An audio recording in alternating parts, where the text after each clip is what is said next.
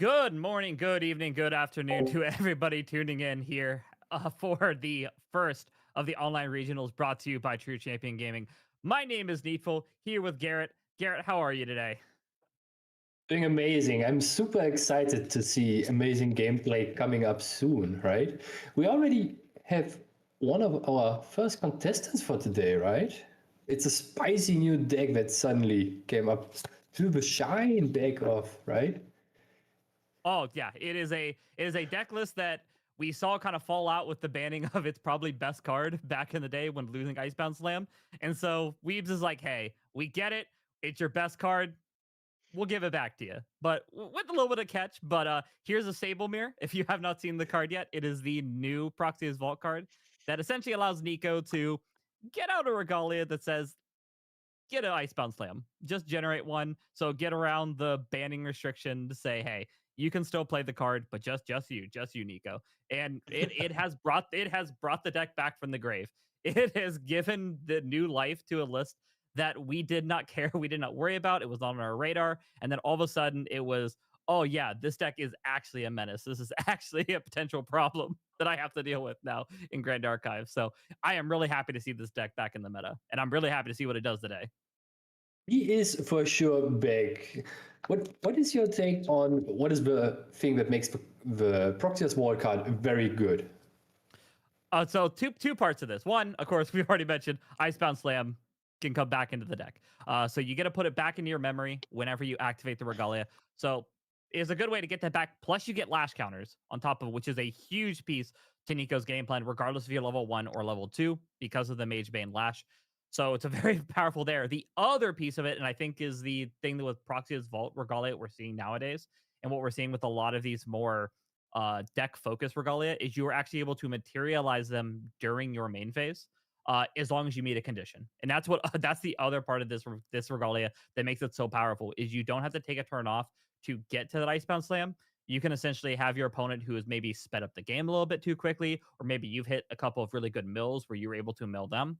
And as long as they have a certain number of cards in their graveyard, you're able to say, hey, I'm going to materialize this for a cost. You still got to pay 3 to bring it out, but it is something you don't have to take a materialization off to do. And that is huge in this game, especially with the game speeding up as much as it has with decks like Siriu. With, of course, we've seen aggro in various forms, with Diana being one of the top tier premier aggro decks, and of course, Win Wake Up. So it's a nice break that you get to say, hey, I don't have to stop leveling in this process. I can still go to level 1, level 2 if I need to, and still get the big situational piece that I need to progress my game plan. A lot of different things that the card brings to the table. It is also very interesting to me personally that there are a lot of different variations for the Nico shell, right? You have one more attack focus, then suddenly you have like a bunch of allies where she's just there to have an Icebound Slam if you need it. Or just in between, right? Where you have a couple of attacks that make the deck pretty good, and then also those all annoying water allies with the Frostform Paladin, the protection tools of Storm of Thorns, Frostbind, even Tidal Lock if you want to. And some people are even throwing in some norm element cards in the mix with overpowering defense, for example. A very interesting Guardian bonus card that says, during the attack, you basically negate every card that is not yours on the effect stack. It is a menace of a card. It is. We have seen it used in CL before, like already, with especially with Beguiling Coup CL, where you can really give these really large, massive attacks, and then your opponent is essentially saying, "Yeah, try the Crystalline Destiny, try the Song of Frost, try something to stop me." And it is a way to say, "Hey, I don't care about those cards anymore." And of course, Nico, your end game is generally a Ravishing Finale. What is the best way to stop your opponent from just saying, "Hey, just end the attack"? Just say, nah, I'm good. I'm still gonna do it. And it is. I agree. I think it's a card that should be in the deck, especially protecting your win con, and is a way you don't have to necessarily put a have to do a conditional negate effect. We're having to do things like Frostbind or pay the cost, because when you're that late in the game, it's very common for these decks to be able to pay that. And so having an unconditional just stop it is much stronger for this deck. It is also very strong against one of the menace cards in water against the tech-based decks, right? Song of Frost, and you suddenly say, nope, no Song of Frost for you, my friend. Yeah. Correct. I was sitting yesterday at locals playing Beguiling Coup CL, and my opponent was like, Song of Frost, and I like, sure. It happens, right? It does. It does.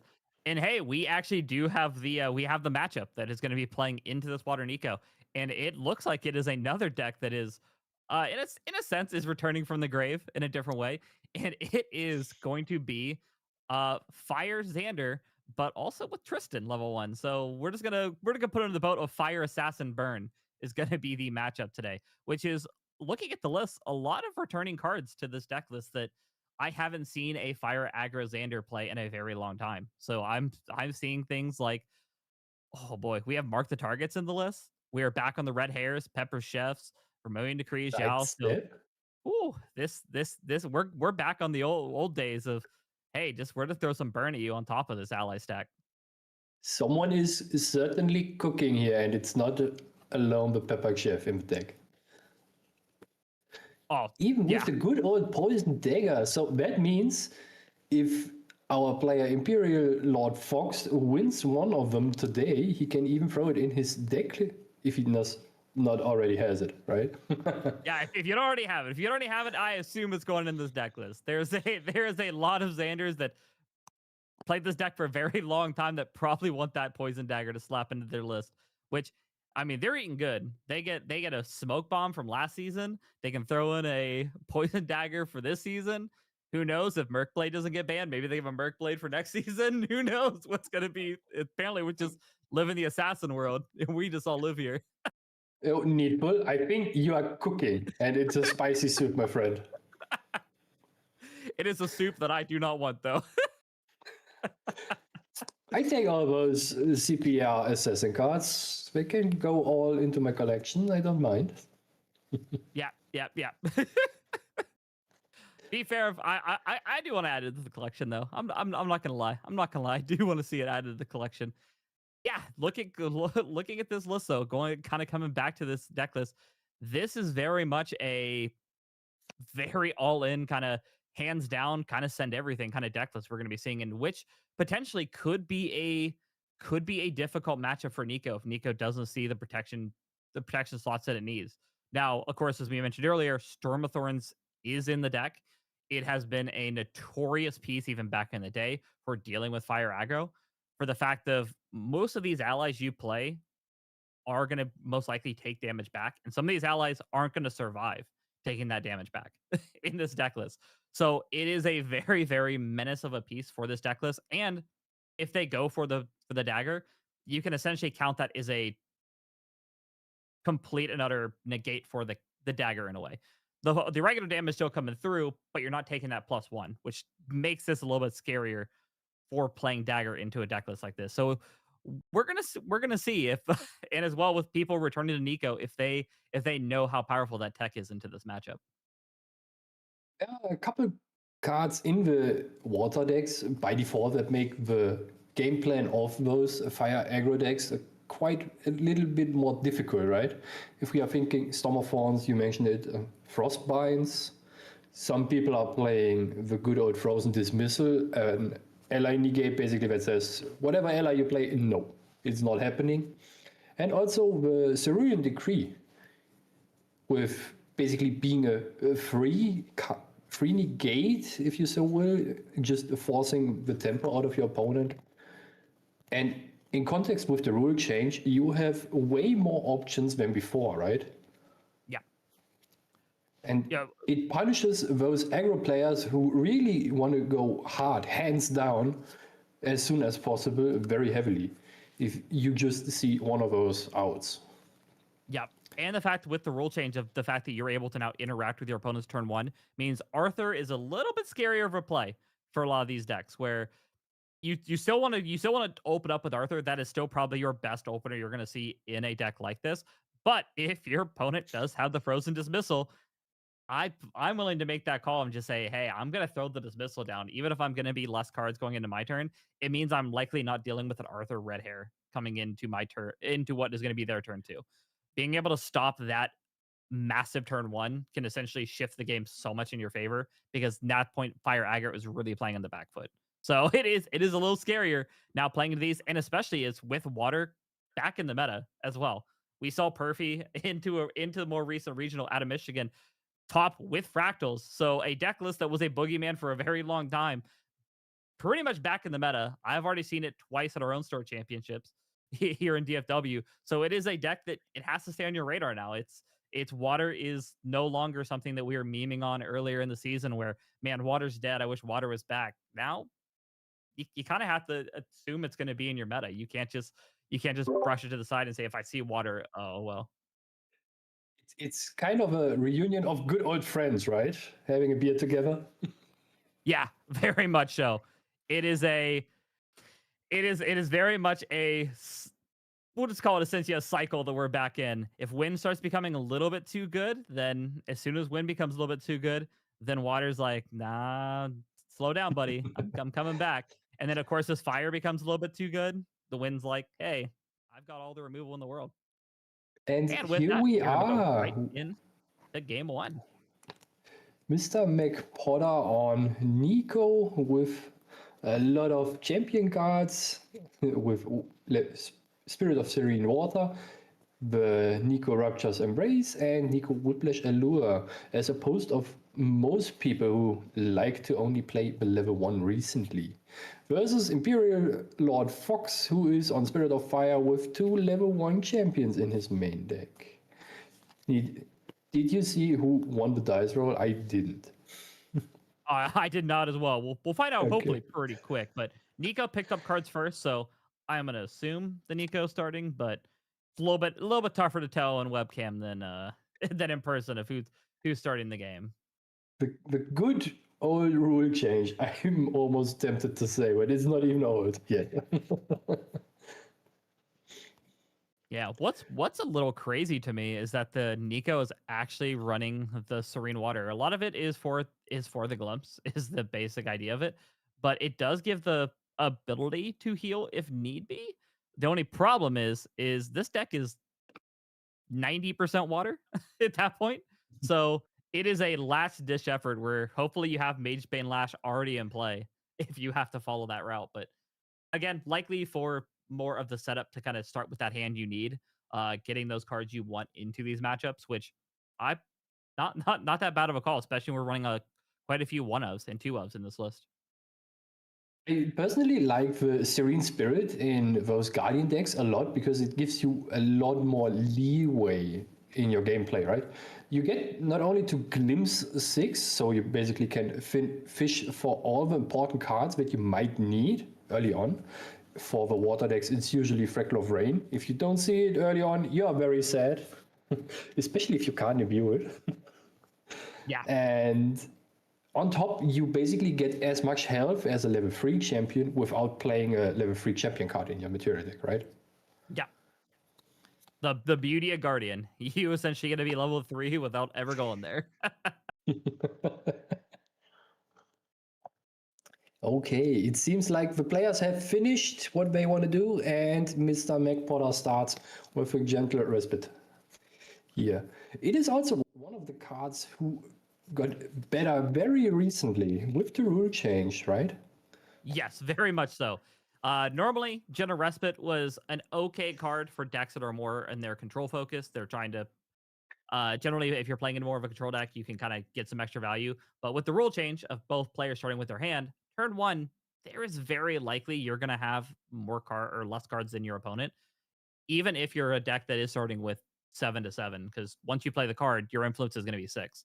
So it is. It is. You'll see a lot of these more draw focused decks play Gentle Respite because technically it replaces itself and gives you floating. So not a lot of options on your opponent's turn one to deal with that kind of opening. Ooh, Imperial Lord Fox starting off very hot in here with a captivating cutthroat and a Chow Chow. And just swinging in for the first 3 damage of the game here. It is kind of mean already. Yeah, no respect for the water counters. That being said, only 2 cards in hand. Why respect? Well, like, what, you got 1 title lock? Well, actually, you can't even title lock yet. So yeah, just like, nah, your hands down, I'm hands down. Title lock needs 3 water cards in the graveyard, so Yeah. this is nothing that Mr. McPotter can do here. So no reason to respect anything outside of the life points of your opponent. And it seems like there are a couple questions for cards being played, since it is a long time ago since we have seen a captivating cutthroat here, right? Good old class bonus. On attack, deal 1 damage to your champion, get 1 attack for the turn. It has definitely been a while since I've seen, because I think even for a long time, uh, for a very long time, both of these decks, or in this case, both of the fire aggro decks, kind of dropped it in favor of some more burn spells. So it's cool to see these more ally focused strategies coming back. Yeah, it is most likely a choice because a lot of decks just cut out most of the allies outside of the series I want to farm 5 billion influence decks, right? So you just want to level up very quickly without having allies on the board, and there is a cutthroat, a very reoccurring source of damage.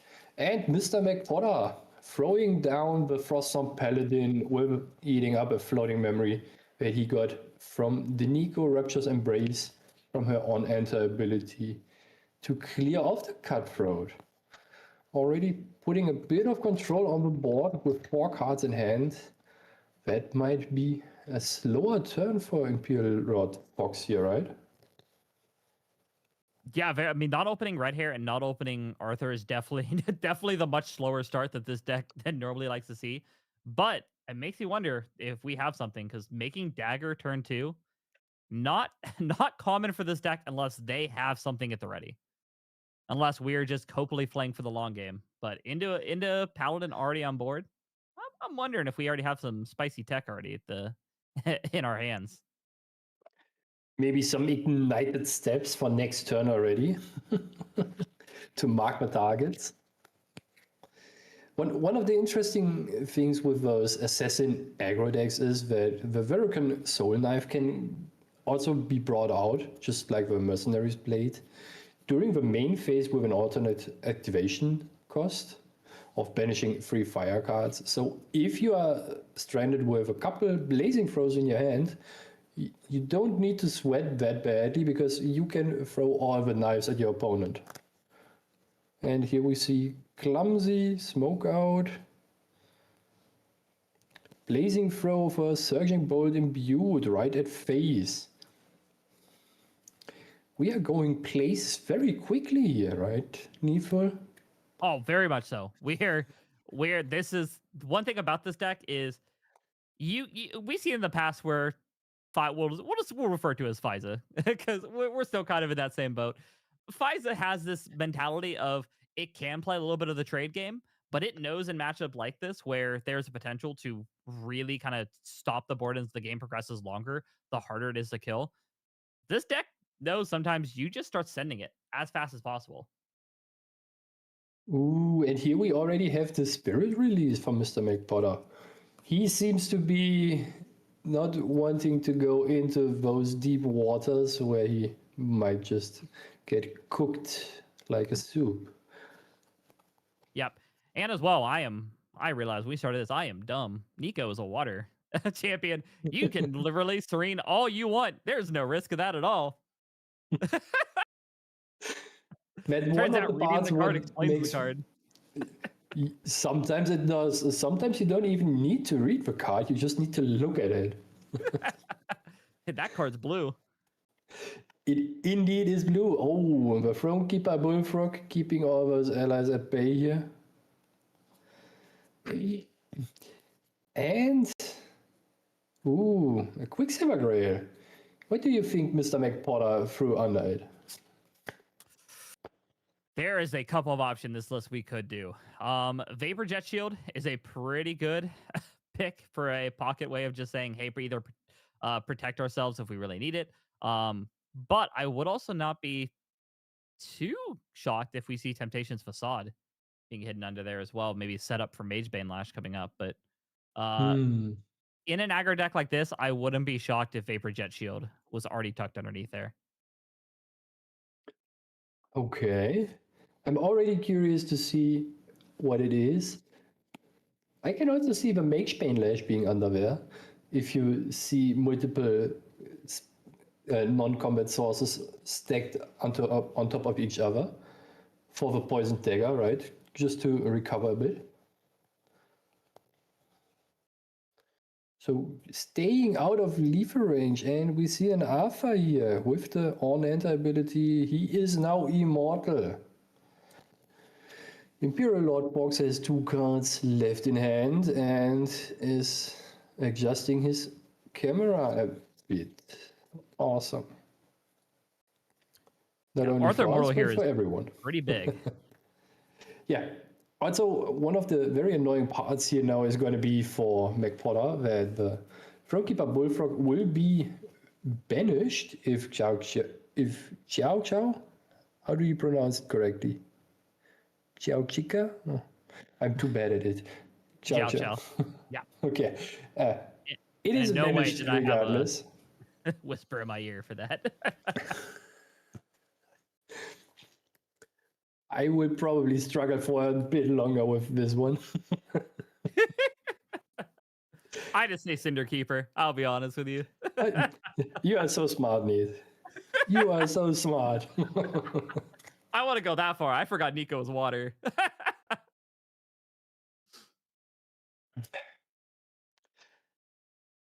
At least it's slippery than wet, right? Exactly. And we are seeing the backup charger go ahead and making that power cell. The good old backup charger power cell. You think Mr. McPotter has a power cell, Fracturize in hand? I would think so. That would be my thought that it is it is power cell in hand. Unfortunately, I think it looks like the feed did maybe freeze for us as well on our side. So looks like we're gonna guess what's happening from this point forward. I mean, usually a play pattern would be for Mr. McForder here to just establish some kind of board, maybe even another defensive ally of some sort, like another Froststorm Paladin, or just clearing off the Cinder Keeper with a Refracting Missile and maybe a Freckle of Rain that he might have found or not through the backup charger and the draw for turn here. Yeah. So. And I wouldn't be shocked if we see a Fracturized come. I think we have Fracturized in the list, but I would assume, yeah, we have Fracturized. I would also not be shocked if we're digging for the Fracturized to deal with the Trinket, because getting the Trinket off the board would be very, very important to allow us to deal with this. Yeah, and we did get confirmation that both players did run into technical difficulties, so they are getting reconnected and reset up. Beauty of webcam. Sometimes it happens. You just got to roll with it. Not much you can do. And luckily, it is one more way to enable people to play the game of Grand Archive who might have local game stores that are having locals, or you want to just connect and play with different people from different regions. So sometimes you have to just bear with it, and it might just happen. Yeah. And as well, the online webcams is a great way to prepare for Ascents as well. On top of that. Because you also get exposed to different metas, right? If I'm from the EU, as one might know, and I'm taking part in, for example, a Southeast Asian remote local, I get exposed to so many different players and different decks that might not be something that happens at my local. And in regards to the technical difficulties, what is happening is usually if you are disconnected for multiple seconds, you will be awarded a game loss. And since both players actually disconnected, and we all saw it, both players get a game loss. And do you know what that means for the total score right now? It's actually quite interesting. Weirdly enough, no, because I don't think I've never been in this situation in terms of happened in all my years. So if both players lose at the same time, basically, it means the score is still 0-0. So what you're saying is we're going to reset number 2 is what we're doing here. Kinda. Because Grand Archive is not a best of 3, but a first to 2. Yeah, so that's kind of an interesting difference. During one of the first regionals that was held in Europe, we actually run into that issue where a player just kind of killed both players at the same time, and we had to figure out what this means for the ruling, because it was also the second game. And if one player had won, they would just concluded the game that way. But it isn't, and it's super interesting because it is one of the few games where this actually can happen, right? Yeah, and it's... I'm not super sure how many games actually are out there where this is a thing. I mean, I've run into situations where I've run into situations, especially with when we were back in the old era of the Water Allies when they were on Mortal Ambition. I've run into multiple times where I have turned my board side, I've turned a swing sideways with a cleave for lethal, and then they're like Mortal Ambition, and I'm like, oh, so we both die. We're like, oh, okay, yeah, I guess. Sometimes it happens. What do you think for sideboarding for Imperial Lord Fox? So cool part is we do get open deck lists. So both players do know what the other person is playing. So it makes choosing these things a little bit easier. I would assume the Water Resonance Bubble is probably coming in. I don't see a reason why to keep Wind Resonance over the water in this matchup. So that is very smart of you. for sure. But into the real picks, we're probably seeing coming in. I would not be shocked if we maybe see Reduced Dash to maybe deal with things like the lantern to maybe pop it a little bit earlier, to deal with those a little bit sooner. Uh, things like immolation traps coming in to be able to clear out these things like paladins, bullfrogs. We've already seen the deck is very defensive. Having some additional ways to get through that is going to be very important. And if you know how backbreaking some of these pieces are, especially with we talked about the Stormathorns, I would heavily, heavily, heavily consider bringing the Varuk and the Smoldering Spire because you need to ensure that that kill turn is going to go through. Okay, okay. I think another consideration would actually be one of the last cards in his sideboard, the Fiery Interference, just to deny the Recover 6 from the Spirit Yeah, release. So for sure. Imperial Lord Fox has a lot of options to throw into his deck, and it probably is a matter of experience and what you feel like is not that needed here in your deck right now, and what you think is the most important one. For Mr. McPotter, I think the Terraforming would be a very good choice. Revitalizing Cleanse is a very strong card that just says at some point recover 6, 7, draw a card, so it's basically free in that sense. And Song of Frost might also be pretty good if your opponent just decides to activate Heated Vengeance at you with like an Impact Hammer, so he first gets a couple damage to himself, and then you suddenly say, nope, you stay at home, my friend. Oh, for sure. And I mean, if you've got the room for it, especially because you may be not getting to a late game as common as you would with other decks, there's also some justification for even maybe bringing in the touch, the extricating touch for something like maybe some of the ravaging finales. Because one thing about these aggro decks is they are very, very picky on their influence. They cannot justify losing a lot of influence in these games. So being able to play something like touch and grab something out of there and put them down influence can actually be very backbreaking to these aggro decks as well. Yeah.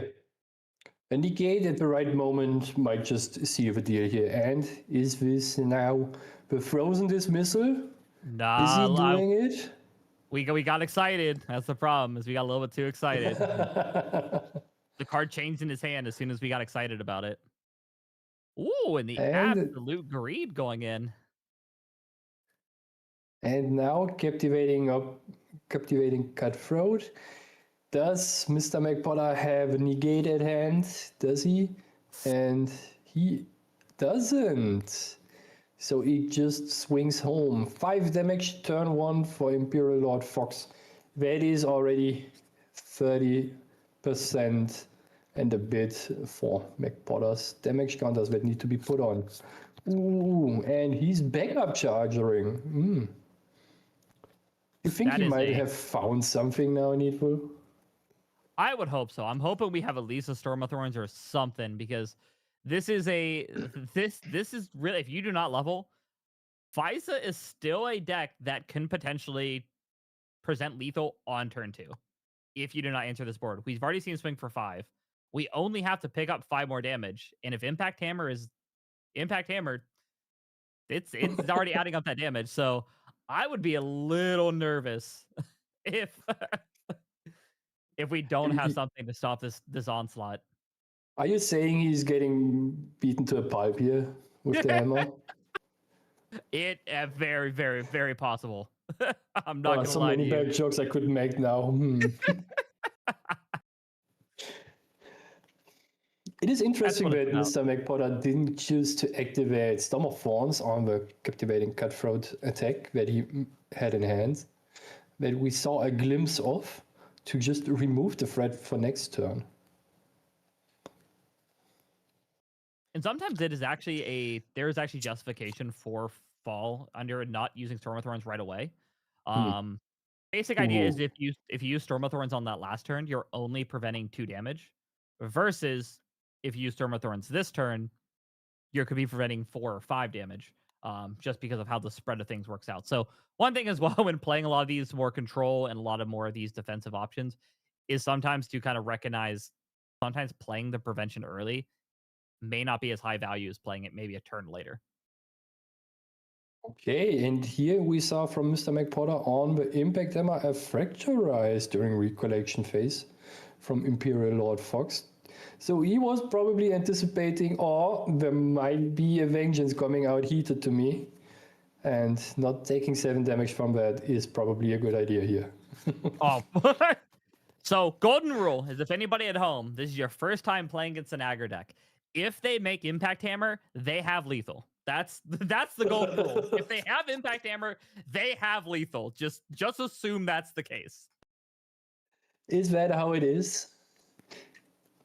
Maybe I need to give my coach Terry a ring to let me know if that is the case. Oh, I learned that lesson from, if anybody's seen him in regionals back in the day, if anybody knows Savadal, he is one of my locals, one of the infamous FISA mains, and I learned that lesson real quick. And if he starts thinking and he makes an Impact Hammer, I'm probably dead.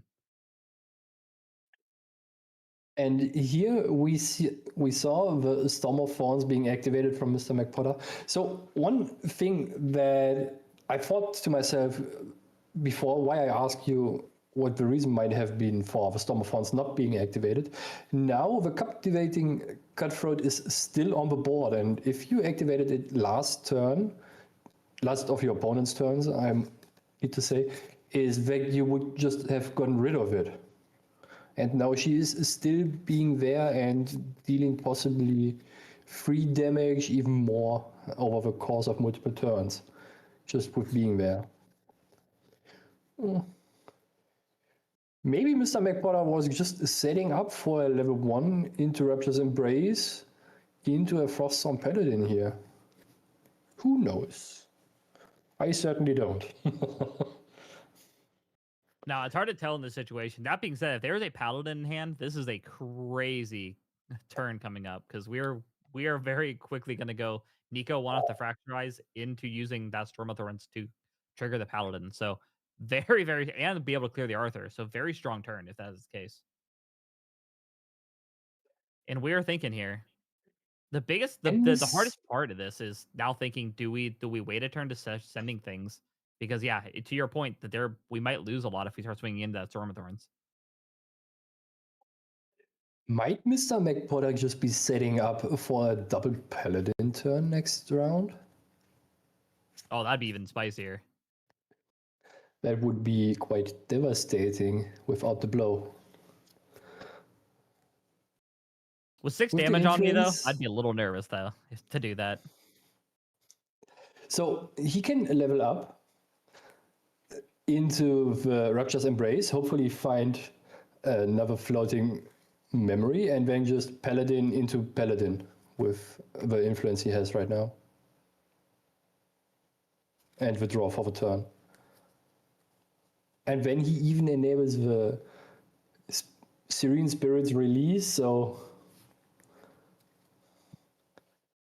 might be a tough wall to climb here for Imperial Lord Fox, who is putting up a Verucan. Okay, Veru, the Smoldering Fortress, Spire, sorry. That is certainly a card of all cards. we called it. Like, if you need to start presenting lethal, you need to go through. Playing their Varuk here is really very, very strong. On top of it, correct me if I'm wrong in this ruling, and this why it's still in play. The Storm of Thorns requires you to prevent the damage to do the 1, correct? So if we say we can't prevent, correct. We don't take the damage back. So Storm of Thorns completely negated by this card, besides the floating memory portion here. So it is pretty annoying already. And here we see an imbued card. What is it going to be? Surging Bolt imbued. 4 more. Damn. Mr. McPotter is moving up to 13 damage counters. That gives him no other choice besides leveling up. Yeah, you have to at this point. Yeah, without a doubt. Let's see if he finds a floating memory. Oh, he did. He probably would have liked the Spalling Cleanse in his hand right now. Oh, we are hoping. At this point, I think we want Paladin more than anything here in this situation. Yeah, or some recover cards. Probably both, right?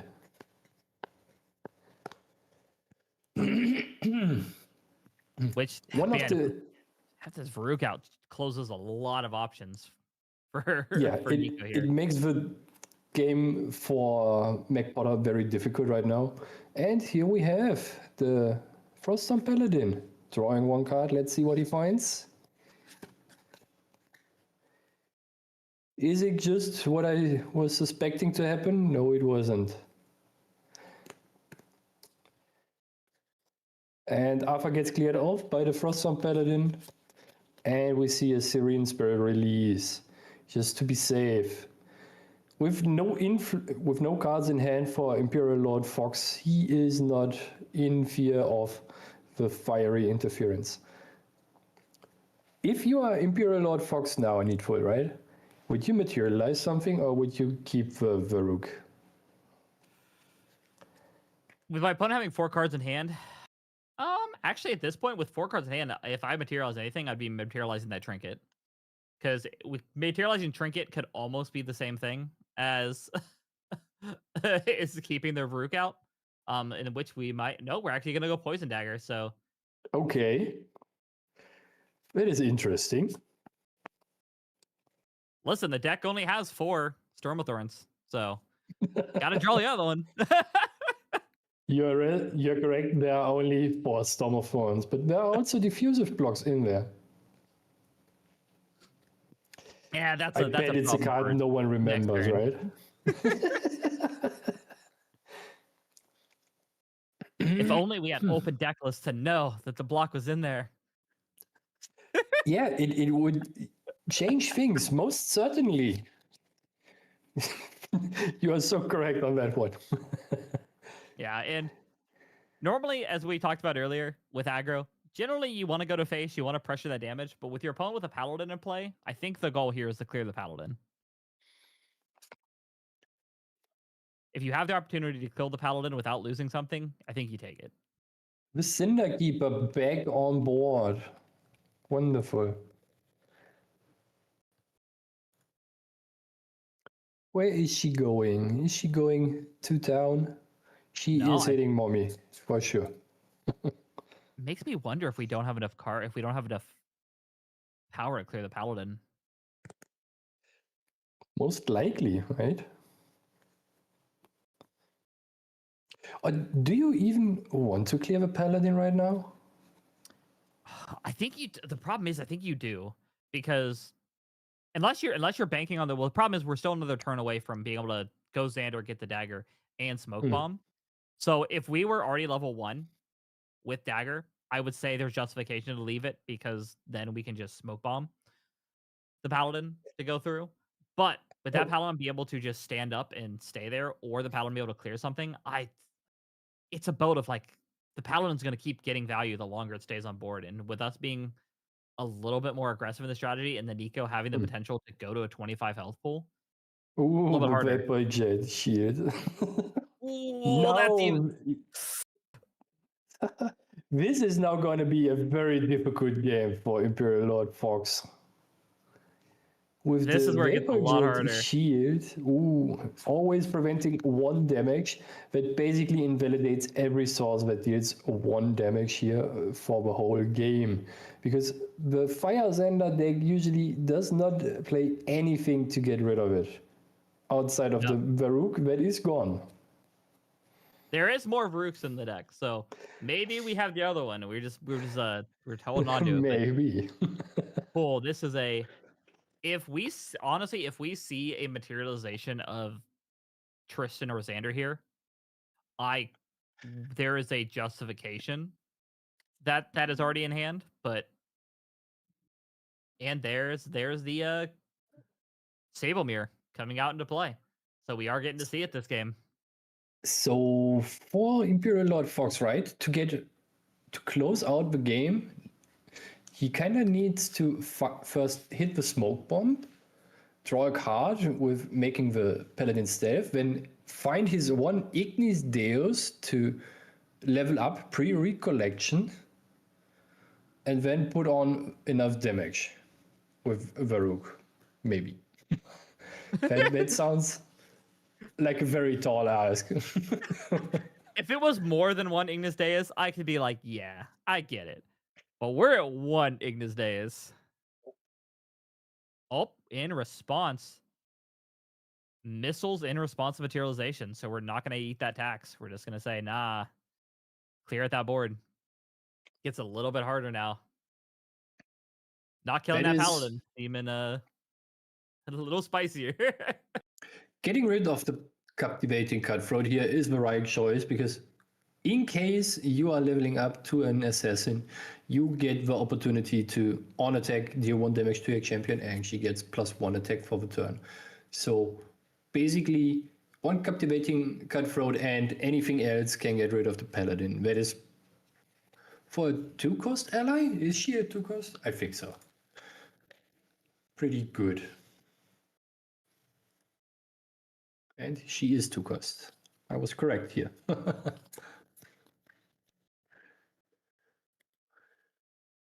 Imperial Lord Fox pondering his choices here and figuring out most likely how to get rid of the Froststone Paladin here.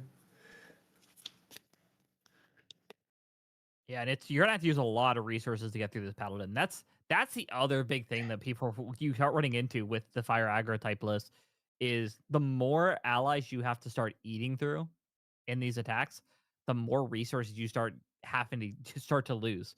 And especially in the water, who is just at this point seems to be gaining resources rather than losing them. It makes it a little bit tougher. And are we Is this a possibly pass for Imperial Lord Fox? It seems so, right? um it looks yes, it is. And going into Nico Oh, level 2.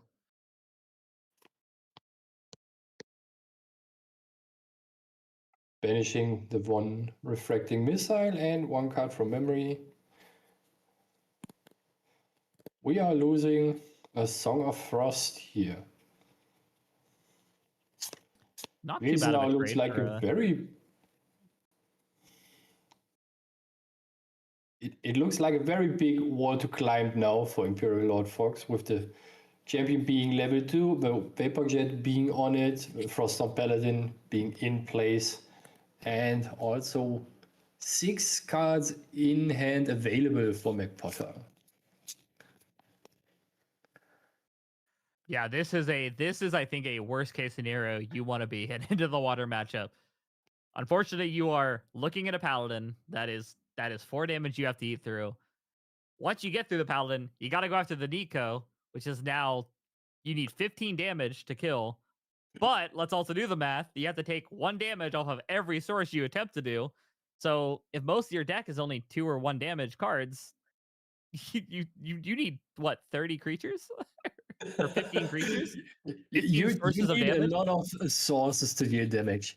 So Yeah, I that's personally would probably just have said, okay, let's go next, because if you want to get 3 games done and you most likely want to win the first round in a regional, right? To just have better tiebreakers, you need a lot of time, especially since you are playing against water, where you very quickly pass the point of no return, I would almost say.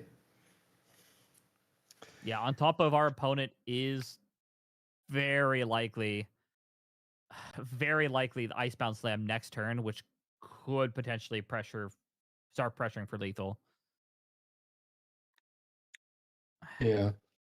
Which we could see another Varuk into Rending is a possibility off a level 1, but even then, that Do you is even have enough fire cards in your graveyard at this point? I think we have because we have the Bolt, we have the Varric, we have the Cinder or the Cutthroat, so we have at least Oh 3. So yeah, we do have the fire. you're The Arthur's correct. also in there.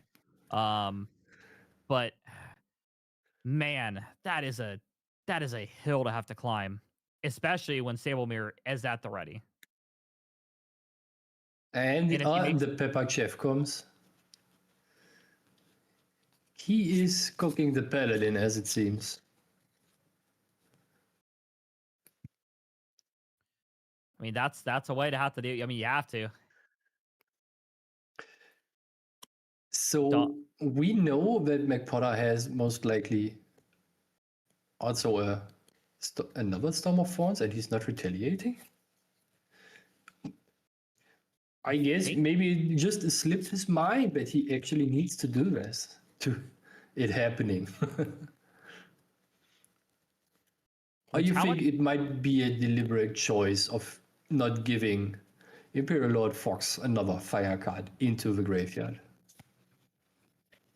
I think it might be a deliberate choice. And there we go. Activating the stable mirror for what is that, 7? It seems to be 6.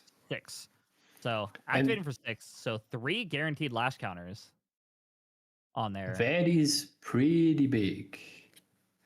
And getting out the Mage Bane Lash here. Taking a little bit of risk here because Icebound Slam is there. So there's a chance we lose the Icebound Slam off of this. I think losing the Icebound Slam would probably be the best card to lose here. Well, doesn't matter because it's still in hand. I think Mr. McPotterhead has now enough damage assembled already for the rest of the game. Oh, for sure. How many cards is currently in hand? Is that? Should be 6. 6 cards? No, 7. 7, you're right. 7 cards. For 6, loses 1, gets 1, and draws 1 for turn. But how are you going to play Icebound Slam when you have 7 cards? You need 8, don't you? How can you possibly play Icebound Slam? Did you know that the Icebound Slam has a Guardian class bonus that says it costs 2 and less to activate? That sounds ridiculous. I've never seen that in my life. Okay, that will be a hit for, I suppose it will be 7 if we are unlucky, but it might just be 12. Oh, whoops, it's 12. You know, a casual 12.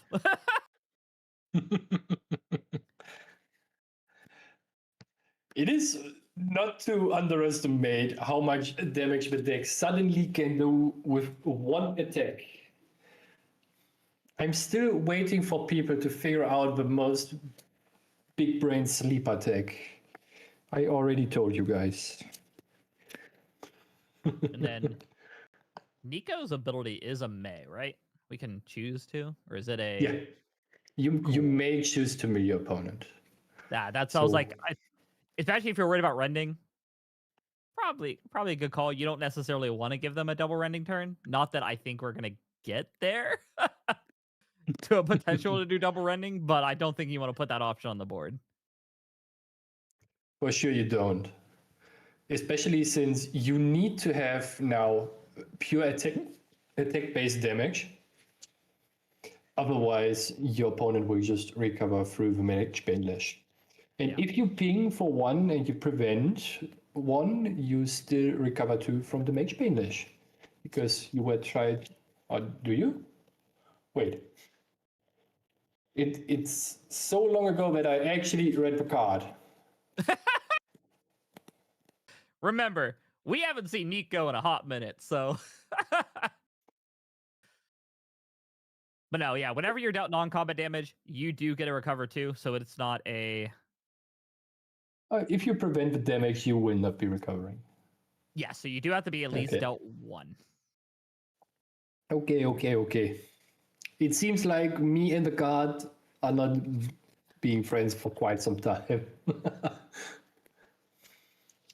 Very horrible. Okay. Imperial Lord Fox is still plotting what to do. I realize how now frustrating that is, because now if you hit him with, so even if you hit him with a burn spell for burn, if you hit him with burn for 2, they just get it all back. He basically heals 1. That's the most annoying part here. Sorry, Rococo. Not today. Oh, Poison Dagger is being activated, is it? Or is that just me need? I think it is, but And it seems like both players are running into the same issue we are just having.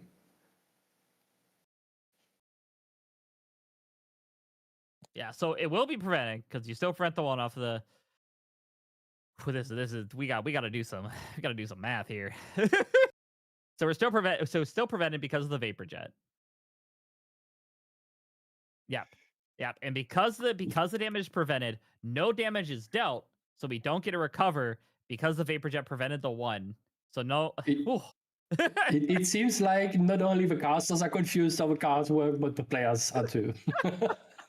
Luckily, we have a stream judge, so it is very easily figured out what needs to happen here. And Listen, we play a lot of Grand pre-recollection. Archive, but A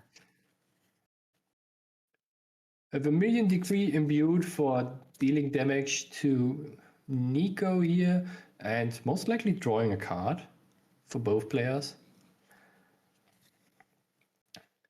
So it will end up being 1 damage in total for 3 influence and all the knowledge gained here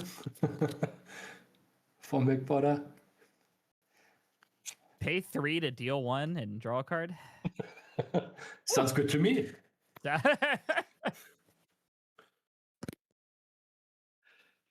Yeah, I'm going back to your earlier point. Yeah, this is a situation where, man, it's I never want to say like tell an opponent like you never give up, keep going.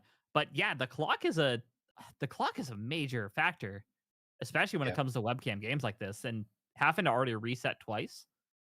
And you would have to pick up at least 2. I mean, you could be playing for the draw as well, but I think at that point you kind of you want as much time as possible to try to get that game 3 if you need it. Most likely. And it seems like Imperial Lord Fox is still trying to math it out here to get to the 25 damage. And also the Pepper Chef should only be dealing 1 damage here and not 2, because 1 damage should be prevented from the shield, right? The dagger ability is still active. Oh, you're even though the correct. damage You're is dealt, correct. the dagger still gets to apply. So even if the damage isn't dealt, dagger's effect is still part of the effect. So How to deal 12 more damage? Hopefully in one fellow swoop here. For Imperial Lord Fox. Another Pepper Chef. Cooking up the Cinder Keeper here.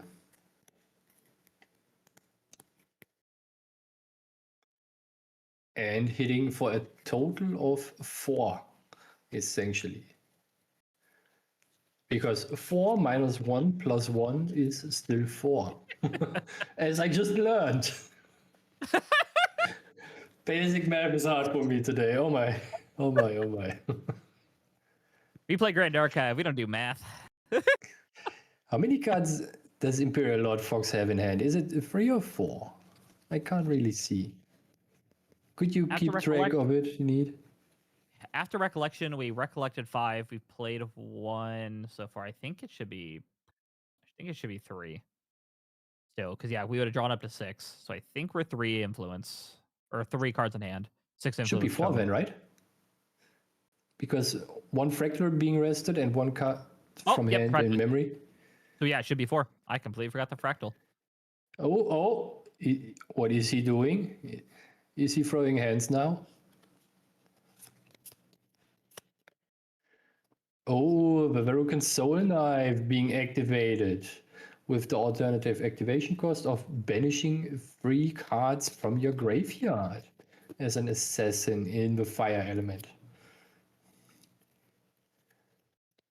Which is going to be a blazing throw for 4? 4. 4 minus 1 plus 1. Well, we're also healing 2. So you're correct. So for 2. The math is not mathing.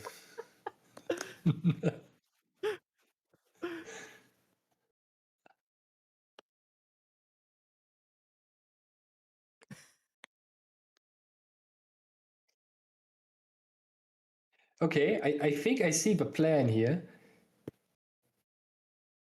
And now ignite step.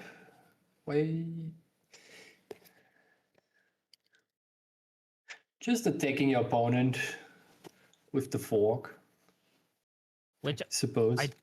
I don't think we have the prep counter. So did we do the agility 3 as well for the? He did agility, and I have a suspicion why, because he has a Ravenous Pyre in his memory that he is going to be picking up, and most likely kindling now for 6 damage.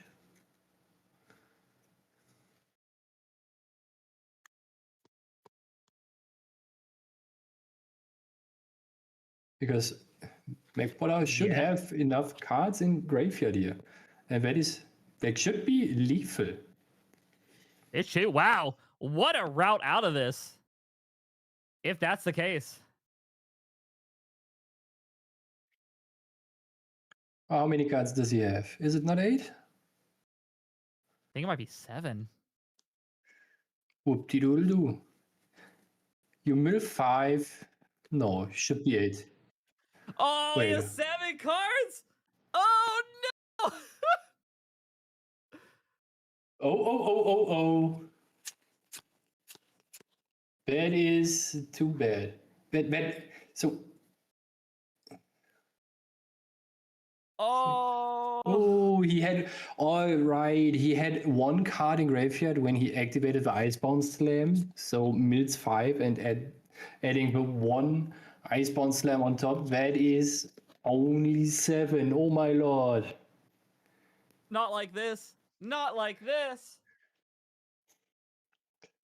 I mean, this is going to be very sad now for Imperial Lord Fox. The map was almost good. Oh no. He just needed to wait a little bit longer here. Oh, how unfortunate. 1 damage off.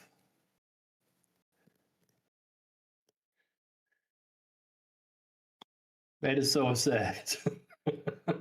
Did you see NEETfull if McPotter had 2 floatings in his graveyard here? I saw it fan really quickly. I know. I think we still have the missile in there. So I think in the top card is a floating. So yeah, we did have 2.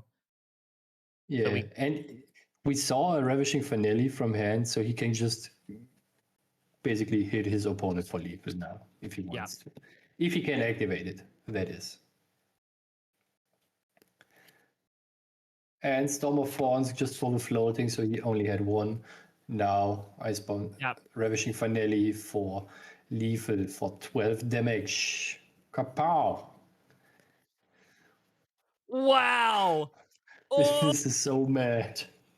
So what is the takeaway here? Golden rule. Ask how many cards are in your opponent's graveyard. Yeah. Man. Always ask. Oh. That was brutal. If he just had waited until the activation of the Storm of Thorns. No, not even that. It wouldn't have been enough either way, actually. Well. Well, yeah. Well, I guess if you did, yeah, 'cause you would have to wait till the resolve of the Storm of Thorns, which would have been a little bit harder because it would have been preventing an extra source of damage. So, yeah, wow. Whew. That is unfortunate, but very entertaining. I've never been on like I thought, man, that roller coaster I'm going. I was so hyped. I'm like, I can't believe we navigated out of this just to be the count to the 7. Oh, oh boy. Yep. That 1 card he was missing. Pro tip for anybody at home: if you're going to play any deck that generates cards, get in the habit of counting out. Remember how many generated cards you brought with you, and always count that stack out.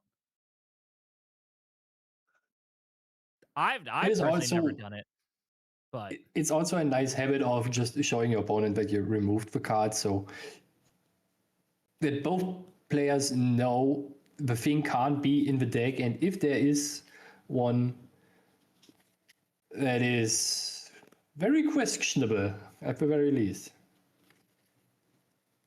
Yeah. But whatever you have to do to remind yourself, because listen, I've never done it. I've never in a tournament game, I've never presented a deck with 10, 10 cosmic bolts in the list. Never have I done that before in that exact scenario.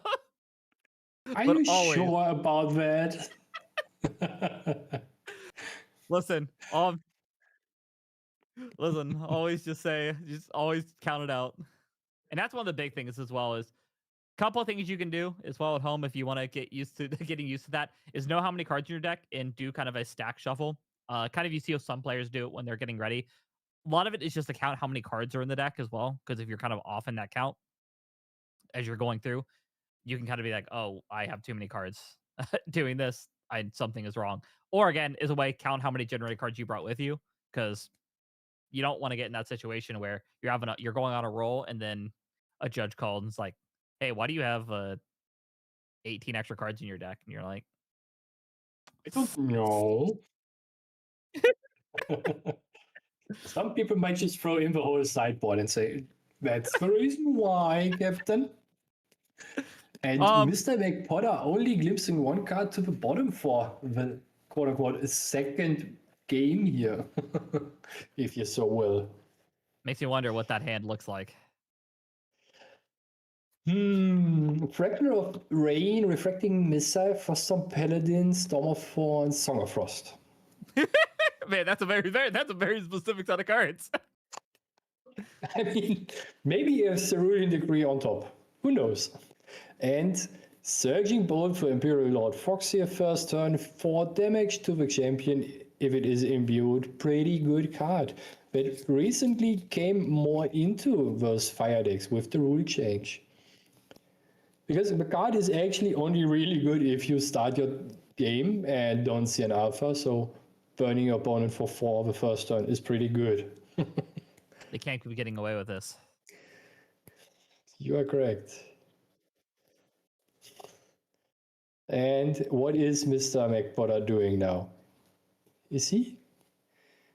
I hope he's not passing here. He is passing and has kept 5 cards. That is interesting to me.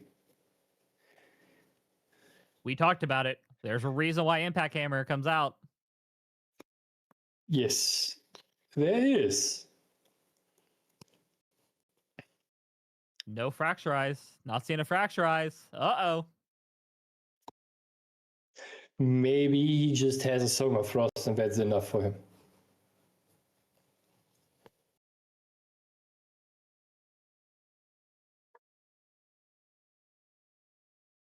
Seven cards in hand, no board for Imperial Lord Fox here, but an Impact Hammer, telegraphing already the heated vengeance here. Would you just pull the trigger you need to see what your opponent does? Very much so. I would actually, honestly, at this point, when you only have 5 minutes left in regulation, you don't get a chance to kind of think about it. Sometimes you just got to send it. We have a motto in Dallas when it comes to Grand Archive, and it's if you got it, you got it. Okay. So a different version of make him have it. I see. Sounds very American, if you so will. Oh, listen, when it comes to Dallas Grand Archive, it is the most toxic in the world because you can think for hours being like, if he's got this, he's got this. Your opponent don't care. He'll draw his cards and be like, you got it? And you're like, what? Mind games Are we don't seeing matter a in Pepper Dallas. Chef now? Captivating Cutthroat. Putting McPotter already on possible 7 damage counters here, and he's still not interacting. That is interesting. Would you just attack here with the Impact Hammer now? No reason to wait, right? I'm in that boat. I would probably turn it sideways. Just unless you have the Heat of Vengeance, you're just waiting till next turn. Which actually we could be. God, now that I think about it, And here we see a refracting missile on the captivating cutthroat for 1 damage, so getting rid of it, and also getting a fracturize on the impact hammer. So not even swinging here. And he even finds a floating memory from the Rupture's Embrace ability. That is pretty good for him. Can't keep getting away with this. Somebody stop Nico. Is it a Froststorm Paladin now? Oh, Cell Sharpshooter. One of the more quote-unquote fringe cards that found its way into those water Nico decks. It is a very interesting card because it gives you not only a draw for a banished floating memory, but she also gives you a power cell that you can either fracturize or just pop off to pump an ally that is an automaton by 2, or as we have seen, what Mr. McPotter did instead, he activates one of the most powerful cards in Grand Archive that says draw 2 cards. Very greedy, and it is very potful of him. Yeah, and the list. I mean, the list has 4 sharpshooters, 4 turbocharges, so there's no hiding what this deck is doing with these with this soul sharpshooter. But to your point as well, there are some fringe situations where making that power cell can actually be really strong to be able to make this a 3/3 to deal with some more potential problem allies as well. Of course, you have to wait a turn to be able to do that. Your opponent. Yeah. I think I need to get out my Vaporjack Shield Bearers, because those are also automatons who can benefit from the power cell. And even give you more of a selected draw or a selected mill if you so will. And another Surging Bolt on the champion here for 4 damage for Imperial Lord Fox, with 2 minutes remaining on the clock, and in response we see the Spirit Release and intensive fiery interference on the champion, so no recover is happening. His spirit is free for nothing. Yeah, golden rule to anybody: if you expend aggro, wait until they don't have 3 cards in hand to recover.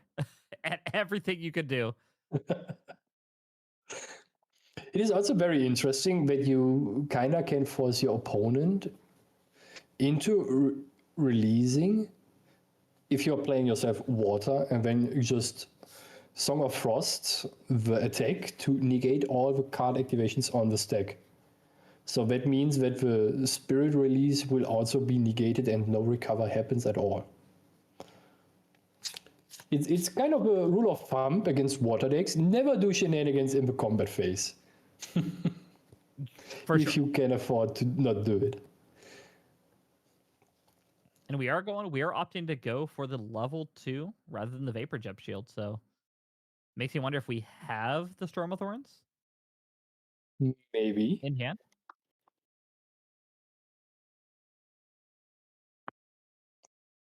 It seems like that what I just suspected is happening, and that Imperial Lord Fox is just running out of time to finish enough games here either way. And the Cell Sharpshooter just putting down 1 damage on Imperial Lord Fox here. So 14 to go.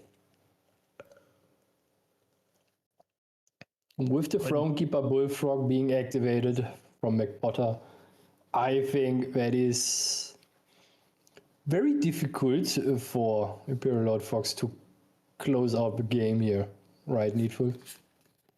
Yeah, especially with not going for the trinket here means now we have the issue of our opponent be holding Song of Frost. They could be holding as well. They could be holding the Storm of Thorns, Diffusive Block. There is a lot of options now we have by not shutting out that water. So it gets even scarier. And with no board right now, we kind of have to hope to be able to pressure. What is that going to be? We need to do 12 damage through just the use of skills and spells at this point. Basically, and you only have this turn and 1 more to close out the game. I think we can already assume how it's going to be ending here, right? Score-wise. Ooh, the one of And Ignis Deus. the one of Ignis Deus.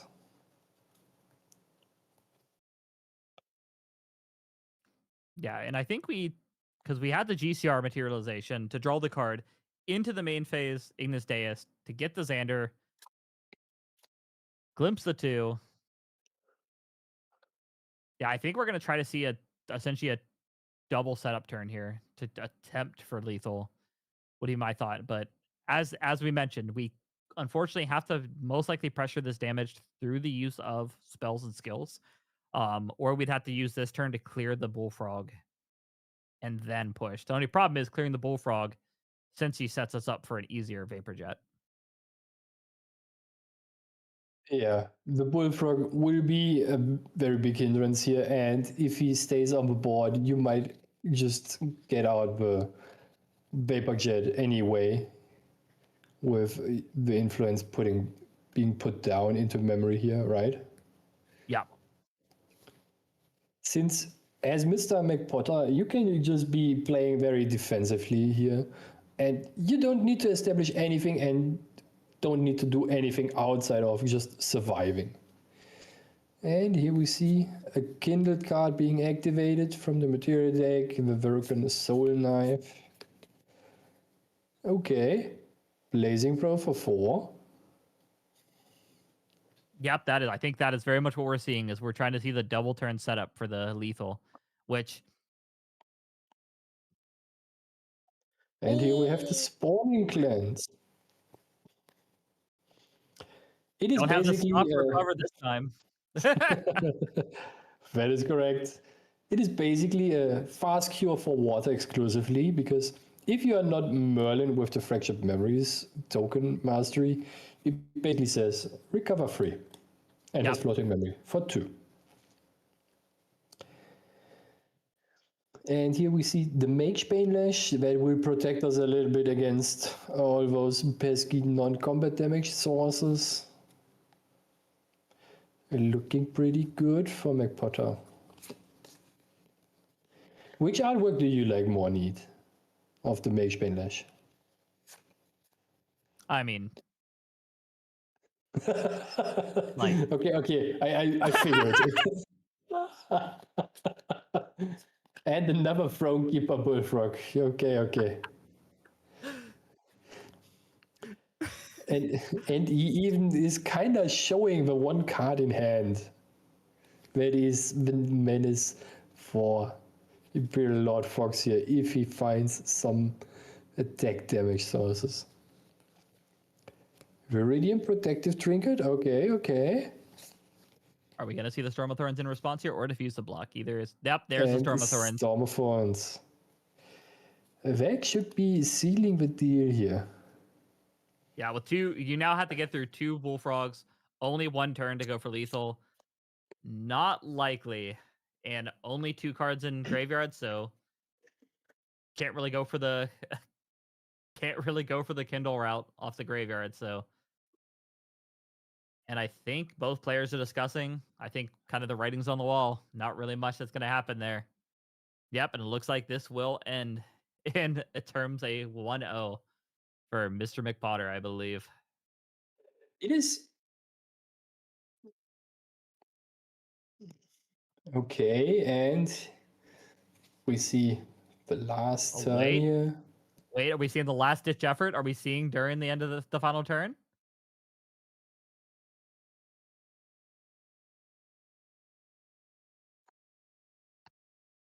It seems like the Enfeebling Orb was just activated to let the game conclude here, quote unquote, naturally. Which we had a response at the end, I think, but I think at that point, our opponent being at 17, not too many options to be able to pressure that much damage with already healing every time. So we essentially at that point are preventing 1. So that was going to have to be what I have to do. So I had to do some quick math. I believe it had to do 16 damage at least there off of a 5-card hand. Not many ways to do that, especially at fast speed. So I would actually go that on a limb and say there is no way for Imperial Lord Fox to close out the game anymore. It is Yeah. just unfortunate that too much time passed for during the first game and also during the unaccounted game 4, right? That is about 40 minutes that went down to quote unquote nothing for Imperial Lord Fox here. So it shows us one very important thing, that as a player you also need to be able to figure out, is the current game still worth playing for me if I'm in a losing position, right? Yeah. Because if Imperial Lord Fox had more time on the clock, he might be able to close out this game with the damage he was already putting on, and might even force a third game where he could go out of victoriously. Yeah. And as well, that game, what we saw, what would have been technically game 3 is what would have been. Into game 3, we did see the potential of lethal there. We saw being able to fast activation if Nico would have had the 8th card in the graveyard. Lethal was going to be presented. And some of that might have also come down to patience, where we kind of knew our opponent's deck list. We know what his potential play. We saw the Icebound Slam already get played. So there wasn't many options without another attack card for Nico to close out the game. So I think if we may have had a little bit of patience and hope our opponent has to play something to set up for the Ravishing Finale, or play something and it's not an ally, I think that would maybe the route to go. And I think maybe scooping there wasn't the call, because we did have lethal in a sense. It was just unfortunate that we unfortunately just didn't count the graveyard. We didn't ask, say how many cards are left. And man, it did make a great moment for us though, because we're like, oh, this is perfect, and being able to see the reveal for 7 and then just be like, oh. And it wasn't perfect at all. Oh, this was already a first very exciting round for the True Champion Gaming Online Regional, the first online one for the NA region. And we should all catch a little break, get something to drink, take a breather, because the next rounds are going to be as exciting as this one. Until For then. sure. For sure. We'll see you guys here, and we'll be back in just a few moments with going into round 2. See you guys here in a bit.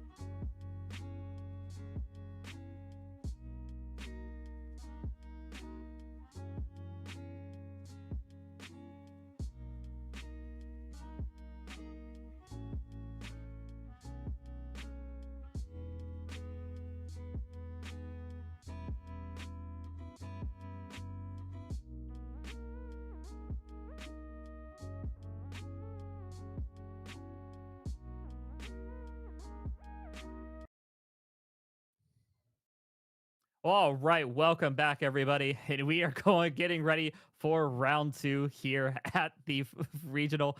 And of course, joining me now is Team True Isaac. Isaac, how are you today? I'm doing great. Excited to be back in the casting. I was going to say booth, but I guess my casting chair here at home. But I'm excited to cast some game, watch some Grand Archive. Hopefully, see some new cards from A and B Alter. We've already seen a couple. We've already seen some. Well, technically, MB Alter. We've seen we've seen Yeah, Nico back in doing what Nico does best in last round, showing how defensive that deck still is. And then yeah. I'm with you. You called it earlier. I want to see Polearm Steed. I want to see this horse. Yeah, dude, I'm so ready to see the polearm steed. Some mid range or weird list that's running polearm steed with Jin would be very, very cool to see. I mean, if it's a horse in this game, I feel inclined to want to build a deck or try to experiment with that card no matter what. I mean, I have a couple of trusty steeds that are pretty good. That I want to use for a deck one day, but maybe Pantheon. Maybe then I can use it there. I mean, Solar said we can get a horse Pantheon deck, so there Yeah. should be enough horses here going into RDO. So, I mean, I'm already in the Ooh. boat. I'm in that slime. They told me enough slimes are gonna be in it. I'm already rocking that slime Pantheon list as soon as I That'd get be them. sick. We gotta do a horse versus slimes deck then. Although I get the feeling slimes might be a little bit better, but I'll try to do my best here. Well, we'll see. 'Cause I only get one storm slime, so I don't get as crazy True. as the slime of setup as like we do in the regular. So we'll see. And Yeah, then very, very looks like true. we are gonna have our deck list here going into next round. It looks Ooh, like we we are got gonna see. got that Nico running it back, but kind of a maybe more a little different list than the last one.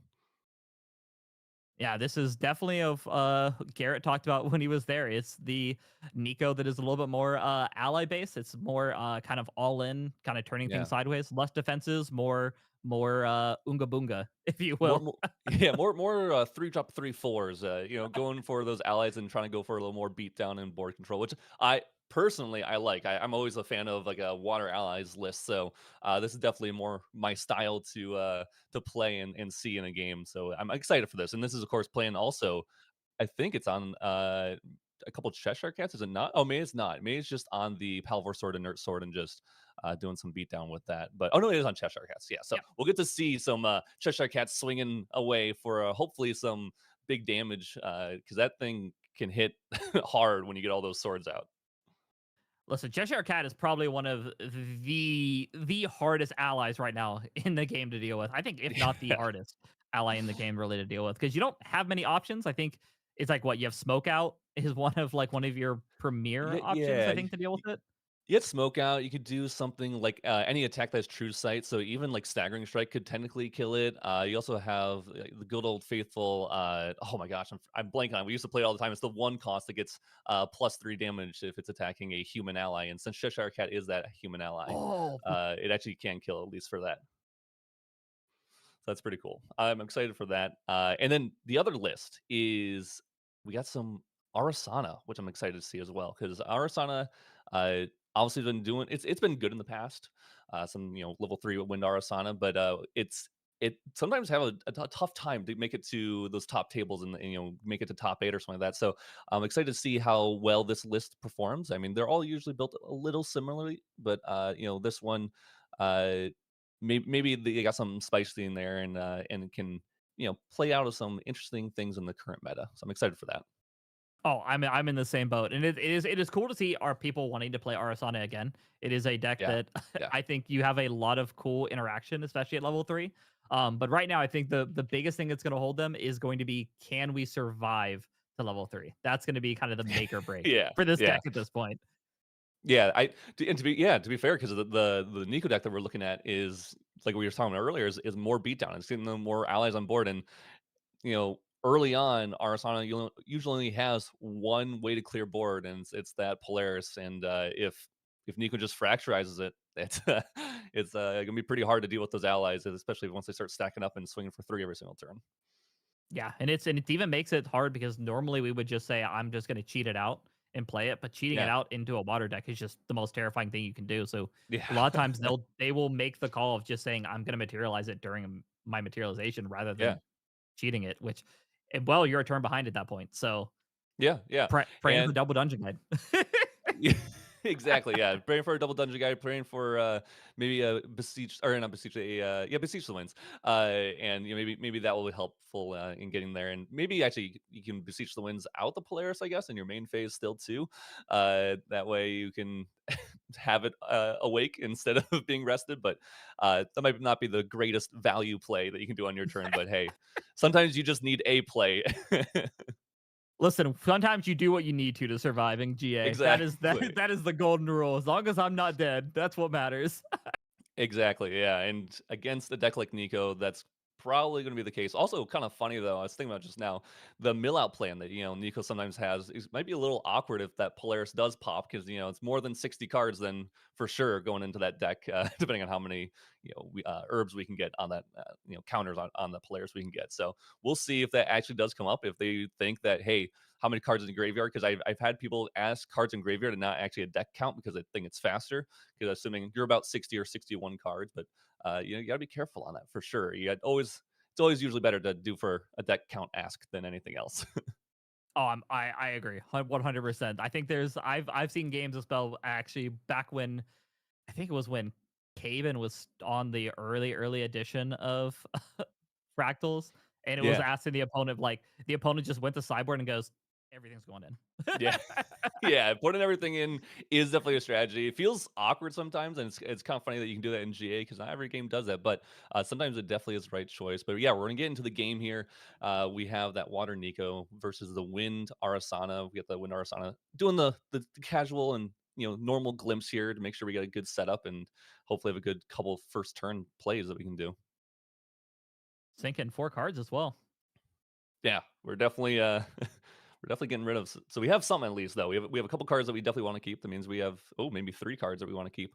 And 3 cards we're shipping back. So this is also a Nico that is not Nico in the past we've seen it have also like a serene spirit because obviously you go from serene spirit of water into Nico. You keep that water element class or element that you can still use even after you lineage release that spirit. But nowadays everyone's just going for that normal water. We have enough survivability in our kit, and so we'll just go for the normal spirit to get the extra card, and we're fine with anything that we draw for turn. And speaking of a fine thing to draw for start of your turn, a imbued fractal rain is pretty good. I think if I'm gonna ask for any start turn one, I think that's it. Yeah, yeah. I think that's every person who ever plays Fractal Rain, that's what they want to see turn one. And I don't think there's much better. And kind of funny in a reciprocal manner, we have that Fertile Grounds coming out for the Wind Ari player. So we got that Fantasia v Fantasia turn one for each player, and definitely both will generate value throughout the rest of the game. Yeah, and this could also be very, very powerful if we get lucky on our turn one and we get the herb that heals us. That can be incredibly powerful for dealing with this aggro matchup too.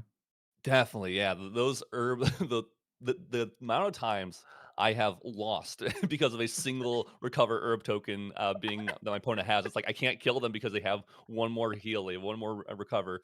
It's actually huge in GA. It's always funny how much like almost perfect lethal usually happens in this game, where you're coming down right to the wire, and like if you don't kill them on that turn, you're usually dying on the next turn. Like in GA, I feel like is the games are so close very very often.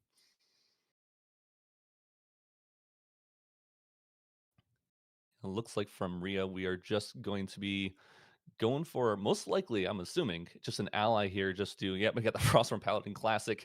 Uh, I'm assuming we're gonna respond to this on enter, hopefully, and maybe get a Fracturize on our Power Cell. Yes, we are. Yeah, So pretty good standard play from any water deck is to get a buff Frostborn Paladin and a Fractal Rain. I mean, this is a almost flawless start for I think any water deck.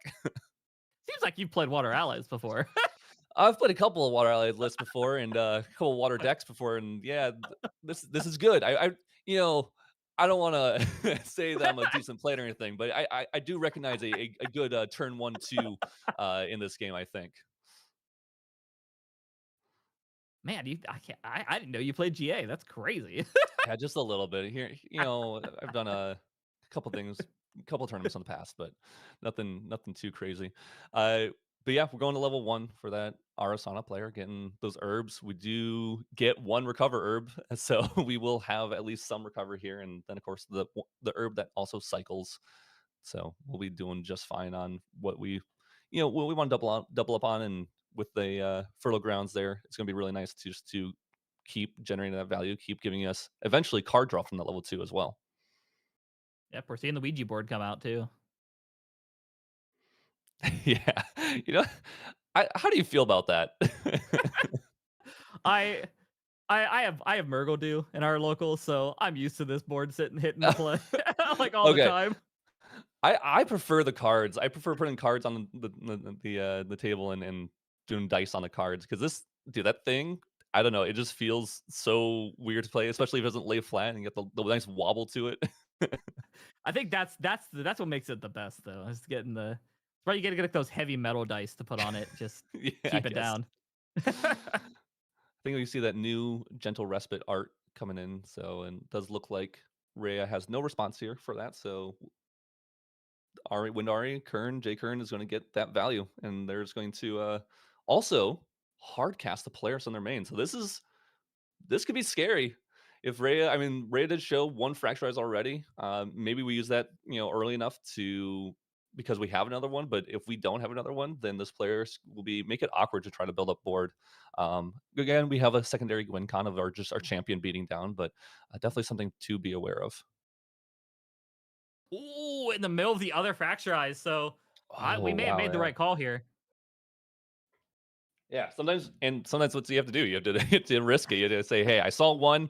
I'm gonna hope they don't have another one at least for a couple more turns here." Honestly, this Frostborn Paladin might be a big enough threat already that I just need to blow it up and maybe one other ally, and I'm satisfied. Like I just need to clear a little bit, save like you were saying earlier, trying to get to level 3 is the most important thing. And so maybe I just need to buy just a little bit of time and just killing off one ally, maybe two is going to be plenty. But also, Ray, I just realized bring out that inert sword, so we're definitely going for as fast of a beatdown plan as we can here.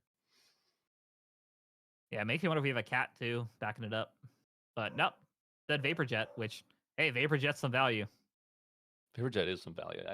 I do enjoy a good Vapor Jet, and we do. Is it the? I don't think it's the new promo art from the. What was the promo art or from the? I think it was the Learn to Plays, the academy that we got to do. So that's those are pretty cool. I think I'm waiting for mine to get in the mail. I don't know if you got any, but those are pretty I did not. I did cool not. promos.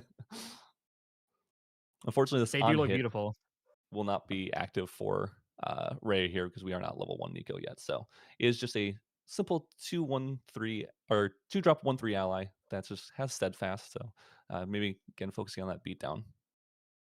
Starting the 3 visits chain here too. Yeah, Keeping that life total low. I mean, getting one in the grave early is definitely very good. I'm sure we put it down when we're trying to level up, and maybe we would hope to hit that. I believe we hit a Cosmic Bolt leveling up, which is also a very good hit, obviously, because even though it's banished, it will still pump the damage of our later on Cosmic Bolt. So very cool with that. Looks like we're debating the materialization, so which going for the herbs, we're actually not I think I guess we have the Polaris is standing now, so we feel a little bit safe for a turn. Yeah. So Yeah, it makes sense. Just try to build up some herbs as fast as we can because we just want to uh, get this Polaris large enough and also maybe recover more, of course, as well. And then we have 2 allies on board, so we might just see this Polaris pop as soon as maybe one ally is played, or as soon as this Frosthorn swings next turn. Is definitely a very real possibility. But of course, we do want to try to save as many herbs as possible, so that way when we go to level 2, like I was mentioning earlier, level 2 Arasana has that inherited effect of at the end turn or end step, you can get rid of 2 of the same herbs and draw a card. And so, speaking of which, I think we might see a level 2 here with this Beseech the Winds coming out as well. we said well, we need a double dungeon guide. This is a good start. Yeah, exactly. Yeah, very true. I mean, we were set up for sure as this Windari player. I mean, like J Kern has now we're level 2. We have the Furlough Grounds. We have a Polaris on board. We have Ingredient Pouch on board, and we have a 3 visits in our banishment for more recover and glimpse later on. So yeah, we were very happy with the start. I mean, very strong starts from both players. So it should be a very solid back and forth gameplay here. Yeah, and we're gonna and very quickly if our Sonic can hit 3 pretty quick after this, then I think the game is gonna be a much more of an uphill battle for Rhea here. Definitely. Yeah. We have wow, we already have 7 herbs. So, and we have 2 potential draws with this level 2 Arasana as well. So we are, I think, in a very, very good spot. I mean, to be fair, though, Nico still can put down allies every single turn. We still can level up. We have that Fracturize, so now we can level up from that Fracturize if we wanted to. And then we can start getting, all those class bonuses that Nico has in its kit to deal more damage, to start milling, and uh, maybe win out via that win con. Because it doesn't matter how many Polaris or Cosmic Bolts you put in your deck from Polaris, if they all get milled, they don't really do much. Very true. Unfortunately, it will make if you hit the one cosmic bolt possibly real scary, but Yeah. One Cosmic Bolt coming in for 20 damage might be pretty good still. It might be good enough. Oh, we do have wow, we have 2 float in the grid. Is that the third Fracturized? Fracturized, yep. I Wow. was gonna let it slide. I wasn't really gonna put salt in the wound, but you're out I here mean, just it might not matter anymore, because we do have the players already awake, and so the Fracturize would only stop one herb, counter technically from getting on Polaris, but uh still definitely hurts because that is a lot of value that we can have in our kit, to fracturize our own stuff too if we're in Nico. This Calming Breeze feels like it's going to get negated though also from yeah here. Yep. And I got I think probably one of the best negates in the game currently. It used to be Frostbind because Frostbind was the only one, but now we have Cerulean Decree, and being able to negate your opponent's effect and still allow you to uh draw and replace itself is really good. And I think that Calming Breeze go to Banishment. I think it should just go to Graveyard. yep, Not it should sure. just go to graveyard. Yeah. Um, so that is something that we might want to look into. But because I mean, one more card for Ari as they level up will definitely be worth it.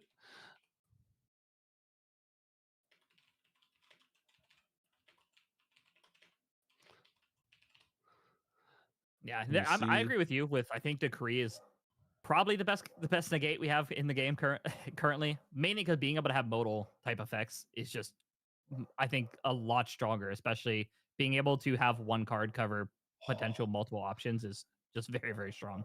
yeah, and something that really important that just happened here. We see Jay Kern pop the Polaris for exactly 4, hoping to kill off the Frostborn Paladin, but in response, Rhea plays the Storm of Thorns, so it saves the Frostborn Paladin, which is a huge deal, honestly. Like the fact that Frostborn, the 3 damage every single turn, is staying alive for Rhea is going to be huge.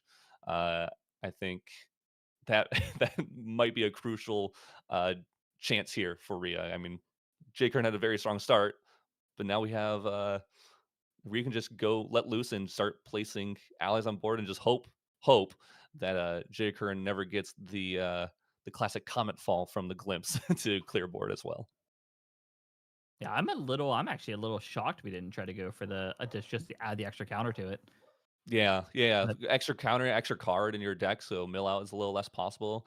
It could be, maybe you just want these herbs because we do have the fertile ground, so maybe we're just hoping to just get the draws based off of the fertile ground, so we can duplicate that 5 cost or the 5 dice. I don't know what the 5 pip dice the herb. I forget what it's called, but the one that the maybe it's Razor Vine, uh, and allows to generate card draw from that.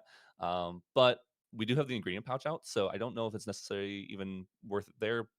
So it could just be a slight overlook and not remembering that Storm of Thorns is a card. I mean, if you haven't played against Nico in a long time, uh, or any kind of Water Guardian, that's the very easy thing to forget about. Is that Storm of Thorns protects whole board. It's not just my champion. It's not just one instance. It's everything for the rest of the turn. So definitely makes sense where that might be the case there. I mean, we're probably 2 sets since we have seen a Water Guardian in the meta. I think so. I'm not shocked that it's a card that does get overlooked. Yeah. It is a very, very good card. It's one of my favorite water cards. I know I talk about a lot of favorite water cards. I do just enjoy water in general, but it's a very, very solid card to protect your board, protect yourself, and we do see the J Kern with water or Windari going up to level 3 here, getting used that Calming Breeze, and instantly looks like we're about to 3 visits just to start getting that glimpse going. Hopefully, generate some value from that.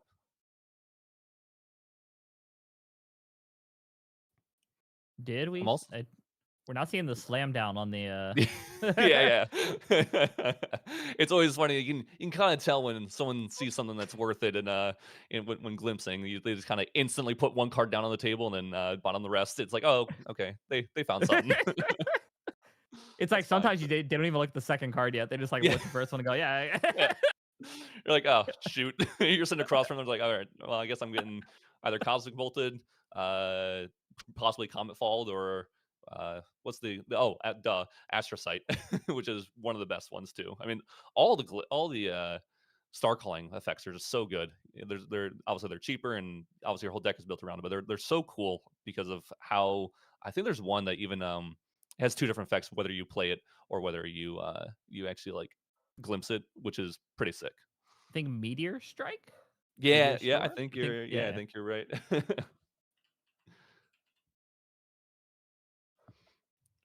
I think we saw yep, I was gonna say, I think we just saw the, Sable Mirror Table getting Mirror. that. Yeah. Table Mirror for 4 is pretty sick. We get that lash counter on Nico, hopefully start pumping, the, uh, Nico weapon later on, and that's gonna be really good, but more importantly, maybe getting a Icebound Slam here when, it's unlikely that we're going to get negated here. It's gonna be hard for them to negate because they just got to level 3.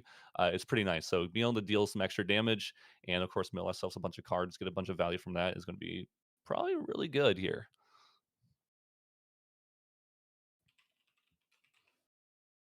Yeah, I don't know if you're aware, Icebound Slam is a pretty good card. Icebound Slam is a very good card, and it's you know one of the reasons why maybe Nika was doing so strong and doing so many powerful things when it was out. We do see the Calming Breeze come out, which is not going to stop this Icebound Slam. Calming Breeze reads until end turn if 3 or less damage would be dealt to your champion, prevent that damage. So if anything, any more than 3 damage comes in, you'll deal the full amount. So basically, this Icebound Slam, even though it says has 3 power, it gets +5 power because of the water engraved, which does look like that will occur, and it's not going to prevent any damage from occurring because it's more than 3, and since it's more than 3, all damage goes through. But this Frostworm Paladin will not be dealing any damage, so any allies Rhea plays this turn also will just kind of be there. They probably won't be doing anything. They'll just enjoy the scenery, I guess. We'll stay up for intercept. So the well-known Ari ally package Yeah, yeah. can't do All those anything here. allies that Jay Kern's gonna be dropping are gonna be stopped for sure. Those dungeon guides. I think Is we see that a the very judge promo? As I say, I think we see a very pretty cosmic astroscope come out here. Yeah. Love this card. It's a very nice looking promo from the if you're in part of the judge program, and we get to glimpse 3. Like we said earlier, we saw a card with Astro Calling, and so we slammed that sucker down right away. Like there's no waiting. Just like yep. Yeah, especially one with like Astrocyte here, where it's just when you glimpse it from an effect, it's not even from a card. It's just a simple +1. You just get a free extra card in hand, which is obviously very good in any deck. But especially once you turbo to level 3 and you get those extra free draws, I mean, they come in clutch very, very quickly. I think the only time you get a little scared when they glimpse is they glimpse and they start to put the card down and they really think about it. You're like, that's 2. Yeah, There's 2 bolts yeah. in hand. There's 2.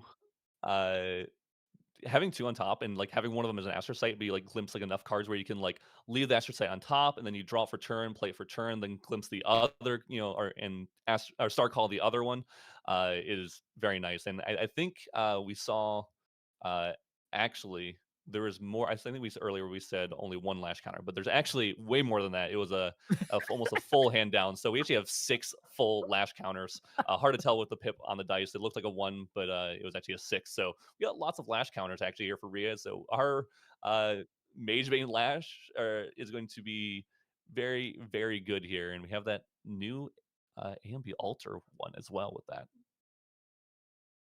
Gerrit asked me the question, so I guess I'll have to pass it on to you. Which art do you like more for Mage Bane Lash? Um, so I am a if I have a card, I want it to look like whatever it is. So, like, personally, actually, I do actually like First Ed, ALC Oh, Mage you Bane like the first Lash. ed? And I think I said A and B Alter. I meant ALC Alter. Sorry about that earlier. But I actually do like the first ed because I don't want to get confused when I'm playing something and something doesn't quite look like a weapon. And I know the new one here has Nico prominently on the art, but I understand other people's appeal of the card. So that's my diplomatic answer there. I really like all the stuff that Grand Archive does with alter card sets too, with all the the different art. So that's really cool. I think it makes it obviously you kind of need to do it to kind of make sure people want to buy the set. They want to get different versions of the alter arts, but they do a great job with making them look very very cool.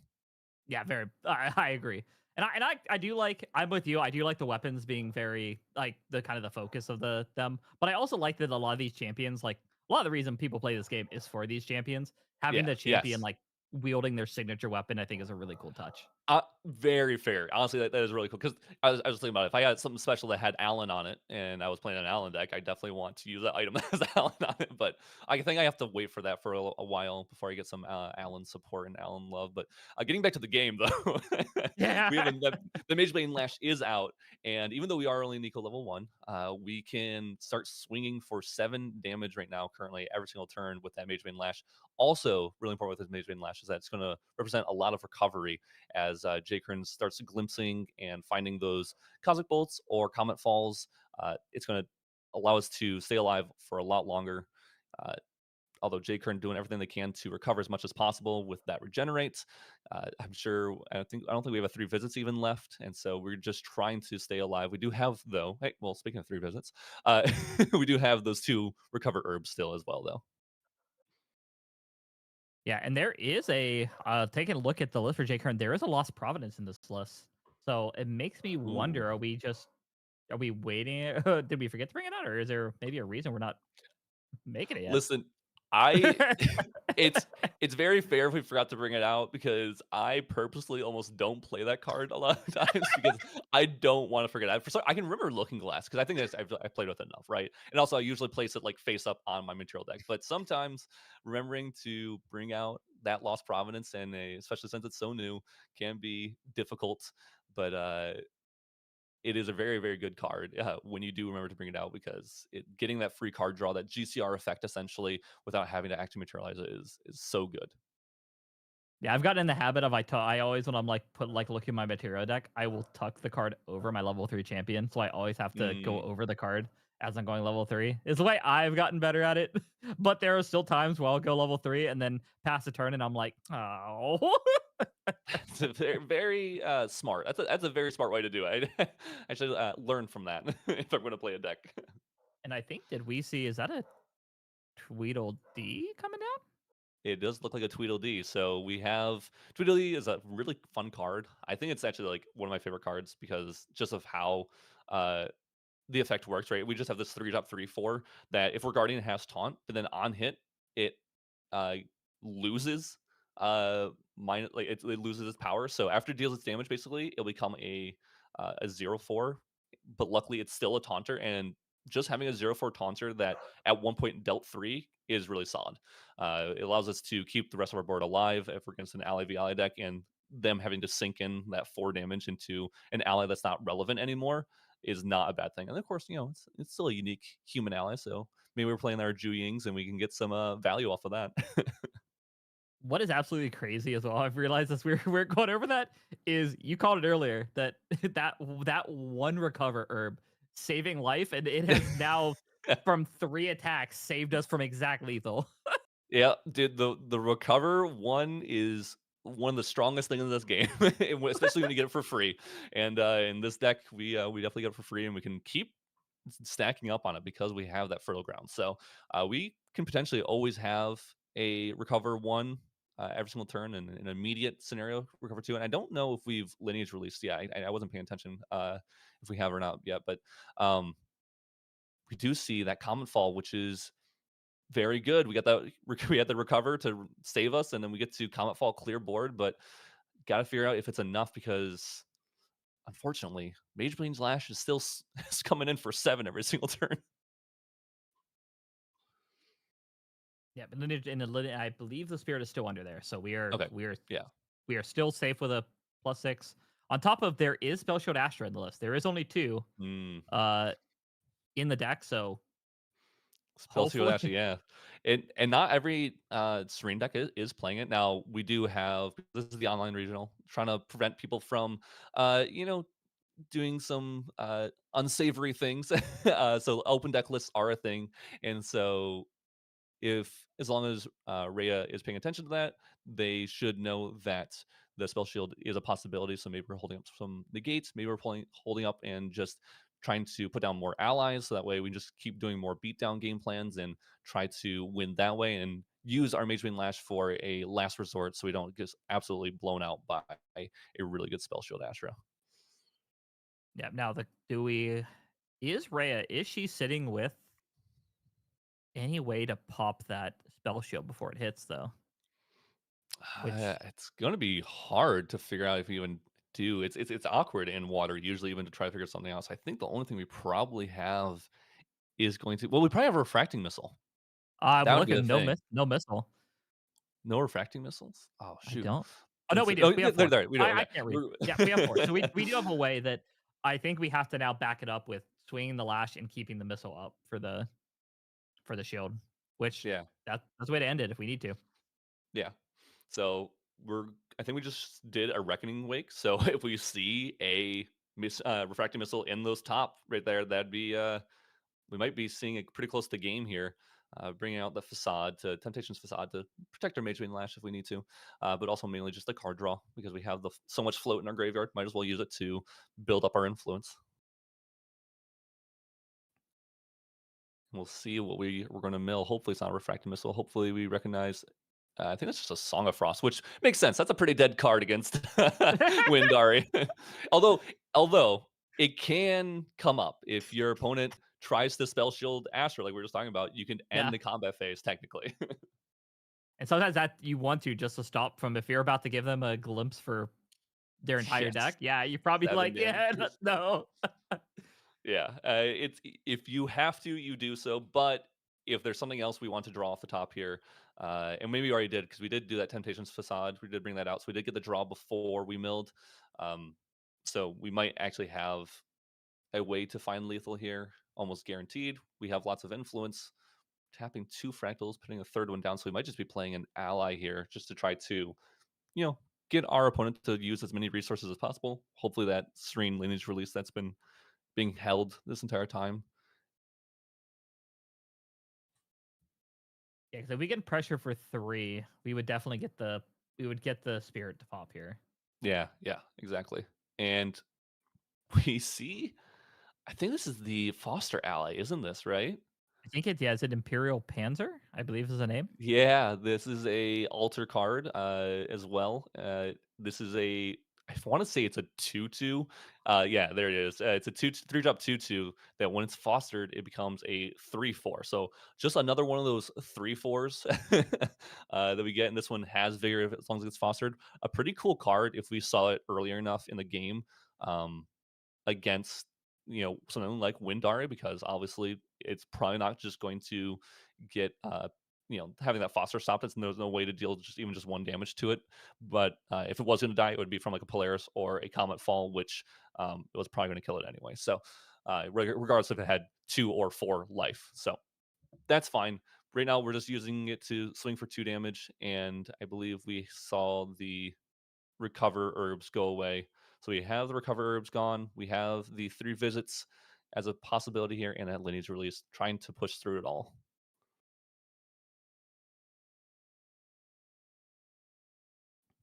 And the thoughts, we didn't see the windmill slam down on the anything to do the shield, so makes me think we Yeah, maybe don't have it. that is very true. Yeah, and we're gonna see the 3 visits.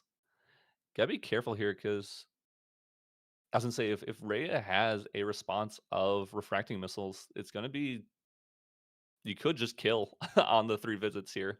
And obviously there'd be a lineage release and all that kind of stuff, but then it just makes it a little bit more awkward for J. Curran. But we do see the Comet Fall going to use it just to deal damage. Maybe we get enough glimpses here where we can actually kill in response. It's definitely possible for something like Windari.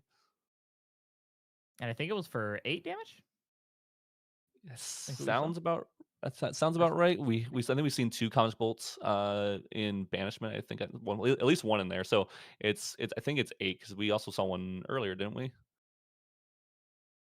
I think so. Because we saw the So Comet Fall. I think we did see we're at one. 12 damage We had, on. Yeah. yeah. Yeah, we're at the 12 damage on Nico. We see that lineage release come out from Windari, so no more wind being able to be used from J. Kern. Very, very important. So any more 3 visits that we find will not be online. Yeah, and that's a very big reason why we saw that most people would generally snap reaction to say, if I need a heal, let's just release it. But as soon as you do that, you're losing a heal, essentially a heal 6. Yeah, yeah, very, very true. Yeah, it's it's this whole give and take game when it comes to Windari just trying to survive barely here and there. I think we see this is a possible Astral Seal coming out. It's either that or a Horda counter. Trying to stop this Frostborn Paladin from dropping onto board. Obviously, that Frostborn Paladin represents lethal, so we don't want that to occur. Trying to figure out. And we actually might have maybe taken it back. I'm not 100% sure on that. Maybe they're just thinking about what their turn is here. But we do have 3 visits in Banishment, and that's never going to be used ever again, unfortunately. Yep, and I think it was, yeah, I think they were just kind of counting out, because I think for them to be able to counter here, the whole hand has to go down Mm. first. Yeah. It's just a scary point to be at. Which the Paladin's gonna, if the Paladin resolves that, I think there's floating in the graveyard. That's gonna draw us back up. So, Yeah. I'm shocked we're not throwing it out there. I think I would. And again, we might maybe we still have that spell shield Astra because maybe we were worried about it getting negated, or maybe we were worried about it getting popped by refracting missiles. So definitely possibility that we actually have a spell shield Astra. So maybe we let this drop and allow ourselves to get a glimpse from the Frostborn Paladin swing into us. But like you just mentioned earlier, it is scary because we're gonna get that draw. We definitely have that float. We have a Storm of Thorns. It looks like in the graveyard, so we definitely can get a draw from that Paladin and then give Rhea the ability to have enough to counter is definitely not what we want to see. Yeah. And instead, it looks like the reason for it was not the Horde counter. We're actually gonna go for the seal instead. Yep. Yeah. Just hard negate. Make sure there's no way to pay out of it. We're just set for the turn. We do see the glimpse come out, and all of them going into the bottom. So nothing good there.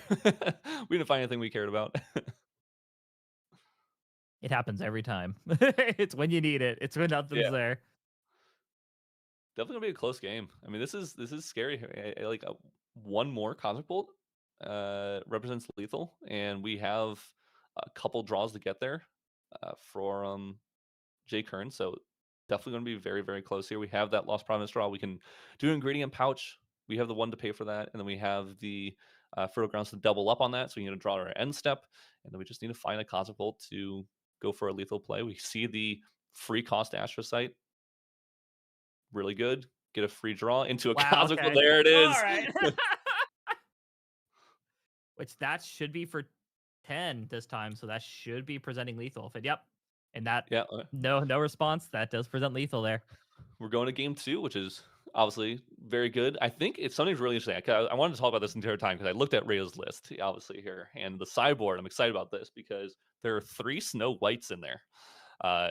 Snow White's going to be, if Rhea can pull it off and get it down early enough and get its effect to occur, would actually slow down Windari so much here. Yeah. Oh, 100%. And it is I don't know if you've been chained. Have you been chain looped by I Snow have White not. yet? Oh man, it feels so bad. I've had it where one of my first store championships since that card came out was the person opened up, leveled to 1, and then proceeded to play Snow White, and then hit me with the spell that rest my champion and doesn't untap. Freezing, yeah, Freezing hail. You hit me with the Yeah. freezing hail, and I was just like, cool, I'm stuck at level 1. I guess I die. That's rough. Something I do also do want to point out. So for those who are sticking around here and are in chat, definitely stick around after this match. I know we're just sideboarding here and it's not over yet, but we do have an RDO spoiler that we get to show off after this match. So if you're sitting here, stick around after it. Don't leave right away. Don't click off.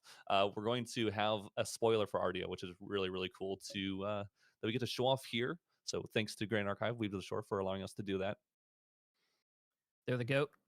They are. Something I do want to point out also in Rio Sideboard is Overpowering Defense, which is a very cool card, I think, in this Wind RA matchup because um, our champion, 90% of the time, when we're kind of assuming we're going to level up while we're attacking, is going to allow us to use Overpowering Defense if we're thinking about this card, which it is a 2-cost fast action guardian skill that uh, you can activate this only if your guardian unit is attacking, and it negates all card activations you don't control. So if we attack with our champion and there is that Spell Shield Astra that is being played from Jay Kern, we can actually just Overpowering Defense and negate it. Or if there was more stuff on the stack too, maybe there was even just a simple 3 visits, something like that can also be negated. So that's like a very, very good card in this matchup. When we're trying to go for a lethal play or obviously stop value from generating from Jay Kern. I'm sure we're going to see that come in along with those Snow Whites and maybe even that level 2 Nico Whiplash Allure, I think is what we'd be siding boarding in for Rhea. I agree. I don't think there's much reason for the Karazi Trapper in this matchup. Yeah. We have plenty of cards also. That's kind of like what you're mentioning. We have plenty of cards that we obviously don't want to bring up, and then also cards we want to take out. Right, that Song of Frost, Overpowering Defense is probably just a better version of that Song of Frost for us. And while it did come up, we could take out maybe even like a Tweedledee, just because it feels a little awkward that taunt just isn't going to come up. So it's only just going to be a one-time deal 3 damage. So we definitely might be looking to remove that. I think we will definitely see those Imperial Panzers be left in because we can get one down early. It's going to be really nice for us. Basically, another Frostform Paladin, basically. Yeah, if we can open up, honestly, if we can open up turn 1 into the Panzer and then go Nico level 1, like Yeah. I think we're set for the rest of the game. Yeah, very, very true. I'm sure we see Rio wanting to go first here. Maybe get the materializations online as soon as possible. We see one of those good old imbued fractals of rain starts. Love to see it. How do they always do it? The Dude. water somehow is just like, yeah, let's just start it. I think Fractal Rain might be more than any card. I feel like is always in my starting hand. It just knows that's where it belongs. It just knows it should be in your starting hand. Although, as I say that, Scatter Essence from the sideboard coming in from Jay Kern is a very, very good card against a imbued Fractal Rain. Yeah, this is where I get real mad. I'm like, why are you sideboarding like Scatter? Why would you do it in this meta? And then I'm like, never mind. That's Perfy's fault. Dang it, Perfy. It's Perfy's fault. It's Caven's fault. It's Jim Superior's fault because even Genbu's playing fractals. I mean, Scatter Essence, it is a good card to put in your sideboard for sure right now. It's not like a wild thing to see out of the sideboard for any win deck. Definitely can give you some value, and yep, it definitely got Jay Kern some value here. Yeah. And as well, Fire Dalchan is still a deck that creeps around. Yeah. So very, very true. Yeah, it's Fire Down Chen. I don't know if I've won in a competitive tournament, won a match against that deck yet. Actually, I always get blown out of the water from that deck. It is a very explosive deck. So maybe I need to be running a win deck that has Scatter Essence in the sideboard more often, so I can deal with that deck. talk about a deck that always also has Fantasia, and looks like we are gonna throw out the Paladin, and are we gonna do the response? Yep. And it I is gonna think be it's a a Reckoning's Wake. Reckoning, yeah. So just get that set up, the top of our deck set up, and very cool. I actually really like this combo because Reckoning Wakes with the Frostborn Paladin, we're going to get that draw right away. So if there's something we want to draw instantly into our hand and use to protect our Frostborn Paladin, or obviously use maybe in our opponent's end step, we have that option to do so because that Reckoning Wake does have floating memory. Frostborn Paladin will use that floating memory card and then get a buff counter and draw. Good old classic Frostborn Paladin is insane. I'm excited for the reprint of this card because I'm sure the reprint's gonna have a new art in the Mordred Recollection deck. So for those who have wanted a Frostborn Paladin uh, different alt art of that card that didn't cost a lot of money, then you'll have one very soon with RDO release. And it looks like we had a response to the Paladin, so we let the Reckoning's Fate Oh resolve, but wow. we hit him with Topsy right before during the trigger on the stack, so no draw of the Paladin. That is a very, very good start for J. Kern. You know what's funny? This is the exact same start that we had though last time from Rio, which was a Fractal of Rain into a Paladin. Unfortunately, J. Kern, now coming from into game 2 with the cyber and everything, has had every out to that nice little combo setup from Ria here. Studied the opponent, was like, I'm ready. Yeah, yeah. I Just know. knew. And not even an imbued Topsy either. That's just a Yeah. naked Topsy. Topsy, Don't dude, it is I think might be my favorite card from Phantom Monarch. It's such a is it that's Phantom Monarch? Yeah, Phantom Monarch, right? Yeah. As the first time I thought it was DTR, I was like, that's not right. But yeah, from Phantom Monarch, just because because it's a norm card, obviously, but also, uh, it just has so many standalone strong effects that you don't need to imbue, right? Just removing resources from your opponent and either they discard a card or whether uh, you eat their floating memory are also very good. But then the fact that it just has spell shield as an option, so like even when you can't imbue it, it's still such a house of a card.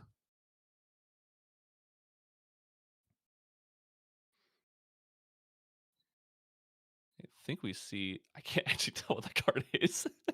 The glare on that card's a little strong, but I think it's just a scout the lands maybe. So that's pretty sick.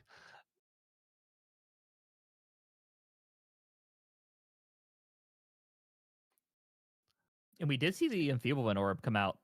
Why do you think we're going the Enfeeblement Orb now instead of maybe waiting for?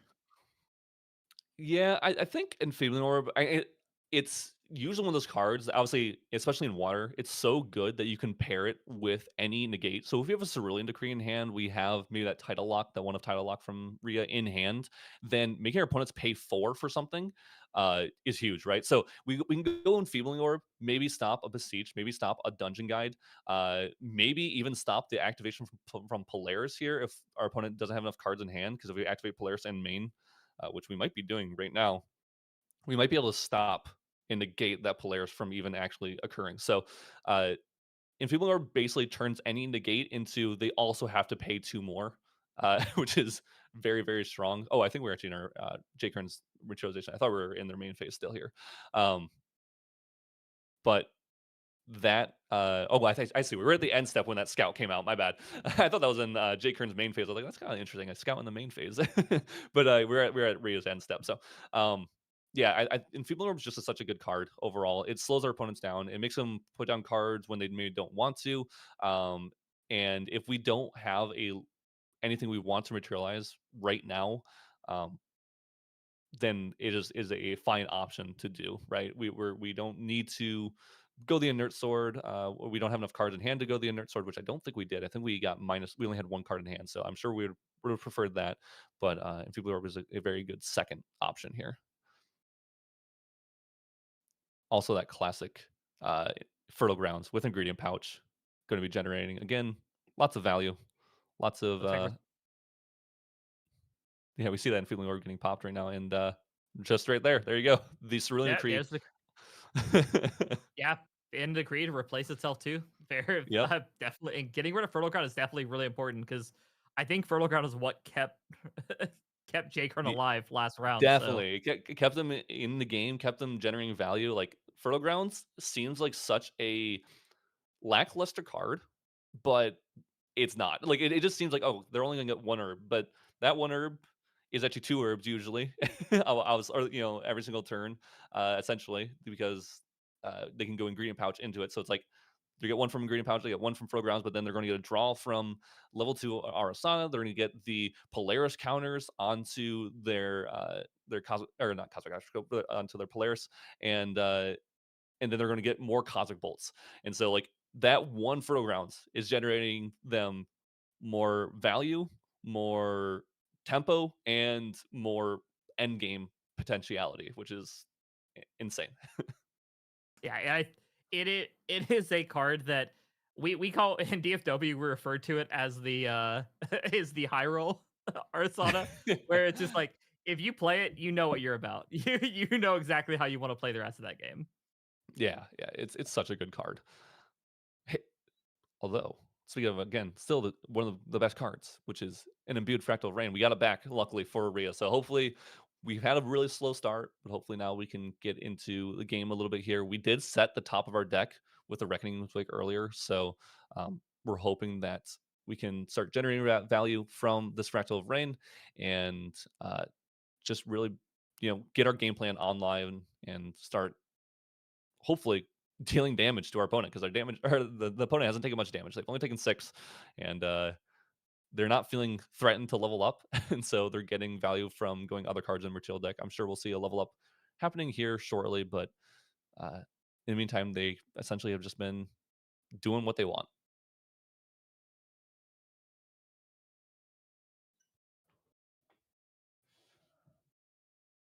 And we do see the hard cast of Polaris in our main, making sure it's not going to get fracturized, although it could technically get fracturized here. We could see a fracturize come out from Rhea onto this Polaris because we don't. We recognize that there's only 3 counters that could be put onto Polaris, and so if they try to pop Polaris, pop all their herbs, and then put all those counters on Polaris, and then just to kill off a singular unbuffed Paladin, I think we maybe take that as an option. Yeah, and if you're Jay Kern here, you cannot at this point your hands are off those herbs until it is until you need it. Yeah, yeah, very, very true. Let me see. This 3 visits must have seen some pretty good cards because we're we're thinking about keeping We're 2, but really we're only going debating, to keep yeah. 1. Yeah, yeah. So that's not what you want to see as from Rhea as the Water Nico player. Is like, oh, every time someone glimpses, I know we were talking about earlier. Every time someone glimpsed and they're level 3 Arasana and they instantly slam down, one card face down, you're like, oh shoot, they found a sword calling card. But early on, when you see them do that, they're like, oh shoot, they found basically a dungeon guide or something to that effect. Yeah, they found some sauce, and it's just Yeah. like, oh. Looks like we're finally be able to bring out that inert sword, start doing some damage, pressuring our opponent because they've taken 2 turns off of the materializations. They did not need to turbo, which feels pretty bad. It's not what you want to see as a ally like deck, as a deck that just is able to build up more value, build up more defenses, draw more cards, because we're not able to put down enough allies to stop them.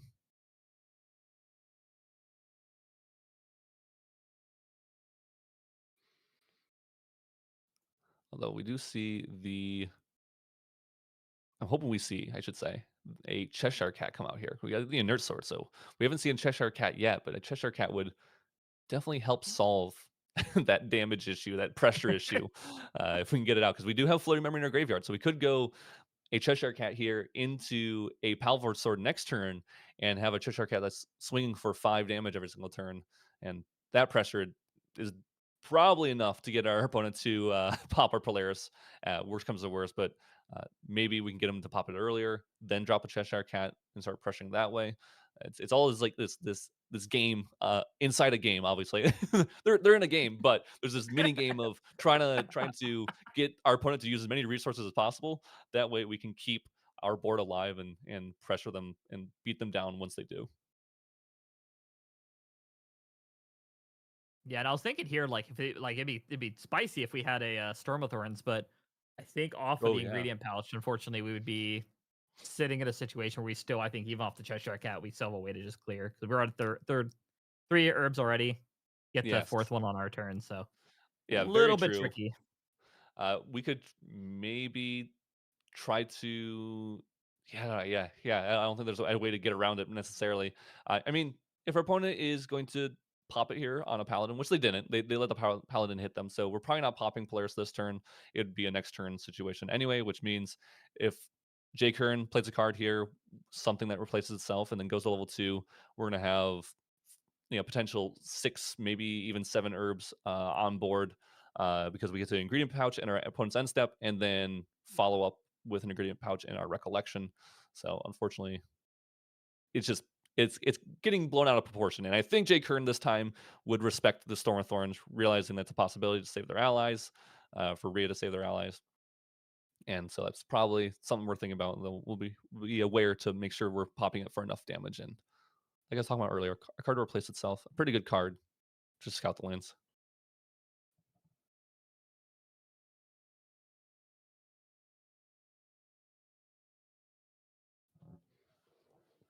I think we also, before this, did a 3 visits and put a card on top. So I think there's a card here that we definitely we know it's there and we can keep it and get into hand right away.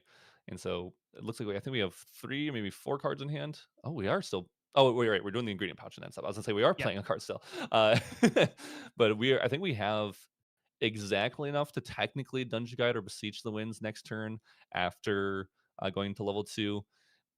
Might not be worth it because if our opponent has a singular negate, and our opponent does have cards in hand, so they definitely have the possibility to do a negate, that we could just be a little bit in trouble. Although I'm saying that it's also not too bad because our opponent again is not putting down pressure. So if it does get negated, we remove negate from our opponent and we can still level up on our next turn. It's not the greatest play, but sometimes you just got to check to see if our opponent has it or not.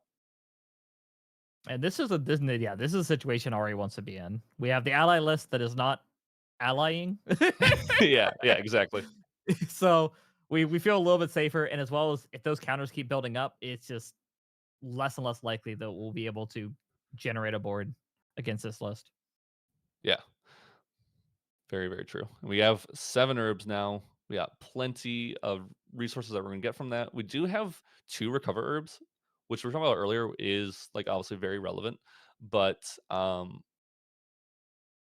those might be used because we didn't get our fertile grounds. Those might be used to as a draw later on here in the future. So might not actually come up. We do use 2 of them to put on the Polaris. So our Polaris is already set and loaded with a little bit of fodder. But we might see 3 more herbs being popped here, possibly depending on what Rhea plays.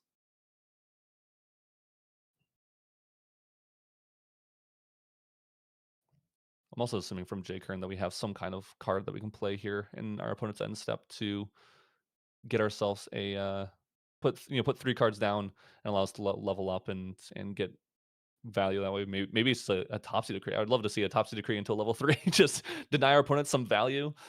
Eat some floating memory cards from the graveyard because our opponent is milling twice, and then just level up. And we do see. I think there's 2 float in there. I think there's a bullfrog and a singular primordial ritual. Sorry. And so we could, if we have a Topsy Decree, get rid of both of those cards from our opponent. Instead, though, we see a nice calming breeze, which also makes sense here. Give us another turn of just see what happens. And it's floating, so yeah, it's floating memory, so it allows us to level up. It's essentially is going to stop at least potential 4 damage here from our opponent because of that Frosted Paladin and that Inert Sword from Nico Champion. And Rhea is just in a very, very awkward spot. I mean, definitely a worse spot than last game when it comes to pressure, but maybe a better spot in terms of value because we have double imbued Fractal of Rain. So like maybe if we brought in the Nico level 2, we can stay alive and go for a mill out game plan. That's probably where I would be looking for. Just try to put some chip damage down onto J Kern and then just try to go for a decent mill. I mean, Ari draws a lot of cards, actually. I mean, yes, they have the Polaris to put some more cards back in, but with the lineage to inherited effect, getting to draw, a card at our end step every single turn, we have stuff that star calls and uses their effects. We have stuff like Scout the Land, so definitely a possibility that we see that be the main focus for Rhea here. Yeah, I agree. We have to be a little careful when we go for the mill out too, though. Just in the regard of we don't want to necessarily give our opponent an option to potentially say, "Hey, here's 8 cosmic bolts in your graveyard. Yeah, very Good luck." very fair. Very fair. Although, jeez, the third is this the fourth fractal of rain of the game? Because one got Yeah, scatter essence, didn't it? Yeah. yeah. So we've seen all four fractals of rain. All four of them have been imbued. 3 of them are still on board. So definitely a higher value game from Rhea. So I'm assuming they brought in the level 2 Nico, or I hope they did, because getting all this value from these fractals of rain would be great. Yeah, I wasn't thinking we would bring in the level 2 Nico, but now I think we might have. I sure hope we did, because yeah, otherwise it feels like a waste. I feel like at this point, even though it's not, it feels like it is. And we are level 3 Jay Curran, and starting us off just right away with a little free cosmic bolt. None in graveyard, none in banishment looks like, so just a simple 4. I feel like I would almost just target the Frostborn Paladin, actually. And maybe I'm wrong for thinking that, but no, we end up just going face. We were just going to say, hey, we're just going to race you. I'm not feeling pressured by that Frostborn Paladin, and I still have the players. I guess we still have the players, so there's no point Yeah. in popping. I forgot we haven't popped players yet. I assumed we did because we saw a Cosmic Bolt right away as we got to level 3 from a glimpse, but no, we actually just got a little lucky with our glimpse here. No, but I think we're doing big brain play. We're gonna let them get the mill out, and then we'll pop Polaris. True. I mean, definitely could.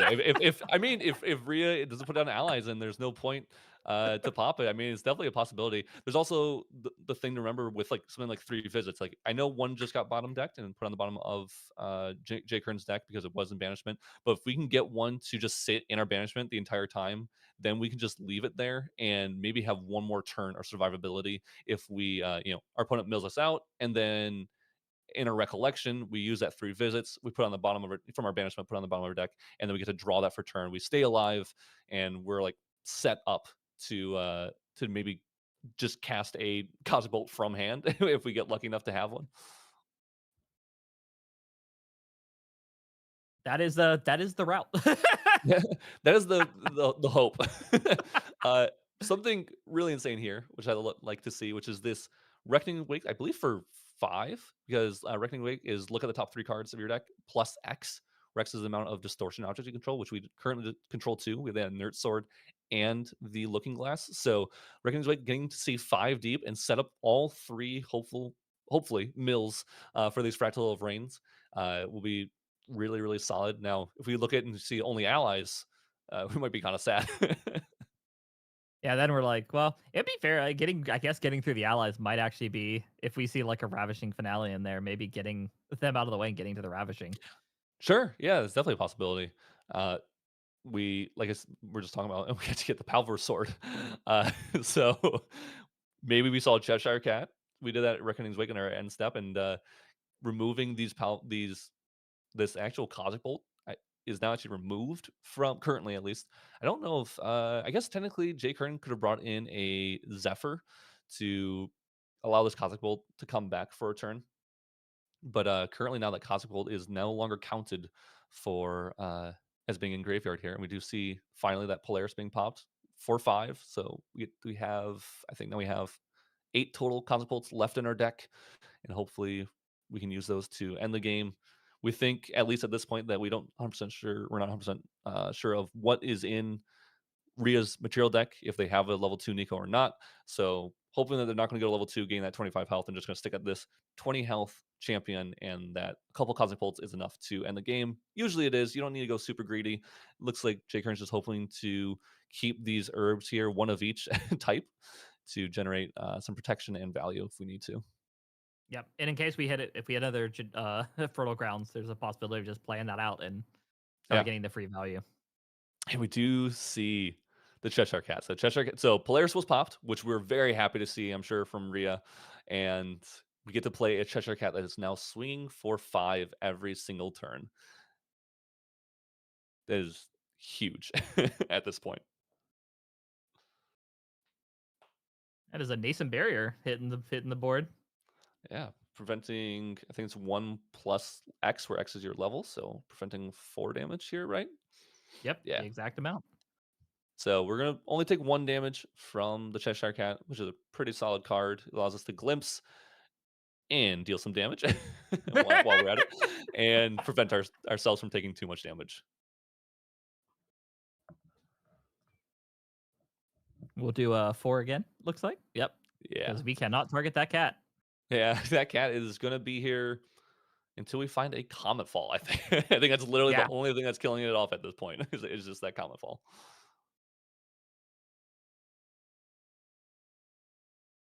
And see, just using that inert sword, might as well. We're probably going to go into Mage Bane Lash here shortly. I don't know how many cards were in Graveyard. It looks like maybe only 2 cards. So I don't know if we can bring out Sable Mirror in our main.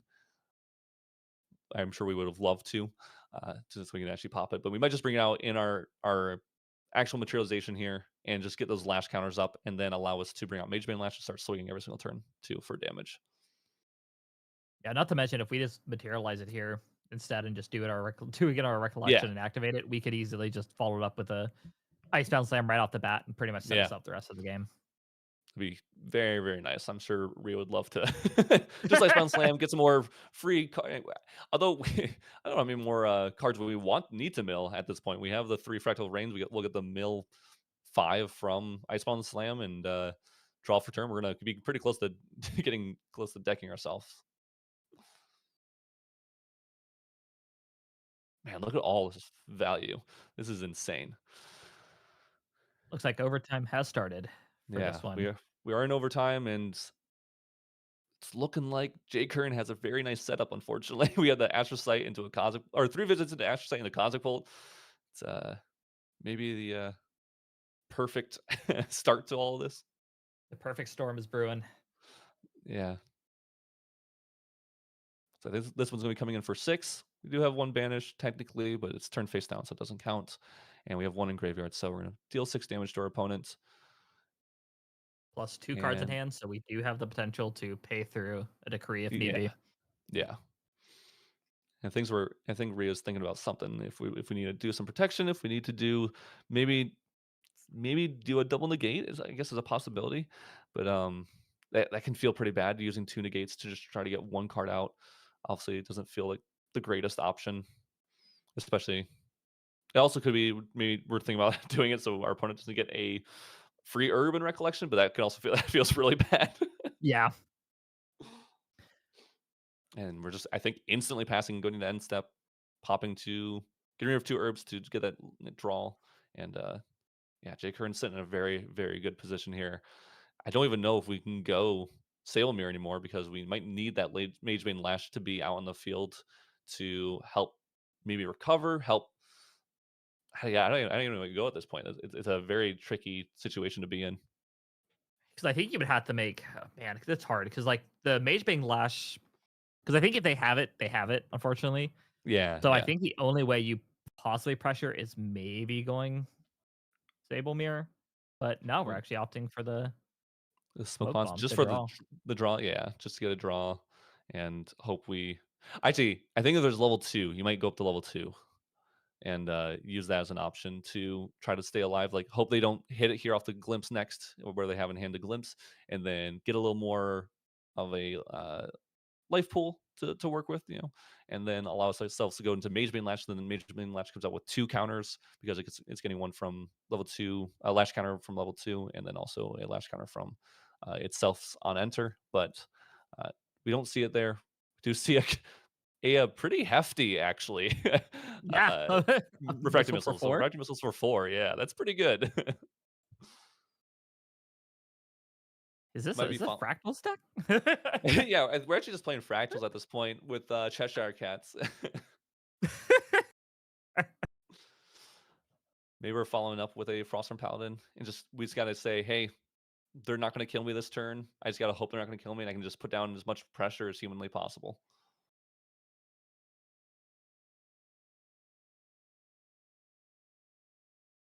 I'm definitely thinking about playing something. I'm assuming we're playing an ally of some sort.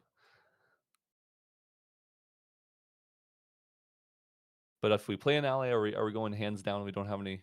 Yeah. It looks like we have 3 left in hand. So we could play like an ally that costs 3 here. Oh, that was in Recollection. Refracting Missile in Recollection. I understand. So Refracting Missile in Recollection, and then we are just going to go in our main phase, maybe use that Refracting Missile with an ally, uh, or with like a Frostwind Paladin, and get that effect. We actually see the triple mill onto our opponent, hoping maybe we win for a deck out. Oh, duh! I'm thinking about Refracting Missile here, and I talked about the very beginning of the game, which is the mill out game plan. Yeah. I think I that brought it. might be what we're going for. Yeah, I brought it up and then completely forgot about it. Spell Shield Ashray. Yeah, Spell Shield Ashray for to prevent the 5 damage from Cheshire Cat is a very, very solid play here. Which makes me think that J. Kern may not realize that the mill out could be the potential strategy. Yeah, because how much would the mill? We do have a Cerulean Decree, so I like this. We are going to say, hey, we're going to make you put 2 more cards down, or this gets negated, which you'll now only have 1 card left in hand. So like the amount of things you can play to prevent me from killing you is a lot lower. Yeah, you're gonna get the glimpse here, and I gotta hope that you just don't hit the, Cosmic Bolt, or I think that's currently only Cosmic Bolt at this time would kill, and I hope you don't get any other. Oh, we see an Astrocyte, which is scary, because this could definitely go into a Cosmic Bolt here. I Does thought not. the way it paused, I thought it Yeah. was. I thought it was. The second pause. So now we have 2 cards, and from Rhea, yeah, I think we're seeing the slam of the Ravaging Finale. So Ravaging Finale going to come in for 6 damage plus a weapon, probably a Palvar Sword, coming for an extra 2 after that. So we're dealing 8 damage, putting our opponent to a possible 15, making a mill a possible 30. But unfortunately, we do have some recovers from J. Kern. We have our lineage released, and we have that 1 recover from the herb. So if we're thinking about that, we do decide just to take it. That's a little scary.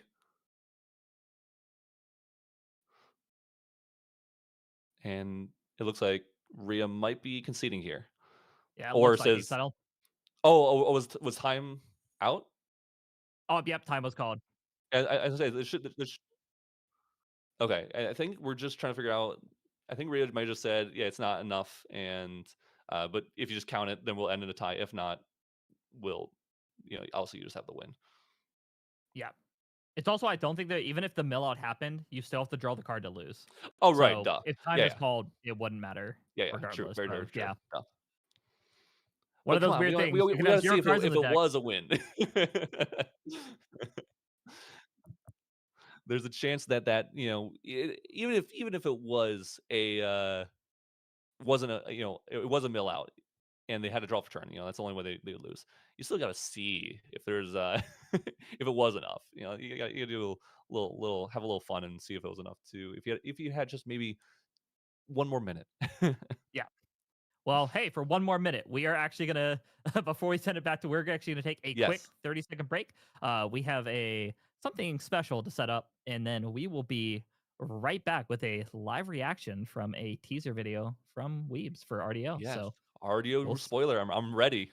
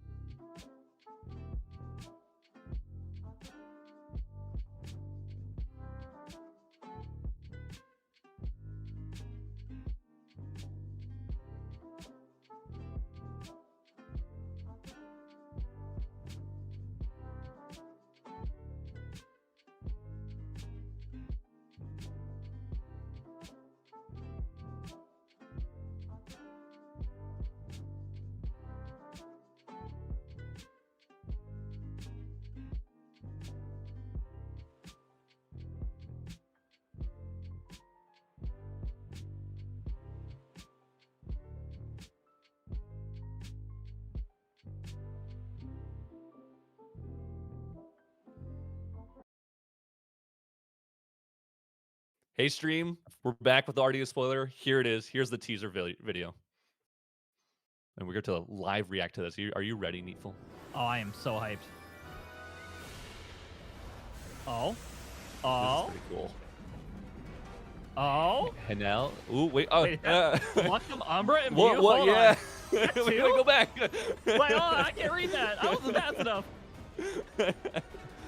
Blue. Hey, one cost, 1/1 ally. Oh my gosh. Just Wow. generate up to X bolts. There's so many text. There's so much text on the card. I want to read it. Alice level 3. Alice. Yo, Cam popping Yo, up. Norm. Yo.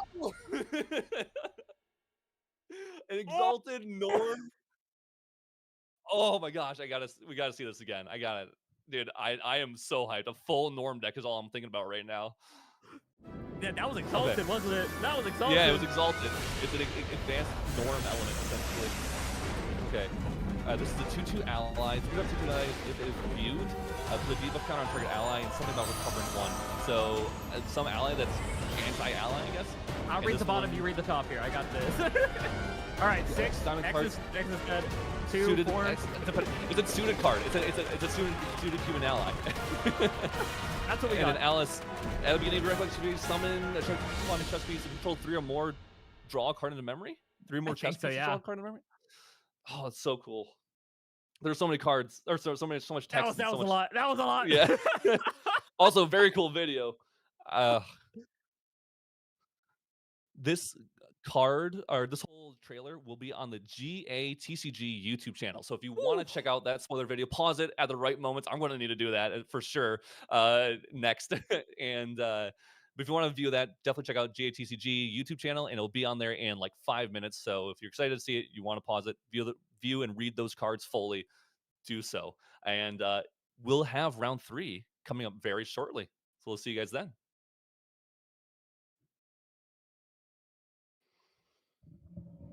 I got it. I just read that.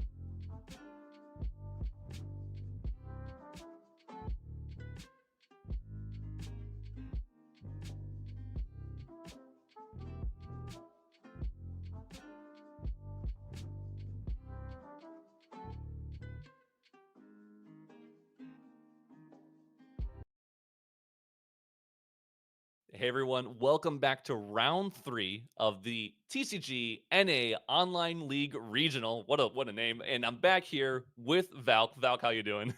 I'm doing all right. It's been a wild 2 rounds. I've been watching it from my slumber, but I'm here now to go ahead and join the action. It's been pretty crazy. How have you felt about that last round and just everything that happened? I feel great. First of all, for 2 reasons. One, because of the spoiler video. I gotta say, I'm excited about that. And then, but the actual match was also very, very good. I mean, we got to see one of those, I think, the strongest like Ari game plans we've seen. Ari can struggle into like some of these like beatdown matchups, but it was able to survive. It was able to like really generate a lot of value and not take a lot of damage, or in one case, actually in game 1, survive because of the herb recovers. Now, had other recovery built into the kit. You know, there's like the 3 visits and there's the lineage release, but just being able to not have to use those resources because they allow you to do so much more later on, obviously proved very, very important in that matchup. Mhm.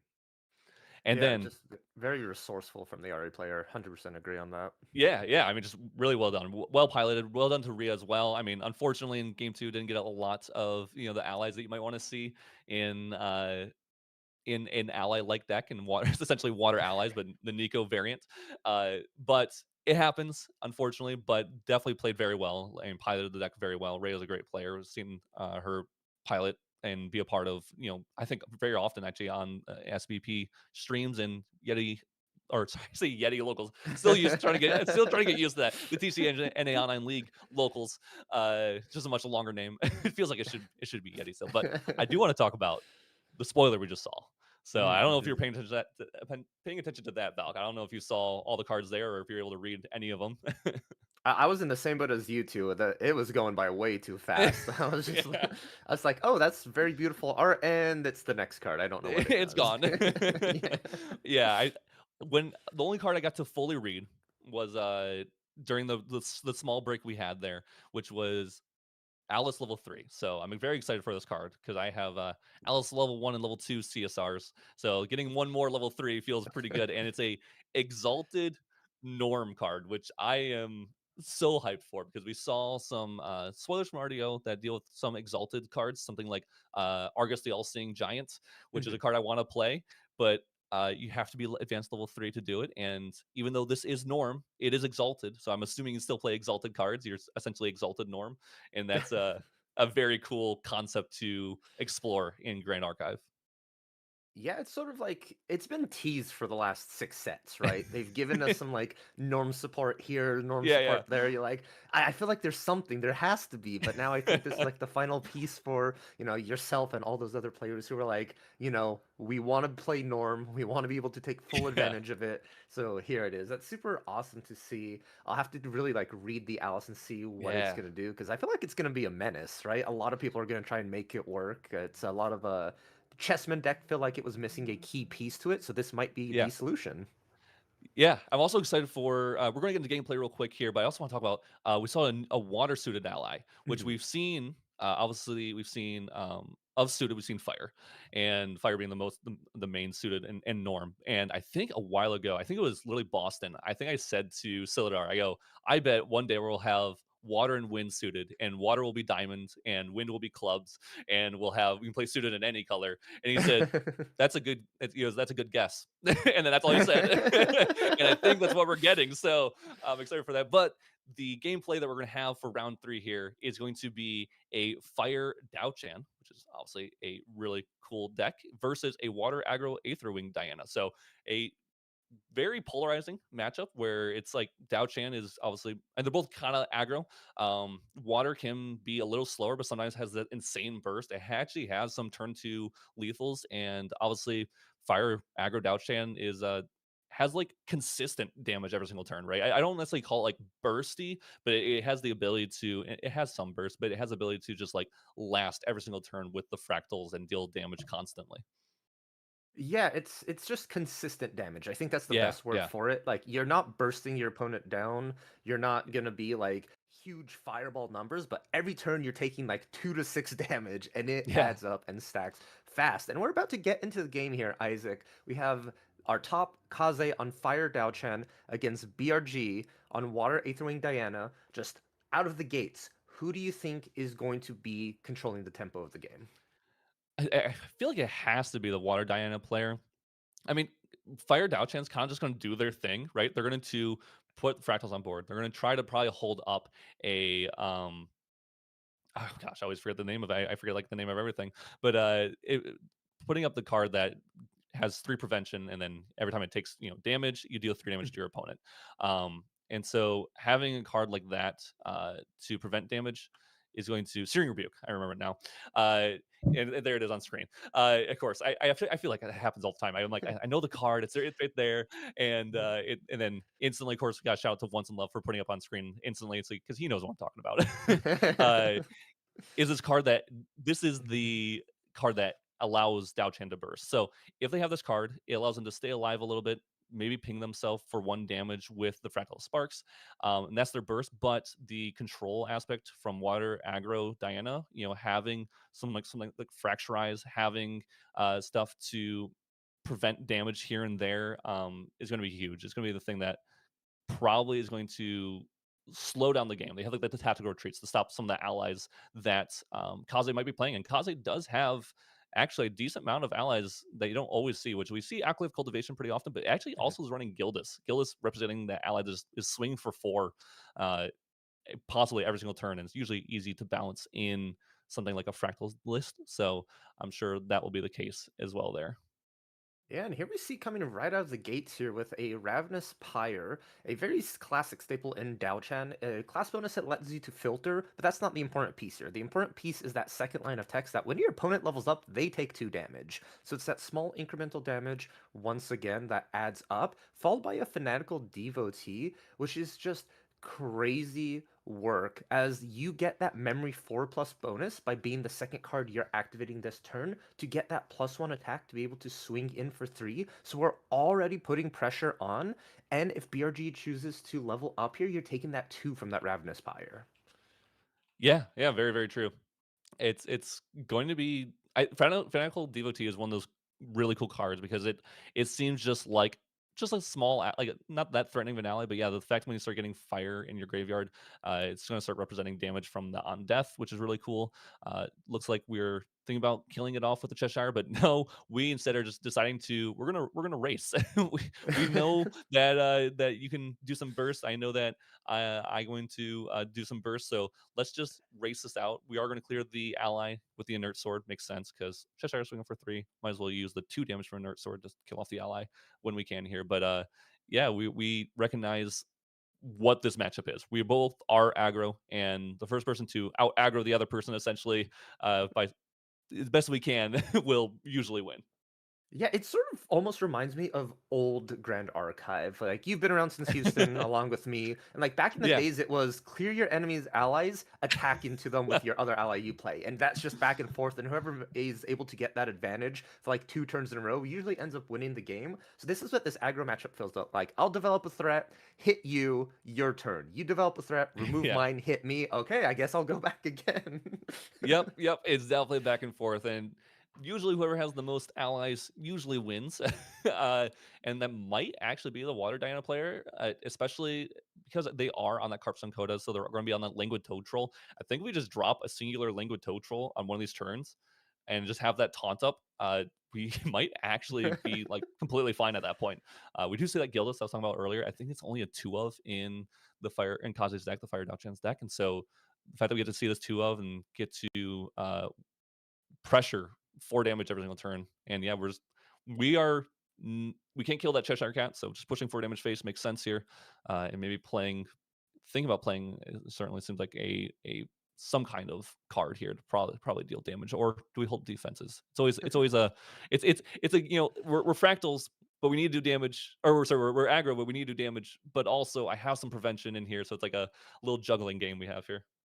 Yeah, not sure if you want to be the aggressor still or stay back. I do want to pick your brain a little bit about Gildas. Gildas has been a kind of a crazy card in Grand Archive. It had a Yeah. huge like surgence of popularity, ran in almost every deck, and then it's sort of fallen off again. But now we're starting to see decks slowly pick up Gildas again. Why do you think that is? So Gildas is just one of those cards that if there is a lot of ally hate, if there's a lot of stuff like negates in the meta, like water in the meta, actually, sometimes it can be rough for it. It just doesn't make sense to play, right? It can be awkward to imbue, and we have like decks that I think we actually have right now probably more level 3 decks that are viable than we've had before, other than maybe like Ascent Boston, where like everyone was like a bunch of level 3 decks, with like Ryle being in the meta. But having Gildas in some of these aggro decks here as like one of and 2 ofs, just like show like this, still show the strength of it, because you don't need to run a 4 of it to make it worth it. It is just simply a 3 drop that deals 4 damage, most likely on the turn you play it, and has a chance to deal more damage. But we don't need to get that amount of consistency out of it. It also represents like a small threat. And so there's like the meta, ebbs and flows. And so there's times where we need to uh where Gildas is needed to pressure extra because like, hey, 4 damage is just still really good, and it could be if it's not even imbued on our next turn, or not imbued, sorry, balanced on our next turn, even just 1 damage from it, it means it was a 3 cost deal 5 damage, and deal 3 cost deal 5 damage in an aggro deck is way good enough. Yeah, that makes a lot of sense. It's just al- almost like in this Dao Chen deck, Gildas is a burn. Like it deals that Yes. 4 damage on that turn, and if you get any other damage past that, it's value. Yes, exactly. And like I was mentioning earlier, when we have a meta that has a lot of level 3, like in this matchup, it's a little awkward because it can't be killed off so easily. But like in a level 3 meta where decks are trying to get to level 3 as fast as possible and as efficiently as possible, they might not be playing removal, and so they're not really they don't really have a way to get that guild off the board. That value that guild is going to generate is just huge over the course of a game. Again, in a matchup like this, it's a little awkward. You're just going to use it to essentially just deal 4 damage and call it good. But that might be good enough in this matchup because putting your opponent to damage quick enough in an aggro v aggro is what we want to do. Yeah, it's wonderful here, and I just want to quickly just recap sort of as we were talking about Gills, what occurred. We had a huge kind of momentum swing for our Water Diana player. We Yeah. leveled up, got our Aqua Mirage Whisper, loaded it with a Prudent Knock and a Refreshing Charge, went ahead and attacked in, and got to Glimpse, I believe it was 6, and that is just like looking at the top 6 cards of your deck is so powerful. Not only does it allow you to rearrange your draws, but you also get an additional +1 value if you mill the top card being a float. Like Yeah. it's hard to stress how powerful glimpsing is. We see it in the Arizona deck that you mentioned last round, Yeah. what you're able to do, and the fact that you're able to just really give yourself the line you absolutely need for your next turn is what makes Water Aetherwing so strong. Yeah, definitely. It's Water Throwing Aquamarine Whisperer is just like the card that makes that deck, and it has Spell Shroud, which is even more insane.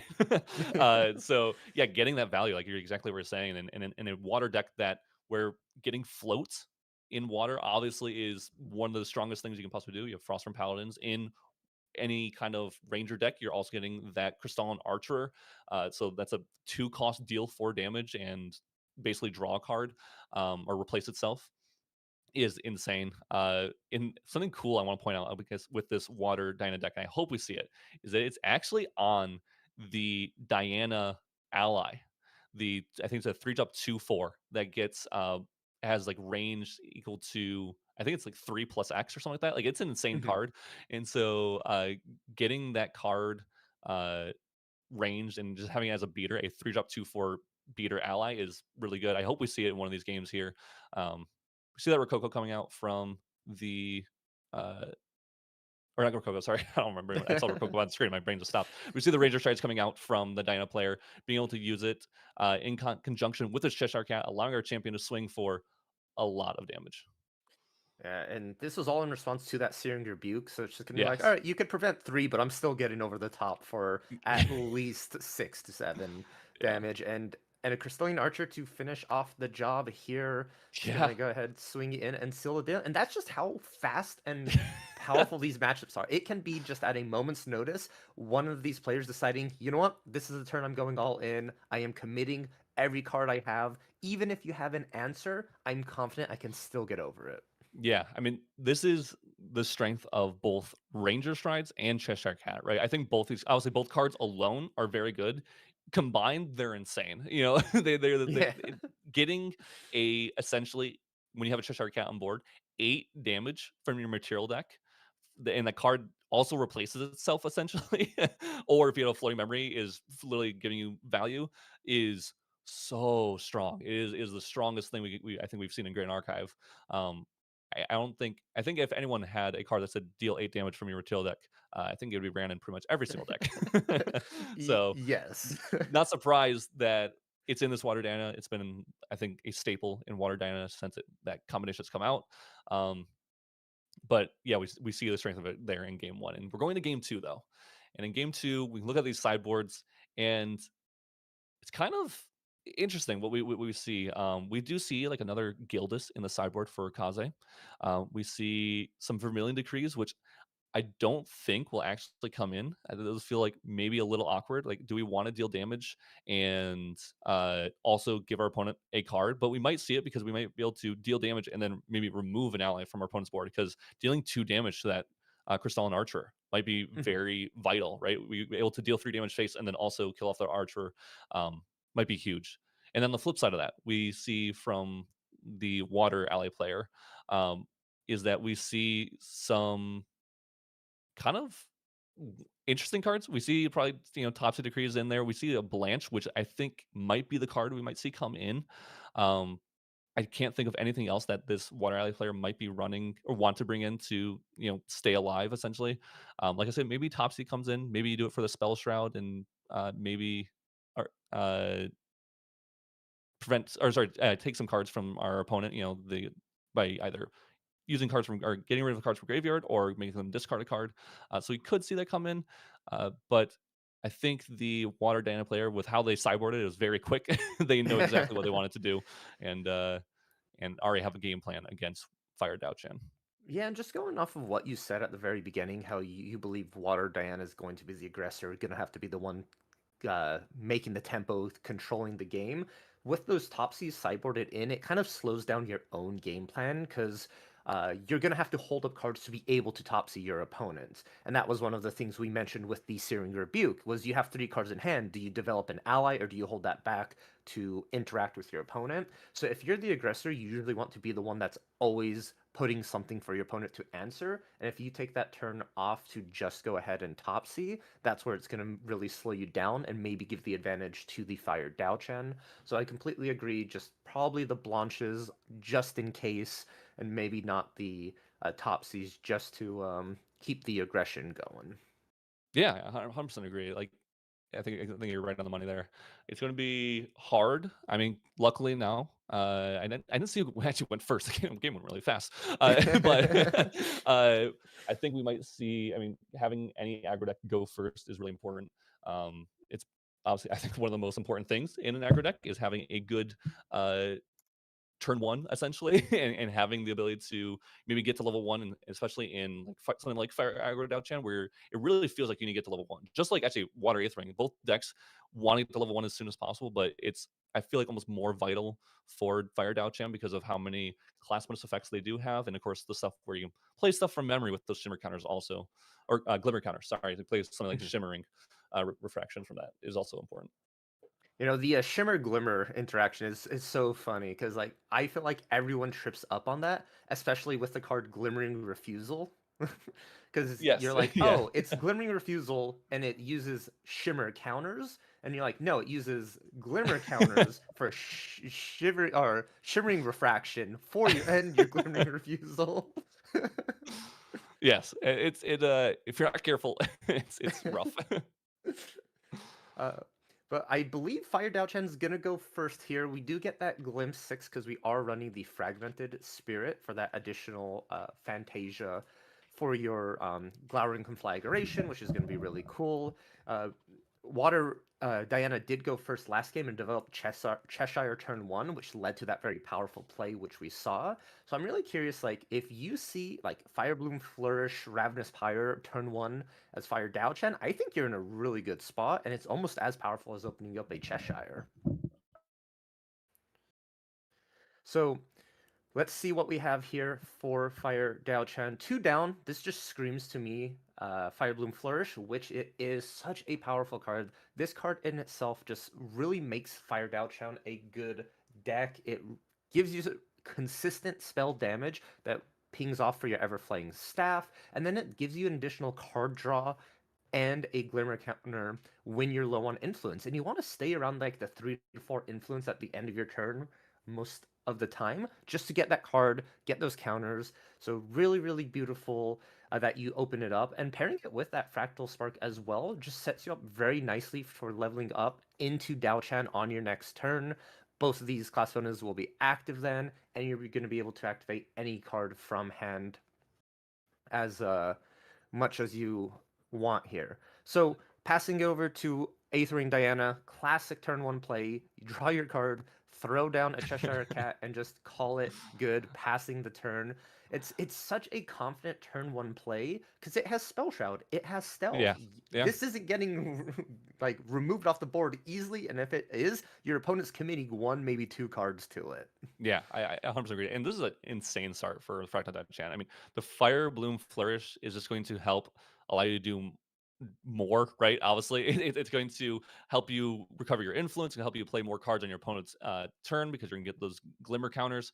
It's so strong, and we see it's just an acolyte come out here, uh, which is it looks like we didn't have a great play. Assuming we don't have a spell there, but we also just want to put cards in our memory. We want to go down influence so we can draw cards off of the Fire Bloom Flourish and get those glimmer counters. So I think we're probably going to see a lot more play on our opponent's turn here. And so it's going to be up to the Water Diana player to figure out how do we play around this. We see that Frostbind come out on the Acolyte, so Acolyte's no longer around. Which I think is very smart. We see our opponent go down to no cards, and so getting rid of just that ally and recognizing if we have a slow start, we need to slow our opponent down as well. Indeed. And so I'm really curious, wanting to hear your opinions about like the negate argument in Water. Do you still think Frostbind is the best Water negate in every Water deck, or like is Cerulean Decree, Tidal Lock creeping up there as like surpassing it, and it's maybe like you run like half and half? I think Frostbind is very, very good in certain decks. The unfortunate thing is we have some, like something like Cerulean Decree. So with decks wanting to, in something here, I'll back up a little even more. In something like Water, Aetherwing, Aggro, Diana, having Frostbind, I think, is probably your best option because you usually don't have that big of an influence to actually affect your that you want to use for like negating your opponent. Like you don't want to have to hold up 4 cards just for Cerulean Decree, and so that's just so much influence that you're just not using to pressure your opponent. And so doing something like Frostbind gives you a similar effect. Obviously, it's worse in the fact that you don't get to replace itself, or you can't prevent 3 damage from an ally from some kind of attack. But the fact that it only costs 3 total influence from hand is a lot better, obviously, than 4. Because if we have 6 influence, then we can at least do Carps on Coda and then try to stop it. Then we can Frostbind after the fact. And now that we have something like Enfeebling Orb, I think Enfeebling Orb really brings back the possibility of playing Frostbind in decks. I think before Enfeebling Orb was out, Frostbind I think is probably one of the worst negates. Actually, maybe not one of the definitely one of the worst because something like Tidal Lock can cost 1, and something like Serenity Decree obviously costs 4, but has double effects. And something like Acquiescing Rejection with the rules change is so good right now because the ability to negate or draw 2 cards, basically slowing down our opponent or giving ourselves value on turn 0 or turn 1 is insane. And so Frostbind is definitely in a weird category, but I think in the right deck, with the right builds, it is still very, very good. Gotcha. Okay, so TLDR, it is situational, right? Like TLDR, it's situational, but specifically situational because of the deck, not because of like even necessarily the format. I guess I'd put it. No, that makes a lot of sense. It's a really great insight for players who, a lot of people watching events are sometimes, they are players who play competitively, but sometimes the casual players, people dabbling in or interested in the game. So it's always great for them to sort of find out like, oh, why do these players run these cards? Like I see other decks run these, why is this one running that? So it's really cool to see here. I do want to touch one thing on Enfeebling Orb, but before I do, I just want to recap what is happening with this Fire Dowchan player. There was just so much damage that occurred this turn. So we had a Shimmering Refraction for 3 because we have 3 Phantasias. Then we had a Scathing Seminary, which as a spell, you get to just deal damage when it enters, which is super strong. And then followed by a Rococo. With your influence already being so low, you got to deal 2 damage to a champion and then swing in. So it was about a 7 or about an 8 damage turn from the Fire Dowchan player with about 5 cards in hand, which is just crazy to think that you're able to do that much damage with so little influence here. So passes it over to the Water Aetherwing. Let's see what they can do here. But Enfeebling Orb, Isaac, this card I think is the most broken card that has been printed for Regalias. It is just so strong. Like we've had it in the form of an assassin Regalia, Yeah. Yeah. but it's locked behind paying a memory cost, and it's just But now you have a zero cost version of it that any deck can run. It just allows your kill lines to be so much cleaner. Yeah, Enfeebling Orb has definitely changed, like literally changed how the game is played. The fact that you can, I think it's like played in like every deck too. It's like it's played in like Syria, it's played in Water Aether Wing, I played it in my Wind Allies deck that I just took to London, and it's played in Fractals. Like it's played in so many different decks. But yeah, because of the versatility and utility of this card is literally off the charts. I don't think people didn't understand in testing or realize or whatever, or just in playing and people getting to use it, how strong this effect would be. The fact that we are able to slow our opponent down, force them to put 2 cards down from memory or into our memory is actually such a strong effect. It also causes your opponent to have to play reaction cards because of that, because they go, okay, well, if they have lethal, if they represent lethal here, all it takes is like another ally or another spell. I have to use my card right now, and you go, cool. Uh, I only lost, a card from material deck, but you lost a card from hand and tempo and everything, and now I know what you have, what your outs are, and it's so strong. Uh, Speaking of strong though, Crystalline Archer is is definitely one of those strong cards in the game. Yeah, Crystalline Archer, when it came out, it was just one of those like, okay, I could see it be used in a Diana deck. Yeah. It was played sometimes in the Water Allies list if people really want to get spicy, but it really didn't have a home. And just going back to the MVP of the deck, Aqua Mirage Whisperer just enables this card so much. You get to get a floating memory from attacking with like a charge of soul or refreshing charge into the grave, and then you glimpse and say, you know what, how about we put another floating in, making just the value of on attack, banish a card to float, draw a card, become distant, attacking in for 4. Yeah. And it's like, I'm not a math expert, but if I get to pay 2 and deal 4 damage, I take that. Yeah, 100%. And any aggro deck would definitely take that. I mean, that's why Carp Sunk is in the deck, because a 2-cost deals 6 damage is also pretty darn good. Something I do want to point out was that Everflame Staff here had 2 counters on it. There was an ally, Scathing Seminary, says as a spell, deal damage to a target, and but the source is coming from an ally. So even though it says as a spell, it does not actually give Everflame Staff a counter. So it was at 2, now it's at 1. That is the reason why. The as a spell, that line is mostly just for like Spell Shroud, correct? Yes, exactly. Yeah, there's no I don't think there's any other reason. They just realized how strong certain cards are when that it has when you can deal damage as an non-enter. How strong without prevention. Something like Storm Slime was really good.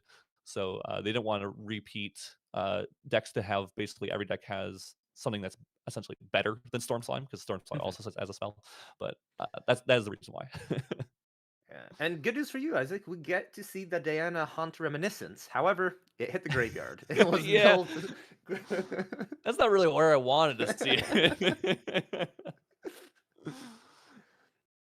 Oh wow, I didn't realize the second Crystalline Archer was also played. So if we get more float, also we saw that Diana was milled. That must mean there's almost no float on top when we glimpsed. So that's pretty scary for the Water Aether Wing player, because I'm sure they would have loved to see float and set up those archers to make sure that they're getting plenty of damage from those. But we do see that Enfeebling Orb pop, trying to slow down the Fire Aggro down to a player here. We'll see if it comes out. I think we are using, I think it's the new Vermilion Decree art there. But yeah, so didn't matter. Looks like we have the lethal from Kaze onto the Water Aether Wing player, and that means we're going to a game 3. Yeah, we had an activation of Vermilion Decree saying, I want to deal 3 damage directly to your champion. And in response, Diana's just like, Enfeebling Orb, put down the cards from your hand. And Kaze had 1 card, said sure, which the Vermilion Decree, once that fully resolved, gave you a 3rd counter for that Everflame Staff. And Isaac, when that Everflame Staff has 3 counters, it just reads, take 4 damage. Yes, it's such a good card. Hey, speaking of cards from our deck that deal 4 damage, like from earlier, I guess both decks have one, right? Ranger Strides from the Water Aether Wing player, and Everflame Staff from the Fire Down champ player. Although I think the Fire Down champ player has a little more setup to that than Yeah. Aetherwing does.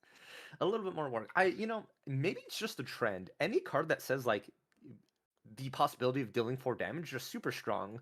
Because not to go on a tangent about Diana, but you look at the card Cosmic Focus. Now that is a rush to play. Get ranged 4. It's the same thing as the boots, but it's repeatable, which makes it I like.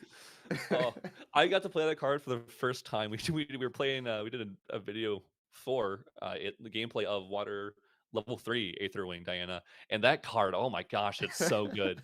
It's just insane the amount of times you can use it. The fact that you can star call it, so you can just glimpse it, use it again. It was. I think that card is being super overlooked right now. I feel like in the meta. 100%. It's fun, it's strong, it's great. But it's one of those things that I feel like it happens a lot in Grand Archive, and I'm like curious what your thoughts about it, since you are always like in the grinder, looking at decks, like preparing stuff like that. Just really dig deep in. I just feel like Grand Archive isn't a game where a lot of players really like brew. Like there's people who dabble in like a little mixtures here and there, but no one's like in the lab like making these monstrous concoctions and then coming to like events. A lot of people play it safe, like, oh, this deck's performing well, it's consistent, I'll just tweak it here and there. And then you don't have that like person who comes in like, I've been preparing for 3 seasons this like.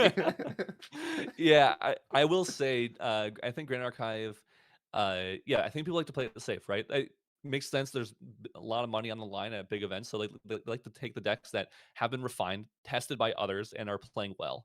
And then I do feel like though on the flip side of that, also people love playing their champion and their type Mhm. of deck. And so if it just doesn't line up with the cards that are being printed, they just won't be experimented with. They don't stay play. Like I'm not a water Aetherwing or Diana player, and I don't necessarily care to brew with those cards, even though I think they're strong, and then maybe and Mhm. I should brew, but I do dumb stuff like Alan instead, and then I don't bring it to events, unfortunately. Yep. I think on the other end, I think that's also what makes Grand Archive an amazing game. Yes. You're able to play champions and decks that you want, and it feels enjoyable. You're like, you have a pet deck, you have something that you want to succeed, and you like every time a set comes out, you go through the cards like, what can I do to make like my Yeah. deck better? Like, and, it's the flip side of it, and I think that's a set for a really healthy game when you have a competitive scene and then you have that casual scene that just loves their deck. And you also have Yeah. people who are committed to a specific champion and perform well at large events, which is crazy that they like grind these matches even in a meta that's not favored for them. They'll still have a showing. Yeah, yeah, I definitely agree with that. It is a very, very cool thing about Grand Archive. Something I want to point out on board here, we do see that Blanche come in, and also the third time Cheshire start from the Water Aetherwing players. So Cheshire with the inert sword out on board is going to be pressuring 3 damage every single turn, and then the Blanche here, even though we see the double Fractal Spark start from Kaze, is not those aren't going to do much. We have to find that acolyte, maybe that guild is to try to kill off this Blanche, or maybe if we do, we're going to use a kill spell, or if we don't see those allies, we're going to use a kill spell, which doesn't feel great for Kaze, I'm sure. So this Blanche definitely represents uh, a lot of safety from the Water Aetherwing player. Yeah, and one of the strongest things Blanche can be is just on the board. I know a lot of Yes. people get hung up on the level 2 plus fast activation. Oh, I'm gonna catch my opponent sort of thing. It's like, or you can just play a Blanche and have your opponent try and answer it and just protect it, and it's Yeah. really difficult for them to deal with it. It definitely is. Yeah, Blanche just slamming down a Blanche on board. I know at one point there's like unique wind allies, and Mhm. that's exactly what they did. They just put down a Blanche on board and they would buff it or something like that, and you just be like, oh shoot, I can't do anything about this Blanche now. I can't literally can't remove it. I can't deal damage to my opponent. Like it feels like you're in a lock. So this Blanche definitely could come in clutch here, slowing down the game and making sure that the Aether Wing has time to get to level 1 and start getting those mills online and dealing damage. Yeah, one of my favorite things about that Wind Allies deck was it was like when Oath of Sakura came out and you had like a Yeah. Dilu, a Blanche, and you're like, my Blanche is swinging in for 4. And you're like, why? What is, she's not meant to deal damage. She's a healer. She Yeah. protects. It's I actually genuinely enjoyed that deck. I didn't get to play it at a major event, and maybe I should try to bring it back. But it was a cool deck. I like the idea of just playing like one ally, holding up protection, slowly building up this board, and unfortunately, in this case, though, we were not able to protect that Blanche. It does die to that Accolade of Cultivation. Hard casting for 4 from hand. So unfortunately, we didn't have like a Frostbind that we were talking about earlier in there to negate this Accolade of Cultivation. But good job from Kaze getting that Blanche off the board. It's going to help allow them to get back into the game and start damaging their opponent. We see a backstep here becoming distant, recycling itself, which is always good. And we're gonna get our Aquamarine Whisper. And one of the cool things about like this interaction for players that may not know, you can level up and then respond to your own champions on enter as it goes onto the stack. So you level up into Diana, you're not distant, but in response to her on enter of if you are distant, get a Aether Wing, you can activate a card to become distant. And this is a way to sort of get around distant enablers that say target like Ranger champion or like target level 1 champion becomes distant. Yep. Yeah. It's a really cool thing. It also allows you to do stuff like, I don't know if this water deck is playing, but some decks also play stuff like Mana's Cascade. And so, which is a 1-cost Aether Wing weapon. And the unfortunate thing with that card is that you'd have to use another card from your memory if you're leveling up. But if you wait a second, you can use a floating memory that has like class bonus floating memory in your in response to your on enter of Diana, and then you can bring out the Mana's Cascade, and so make sure that you don't lose another card from memory using that floating memory that has class bonus Ranger. So similar thing you're talking about here. We do see the Aquamarine Whisperer and Champion swinging, dealing some damage to the opponent, putting them to 6 and allowing us to mill. And I think maybe is that a Languid Toadtroll in the graveyard, or am I? I think so. Our Carps on Kodas, I believe, are now online. No, it's a Charge of banished. Soul, No, Refreshing Charge, Backstep, Launch in the yes. Grave, and then Toad Troll was banished, unfortunately, from Level Up. Yeah, which is unfortunate because that Toad Troll is a really good card to have in your graveyard. Turning cards on Coda to dealing 6 damage for 2. I think we haven't really seen that in any card, so it's a very, very solid chance. If you get the chance to do it, it's a very solid option. Or you just mill a float, which we're happy about doing as well. Yeah, and the craziest thing about Coda is like 2 cost deal 6. It's also a skill. Yeah. So it gets around a lot of the spell protections that you normally would be running against a deck that would have non-combat damage.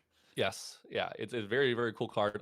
Also, I had an Allen deck that played it, which was playing Clockwork Music Box in that whole combo because you get to use Clockwork Music Box. I'm going on tangent here because I just love this card, but it allows you to activate if you activated a Harmony or Melody, which Carps on Coda allows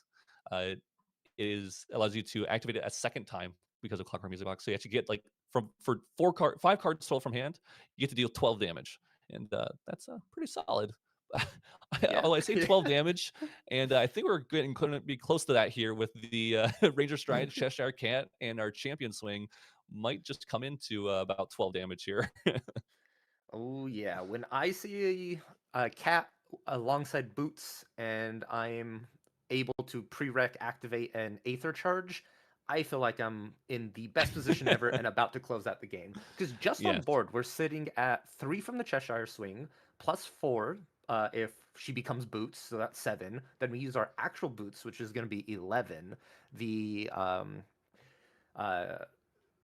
the Aether Charge is going to be 12, plus the Aquamarine Whisperer 13, plus Diana being distant if that does pop off, or which you need to be because of the range. Yes, so that's 15 damage in just this turn by 3 cards. Yep, we only need distant enabled, and I'm sure we have a distant enabler in hand here. And if we don't, we set up for sure next turn, and we have looks like a good life pool here, a good life total. So yeah, it's gonna be scary for Kaze here. I mean, even if they have a Searing Rebuke, it might not be enough. Oh, we also pop Boots and Cat onto this Crystalline Archer, which makes itself distant. So this Crystalline Archer could be coming in for a lot of damage too if we want to take that risk. He's about to be one large boy if this is a possibility right now. You do become distant, and Ranger Stride just says target Ranger unit. So yes. Like we're thinking about maybe using a Searing Rebuke, possibly. If we do see a Searing Rebuke come out, right, Shimmering Refractions also very, very good. Just kill off this Crystalline Archer instead. Good thing we didn't pop the Boots and Cat onto the Archer, because we would have lost out on a lot of damage, obviously. Uh-oh. Is this the bane of every Diana deck in existence? You don't have the Distant Enabler no. actually in hand. It's one of the worst feelings. Like, for Diana decks, for those of you who are unfamiliar with them, usually you run a lot of Distance Enablers, anywhere between like 12 to 16 cards that say you become distant, just because it's such a core key mechanic for your deck. You really need it. But there are situations where you run into it, or you just don't find them, and it feels like an uphill battle. But we did draw another Crystalline Archer? Yeah, we just saw it. So if this one doesn't die, yeah, we're going to go for it, looks like. We're just going to only pop the Boots. We're playing a little safe. We're going to say, hey, this is only coming for 8 damage. It's going to be exact lethal. If you have a way to kill it, I still have my Cheshire Cat for next turn with the Inert Sword. It looks like that will be the case. We have a Frostbind, though. Is this exact lethal? Yes, it is. Putting exactly to 19. Wow, well done from the Water Earthling player, knowing exactly the routes they need to. He's still playing safe, keeping the Cheshire Cat up, not wanting to pop that. I mean, that was pretty well played for game 3. Both had very strong starts. Both had so much tempo and just a lot of damage in hand. But the one it comes down to is when you have a little damage, you can threaten lethal and still have something to guarantee that lethal through without even it being damage card. In this case, it was that Frostbind, which we were talking about earlier. Yeah, and I think the MVP, if like post-match recap, who like everyone vote in who the MVP is, Cheshire Cat. That game 3 dealt 9 damage by herself, which just shows how crazy strong that card is. If she didn't have Stealth or Spell Shroud, I'm sure Fire Daochan would have removed her instantly off the board. But the fact that she is so well protected, got that 9 additional damage, and we just saw it was 9 damage that won the game. Yeah. So it would have been a completely different game 3 if that card wasn't played on turn 1. Yeah, it's super, super good card. And Cheshire Cat, I think everyone knew when it came out, like, that is one of the, like, broken cards in the set. Like, you want to have Cheshire Cats. You want to have a place of it, the ability to play it, because there's going to be deck that can utilize it well enough. Water Aether Wing showing off that it can utilize it very, very well, obviously. And it's an insane card. I mean, I love the card. Personally, I tend to like a little bit more ally decks, like decks that play with allies a little bit more. It doesn't have to be a full ally, but it's fun when you can do a full ally deck. But Cheshire Cat in a deck like this, where it's kind of like that combo of like your champions attacking, your board is attacking with allies, and also you're able to do stuff like Carps on Coda. It's that mixture damage. We didn't see it in this match, but is that mixture damage that comes up and makes decks, I feel like, really strong. We're able to do combination of attack and non-attack damage. That's when a deck really shines. It's the mixed threat is what I like to call it. You have a physical damage and you have your magical damage, your combat, your non-combat damage. That is what really makes a lot of decks strong, is when a deck is able to bring both of those to the forefront, and it's something that you have to really consider early on in the game from an aggro deck. It makes it so hard to be defensive. And that's sort of what, if you look at past decks that sort of succeed with like the CL Ablation sort of doing well, it's a lot of non-combat damage, but also CL just gets strong with attacks and omens himself. He's a guardian, he hits big. And then we look at things like Merlin, the OG FTC Kingslayer Merlin. You have the threat of a fireball, but also you have your +2 on every even turn that makes your attacks like sudden still very strong. And even fractals, like yes, you have Burst Asunder, which is a lot of non-combat damage, but you could just get beat down by Frostborn Paladins. Yes. Yeah, exactly. Yeah. It is very, very strong. I think almost every deck that has been like feels like almost meta defining or just like so good is has that double threat that you're talking about. And but something I do want to talk about for this event. So it's a really good event. I believe we have like 93 people signed in or signed up for this event. We have some statistics we could talk about. Some that we did see Water Aether Wing Diana. We did see that Dow Chan happening, and but before we get into that, we're going to talk about the prizing for this event. So the prizing for this event, it's the NA Online League hosted by True Champion Gaming. I actually like True Champion Gaming. I might be partial myself, a little biased. But in this event, we have obviously all the way up to top 16 invites. So if you entered, you got a PTM Sapphire pack, a PTM booster pack, 2 PTM event packs as well as addition into that.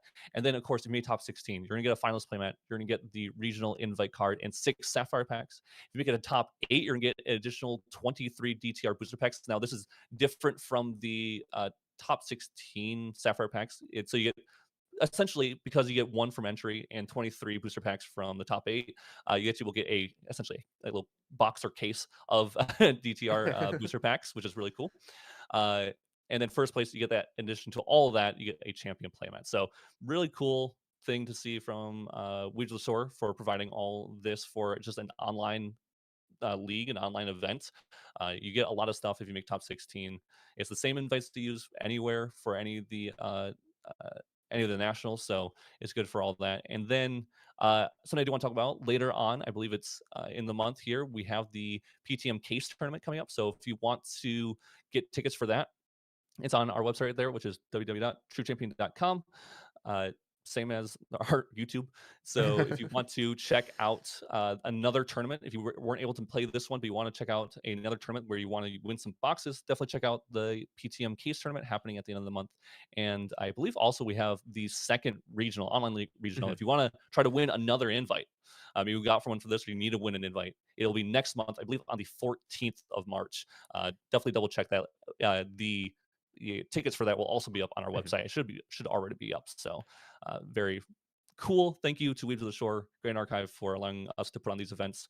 Shout out also to Stream Balance Production for being the behind the scenes all this. Yes, it's on True Champion Gaming, but definitely go over to Stream Balance Productions SBP, subscribe to them, because they do every single event that isn't the online regional. So if you want to see the weekly locals, if you want to see the case tournament being streamed, definitely subscribe to Stream Balance Productions over there, and you'll be able to see more Grand Archive gameplay.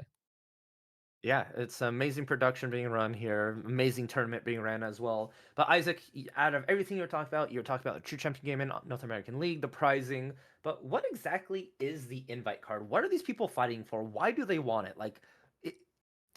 Yeah, which is actually funny that you asked that, because later on this month, I might be spoiling a little something here. We actually will have a video all about the invite cards and nationals. So invite cards are cards that are worth a certain amount of points depending on the event you get it at. If you get a store champ one, it's worth less points than a regional invite, and there's also ascent invites as well for making day 2. So all those are worth different points. You also get points from just being part of and playing in seasons previously and the season that you're currently in. So all those points accumulate. You use those cards for points at nationals, allow you to actually play in those events. So something like Poison Dagger here, which is the regional invite that for this current season, yeah, the other way, will be what is part of the top 16 package here. And you can use this card. You will show it essentially at nationals, and it's worth a certain amount of points, and you need a certain amount of points to actually compete into nationals. If you do well enough at nationals, you will get to be a part of Worlds, which is very, very cool. It's a very fun event. I was lucky enough to be a part of it last year, so they're very cool. That right there, Shadow Strike, is a beautiful invite from Ascents. So if you want to deck out or to bling out any deck, apparently Assassin is the deck this season to bling out with all these invite cards. Well, I just think Assassin has been the like DTR PTM season. It's been the season of Assassin. We go as that smoke Yeah. bombs, poison daggers, surveil the winds, shadow strike, and this one is also very beautiful. Crystallized Destiny featuring Wojia, and I believe this is the store. Yeah, store champions we Correct, see at the yes. bottom of the card there. Beautiful. Like like even if you don't play this card, this is gonna look amazing in your collection. And I Yes. just want to talk quick about store championships. Is for those of you who are like, Yeah. oh, like I don't play a lot or I'm not super competitive, go to your store championships. It is Yeah. the Yeah. local level event. It is super fun to play in. Even if you don't do well, it's a great learning experience, a great time. And just depending on your store, like you just get prizing, which is just super fun. Yeah. And who knows, like maybe you just have an insane draw for 3 rounds in a row and you win the event. And now you have a really cool card that you could trade for other cards you might want because you're like, oh, I don't want to go to nationals. Okay, people do. Trade that away. Get more stuff you want to Yeah. build. You know, fully bling out your Allen Water deck. Like Exactly.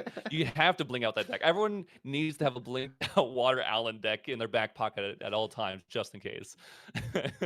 And speaking of Allen, unfortunately, there's none in this tournament.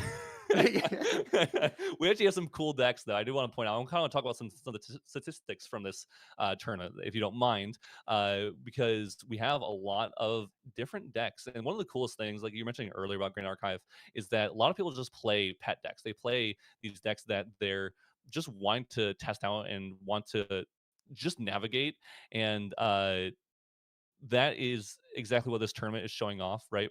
We Mhm. see Guoja in this tournament. We see Dao Chan in this tournament. We see Vanitas. I mean, we have a Polhawk in the tournament. I'm sure Brightwing is ecstatic about that. I know he's a Polhawk main, so I'm sure he's rooting for them to do well. I'm excited to see. Maybe, hopefully, if they do well enough, we may be able to see them. We'll have to see later on this tournament. But is there anything that you were hoping to see, or maybe a deck that of the list that we have here that you want to see? Ooh, that's a good question. I'm a big fan of Nico right now. That's sort of Mm. like my fix, my muse, my worst distraction ever since the Sable Mirror came out. But we already saw Nico. What I want to see is that one Rai player. Are Yeah. they representing that Norm Rai or that Win Rai deck? And it is Yeah, just yeah. so funny. Like as soon as that deck sort of started becoming popular, the Rai players crawled out of the woodwork. So like, yeah, we have a deck again. Let's go. And you'll always see like one or two people on the deck now at every event. Yeah, and it's funny. A lot of them do well. Like it's like Mhm, here's one thing that I think Grand Archive just really rewards is people who are willing to just stick with a deck and just practice it over and over, regardless of the meta. Even if it's not great, if you know your deck inside and out, you know your lines, you know how to play against every deck, and like just what you need to do, you are rewarded. You usually can do well enough to do something like a day two or a top 16 at a regional or top 8 at a regional, and sometimes just straight up win. Um, it's really cool to see. Grand Archive is definitely a game that rewards knowledge, rewards skill. It's mhm. very rarely does it feel like it's a game that is only about RNG. Yes, there is RNG. It's a card game. There's always going to be RNG. It would be a boring game if there wasn't RNG. Um, but it also does really reward uh, that practice essentially. Mhm. And so yeah, these Rye players who, like you're saying, are coming on the woodworks that just got to see that they could finally get to play Rye again. Are if they stuck with Rye through the entire uh, beginning of the game, then Mhm. they're going to see uh, results, and so that's really cool. So hopefully they're doing well in this tournament. I don't know where they're at currently, but I hope they continue to crush it at least. Yeah, and the game without RNG is more like chess, right? Chess is a game of pure skill, no RNG, and we actually have Grand Archive players wanting to play chess because we have two Alice players in the game right now, which or not in the game in the tournament. So like Yeah, yeah. Isaac, I am surprised that number's two. I don't know about you. I'm a little surprised. I know people. I don't know if they're chessmen or not. I'm kind of hoping that they are. They might be the Phantom Monarch Alice. So they're going more about this, the specters. We'll have to see later on if any of them are doing well or any of them have like their winning in maybe in their last round. Maybe we'll get to see some of them. But yeah, the fact that there's two of them is surprising. Uh, Alice is not known to have been the best deck, and it's been difficult, I think, for people to build it correctly. That just doesn't feel like it is doing nothing. I know Umbra Alice, the Phantom Monarch one, has a lot of recovery. It can sit there from turn after turn, recovering 12, anywhere between 4, 8, or 12 damage every single turn, and that's insane. Unfortunately, it doesn't have the greatest way to close out the game, and so that is probably what I would assume these are leaning towards, because they can close out the game, but it's just difficult. So we'll see later on in the day, maybe after the event, and see what those builds are for sure. Gotcha. Yeah. I'm really excited to see them a lot. But we're getting like one of those like hold on, getting in from production right here. It is a Water Fortuitous Alice is actually one of the decks. Apparently, it's appeared multiple times on stream. Statistically, we have seen it, so would be cool if they are doing well to maybe see them again. But I'm gonna just we talked about champions a bit. I'm sorry to Yeah. jump over to it really No. fast, but basic element breakdown. This is Yeah. something that I like to take a look at. I've personally made videos about it. I talk about it a lot every time I'm commentating. It is Grand Archive meta healing? How is the nature of the meta? Are we seeing fire at 80% again? Are we seeing water at 80% again? What's happening here? And so far, I'm pleasantly surprised and happy with the PTM meta developing. Fire is sitting at 38% of the meta share, wind at 36%, and water at 26%. And like you're like, oh, water's the lowest? Yes, but it was way lower prior to Yeah. like this event and stuff. It was sitting like, 10, 15%. So the fact that it's bumping up and fire's coming down is really showing that a lot of these cards coming out in PTM or Proxy's Vault are really helping enable a healthy diversity of elements. Yeah. It's really cool to see. And actually, I think before we got to see, I like at not just at this event, but I think at one of the regionals that happened recently, we did see water being the prominent element, basic element. So it depends a little bit on tournament. So like, but yeah, we have a very solid spread across all the different tournaments for sure. I think right now we're sitting at like maybe fire just being a little higher, and that might just be because fire was higher earlier in the season, and so sometimes people just want to play that and play it all the way through. But yeah, there's definitely been plenty of tournaments that have had a high wind or high water being the most represented element, basic element in the breakdown, which is cool because we have stuff like Wind Tristan and Wind Guoja. But yeah, we have a bunch of fire decks, we have a bunch of aggro fire decks, we have stuff like Fire CL and Fire Luxum, and then we have water, which has Fire Water Aetherwing, which we just saw. Obviously, we saw Water Nico at with a comeback recently with the new Proxy Vault card set Sablemere, and then also we have Fractals.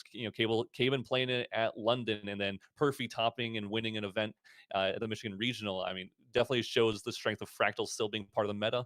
And then we also have Genbu, Jim winning Ascent London with Genbu. Is also going to push that water count. So we have so many viable decks currently in the meta that I feel like if you want to play an element, you got multiple choices on an element. It's not just one deck. It's not just like, oh yeah, you're playing water. You are playing Water Throwing Diana. It's you got 3-4 decks to pick from, and that's a really cool thing to see. Yeah, I'm a big fan of it. So many decks, like everyone thought Tristan was just gonna take over with like Wind, Yeah. Shadow Strike, stuff like that, but it's not the case. We're seeing a healthy diversity, different decks winning. Of course, it's still up there, but that doesn't mean like other decks can't do well. So really excited to see as we move on. Our next big event that's really gonna be like the tell of what's happening is gonna be Ascent Los Angeles Yes. happening in I'm forgetting in March is the month. Yeah, at the end of March. Yeah. Yes. Thank you. Yeah. And so that's the cool thing. Like this is all a build up for that. We're sort of in a lull. People are figuring stuff out. I assume as we get closer, things are gonna get a little bit tighter. People are gonna be like, oh, not gonna really show what we're doing here. But that's something to look forward to. Is Ascent Los Angeles at the end of March. And now Isaac. We've talked about champions. We've talked about element breakdowns. Yes. I want to talk about something brand new here, or something we've already seen, but we're gonna deep dive into it here. Okay. The 3 spoiler cards from Yes. RVO that was shown. Yes. I just want to hear your complete thoughts. So let's go ahead and take a look at the Alice. It is a level 3 exalted champion, and this is this card costs 1 less to materialize for each chessman ally you control. So Yeah. already insane. Alice lineage, and then at the beginning of your recollection phase, summon a pawn piece token. Then if you control 3 or more chessman allies, draw a card into your memory. Initial thoughts. What do you think? I love this card. I have with the RDO spoiler, which we've already seen. Is it Golden Checkmate? I think it's something like that. It is a chessman command, which literally says if you on hit, on champion hit, at the beginning of your next recollection, you win the game. It's just a straight win the game card. Which so having a level 3, obviously we assumed this was coming. Having a level 3 that in Alice that allows us to play this, allows us to go for the actual chessman strategy and have a card that's also generating more card draw. I think that's one of the strongest things that we always see about level 3 decks, right? I think really strong level 3 decks show uh the strongest level 3 decks have some kind of draw effect built into them. Obviously, like Merlin being the most basic, Merlin Kingslayer being the most like iconic draw card. But like even other decks, and something like Lorraine Spirit Ruler has a, I won't say draw effect, but it can be if you do like draw on blade or bring back a sword, or like it has utility in the fact that it's going to materialize you a card. And so it's like a draw. And then I'm blanking on a bunch of like Wind Arasana has a level 2 built-in draw, and then also level 3 the ability to activate a card that you're star calling for free once each turn is also in a similar way value. It's like drawing a card. So seeing that printed on this card makes me feel like that it should be strong. The only thing that feels awkward is that you have to have allies, and I I guess historically in the past, having a level 3 deck where it requires allies on board has been difficult. I think Slime's has strength in its level 3 because it's able to start playing allies that are really powerful at level 3. But early on, it was hard to get your like level 2 effect to stay on the line, right? Because everyone's like, oh, level 2 Sylvie is so strong if you can get its effect. It says draw a card for if you have an animal, and also draw a card if you have a beast on board. But everyone knows that. So everyone knows that's coming, and they just clear your allies. So this would be one of those similar effects where it's like, it's level 3 Alice. I know that if I leave these chessmen on board, they're going to start just drawing and gaining value every single turn. So I have to do something about it. And that might be its downfall. We'll see. I'm hope I'm wrong, because I might be a Alice main if it's not the case. So again, I'll just have to, time will tell. Giving Alice level 3 a guaranteed win con though is already huge. Seeing that golden checkmate is, I think, probably the strongest thing to propel this deck forward and getting it past that like weird scenario. Yeah, knowing your win condition, knowing what you have to do is super strong. This Alice champion has cost reduction in itself. It has gives you an ally and the potential to draw. I think it's really strong. And now I have a question for you. And this is kind of a funny question for anyone who's been around for quite a while. On a scale from 1 through 5, Isaac, where would you rate this card? Is it sitting about a 3 or? Gosh, it's so hard. It's so hard because it should be strong, right? It should be, because we see golden checkmate. It should be like, okay, we have a win con instantly for the deck. All we have to do is get an ally on board, which just makes an ally on board that can use that win con. And then one of the issues though is that it's only norm advanced element. And I do that definitely in quotations because obviously norm is not an advanced element, but we have that exalted effect on there. So it allows us to use exalted cards. Not having the ability to grab other really strong advanced cards might be its downfall. We'll have to see what the other exalted lists are, but I will give it a score. Been rambling a little bit. 1 through 5. I want to give it a 4. I'm going to say a 4. I want to say it is strong. I'm just worried it might.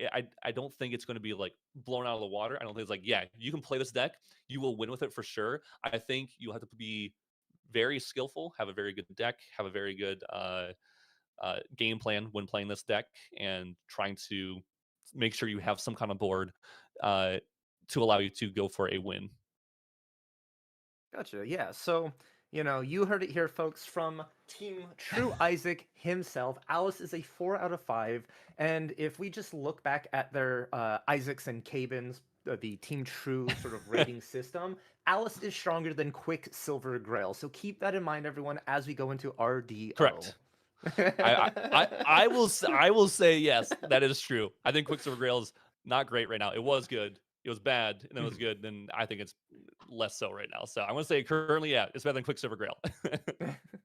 Well, Isaac, I want to go over one last card for you. We have only a few minutes left as we're ending our round, so I'm going to quickly go through this, and then after we go through this card, we're going to send to a break. Everyone's Yeah. going to go stretch the legs, get some water, get some food, and then be back for an intense round 4.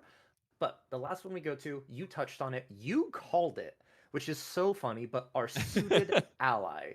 And now Yes. I don't have the full picture. I don't have its reserve cost, so please forgive me. But it's a This is a unique 1-cost card. one just so you cost. know. Okay, Yeah. perfect, perfect. Thank you. A one cost water unique ally on enter generate up to X bolt of diamond cards and put them into your memory.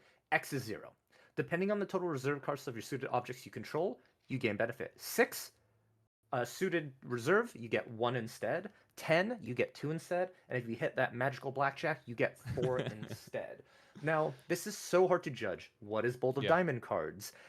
I'm Yes. ramping an influence. This is gonna be insane. Like, Yeah. so many things. And then, why not, Isaac? Let's just throw floating memory on this card. Yeah. Like, what are your thoughts on just you? We don't have all the information, but from what we have, how are you like deciphering this? This feels to me really strong.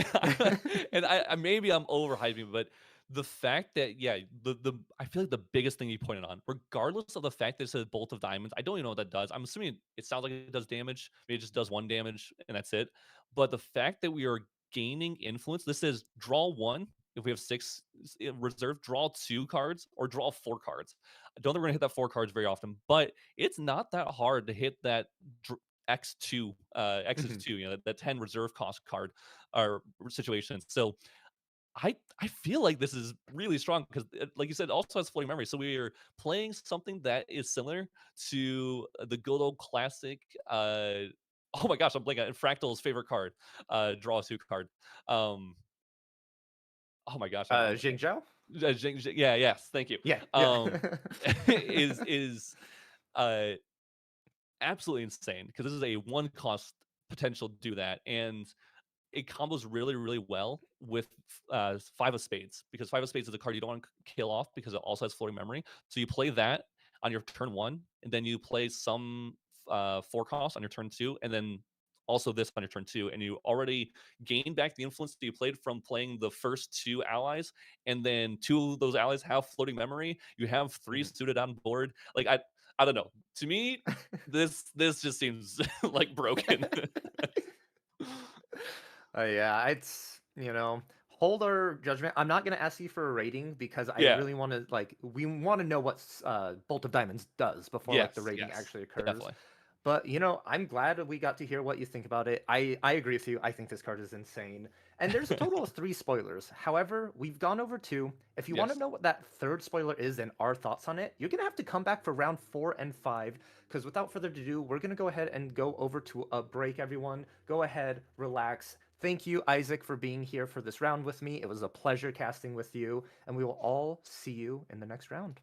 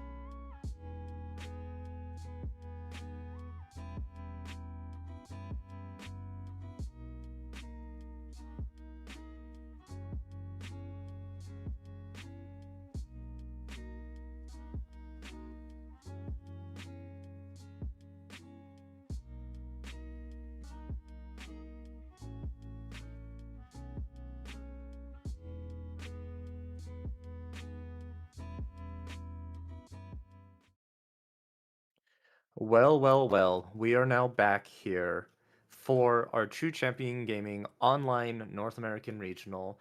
I'm Valkyrie, but you know that. But now I'm joined with Gerrit, who had a little bit of break, but is back with us to go ahead and bring in the round 4 and maybe talk about some other things. So, Gerrit, I have 3 questions for you. The first question is, how are you doing? Doing amazing work, as usual. Always happy to be part of an event and casting with you all, guys. It's such a pleasure. Awesome. I'm glad to hear that. I love casting with you as well, so it's great to have you here on our commentator desk at this current moment. Second question, Gerrit. Do you want to go over a spoiler with me? Sure, let's go over one spoiler. Alrighty. And then the third and final question for you, Gerrit, is I'm going to read this card to you. Tell me your thoughts. So we have Haniel. It is a unique Warrior Angel ally. It has Luxem and Umbra Imbue 3. Oh, weird. We've never seen that before. On enter, if Haniel is imbued, put a debuff counter on target ally you don't control, put a buff counter on Haniel, and then recover 1. So it's an ally that costs 3, that can be free for free. Sounds good? Yeah. On a more serious note, I think the card is pretty cool because it will give decks that want to go to an advanced element a little bit more of a breathing room, with being having an upside of breaking your early game, essentially, with getting a free ally that most likely can clear at least the Froststorm Paladin, right? If we consider the buff counter, and you get to recover 1. Also, it's kind of interesting that with the Looking Glass, you by default can play 4 Umbra cards in any deck with the Reckoning's Wake. Mm-hmm.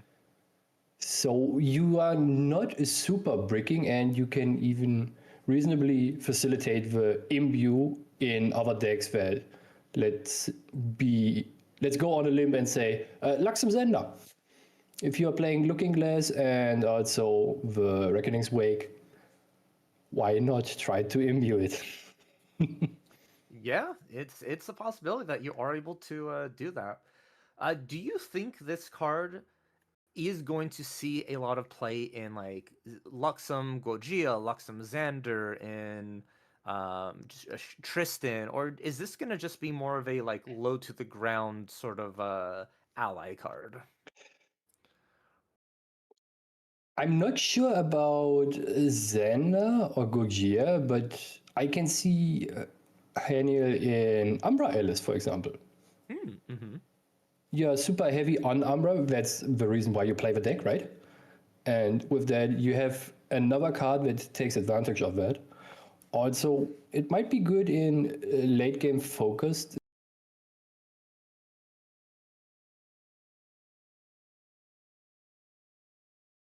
So you can just throw it into, let's say, CL, for example. That would be pretty good, right? Yeah, CL can definitely run a card like that, especially with the amount of Umbra counts. There's just so many Umbra champions actually, right? There's like 5 different Umbra champions, and the fact that like you can run it in Diana, CL, Alice, Tristan. Who's the 5th one that I'm missing?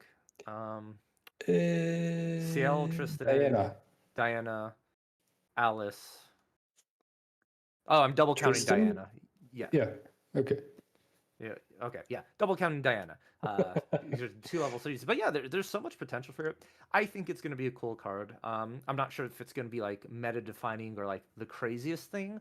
But I think it's a very neat, unique concept of card, especially the double imbue sort of element style, which sort of like I'm hoping it's teasing me, like I'm getting a little brain tickle about it, that the angel cycle in this set are going to be like multi elements, and maybe, just maybe, we get like a card, a domain or something that says like you may have or activate like Luxem and Umbra, or you may activate like Crux and Terra cards that sort of go with these angel cycles to give you a reason to run the different elements and then be able to imbue this angel with those elements. Okay. I see where you're going. So we are playing a prismatic Merlin water with Crux and a cane and blasting our opponent because we can do everything. Awesome. I like that. I need to play this. Well, hold on, Garrett. I feel like you can't go to Merlin every time. That's this is not where we want to be. We don't want to say, all right, let's just put Merlin in. But no, I completely get you. I'm excited. RDO in itself has just been, you know, the unique cards that are being spoiled. I feel like we're getting a lot of finished cycles, which is going to be nice. A lot of decks that sort of we're missing a couple of key cards. The Chessman Alice deck, we're getting the level 3. We're getting suited in a different element, which I know a lot of players who love suited were just like, fire's just, it's feeling kind of awkward. And I also do want to curious like about the more suited we'll get. Of course, as the spoilers come out, we'll get more. But I just feel like RDO is setting up for a perfect kind of like capstone set to hopefully make every deck viable and have all the tools they need to be played. So for suited, I already have a hot take. Suited Pepsi, Nico. Keep this in mind. Alrighty then. And with that, I know you guys have been waiting patiently, but for our round 4, we're gonna have water fractals with water Dao-Chan fractals against Wind Wake Up. And notice how he didn't say a champion for this Wind Wake Up list. It's because you don't run a champion. You're just a spirit that wants blood. Your objective is to play allies and tell them to attack your opponent 3 times in a turn and win the game. If at all. Sometimes 2 times is enough. Just hit harder. Yeah, yes, it is very true. So a very interesting matchup here. 2 decks that we haven't seen on stream yet. So I'm really excited for it. And I'm also just curious, like, the matchup itself, how do you think it's going to go? Is Fractal's going to have to be on the defensive foot most of the time, or do you think they're going to be able to play their game plan a little bit without having to worry about being completely taken over by Wind Wake Up? So I think Fractals has a little bit of an upside because the interaction is more generic and you can interact with basically every card that is being activated for the Wind Wake Up deck, as opposed to the Wind Wake Up deck who mostly runs suppress abilities or just interacts with allies to some degree. So for that matter, I think that the Fractal deck is a little bit ahead here, but if you draw the nuts, you have the nuts and make your opponent have it. Yeah. Yeah, it's super excited to see it there. We're going to be hopping into game here shortly. Just players are getting to the table, getting ready for their round. And I believe we're going to have a total of 7 rounds today. So we're already kind of crossing that halfway mark. A lot of these players who are wanting that top 16 for that invite card, wanting to get in there, this is now sort of the do or die moments. Every win matters at this point. You're really going to want to go ahead and make sure, like, you don't want draws, you don't want losses, you want those wins to try and secure your spot. I think 5-2 is the mark you're looking for at 7 rounds for that top 16. But of course, that is also going to depend on how earlier rounds went with the math and like any, if everyone drew, then of course that's not going to be the score line there. But yeah, it's been a crazy event so far. Has anything really like caught you off guard or caught you by surprise? I think the variations of Nico lists out there are always a surprise to me right now. Even though back then Nico was not super playable, people still tried to build some funny decks with her, with like the Pepsi version, right? Mm-hmm. Where you run a Fire Spirit and draw a couple cards, get the best out of both worlds with the floating memory discarding and then the Froststorm Paladins as soon as you leveled up. That was already super interesting, and you could also play Impact Hammer in it, and it has a Guardian class bonus hitting for free. Things happen, right? So there is for sure room to brew around with those champions, even though most of them look very explored by now. I'm more than certain there's one or the other deck that is not being very published right now. But speaking of published, let's go right into the game here with Vayne and versus Blink. I think this was a matchup that we didn't have in London on stream at all, right, Valkyrie? Do you remember? I'm, I'm not 100% sure. I'm trying to think, but my brain is blanking at this current moment. But that is a good question here. However, we for sure had Vayne on stream in a mirror match that I'm very well aware of, and I'm super eager to see how he fares against his opponent Blink here. And it seems like Vayne is going first here. That is where you want to be with Wind Wake Up, right? You want to develop that ally first, and such a good ally to develop here. Purse, a unique ally, 3 cost, 1/3 with range 2, and the range is like the big ability that makes these like Wind Wake Up decks strong, is because they allow you to get over that attack threshold that basic allies usually have. You know, they're 1 power, 2 power, but with range, you're able to really go above that. Purse puts her at a 3, which then, multiple attacks with that really adds up. He is also one of the more pesky wind allies for the Wake Up deck that can be put onto the board, because she has another ability that says if she is distant, you can rest her to suppress either a weapon or item or an ally. So you either can remove damage from the board, protect her, or just say nope to some funny item your opponent wants to use. It is very annoying to deal with.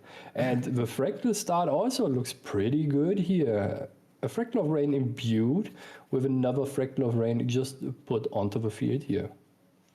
Close to the dream, right, Valkyrie? Yes, very, very close to the high roll dream here. I do think like Fractal of Rain, the imbuing, you always imbue your first one in Fractal decks usually, and then everyone after that you just don't care, right? You just play them because usually you're using like fractals to activate them, and you really don't want to mill yourself too much. Like the first one is just like, let me go ahead and potentially hit a floating memory and we'll be good. But if you're having like 2 to 3 Fractal Rains milling you, you'll start to really run into the awkward situation of like, uh-oh, that was a Burst Asunder, or that was a Shimmering Refraction. I'm starting to lose like my damaging win cons. Yeah, one might say that the opportunity cost of not imbuing the first one might just be too high, because you get such a head start if you just hit one floating memory out of all those cards that you mill, right? Suddenly being able to facilitate a Froststorm Paladin with a buff counter on it and drawing a card for not having activated a card or something. That is something that the Fractal decks usually needed to do. And back in the day with Lost and Fought, it was easy to do, but right now, not so much. And Vayne activating Fairy Whispers here to get this one Ranger ally card that I always forget what it is called. Oh my. Is it Aether's Embrace with the one that's +2/+2 and becomes distant? No, it's the one that gives an ally, a ranger ally, plus attack and defense. I'm so lost if it gets attacked. Yeah. Is it So Schoolbound Parents? Maybe. the artwork where it's someone like jumping up with like an axe in midair. Yes, I believe that is Aether's Embrace. I think you are correct on that one there. Squallbound Pounce is going to be the one that suppresses an attacking ally, and then a unit becomes distant, if I remember correctly. But Vayne just activating Mad Hatter, not opting into activating the ability to banish cards to materialize. I do really like their first materialization on their turn, though, with that Viridian Protective Trinket. Really just telling Blink, like, hey, don't interact with me on my turn, or if you do, you're going to have to keep a lot of cards up. You know what the very interesting implication is here for me, seeing this as his first real materialization, is that he is mainboarding the Viridian Protective Trinket and was already prepared to face a lot of water decks. Mm-hmm. So he is cooking very good, also Purifying Verbal, good against water decks in general, not so much against the Fractal here. As we see, both players are just trying to establish some presence on the board. For Blink, it is more so Fractals, and for Vayne, it's just good old trusty allies that present a threat constantly on the board. Yeah. Patrick, what type of deck do you actually favor in those matchups as a player? You like more the ally approach of having constant damage, or more like those bursty turns with a bazillion spells? Oh, Speaking of spells, the refracting missile hitting, the Mad Hatter most likely here. that's a good question there. It really just depends. I think we touched on it a little bit last round. It's just a deck that has both, like, combat damage and non-combat damage. I think just makes it so much consistent, and it is very fun.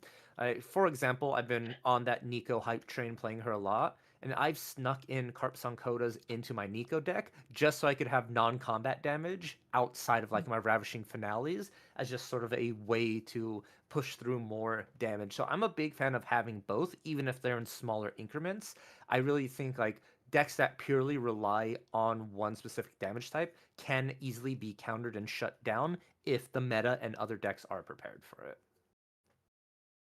That is very interesting, and going for the dual type of damage sources is pretty annoying if you are sitting across from it, because you are never sure what to exactly prepare for. And here we see for Vayne just the good old Inert Sword that is creeping up into every aggressive deck these days with a Looking Glass. It is a 2 attack sword with 2 durability that requires you to pay 2 on its materialization. And this is a very small price to pay for the upsides you are getting here. Yeah, the card is just super strong. Like, as you said, it's run in every Looking Glass deck. It is the new Sword of Seeking, I'd like to say. Because before, like, a lot of decks just ran Sword of Seeking. 0 cost, 1/2. If you're a warrior, you get True Sight, and fire, you could Blazing Throw it. But now, like, Inert Sword is just like, oh, my spirit gets to attack for 2. Okay, yeah, why not? It enables my Cheshire Cats? Sure, even better. So it is just very, very strong and consistent. So it clearly explains like why a lot of people favor it. And like Looking Glass itself is just a menace that it enables something like that. The Looking Glass is probably one of the most versatile material deck cards that gives you so many avenues possible for deck building and card choices, not only for the Regalia deck with the Ranger Strides or the Inert Sword, one of the more important key pieces here for the Wind Wake Up deck, but also Unmake Duality, one of the greedy cards that people can be playing, just to draw 2 more cards. Uh-oh, is it happening again, Gerrit? The magic thing? What makes a good card? It's the ability to draw 2 cards, and that is why Unmake Duality. Speaking of, as if I have seen it, my foresight is just as big as my hairline, I would almost have said. And here we see a Stifling Trap from Vayne on the Zhang Zhao. That is pretty good, denying the resources for Blink here. That will maybe give him enough time to run away with the game. here. Essentially, this Stifling Trap costed Blink now 3 cards, with the 1 card he loses for activating the ally itself and by not being able to draw those 2 cards. So the conversion is usually very important for those Fractals decks to get to the critical mass of Fractals or damage spells very quickly. Bane just opting to materialize the sense of restful peace, and it is looking very peaceful right now. But what is he brewing up? Is it a drought of stamina? Yeah, honestly, that was a really good one, Garrett. I have to hand it to you there. That was brilliantly well placed in timing. Uh, Unfortunately, Vayne can't really do much. There was a Terrafring popped at that Recollection, and as a deck that wants to do multi-attack with an ally, it's really hard to get around a Terrafring at such a low influence, especially if you don't have, a Drought of Stamina already on board, which gets to wake up your ally. So just going to go ahead, pass that turn, call it a day, and hopefully try and aim for that lethal on the next turn. Blink, though, however, has a different game plan in mind. Going to attempt to draw 2 again with another Zhang Zhao they had in hand. And they did materialize an Enfeebling Orb, so getting, all these materializations for Blink are making sure Vayne has little to no resources on their turn, so they cannot kill them. Also, one very important thing that Zhang Zhao actually might be able to accomplish here is dealing 1 damage to the spirit right now. Usually this seems like a very minor thing, right? If you look at the grand scheme of things, 1 damage on a champion that has 15 health, that is not a lot. However, in the Fractals deck, it is an important break point to make the damage counters that need to be put on the champion to an even number, so it's divisible by 2 for the Burst Asunder. That means that Blink only needs 6 Fractals, if I'm correct. Should be 6, right? Yes. You are correct on that one. 6 Fractals is now that magic number, that threshold for just 1 Burst Asunder to go ahead and completely win the game. There's really, as a spirit, you really don't have much interaction to stop that kind of damage. A lot of times people in Win can innervate agility, but the issue with that is you need to be level 1. You need to have 5 damage on you as part of the cost. So it is one of those very important moments that you said, that 1 damage. And if this Zhang Zhao is able to live 2-3 turns, that damage is going to really add up and reduce the amount of fractals actually needed. So one thing that you said is not super correct, because you can de-level if you are a spirit. Players might be aware of this, because then you lose the game. So careful, friends.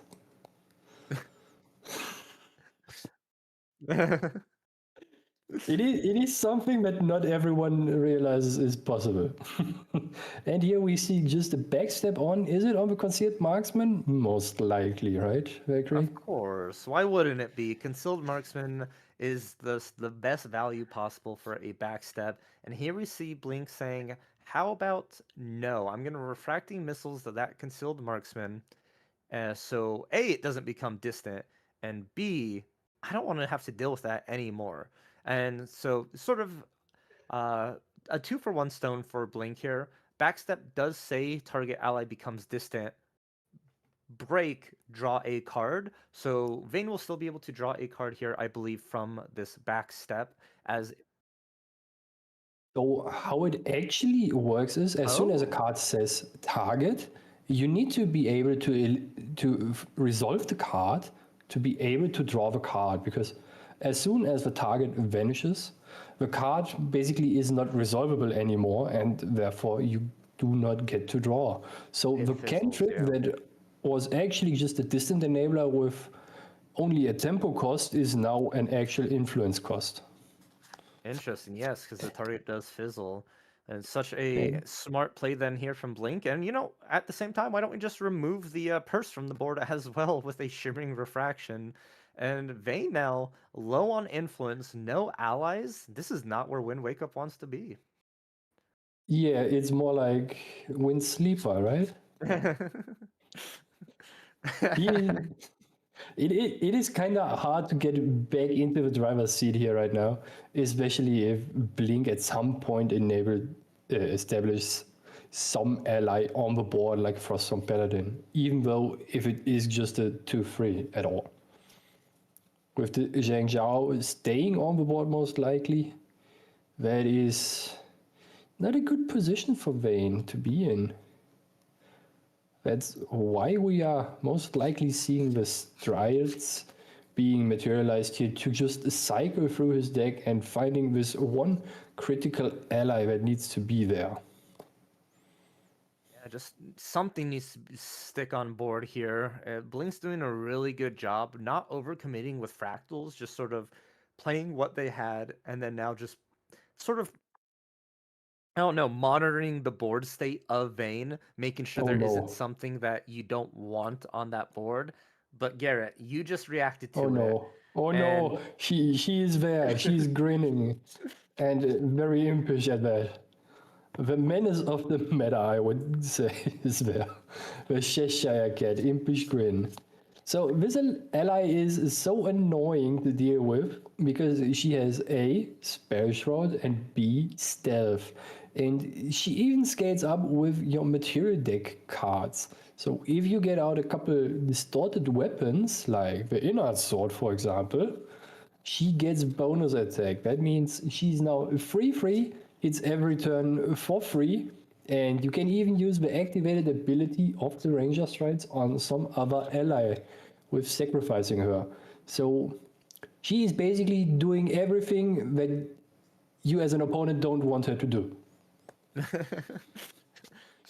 she does it all. She is the Swiss Army knife of Grand Archive cards at this point, and it is, now in a bad spot for Blink that you're staring down a Cheshire Cat with boots already materialized on the boards for Vayne. So it is something, if Vayne does have the a way to make Cheshire distant through a skill, those boots are now online, and it can really just, in a culmination, add up so much with damage. Can you use the Ranger Strides on the Cheshire Cat? I don't think so. I'm pretty sure Dan and I got a little bit of heat for saying that you can use it on any ally and it Oh is yeah, you're right. only on I just said that Ranger last allies. round. Yep, it is Ranger allies. Yeah, I just think, why not? Why isn't she a Ranger ally? She does everything else already, right? Why not? Why I know. not? I've been caught in that spot so many times. It's just something like Ranger Stride seems so good. The amount of times I've tried to use it on a Frostborn Paladin to win the game is way too high because I'm like, oh, reposition my Frostborn Paladin, Ranger Strides. I'm like, no, that doesn't work. But the more important question is how many times did you succeed in that? None. Oh, okay. Your opponents actually read the cards. And so we do Interesting. see a Fracturize here being activated and removing the Viridian Protective Trinket, which sort of showing that Blink has a card in hand they're wanting to use to interact with Vayne here on this turn, since they didn't want to have to pay that Viridian tax anymore. And we see a Mad Hatter immediately met by the Aqueous Rejection. Only has to pay 3 because of that class bonus. Cost is reduced by 1. Happening very rarely these days, I would say. But is there actually any point for Vayne to let his opponent draw 2 cards? Because the Mad Hatter right now is only a 1/3 ally, right? It is, but with a distance enabler, it becomes huge, and it can win the game with Boots and Cat. The question is if you You're don't correct. have a way to win the game this turn, do not let your opponent draw 2.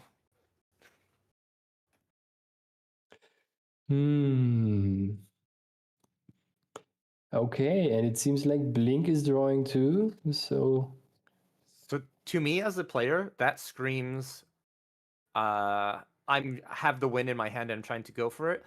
But Blink using Dao Chen to activate a card from memory with a Glimmering Refusal. And yeah, that's going to go ahead and get negated. Blink plussing 2 cards from it as Vayne was trying to go for the win. And now it's just passing turn. Nothing left, not going to commit anything. Blink managed to survive that route, and I just really enjoyed how they played it through. A lot of smart heads-up plays. Fracturizing that Viridian Trinket on your turn allowed you to play both the Glimmering Refusal and the Aqueous Rejection without like for the exact amounts. You had no extra cards to play around with, and it worked out perfectly. I would probably have been very greedy and have said, yeah, let's go resolve. And then as on the activation of the distant enabler, I would have negated. Yeah, but that would give your opponent an extra ally on board to attack in, and you already have 10 damage counters on your Dao-Chan. You're 9 away from the game, so even that 1-3 is still gonna be a dangerous situation. It would be indeed very dangerous. And here, Shimmering Refractions on the champion, of course. Where else should it be? 4 wonderful 4 damage counters, right? Yes. We are slowly getting there. Sadly, the Blink mirrored the Burst Asunder for turn with the Fractal of Rain. Yeah, that is an unfortunate hit. If they did draw that for turn, it would look like just the game here, as we have 4 fractals, that's 8 damage just from them, and then the 2 from the burst, so more than enough to get over that 15 threshold of the spirit. With 3 cards in hand too, Vayne really wouldn't have a defensive answer to a Burst Asunder, if I'm not mistaken. Since it's open deck list, there would actually be no answer outside of the Safeguard Amulet that is already on the board. Oh, that's right. Yeah, with open deck lists, you can easily just know exactly what your opponent is working with here. We do see the Thurible. Just going to go ahead, remove 3, draw a card into memory here. And I'm taking a quick look at Blink's deck list. Do we run the mirror? And it does not look like we have the crystalline mirror in our main material deck. It is only in the sideboard. So that Safeguard Amulet is going to stick around for quite a bit until the right moment for Vayne. And I feel like that's a very interesting choice. But as soon, of course, call it a Caster Curse or a Caster Blessing, whichever side you're looking at here. But it did just get fracturized. And, you know, when my defensive tool gets fracturized by my opponent, I feel like they're trying to win They're the game on telling you this turn. something, right? Yeah. It seems like that a lot of players moved from the nullifying mirror, crystalline mirror in the main deck to the side deck. One reason might be one of the True Champion Gaming guys' videos about it, where they talked quite a bit about the updates to the decklist that Capen would make. Was a pretty interesting watch. I can just recommend it to everyone. And Vayne just opting to swing with the cat. The menace is staying there.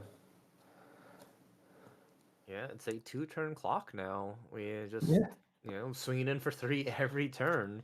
It is adding up. I believe it's already done 6 damage, so, you know, Blink needs to either find a Frostworm Paladin to get as an interceptor, or just a way to win the game at this point, as you can't take much more swings from it. It certainly stops being swingy at some point. Ooh, but Rod of Stamina. A We delicious said a concoction. 2-turn clock, right? Yes. Suddenly it's a 1-turn clock. It is. Suddenly, it is looking like Vayne is pursuing the game He has concocted a brilliant substance for the cat to have a little taste, and she'll be invigorated to stand back up and be able to attack in again for another 3. But that's only if Blink does allow this card to resolve here. We do have 4 in hand, 2 fractals up. There is a potential for interaction, but it looks like we are passing on that opportunity, and the cat is going to drink from the fountain of youth and feel like waking up and then immediately going back in for 3, putting Blink to 16. The cat is taking a sip of the catnip, I guess. And one more ally.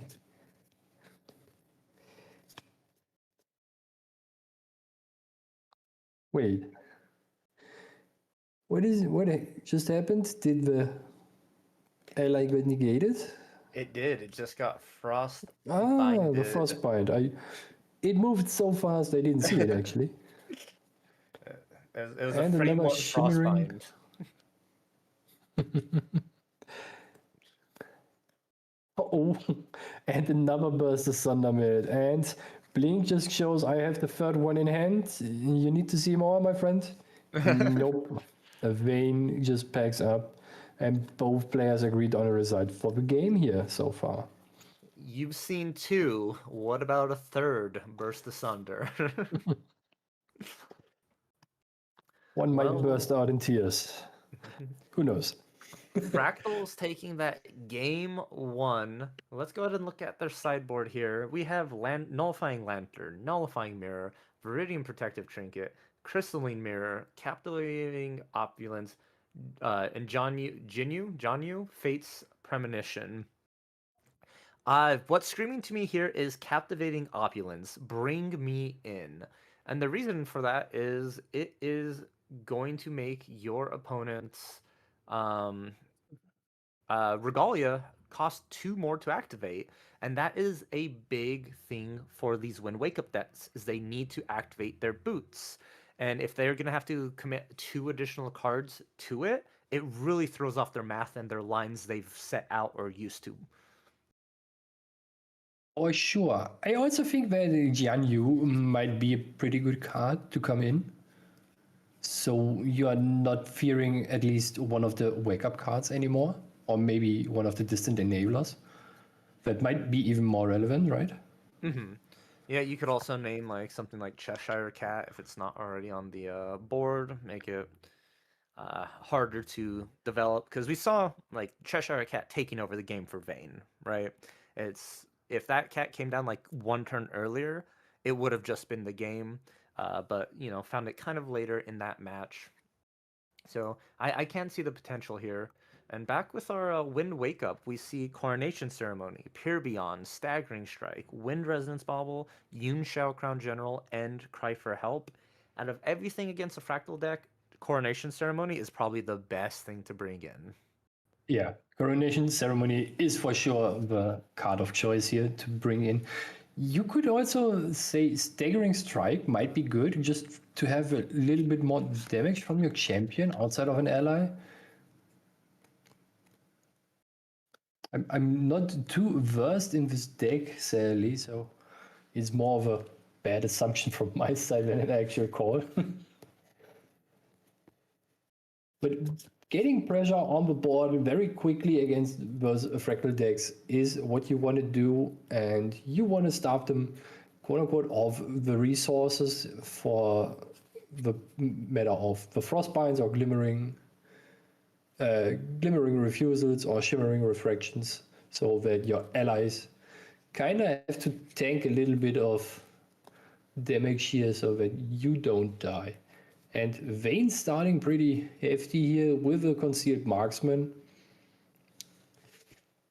If there's a Distant Enabler and a Wake Up card, might be interesting to see what happens next turn. You agree? It could be a recipe for disaster for Blink if those are in the hand of Vayne. It just depends here what you're doing. Oh, we're going to imbue a Fractal of Rain with 2 Fractals of Rain. That is wild to see. You've drawn 3 out of 4 of them in that opening hand. And going completely here, just the fractal game plan. Going to go ahead and try and play as many as you can.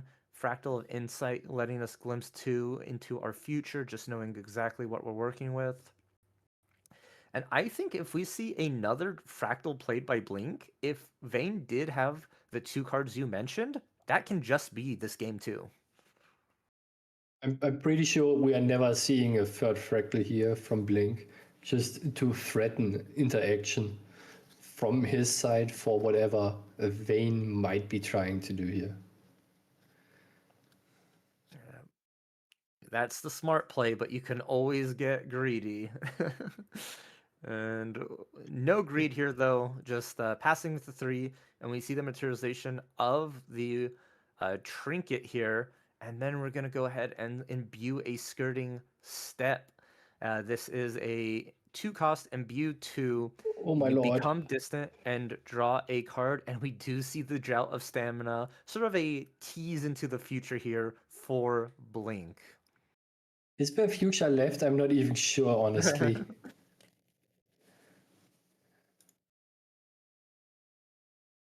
All right. And that's why I said I'm not very well versed in the deck.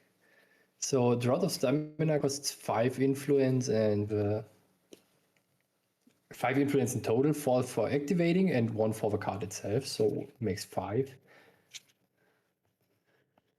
And Vayne needs a little bit more of ranged here or damage for that matter to maybe close out the game here already, because the Concealed Marksman has one of the biggest ranged value by default on a card printed with 4.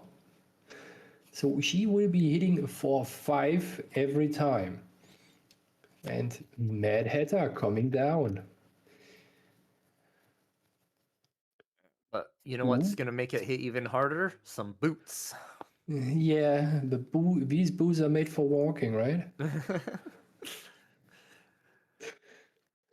More like running at this point. These boots are an acceleration into the complete game plan. What are we banishing? We're hitting the inert sword. Okay, not bad. Don't have to worry with a super buff Cheshire cat. That's a good sign. But we didn't hit the boots. That is the. Okay, so if Vayne now has a second wind in hand, he just has won the game at this point. Because he gets to draw 1 more card, brings up his influence to 4 cards in total. Second wind to activate costs 3, and 1 card for itself, so being 4.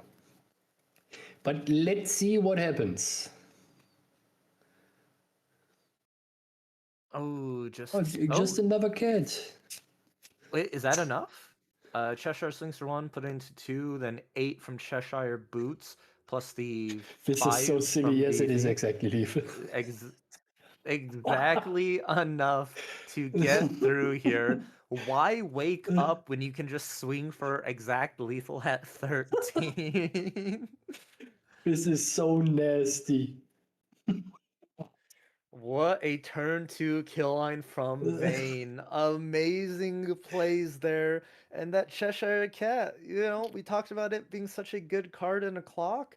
What we didn't account for is the fact that she just becomes Boots.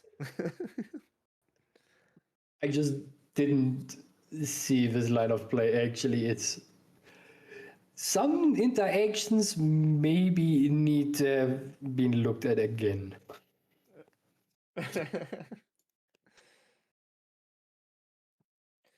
My oh my.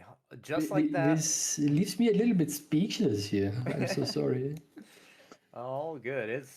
It's wild. We had like a 30-minute game 1 from Fractal slowly getting there, and then I think we had like a 5-minute game 2 just from Win Wake Up not waking up, just attacking in with a huge ally. Just everything you needed. Very RNG based, because if you hit the boots, that playline is no longer viable. But really, really cool to see the deck in action, and it's very exciting. But Blink gonna go ahead and start us off for our game 3. And this is once again very important for both these players. You want to win this round 4 to put yourself one step closer to that top 16. I think for Vayne it is even more important than for Blink here, because he is at 2-0-1 instead of 3-0 score-wise. Yeah, he's lost his buffer at this point, where it is now getting down to the wire. And turn 1 unmake duality. Gerrit, this card's so good. Really? Yeah. I wouldn't have figured, or maybe it's why it's on the watch list. But drawing 2 cards turn 1 is a pretty good opener, especially with your only going up in influence even though you activated 3 cards this turn. Yeah, 2 fractals on the board, drawing 2 cards. It's a very great position to be in. You don't have to worry about Wind Wake Up killing you on this turn specifically as well. So a very, very comfortable spot to be in. Liu Bei is gonna go ahead and be committed to the board. Probably one of my favorite Wind Ranger units out there. It's a 3-cost 2/3 and has range 2, but whenever another unit becomes distant, she also becomes distant. So it's a really great way to get a 2-for-1 value out of your distance enablers if you have another ally or a champion with ranged. So what you're saying is she and the other ally just leave you both, right?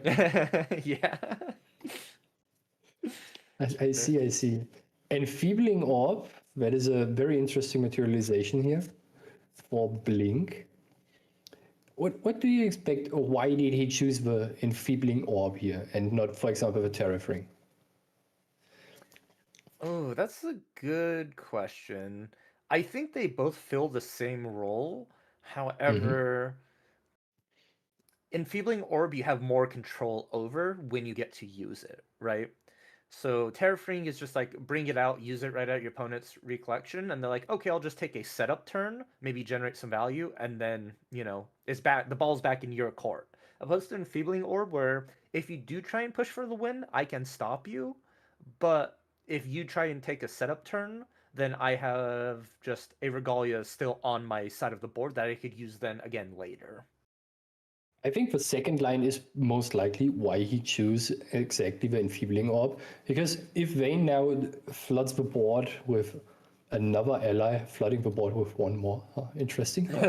But regardless, he then can just decide to interact with Vayne's play here and just force him to put 2 more cards down to stay at least 1 more turn secure on how he stays. And for Vayne, the materialization of the Viridian Protective Trinket, already very aggressive here, and also just doing the same here as last game. However, Liu Bei gets just deleted from the board with the Refracting Missile here and denying the draw too. Having to pay 5 for that Refracting Missile does feel bad, but it is what you need to do to make sure that Liu Bei is not on that board and distant, because that is a dangerous spot to be in. Let's see if Vayne has another ally here to just sort of develop. This is what happened in game 1, where the allies were dealt with very swiftly, and Vayne sort of didn't have anything to really combo with the cards in hand. But another ally committed here. I believe this is the Poised Longbowman, if I remember the name of that card correctly. I don't even know what the card looks like, oh my lord. Poised Bowman, not Longbowman. He's just a regular Bowman. It's a 1/3. Okay. On enter, he gains Vigor, and he has range 3. So a sort of pseudo self-wake-up style at the end of the turn for this ally. It is interesting. He also has ranged 3. That is a pretty big ranged value. It's almost like there's a theme to the deck, right?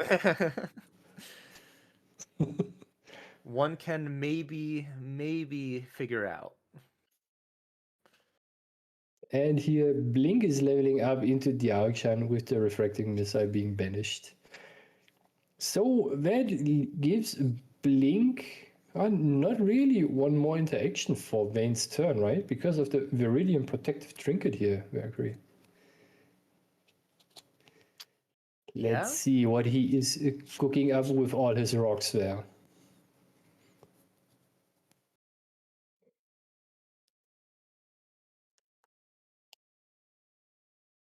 I think that is not to be underestimated is the ability of the Freckle of Snow actually that is now available for Blink.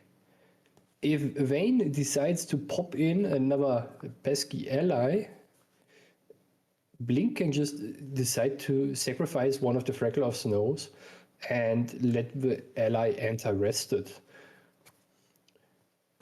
During the stream in London, we see Gaben also do this in, I believe it was the top 8 match, the first quarter. I'm not super sure. But it suddenly can become very relevant if you are staring down a couple allies. Yeah, it's a one of those like tempo swings, right? Everyone's so used to in Grand Archive when the ally enters the field, they're allowed to attack and immediately generate value. So everyone already plays with the assumption they're getting the value from attacking with this ally. Fractal Snow sort of catches a lot of people off guard. We're like, okay, all I need to do is hit with this ally and I'll be in a great spot. But the ally then enters rested. And it throws off your entire game plan. You've committed resources. Your opponent's not taking that damage.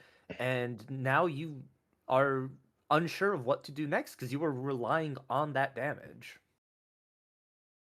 You are for sure reliant on the damage. It is another tempo versus resource trade, right? And in Grand Archive, those trades are super interesting to me personally because the resource economy is also so different from all the other card games, right? You don't have any, by default, scaling resource as in like other known, very well established trading card games out there. In Grand Archive, every card you play is a minus resource, or for the game terms, it's a minus influence.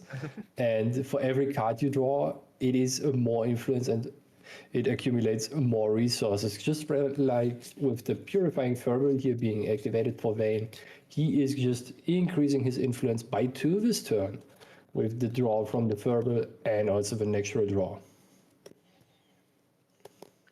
Let's see what Vayne has in store for us. We have a Bowman, so we can wake him up multiple times.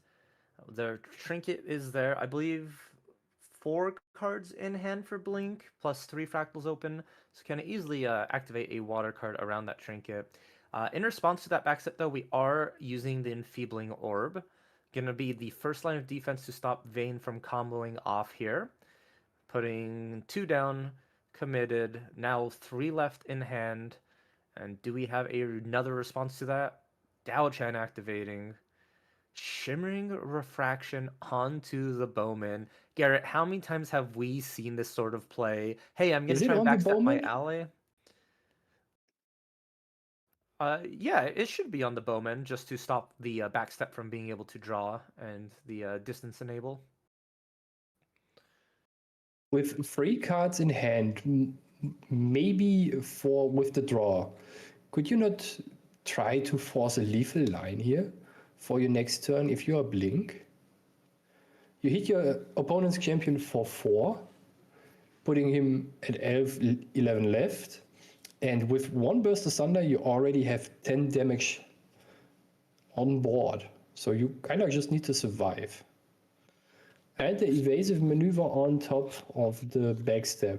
It seems like you are correct with the backstep being with the shimmering refractions being activated on the ally here. Yes, we don't know what's in Blink's hand, but the assumption is if you're shimmering refraction the ally, you don't have lethal, and you want to make sure you're saving yourself damage as much as possible here. So evasive maneuvers, we're going to go ahead and prevent 2 of that damage, meaning Bowman will only take 2 from the shimmering refractions, become distant, and then backstep will go ahead and resolve here. Double distant is redundant here, but we are gonna go ahead and draw off of that. and swing in for just a measly 3. I know Vayne was probably aiming for a lot more that turn, but the just combination of Enfeebling Orb and then that fight over the Shimmering Refraction really, really did make a difference. And here we see a refracting missile on the champion for 5. I love how you quoted the rulebook just now. Oh, I quoted the rulebook? Yeah, multiple instances of distant Oh. origin gun. You know. And burst asunder. That's 10 damage. That is I guess it game. happened. So So that Blink was had the their cake reason.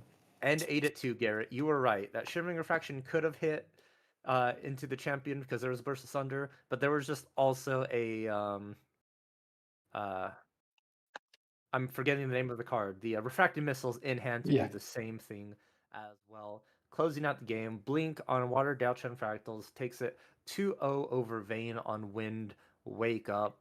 And, surprisingly, very, very interesting close matchups because it's honestly like a who has the setup and the interaction to stop the opponent's setup. And whoever has that just comes out on top. Granted, Vayne's win was on turn 2, and it's one of those, like, that deck can just high roll, kill you like that, and you just stare there looking at your hand going, oh, yep, no, it happened.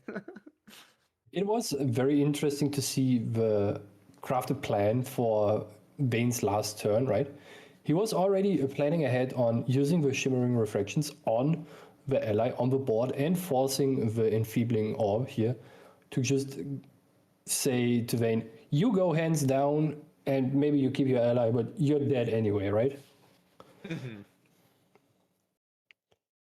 That is how quick those games can conclude, even 15 minutes left on the clock until overtime. It is crazy. One game takes 30 minutes to conclude, and the other two just taking 8 per game. It's Yeah. mind blowing. It is fast. It's the sliding scale of Grand Archives. Sometimes you have quick matches, sometimes you have fast. And like, keep in mind, Vayne is on Wind Wake Up, a very aggressive like style of deck. He has a draw, so that means whatever deck they played against was a really grindy matchup. And then you have Fractal Dowchen, which is known for being a grindy matchup, but just winning on turn 3 because you saw everything you needed: Unmake Duality, Fractals, Shimmering Refraction, Refracting Missiles, and a Burst Asunder. Sometimes you just draw the nuts. Yep. And having 4 fractals with 3 damage spells against a deck that doesn't progress the game beyond the spirit for champions is pretty strong. Especially if you consider that Vayne doesn't run any defensive cards outside of the Safeguard Amulet here. I guess the Coronation Ceremony is a defensive card for that matter, but if you don't have enough influence, it might also not be there at all. Yeah. And I think that Enfeebling Orb coming back once again was just the big MVP, that 2 additional cards. It could have been what was the difference of having a coronation and not having a coronation ceremony at that last moment for that Burst Asunder. And you'll hear me say it multiple times. I'll keep talking about it. Enfeebling Orb is such a strong card. It is so good. It is the standout breakout regalia from PTM that I think a lot of people should really consider looking at if they haven't already. Almost every deck can take advantage of it. It protects your kill lines. It helps you stop people's kill lines, and it also helps people stops people from protecting themselves against setups. So it's once again, I think one of the best cards that we have received for decks. So, Valkyrie, would you go -1 influence if you could get out the Enfeebling Orb during your main phase? Oh yes, 100%. Okay, why are you not playing another beginning in every of your decks?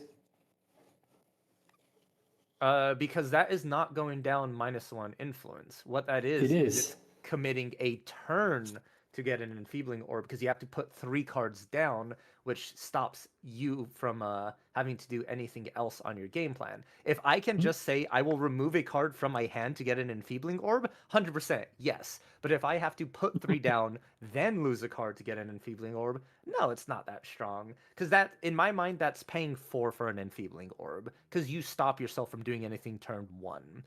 You don't get to get your actual setup cards with it. You are just getting an Enfeebling Orb. It is not that strong to be like Windmill Slam. I will commit all my cards. Like in comparison, Icebound Slam. That's a card that you draw on turn, like when you're able to attack on your first turn and go everything down. Icebound Slam, haha. Like Enfeebling Orb is not that strong, but it is up there. I think another beginning for the Enfeebling Orb might be a thing that Fractal decks could maybe adapt. Not the Fractal Diao-Chan deck by default, but more so decks that use those quote-unquote rock resources, right? Mm-hmm. I see wonderful things up on the horizon. It's there. It's there. I'm just waiting for the CPR Enfeebling Orb next season, right? That's You are cooking. So we are getting Mercenary's Blade, Enfeebling Orb. What is the Stock Championship card? and then we'll have to do like a non-regalia. We'll do an ally or something. We'll do a we'll do like a chessman card for the Star Championships, just for those the Alice players to fully bling out their Cheshire new Cat. level. No, we are that CPR Cheshire Cat is too dangerous for this world. We cannot have that in. Everyone should just be happy with the UR full art treatment we already have for her. We do not need a super shiny blinged out signature version of her. But what about the Ascent version? With the day 2 invite? Yeah, but we don't do those anymore, right? We're just it's just CPRs you get. We don't get the invites anymore, so we're good. Yeah, we don't but have to I worry about meant that. like the CPR for Oh, that. yeah. You know, it's I think, though, in a more serious note, that another beginning could be a card that a lot of decks can and maybe even want to adapt for those Regalia interactions like Safeguard Amulet, Enfeebling Orb, or Terrafring for like an extra materialization. In some matchups, you just desperately need one more materialization to just do your thing because you want to level up and you need to get out a defensive card. So and if you are not Wind, you don't have Besieged for Wind. That is at least something that I'm heavily considering in multiple decks. yeah, it's such a weird position because Beseech when it came out was such like a powerful card in the aspect of it was the only one that really let you like cheat a materialization.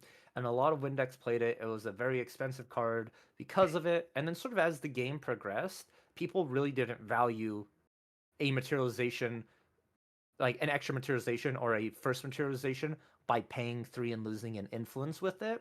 And so then, you know, we go through all the time, it's fallen out of favor, and then you bring up this new card that's come out where it's just norm, any deck can run it. It's not restricted by an element, but the restriction is it's a 0-cost Regalia that you bring out. I see the potential for it. It's just if people aren't running Beseech and Wind, what is the niche for another beginning? As I just said, if you need to level up and also need to get out a defensive Regalia, for example, the Terrafring, or just Safeguard Amulet. And another thing is, if we would have Besiege the Wind in, let's say, Fire or Water, the card would be 100% be played. I'm more than certain for this one. Yeah, I could see it in Water, yeah. Like, if Beseech was a Water card, I think definitely, because you could get Scepter of Lumina out 1 turn sooner, which is really going to help. It's just, yeah, there's potential. The very important difference between Besiege in Wind and in Fire, for example, is Wind doesn't necessarily want to level up very quickly, And in the decks that you do, you also play it. One good example would be Arizona. She wants to be leveling fast, very quickly, and hopefully as efficient as possible. And you play the card in there. So it's more so that the deck that needs to be playing Besiege the Wind is not existing outside of Arizona right now. Yeah. That is at least how I see it. No, you do make good points there. Yes, I do agree with you. It is, perhaps RDO is going to be the answer for what we're looking for. So, there is a possibility. There's so much more cards we need to see from it. So, it's not one of those like we can't count it out. It's always the possibility as we get more cards, more potential. And who knows, maybe there's going to be a deck that runs both, and it's just all about that if you go second with 8, you can go like beseech another beginning and get 2 regalias if it really, really matters. So yeah, I'm curious to see where it goes. For sure, I'm very hyped up for RDO and what decks we might going to see, and for all the ultimate cards. I can't wait to see Tristan's ultimate and lose a ton of money again. Get it nice and shiny. But we're going to be hopping into break here shortly. Just a little bit of housekeeping before we do. We want to thank Serene Balance Productions for running this on the True Champion Gaming channel. They're doing an amazing job on the production side of things. So go ahead and subscribe to their YouTube channel. You can go ahead and find that information down below. Additionally, a big shout out to True Champion Gaming for hosting the NA Online Regionals here. Super great to see. Go ahead and subscribe to this channel that you're watching now from to support them and to follow more content. If you do want to participate in the next online regional, the tickets are on sale up now on the website. Along with the Win a Case event, you can join in. So go ahead, check the description and the pinned links in the chat to go ahead and view it. Also, Gerrit, I appreciate you casting here with us. It's been a pleasure. It's always fun to have you around. Unfortunately, though, I've been told this is your last round with us today, so I just want to say a big thank you for being here. It's been an amazing, and I hope you've had a wonderful time. I'm always having a wonderful time, and it's always a pleasure to be here. And can I make a shout out? For sure, right? Yeah, go for it. Awesome. Because the crafted_archive is also giving away one of the commissions, I suppose, for all the participants in the regional today. So check out the YouTube chat. I think that Once in Love will just post it there and take part in the giveaway there. Other than that, I have nothing else to say. Gotcha. Well, without further ado then, thank you everyone for watching, and we'll see you for round 5 coming soon.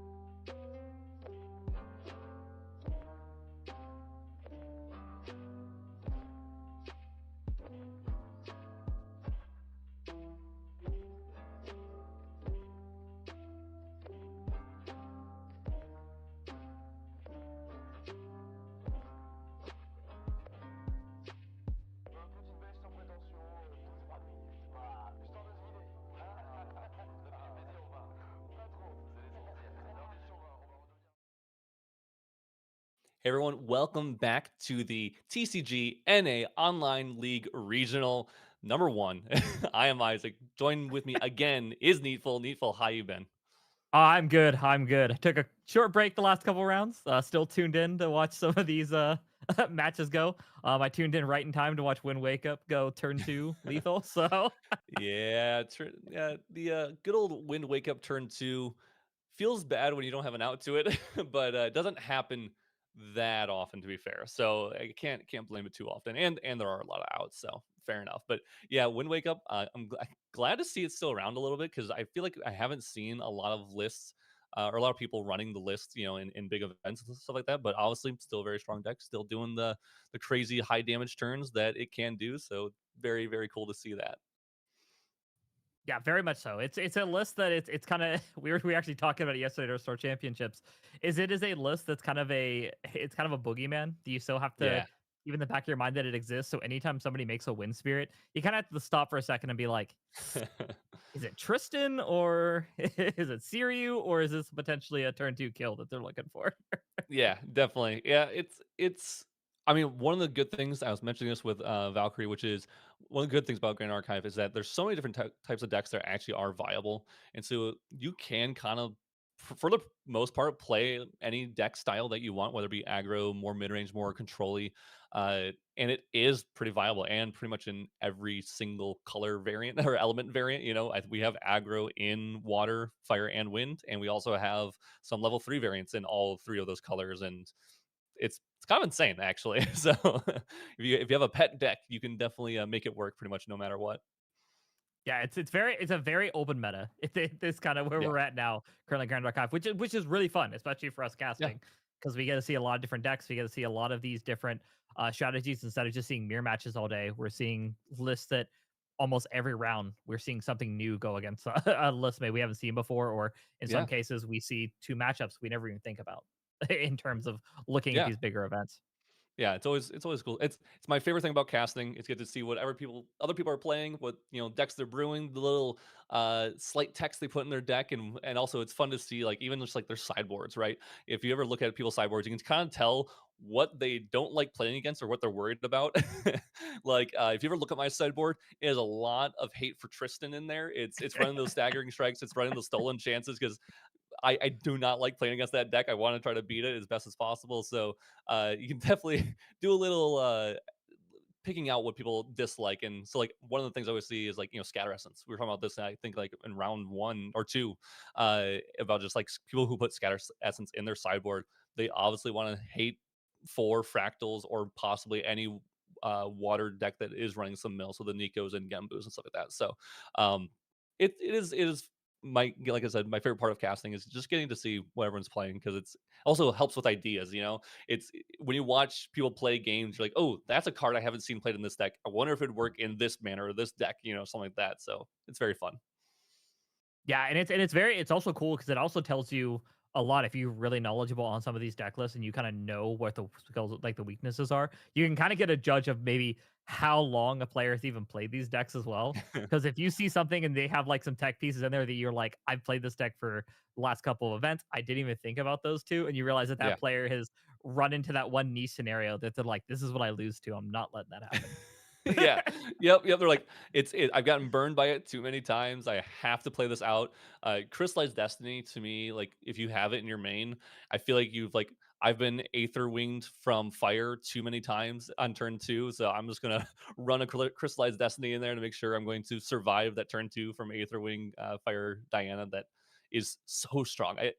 I'm gonna rant about that deck a little bit. It's crazy how consistent that turn 2 is for Fire Aether Wing Diana. It's like if they have a distant enabler, which they run like 16 of them, and then if they have any like 15 combination of cards, like it's so many different card combinations, they can do anywhere between 15 and like 20 damage. It's so insane. And that's on like a turn 2. It's like even if your opponent leveled up and you went second, it doesn't matter as long as they don't have interaction of any sort. And honestly, it's weird how little people actually have interaction. That's enough to stop it. It's GG. So I like the deck. I think it's a cool deck. I also don't like the deck because it's so Oh, scary. oh, listen, I'm in the same boat. Unfortunately, our locals is like 3 water Dianas, and there's also a rogue fire Diana that also Jeez. sits in that area. And that's what people have asked me. They're like, "How come you haven't switched to, like, fire slimes? Why are you still rocking Norm?" And I'm like, "Listen, I need Yeah. baby green. I have to have Yeah. baby green, or I'm dying to that list. Like, I Yeah. can't. I can't." I that's very baby green. It's I mean it's on the category one watch list, but it is a very good card for those any of those Aether Wing decks. I mean it's like a crucial card because it's so hard to it's so cheap it's hard to negate. It's you can't spell shroud that obviously you can't protect any of their weapons or anything like that. It just gets around it. So yeah, that's baby green. It's it's why I always look at Sylvie and or Tamer in general. It's like, can I run a deck that runs baby green? Because right now there's so little outs to it. Yeah, it is a it is especially right now with where the meta lies right now, because it's Yeah. either you're gonna go up influence off of this card, more than likely, as long as you hit a cake or a regalia, or you are going to essentially deal with some of these problematic regalia. And sometimes just even turning off a weapon, even having the Yeah. opponent goes impact hammer, and you're like, yeah, no, let's Yeah. take Yeah. another turn before I see that. And speaking of the decks that we dislike, we got both of them for our next round here. We have Wind Tristan, one of my least favorites, versus Fire Burn Aetherwing Diana, one of your enemies and nemesis as well. So it's going to be a good one to cast, I'm sure.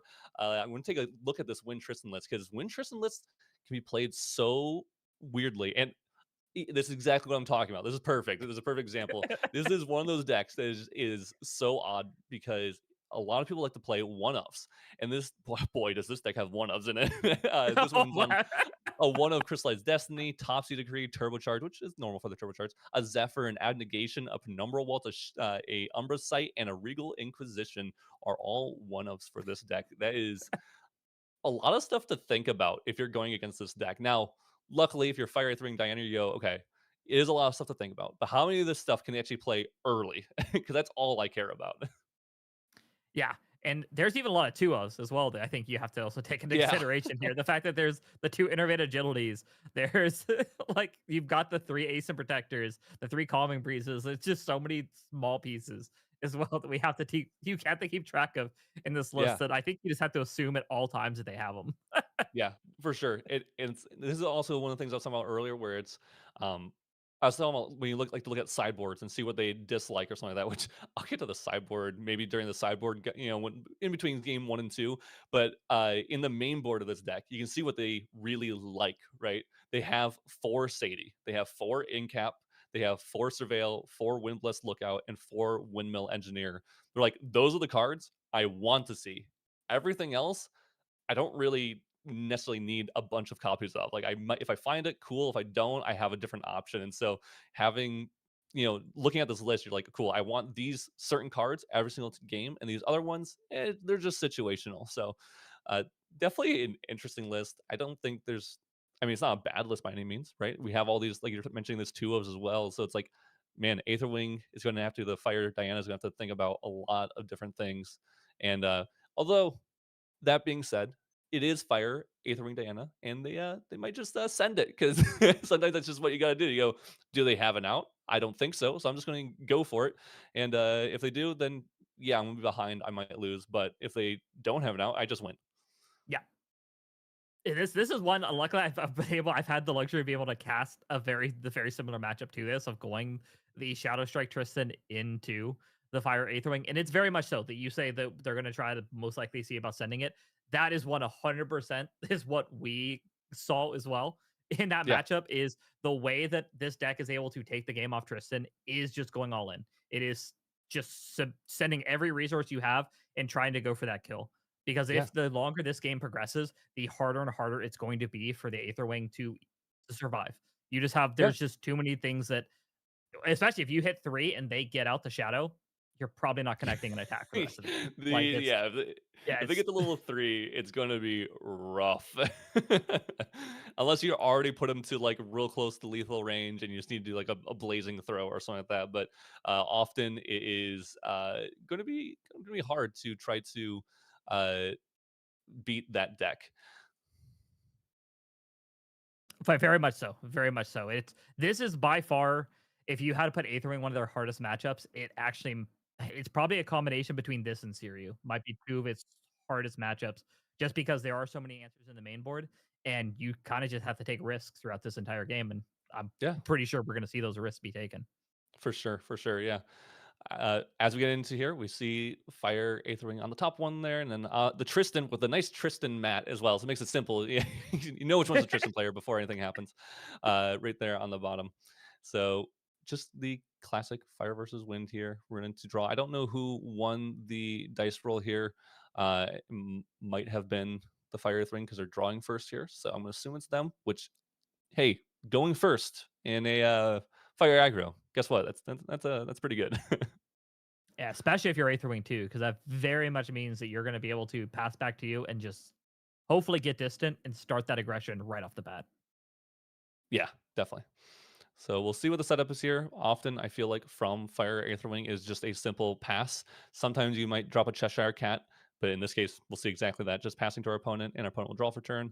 And if they don't have like a Windmill Reclaim, they might just do the same. Or Saudi. I feel like those are the two starts, right? You got a Windmill you can play, or you have a Saudi you can play.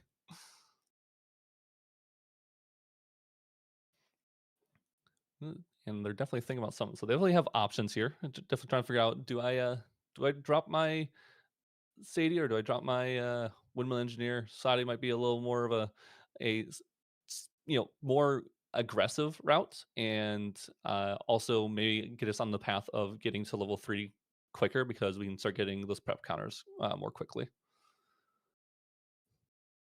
I think we see, is that the new backstep? I might be wrong on that one, but it looks like just a back. Oh, it's evasive positioning. So this is the prevent next 2 damage that we dealt to target unit this turn. And if that unit was a champion, it becomes distant. There's a perfect opportunity to use this card because we have that Saudi swinging for 2. We're able to prevent that damage and then just level up. Yeah, we want to get distant anyways, but being able to not only get the distant, but also get the prevent the damage. Pretty 2-for-1 is not something I would turn down anytime soon. Yeah, definitely. And we do see the trivia's come out. So we are thinking and hoping that one of Zephyr. I mean, I don't think you play around it, to be fair, right? You see a one of in the list, what are the chances that they're going to hit the one of? It's got to be low. They only have 4 cards in hand, so they're not going to negate. We see a Prudent Knock here, which is just a draw a card in the memory and then load it. So easy card to use because it's a card, an Aether charge card that just replaces itself. Super nice. There's a lot of Aether charges that do that, which is what makes, I think, Aether Wing as a whole just so strong. Yeah, and the fact that all of them are fast, I think all of them are fast speed. So being able to do all of this during your recollection for the most part makes it even stronger. Yeah, I think almost every Aether charge in Fire Aether Wing is, except for one. I think it's the newest one, the one that's Kindle. Um, but every single other one is fast speed, so you can do so much in your recollection. It's literally like having 2 turns. You can play Aether charges in your recollection and then go to your main phase and play a couple more. So we do see Infernal Mana Streak coming out. This is going to represent 3 damage already, 4 damage once it gets loaded essentially, and our champion is attacking. So 2 costs, deal 4. I think that's pretty good value there. Yeah, pretty good. And I think it looks like we likely going to face, but there's a chance we targeted the Sadie here to hopefully get our opponent to put cards down. But Yeah.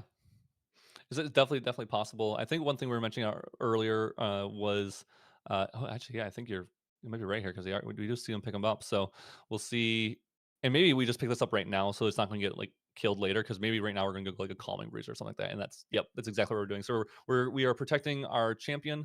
We're not going to take that 3 damage from Infernal Mana Streak. We may have another response here with a Charge of Soul. Yeah, cool. To deal 1 before that Calming Breeze comes in, and making sure our champion is going to be able to swing for enough damage to get over that 3 damage threshold that the Calming Breeze is preventing. yeah, and one thing about this is targeting the Sadie. There was I believe it shouldn't load, correct, if it targeted the Sadie. So I don't think it targeted Sadie. I think Okay. it targeted the opponent's champion, and then they just picked up Sadie because they didn't want to die. Because if they didn't pick up Sadie, then they'd be left with only 1 card in hand and the Saudi on board, which then Curl Pixels could have killed off. So I think that's the only reason why there. But we do see the Triviates coming in. Triviates is a crazy weapon, dude. This is like a weapon that swings for like 4 technically on its own. And I put that in quotations. And is this is turn 2 that we presented 9 Yeah. damage, just and still having at least a decent influence going into the next Yeah. turn too. Yeah, we have 1 influence in hand, 3 in our graveyard, and or 3 in our memory, and then we have a floating card in our graveyard to that charge of soul, giving us a floating memory. So that can turn into a draw potentially here, and then we can also draw for turn. So we can go up to like 6 influence already. Um, so it's we do see the Tristan going to level 1. Makes sense. I think you have to just turbo level up a little bit, unless you have all those prevention cards, those safety cards, those innervated agilities, or whatever it might be. Because if you don't, obviously you're you're going to die very quickly. Very, very much so. And this bow is one of the reasons why, man, I I hate playing into this deck. Yeah, yeah. One thing that's really cool is that like that crystallized destiny I was talking about earlier is we had that the store champs invites, which are exactly that crystallized destiny with that beautiful art. So I don't see Bride does have 1 in their list, so maybe that will come up on a future turn here. I'm assuming if they had it on that previous turn, maybe they would have used it, just to make sure that our opponent is obviously just only dealing like the 3 damage from the Infernal Mana Streak, and then we're preventing the 8 damage from the swing. But uh, maybe we're saving it for a future turn here. And we do see a Quick Draw Piercer come out, which I think you know what this means, right? What Curl Pixels has in hand then? Oh, there's I'm assuming 1 or 2 things happen. Either because I don't think we have the bullets in this version. I haven't. Do we have? I don't think so. No. No, we have the incendiary shots. So we do Oh, have the dude. Yeah. incendiary shots. So either means we have the incendiary shot in hand, is a possibly another way to just pressure the damage, or yep, there it goes. There's the blazing throw. Yeah. The more fun one, which is you get the blazing throw, this quick draw piercer. Now, quick draw piercer is a super cool gun that says on banish. So basically, in most cases when it's destroyed, you will draw a card. So this blazing throw that forces you to sacrifice a weapon you control to activate it.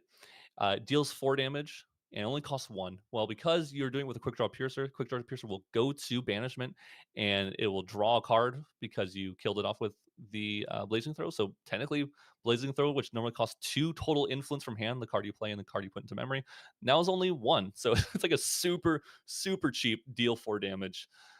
It's an insane combo. I love it.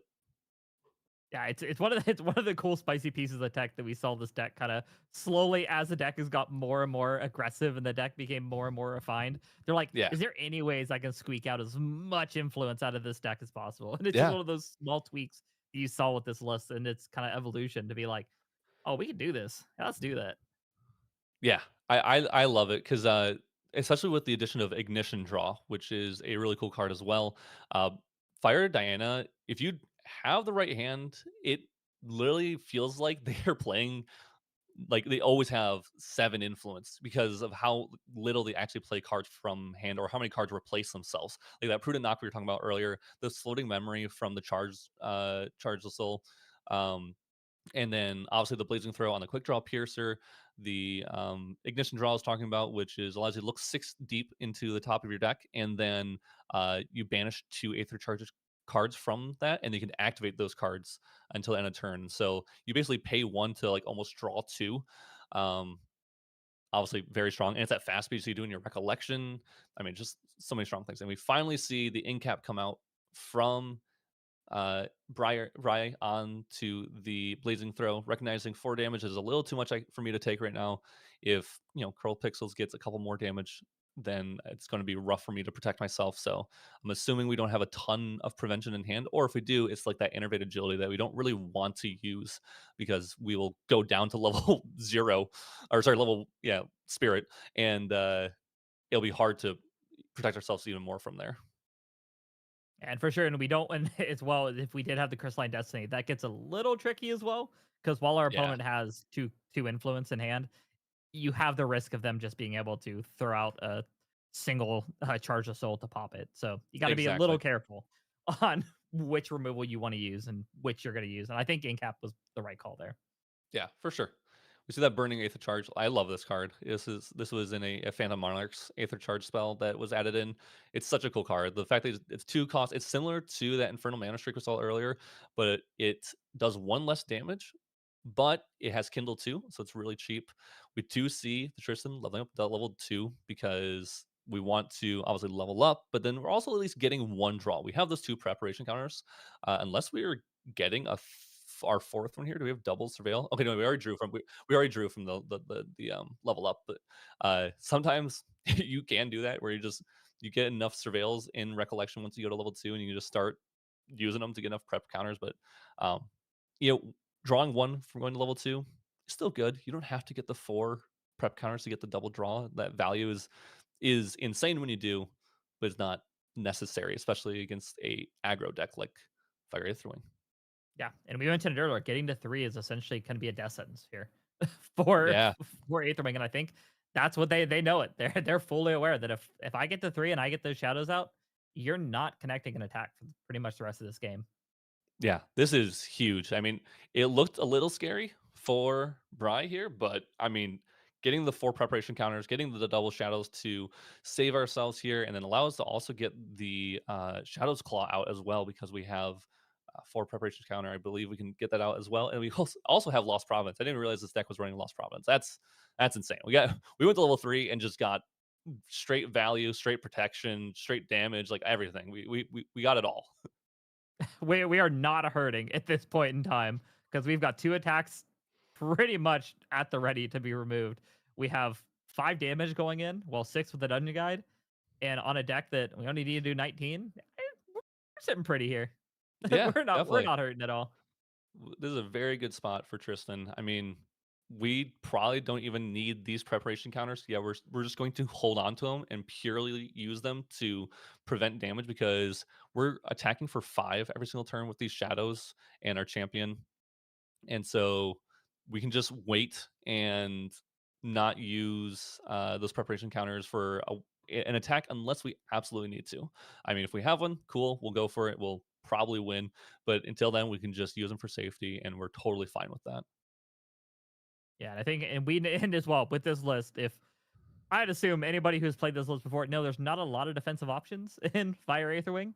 So Yeah. not too many reasons to have to kind of do some tricky plays here. So we could even see a slice and dice unprepped as a way to trigger that attack as well Yeah. to save some of those counters. For sure. Yeah, it's definitely a possibility.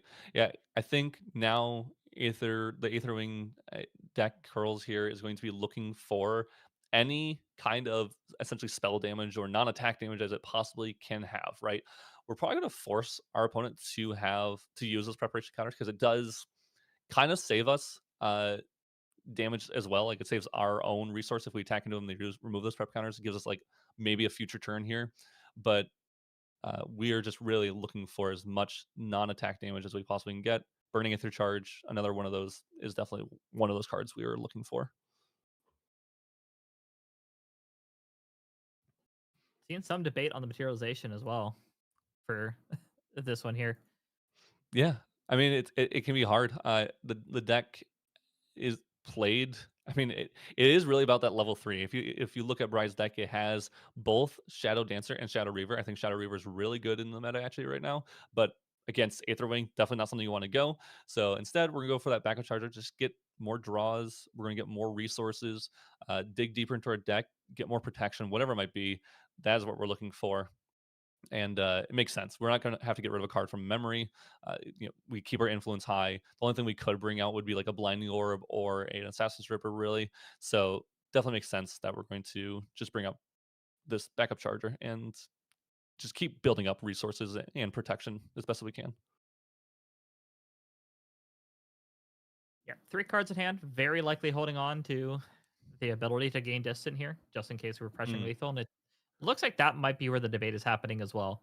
But if we have another Incap in hand, it's this could be rough. Definitely, yeah.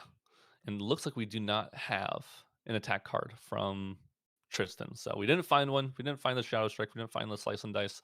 And we could have done the Slice and Dice game plan. Our opponent does have that Flash Grenade at the ready, so they make their champion distant, and then they go flash grenade, prevent 3 damage from all sources. I think we still could have pushed through maybe. Oh wow, the mastermind scheme. Whew. Well, that got a little bit farther away.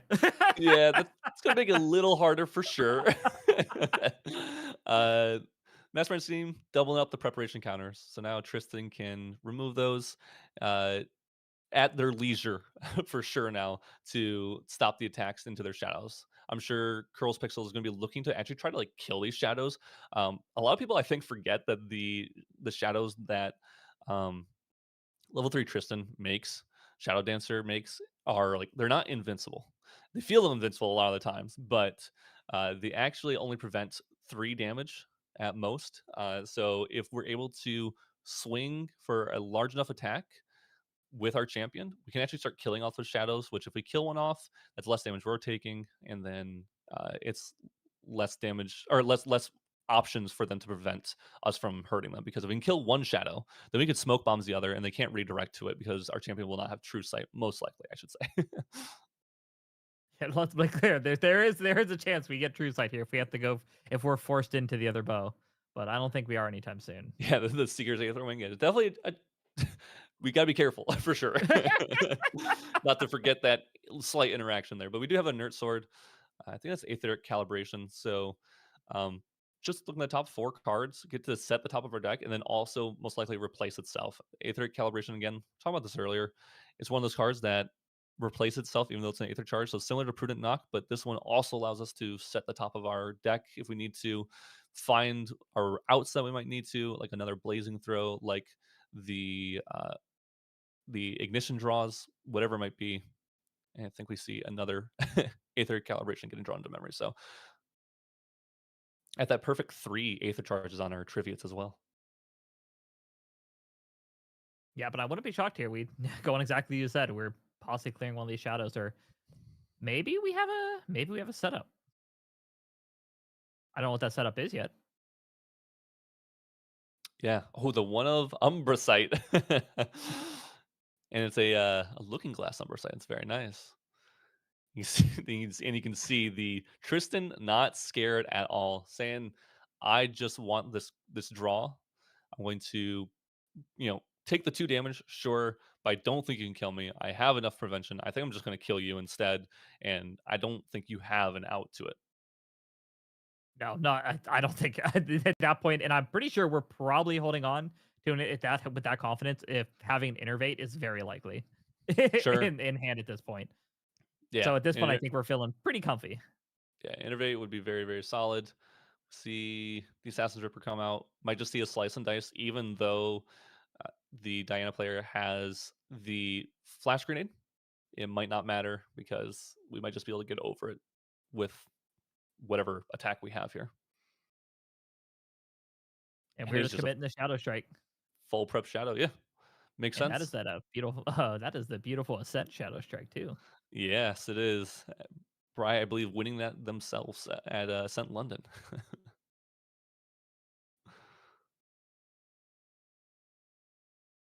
Super cool. I think the Fire Dana players just thinking about if they have any kind of out, if they can get like a draw here or something that can get them out, or if they're just because Shadow Strike is coming in. So we have the weapon, which is representing 3 damage. We have the Shadow Strike, which normally has 4, so that's 7 right there, and then we have 7 prep counters. So coming in for 14. Our opponent's already at 12. So even if they prevent 3, they're still going to 23. And I Yeah, think I don't not we're going not to many game ways 2. out of that. Especially Yeah. not in this. Yeah, no, that was exactly as we said. It's if the deck hits 3, this becomes a much I wouldn't say it's an impossible matchup, but near impossible matchup. Once Yes. we're at that point where it's you and be fair, I'm surprised we didn't see some swings early on, even though we were going to be losing those charges, just as a way to get those toes, start getting those prep counters off of Tristan. Mm-hmm. Because I think that's in that case scenario, you can't just let them sit there. We saw kind of the kickback of we let them keep the counters, and then we're like, hey, mastermind scheme to double them, and now we're sitting even safer than we were. Yeah. And Yep. hitting 3. And it can be hard to think that far ahead. It's like, okay, maybe maybe I do swing, or maybe there's a way I can kill one with not just my champion. So if I can kill one with something like somehow with allies or some combination of spells or whatever to kill it off the shadows off, then maybe I can smoke bombs the other and then just go for one large attack to the enemy champion. So I get it, but we're going to sideboard, and I think this is one of those things about sideboards that I think is also really cool.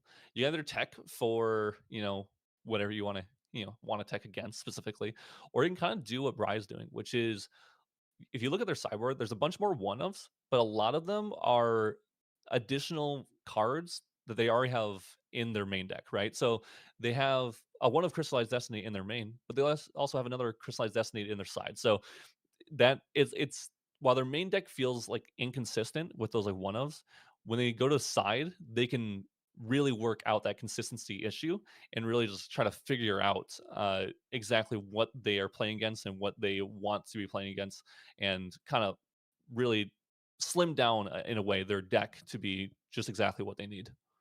Yeah, and there's a lot of cards. Looking at this Tristan list, there's a lot of cards that just from top level that just are not relevant in this Yeah, matchup. Where no reason to keep the stifle traps in this matchup. Realistically, not much reason to keep in obviously the ensnaring fumes in this matchup. yeah. So I mean, we have plenty of options. Just say, hey, these are normally dead cards. It's as you said. Let's tune this to exactly what I want it to be. Yeah, yeah. The Ensnaring Fumes probably coming out, like you mentioned. The Heavenly Guide probably coming out. The Regal Inquisition coming out. A lot of those are probably not going to be too much of a use, for us. So yeah, let's get rid of those. And yeah, there's definitely things they could. I wouldn't be surprised if we see just a lot of cards come in just because they're simply just slightly better than all the cards that literally do nothing. Yeah. Which I mean, because it's open deck list, like very likely the Dream Fairies would also come in just for in the opportunity Mm, that the opponent opens up the Cheshire Cat. yeah, Pretty clean answer to Cat. yeah, definitely, definitely. No, I think it's very, very smart. Yeah, I would definitely be bringing the Dream Fairies in, and then on the opposite side for the Fire Aetherwing player, Curl Pixels here, they could bring in that Fernal Vessel to stop the innervate agilities, and then they also have the staggering strikes, which I think is like crucial, right? These ability to, if I'm not going to attack them this turn with my Aetherwing, I can literally just use a staggering strike and just completely remove the possibility of them getting those shadows to prevent my attacks going through to the enemy champion. So it's super cool. They definitely, I'm assuming, don't want to have to face off against Tristan, so might as well give yourself as many outs to Tristan as you possibly can. Yeah, and it comes back to when you know what your bad matchup is, Yeah, you tech for it. And there's very much we have a bunch of regalia and then 3 standalone cards for one particular reason. yeah, makes sense. I mean, you feel like that's the only thing you don't want to play against, or that's your only like really bad matchup, or there might be a really bad matchup. You're like, I can't do anything about it, so I'm not even going to try. I'm not going to even attempt to tech against that. I just gotta hope I don't play against it. Let me focus on stuff that I can beat, and the way to beat it is via a certain tech card. In this case, Staggering Strike. So we'll see if those come up. I'm sure Crow Pixels will be looking for those, hoping that they get them. They will be going first again, so we'll have to see if Bry has an out. I'm trying to see actually how many outs does Bry have in their deck here for like a turn one stop? Um Got those two Crystallized Destiny now. I'm assuming the one Zephyr. Is it just we those three? the calming to stop a potential the Sure. smaller amount of damage, just because Yes. that will keep you alive at least. You're gonna take the big hit, but you're not gonna be dead on turn 2. Yeah. So we got like 6 prevention cards like from those. Zephyr, I'm going to count on that prevention kind of area, and then also of course can't forget the Windmill Ace and classic turn one going second might be what we see. We'll have to, as Bry's considering what they have, and in this case, it's just going to be a surveil. So just getting a preparation counter instead. Maybe digging for one of those outs too, which if we Yeah. gotta hope we hit something here. Especially when our opponent just says draw cards pass, you have to be a little nervous when You that happens. definitely 100%. I would be terrified. It's honestly it's the scariest thing. They go, yeah, pass. You go, okay. I'm like, especially like, and this is obviously different because it's open deck list, but in non-open deck lists, when you see a Fire Spirit with a Looking Glass, you go, okay, is this a level 3 deck, or am I about to get completely turn 2'd? Because I don't know how I should play this. Yeah, and coming back, we're seeing the Singeing Leap, the one of Singeing Leap, get played here to generate ourselves distant. We do have to take 1 damage, but we're an aggro deck. We don't care. Life's a resource. Exactly. Hey, if you have to, you gotta do what you gotta do, right? If that's the only thing that makes you distant, you you definitely do so, and just hope that you can hit our opponent for a lot of damage here. Aetheric Calibration, again, send the top of our deck, replacing itself. I think we have 2 cards still left in hand, I believe, too. So honestly, we might be able to do a ignition draw even after the fact, or even just a charge of soul here in recollection. We'll have to see. Also, we do have that fire. The Singeing Leap is a fire card, so it might be something that we eventually get rid of with Kindle from exactly that card that actually that we just showed off the Aether calibration. Burning Aether charge here. Super cool card. I think you have the power to will it into existence here. Just Yeah, apparently. So let's see. We know we have a burning Aether calibration. Ooh, the Mana Flare Barrage. pretty similar in some ways, similar to the last game in terms of this opening. Yeah. We're playing Mana Flare Barrage because we don't have another option, I guess. And so I'm assuming we don't have like an Infernal Mana Streak, but maybe we just realize we're not doing anything else this turn. And we're gonna put this in here. Then we can kindle out the we do have an in cap. Oh, that's unfortunate. The in cap is huge. The in cap is so big here, actually. Easily buys us a turn. Which Yeah. I mean, technically, if we have an Ash Moon shot in hand as well, then we can still do at least some amount of damage. It's not going to be lethal amount of damage, but we could get Trivariates here up to 3 Aether charges. Oh, we're only just going to swing with the 2 Aether charges in. So unfortunately, we don't get that extra damage that we wanted to, but that's okay. We did our best. We want to push some damage. It's also interesting to recognize here, like because our opponent incapacitated here, maybe we think they don't have much other prevention. So maybe on our next turn we do that quick draw piercer with blazing throw, and that might just be enough just to that with an attack to end the game right there. It's very possible. I think the worst situation we can see here is possibly a Dungeon Guide to 2. This would be kind of the Hmm. worst case scenario. A dungeon guy into level 2 into a Zephyr. Yeah. What? don't will that on him. Come on. I feel like that would be pretty brutal. It If that is one of my happens, you favorite know who to plays. blame. Yeah. I'll message Curls Pixel and say sorry. If that's the case. There's the Well, dungeon guide. well. We'll see if it comes up. We do at least get to draw 1 off of the level 2 Tristan, so that's very, very nice. Getting rid of 2 slice and dices. Interesting. Do we So have we what if we might have another Dungeon have Guide? yeah. Do we have 4 in hand? It's definitely possible. Oh no, I feel like it's a Zephyr. Oh We passed. no. I feel like you would Zephyr here to get your Shadow Strike up. So I'm assuming it's not a Zephyr, and maybe it is a Zephyr and we're holding it for Travariates, maybe. But I feel like you would just Zephyr here on your Dungeon Guide, and then at end step go to level 3. Yeah.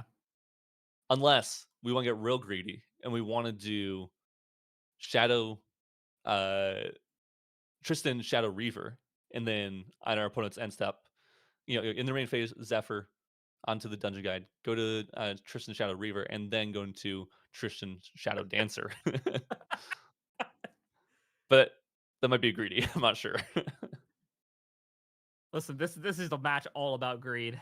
You're playing like if one deck's gonna be greedy, why not both? I guess fair enough. Do you see that quick Yeah, draw look, piercer? Most likely blazing throw following very closely thereafter.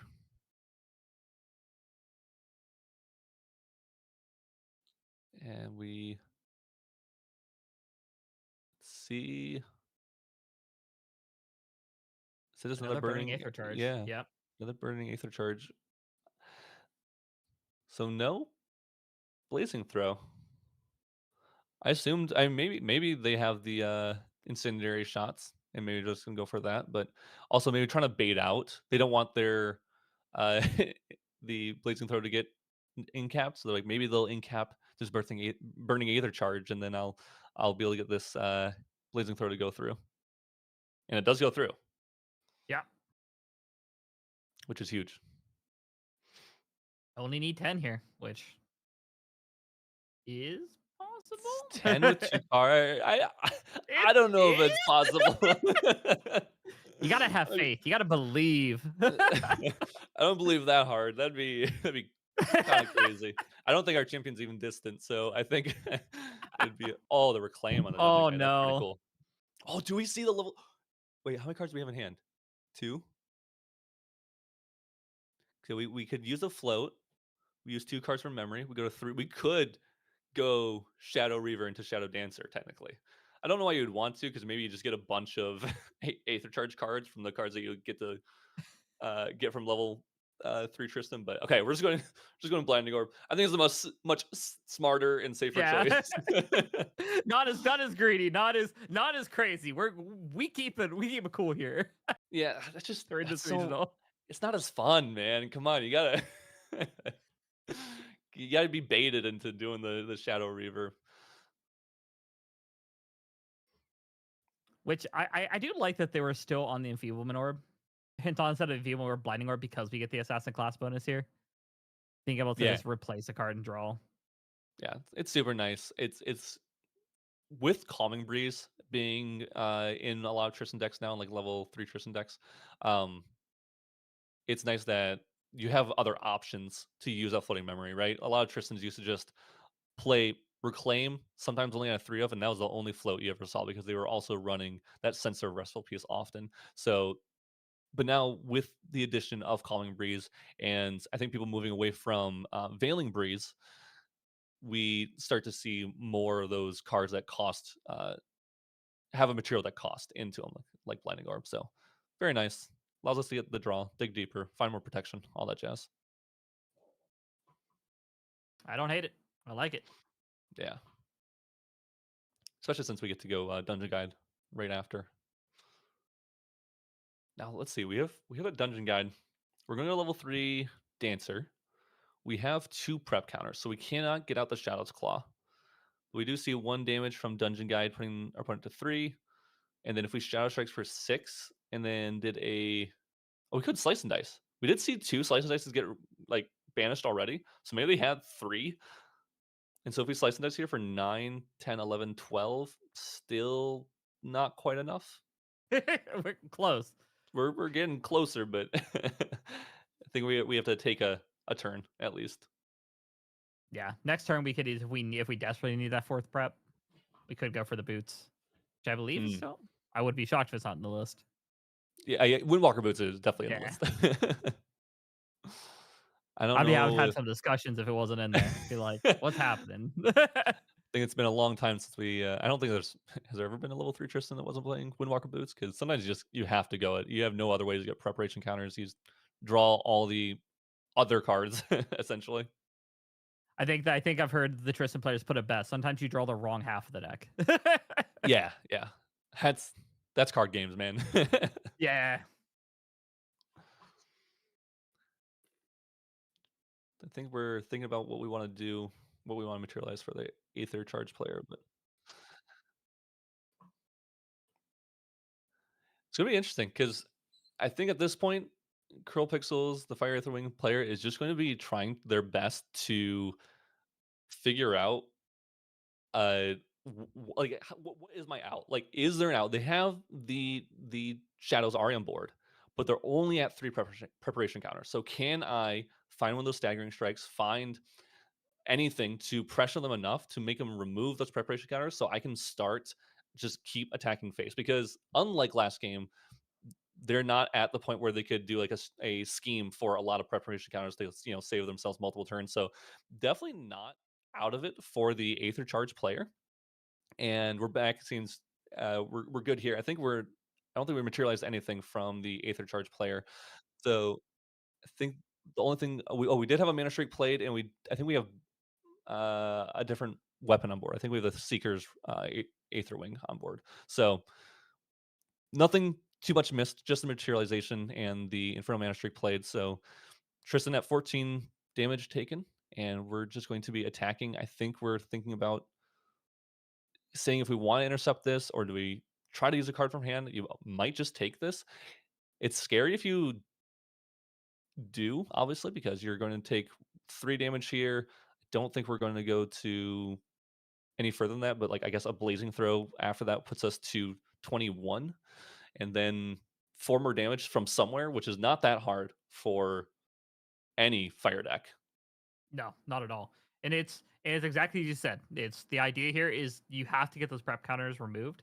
If the turn you don't swing with it and you leave them, that's essentially it's like they got to redirect the attack anyways. If you just let them skip and pass it, Yeah, a lot of yeah, times you need to make them use these resources. You got to make them bring themselves back down to your level, and that's yeah. what we're seeing here.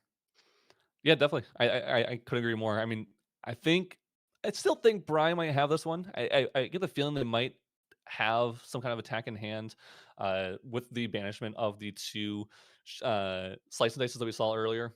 So I'm going to assume that they are sitting fine. They're just trying to get a little chip damage in, try to wear down the Diana player, and then hopefully they can just do a Shadow Strike for 11 damage, and it's just going to be enough. I mean, I wouldn't be surprised here if we see a Shadow's Claw come out and brought onto board, and then allowing our Shadows to attack for a little bit more with our champion. That's a total of 5. Shadow Strike would put us up to 9, and then we had 3 preparation counters. So that'd be 12 damage there. 1 from DG, that's 13.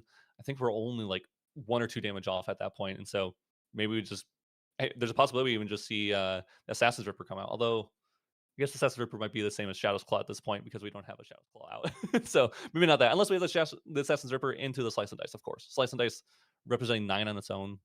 Assassin's Ripper plus Slice and Dice representing 15, and obviously that would definitely be enough. Yeah, but we also I have to think, gain the 1 more prep counter though to be able to pull that off. So I think we need quite a, which could, I mean, we have enough cards that that could be the route, but it looks like the only we thing. opted for the backup charger instead. Yep, as I'm saying, we did backup charger, so we're chilling. We're just going for a card draw. I think we see a Mastermind Scheme come out as well, so we're going to 6 preparation counters. We're not going to gain that agility. It's very important. Mastermind Scheme only gains agility if you have 8 or more preparation counters. So unfortunately, we're gonna be left with only a couple cards in hand, but as always, we still have those shadows on board to soak up some damage if we need to. Yeah, and it looks like, and we're just having some. Luckily, it's not on their player side. Player side No. is still luckily there is no double game loss like we saw in round 1. This is very much we're unfortunately having technical difficulties on our side, so it's just something we're running into. But I mean, yeah, it's right now. I think we're in the situation as you mentioned. It's right now we haven't had to use the prep counters. We're still Yeah. quite a bit off from Fire Aethering being able to pressure us with lethal. So I think kind of where we left off there is it's very likely we have the potential to slice and dice route if we have it. We're already getting much closer to being able to go for the Shadow Strike, even if it is only for +2 counters on it to be able to close out Mhm. this game. And then as well, if we get the Claw next turn, we even have that to start pressuring. So it Yeah. is very much a Fire Aethering needs the draw pretty nuts to have to, I think, get out of there. And I think Ignition Draw would probably be your best ditch effort to try to get there. Yeah, ignition draw, or like even like an aetheric calibration into show something, and then or like a prudent knock. Like our opponent, the Tristan's at 17 damage, right? So I think we last saw that the Diana player had 4 cards in hand, so the influence of 4. I'm assuming the Tristan just passed because they're just going to Mastermind Scheme, hope that they're not going to attack, get those preparation counters up, and then technically all we would need is a a little cheeky double blazing throw. We have two weapons out. We did bring out the Seeker's Aether Wing, which is kind of an odd one to bring out. Uh, so there's a chance that maybe we go for some real cheese here and try to uh, kill the Tristan player through that. But in this case, it looks like Tristan has put the Diana player to 18, so 1 off lethal. We do have the Shadow's Claw out, and I think Curls Pixel is just trying to figure out, is there any way I can find lethal here? Is there a route where I can use something with Infernal Mana Streaks, use something with the other cards in my hand to make this happen? And fortunately, we do have that prevention. We're swinging with the Nerd Sword, so we have that prevention. Those preparation counters removed, but now I guess we have depending on the cards we have, we could do like a Cheshire Cat situation too. Let's see, we have I can't tell how many cards we have in hand, but I think it almost looks like 5 or 6. I think it's 5. So not enough to do a Cheshire Cat plus in a Blazing Throw, which would still only put our opponent to 24. So still not quite lethal on that, but we awfully close. Yeah, and very likely because we didn't see these, we didn't see the flash grenade get materialized either. Makes me think we probably didn't have a way to necessarily gain or safely gain um distant. So I think we still may have had the take 1 damage distant. We may have still had the Singe Leap, but Singeing Leap would give us distant, just probably not in the way we want.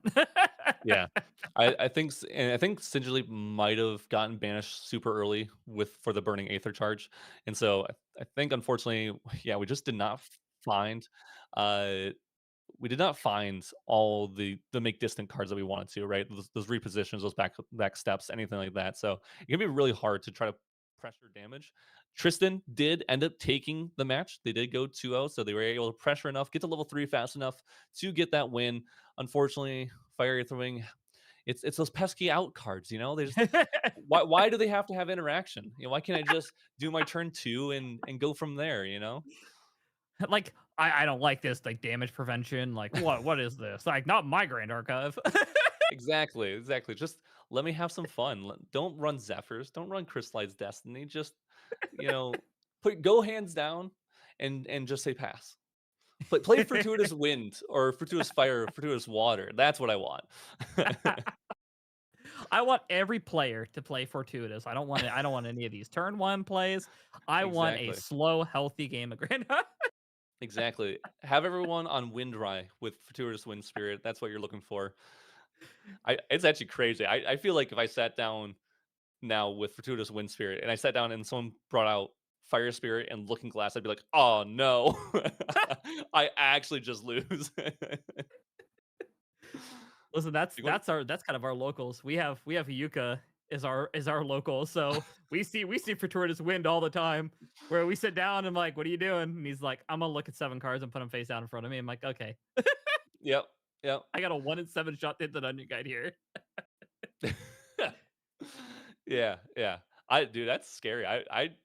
I know I'd hit that 1 in 7 probably 50% of the time.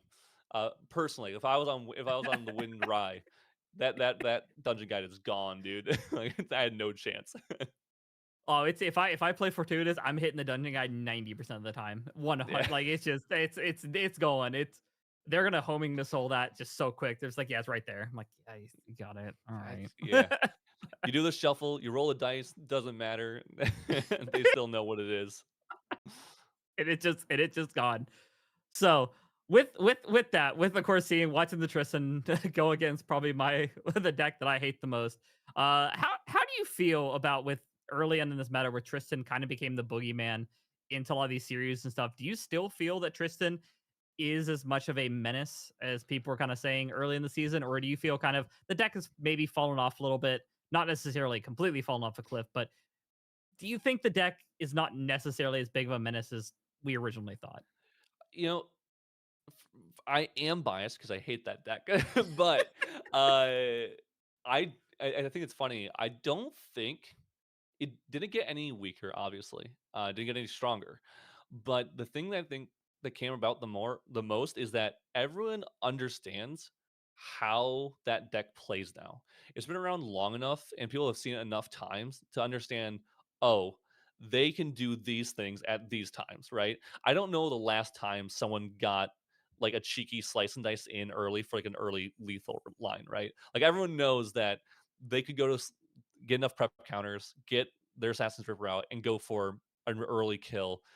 So I feel like that doesn't happen as often. And so because of things like that, people are just more knowledgeable. And so the deck got worse, but it's because people got better. You got worse because we learned how to play. A little bit. I mean, that is one of the strength of playing a rogue deck. In rogue, I mean a deck that is not super meta, is that people do not know what you're doing. They don't know what options and outs and your burst potential and all those things until it's actually public, essentially, until usually after that tournament or something like that, especially if you did well. So it's I will say Tristan is still in a good spot. The people who play Tristan and only play Tristan are usually very good players. They top or day two or top events consistently. It just takes a little extra sometimes to make that top eight happen. So also I think in conjunction because Tristan was good into Sirio, we also have seen a little bit less Sirio. As I feel like before we saw a lot of Sirio. So because of that, we're going to see a lot of people on Tristan because they want to play those ensnaring fumes to try to have that out to uh, the Sirio players. But because Sirio players are playing less Sirio, we see Genbu now because like, oh, water's back. We see Nico. We see Fractals. So like, okay, there's a lot of water in the meta. It's also scary to play Sirio to that because if I go Beseech Fatestone and they go, yeah, Frostbind, Cerulean Decree, Tidal Lock, any of these cards, it's going to be rough for me to get anywhere. I went hands down and did nothing. So there's like because one deck got scared, it felt worse. The other deck is seen less because its good matchup is gone, and so it allows other things to flourish, which is why I think we see the meta be so versatile and people playing just pretty much anything they just really want. Honestly, Yeah, I agree. It is crazy to think we're coming out like what we're little over or yeah, probably like a month and a week away or month and 2 weeks away from Mm, Ascent LA. So yeah, yeah, at this point, even with that being that far out, I have no idea what I'm bringing. I have no idea what I'm gonna play or what I'm planning on bringing, just because it's very hard to kind of judge where this meta is gonna fall. Because if you asked yeah, me a month ago, I'd be like, I need to deal with Sirio. Like I have to yeah, that deck has to be my focus. And now, like, well, I got to deal with fractals now. I have to deal with these aggro. I thought aggro was dead, and all of a sudden, yeah.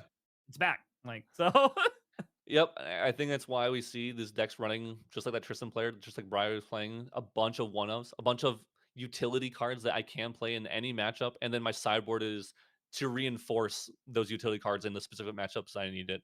And then so I think that route is honestly very, very smart. I get it. It feels awkward to be able to list that way, to be honest. Like you're like, cool, a bunch of one-ofs. So if I really need this card in game one, there's a chance that I'm just not going to see it at all, and that can feel pretty rough. But the hope is that you have enough stuff in there that have enough coverage. Otherwise, like something like Crystallized Destiny and Zephyr in that matchup, right? Two different cards completely, two different costs, do two different completely different things. But in a match against something like Fire Aetherwing, where they're coming in for one big attack with their weapon, they have a very similar role in the fact that it prevents the damage you're about to take from that one big attack. So yes, while there is difference and there are one ofs, then they facilitate the same game plan of staying alive essentially.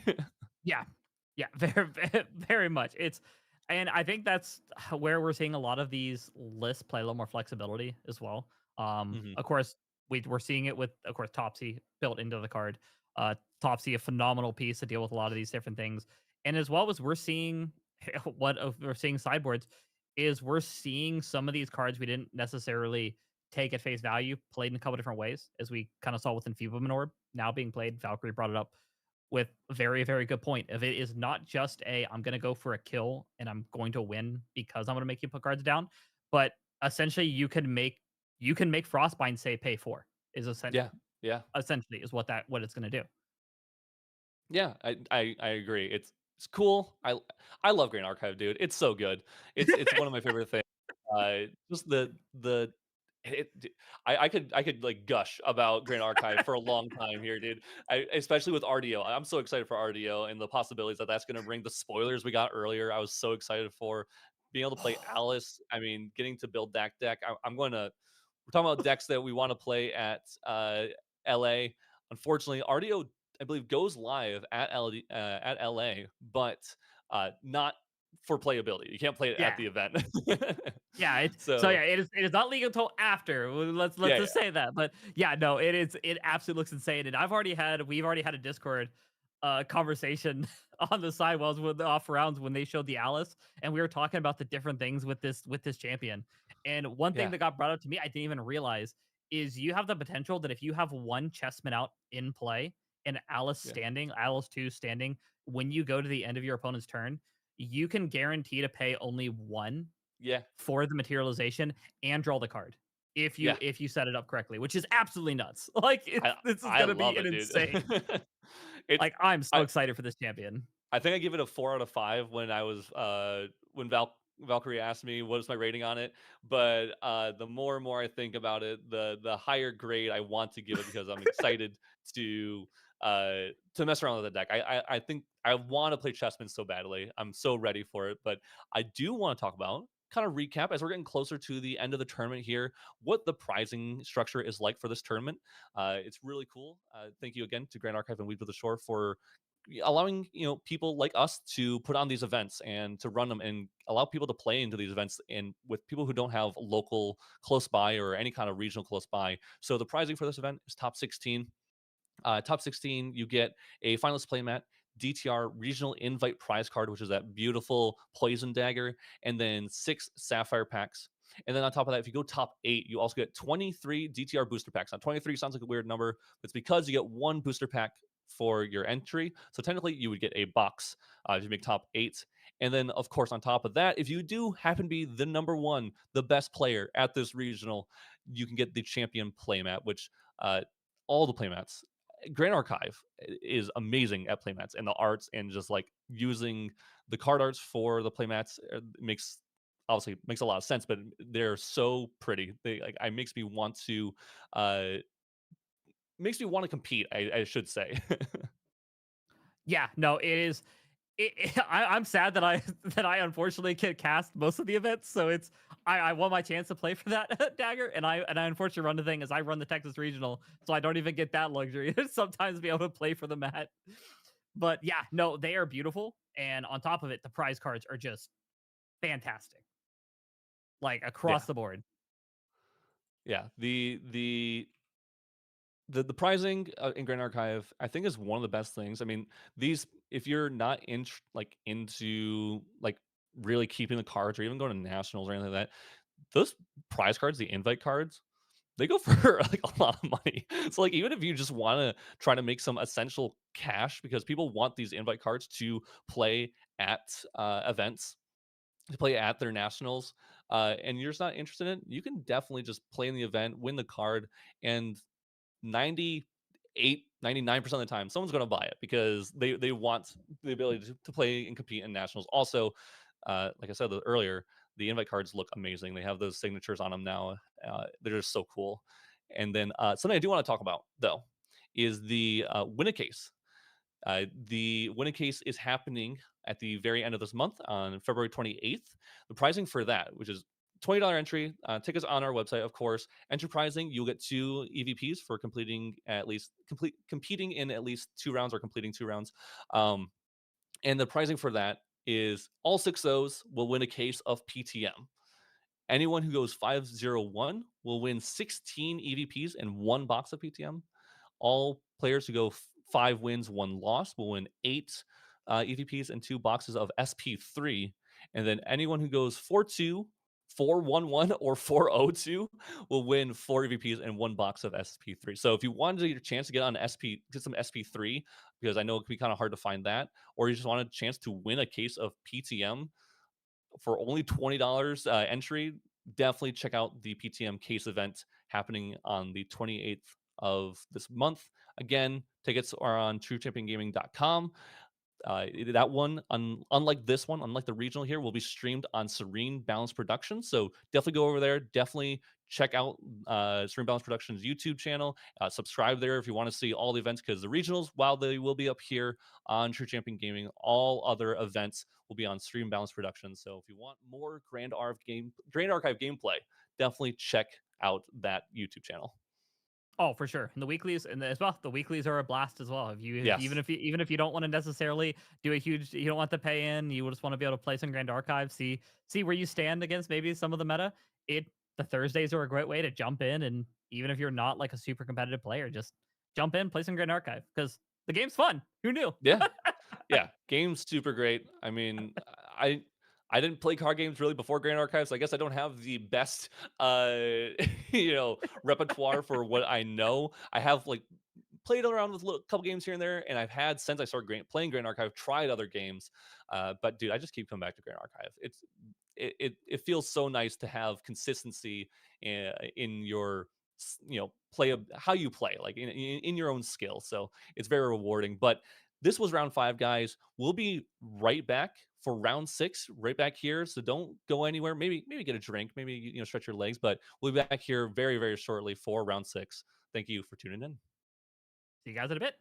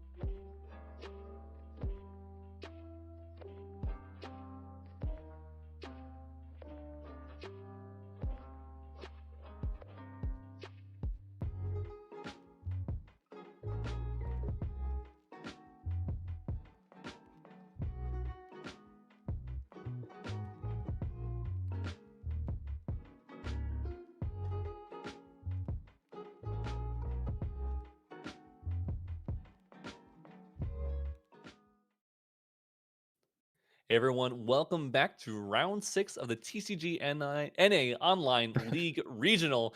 What a mouthful. Valkyrie, welcome back to the caster screen here for everyone here watching at home or on the go, I guess. You can, watch on your phone or wherever you might be. But how are you doing, man? I'm doing great, thank you. I had a nice little lunch break, got some food in the stomach, some water, and I am ready and revving to go for these last two final rounds of the regional. And man, I can't believe we're already entering round 6. It feels like this day has flown by. It really has. I was actually surprised. I was like, I haven't casted in a while, so I was worried that like, I feel like it was gonna drag on, but no, it's been fast. I mean, it's been a good day. It's been some good games of Grand Archive. I love watching Grand Archive and watching how people pilot decks and maybe I had to watch some Tristan and maybe I don't like the deck. It's still fun to watch people pilot deck and see how much better they are at playing that deck than I am. Yeah, it's one of those things of even if you don't like a specific deck, if someone's good at piloting the deck, it's still really impressive to see. Yeah. And Yeah. it's enjoyable. It's nice. And you enjoy Grand Archive a lot, so just being able to Yeah. get these nuances is the best thing. Do you have any predictions of what decks we're going to be seeing coming into the next round or anything you want to see? I mean, personally, I would love to see like Tenoris, but I don't know if that there's been a Tenoris that's high enough to where that's the case. I did get a peek earlier. I believe there was a Neos somewhere in the tournament. I have no idea how well they did. I hope they they were crushing it, and then we get to see them. But uh, yeah, I mean, I wouldn't be. I think we've seen some Taxes Vanitas, right? Floating around here near the top tables. So I'm sure they're still in it and getting close to, as we get close to the end of the day here, getting in closer to locking in that top 16, seeing where everyone will end. I'm sure that they have a chance to make that happen. And I also know we saw some actual fire aggro Lorraine, like good old classic fire aggro Lorraine with the Arthurs and maybe playing a couple new cards like the liminal guides and Clarence sort of piece and reimagined, and then but yeah, just literally just playing Arthur's and the red hair unrivaled stallion, and I'm looking forward. If we get that, I'd be happy because I like that deck. I had an unfortunate. I played it at one event. For those who don't know, I played it in Chicago, and it is my worst showing at any event I've ever been to. So maybe I mean I can get some pointers by watching someone play it better than I did.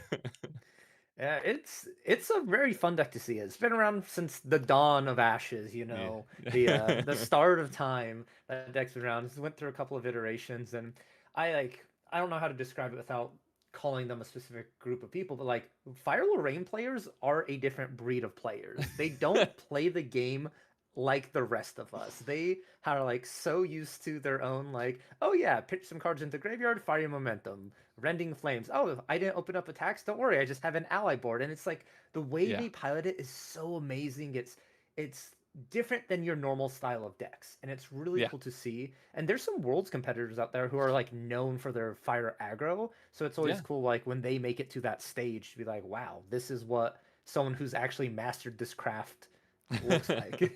Yeah, and they're always it's funny. The fire aggro players, they yeah, you're mentioning that make it to the world stage or close to it or like are just always topping events.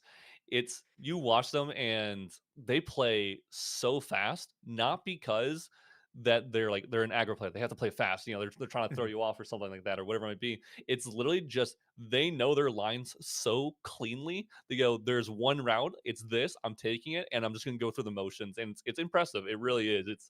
It's not only does the game go fast because they're aggro, it goes fast because they're well played players. Yes, yeah, a well-oiled machine forged in the flames of Yeah, Forge the um, Flames of Fire Momentum, Flame yeah, Sweep. yeah, the from the Verruckin Mountain, There you go.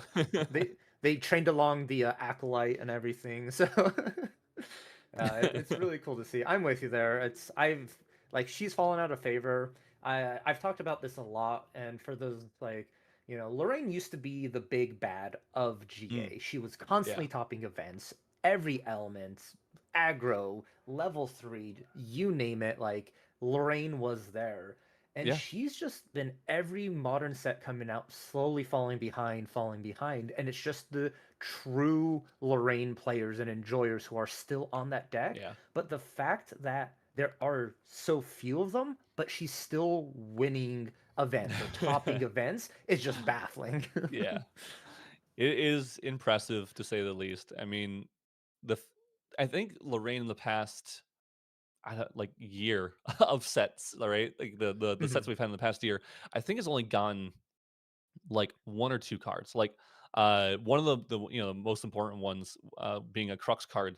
Um and it pushed Lorraine back into the meta, just one card. And I think that's the reason why, right? Like it only takes like one two cards, whatever it might be, to really just propel Lorraine into the forerunners of everyone else. And it's because, yeah, there's so many, the card pool is so large. People know how Lorraine is played in general. And Mhm. so when they see a card, they go, oh, that can be played in Lorraine. Let me see how much it makes the deck better. So I'm just gonna take the old build. I'm gonna take that Fire Aggro Lorraine. I'm gonna take that Fire Crux Lorraine, and I'm just going to slot this one card in and see how much it pushes this deck forward. And often it's quite far forward, as we've seen Yeah. in the past. Yeah, and one of like my favorite things that you just mentioned, one card. It was for me, it was like as soon as Fluffy Shopkeep came out, there were just Lorraines everywhere. They're like, Yeah, I can yeah. banish weapons. Let's go. Yes, Fluffy was a crucial card for that Crux Knight Lorraine to be played. I mean, it still is. I mean, I would not be surprised if an RDO, like we haven't seen Lorraine a lot. I don't think it's even that bad of a deck right now. It, I think, has a rough time into like something like Sirio or Tristan. But Lorraine as a whole has a decent matchup into like Fractals because of that Clarent, that sort of reimagined the Proxy Vault card that came out is so strong in stopping something like Fractals. And so now, who knows, maybe with Fractals kind of coming back into the meta, we might see that Lorraine being pushed forward because Sirio and Tristan are definitely being a little bit less here. You know, they're definitely not the complete forerunners and complete dominant decks that have been in the past couple months here. Yeah, and oh gosh, it's so hard to say. Like it's so hard to tell. It's everything's changing so fast. It's still developing. Well, we talked about it when we were on earlier together. Ascent LA, Los Angeles Yeah. is the next big event. That is going to be like I honestly I don't know how you feel about it. Like, would you call Ascent's checkpoints for the game? It's sort of like the each ascent is going to be like the point in the game when we just go ahead and see like, okay, this is where we're at, this is how the game Mm. is like doing, or do you feel like that's not as accurate? It's funny you say that. We definitely have. There's definitely been moments where it's like, okay, this is the current meta and how the game is being played. Uh, I think that in the past we've definitely had that, right? Like this is the decks Mhm. people are playing. Here's the best deck in format. Yeah, there's a second kind of best deck in format that kind of counters it or has a little bit of fight into it. And then there's a couple other random decks here that you could play, but you have to be pretty skillful to do well in it. And then but with DTR and PTM is felt so weird to try to guess what you think the meta will actually be, right? Mhm. Um Ascent London is like the epitome of that, right? Like literally won by Superior with Genbu. Genbu has been non-existent in Yeah. DTR and PTM. Yes, there's been people trying to play it, and maybe there's been a couple tops at it, like a sword champ or even a regional here, but like honestly, it was just falling short. And then we just see it win. We see it win Ascent London, and I'm going back to not to toot our own horn here at True Tripping Gaming. Caven taking Fractals and doing top 8 with it, and now we see Fractals all over the place again. Not that we made the deck or anything like that, but Caven playing it and making it popular again. It just Mhm. I thought there was a staple, and then London threw it out the window. So I would not be surprised now that we have A and B Alter coming in that at Ascent LA we have another shakeup, and then after that it's RDO. Mhm. So far, I don't think we've had something that sets it in stone that makes it feel like, oh, this is how the game is being played. These are the decks that are going to be in the format, at least recently. And so I hope that continues because Mhm. RDO will be all the way up until Worlds. So that same Yes. set through all national season, yeah, will be all the way up until World. So during that time frame, I'm sure there's gonna be a lot of people brewing and cooking and trying to figure out what deck they should play for nationals and then for Worlds. And I think it's going to be hard because RDO is a huge set, and I'm super excited for. Yeah, it's gonna be wonderful. Just all the new cards, and there's still so much to be expected from like we have Yeah. all a bunch of reprints, so people can get their hands on cards that they maybe didn't have Yeah. prior. There's gonna be new cards, and this is just one of my favorite things in card games or competitive games in general. Just like in competition, when your audience is worldwide, I find this very fascinating concept of each region has its own meta within a meta. Yeah. And it actually like comes to fruition with these ascents and regionals, or ascents and regionals, nationals, when people travel, is because you see like London, people were playing decks that weren't expected. But then you Yeah. look at like sort of your like home region here in the US, and everyone's sort of like on that same like style of deck. Everyone's on like fire aggro or like fire lineage. And then you look at like Southeast Asia, these are Guojia merchants. They're constantly pushing the limits of that deck, of that Yeah. champion, and that no other like region is pushing. And so like what makes Worlds is the culmination of every region coming together and like meeting those styles, meeting those like different kinds of like metas, all merging into one finalized one. So yeah, I think your explanation of the upcoming ascent, the checkpoints, everything that just works perfectly fine, because it's not the definitive answer, but it's definitely a cool glimpse into what is being played. Yeah. It's gonna be very cool. And something that's also very cool is that this next matchup we have here is Horses and Taxes, which I was talking about earlier, into Serene Fire Luxem, which I feel like might be the matchup that Horses and Taxes is looking for in this meta, right? This deck that hopefully doesn't have a lot of defense, that wants to get to level 3, and is trying to do so with value. Maybe Horses and Taxes can slow it down, stop it. And Horses and Taxes, for those who don't know what I'm talking about, is specifically Fire Vanitas. So this is, you start Spirit of Fire, you go into level 1, 2, and then 3 of Vanitas. At that level 3 Vanitas Dominus Rex, you are going to get a on hit effect, on champion hit effect, which essentially taxes your opponent. By that I mean makes their materializations cost 1 more. And so having this ability to slow down your opponent and hurting them is going to be really good against something like a level 3 deck. Yeah, I'm curious to see. I really like. I don't want to doom post for Lux and Xander, but I really don't know how they're gonna get through that taxation from Vanitas constantly. But I don't have to wait much longer because we're hopping into the game right now, Isaac. We have the I mean the Vanitas himself on our bottom of the screen. Fire Xander on top here, and it looks like Xander won the no, I'm kidding, he's glimpsing. I totally forget you do get to glimpse with the spirit. I see cards being put down, I'm like, he went first, he's activating something. Yeah, I'm excited for this. I mean, if I think because of that Vanitas already drew, I'm willing to assume that the Fire Serene Luxem player here is unfortunately going second, which is definitely going to be pretty painful for sure. And we do see that this is actually really funny. This is a card that a lot of people might not know about, that the Vanitas just played here. And because we haven't seen it, I don't think ever, but it's Lava Heated Brew. So Lava Heated Brew is a card that is, I will say, similar to Creative Shock, except for the fact that it's not going to draw you 2 cards, but it is going to draw 1 card and then discard a card. And then if you didn't discard a potion item card, you deal 3 damage to your champion. So uh, that it doesn't seem great until you realize, oh, it also has floating memory. So in this case, when we are Vanitas, which we do pretty much go right away, we're going to be able to get that class bonus off right away. We see a dungeon guide. I don't know what we're showing here currently.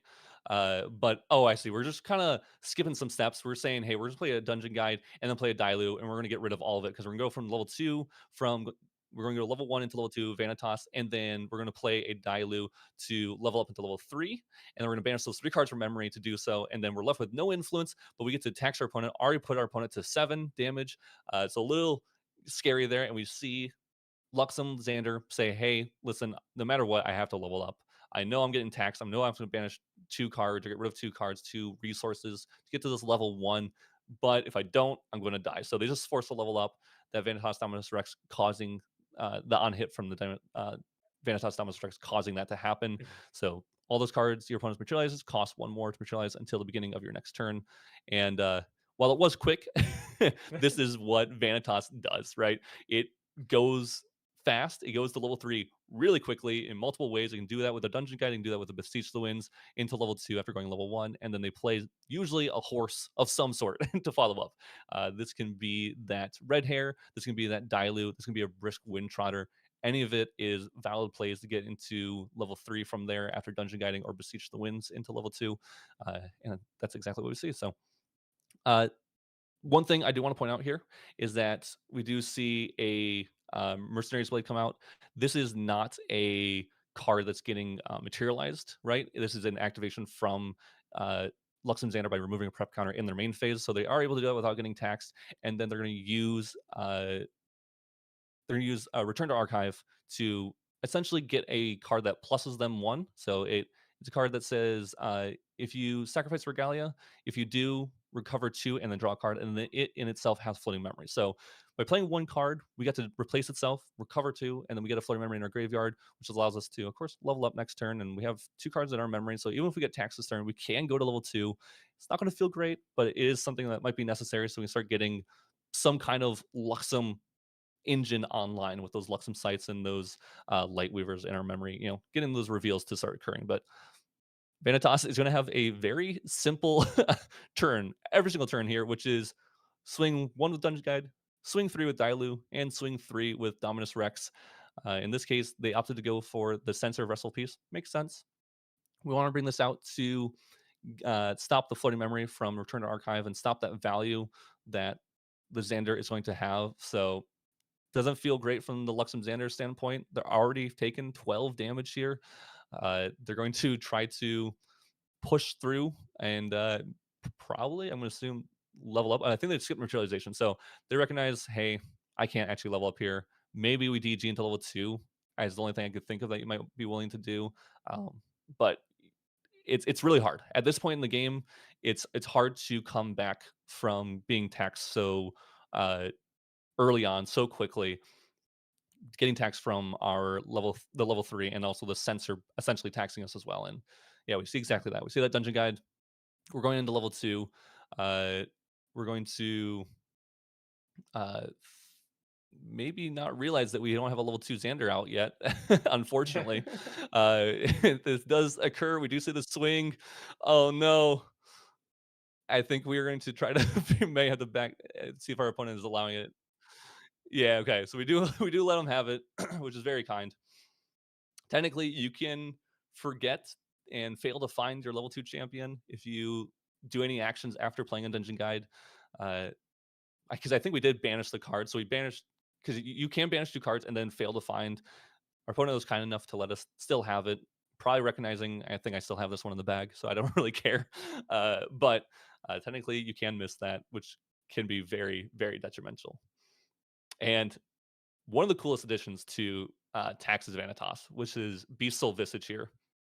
Really fun card, has a lot of utility depending on how you want to use it. In this case, because our champion is level 3, this Pride 3 that Beast Soul Visage has on it isn't going to mean anything. All it's going to say is Linked Ally gets +2 power, and it is a beast. And that's it. And so now we have a 3/4 Dungeon Guide and a 3/4 Dilute on board.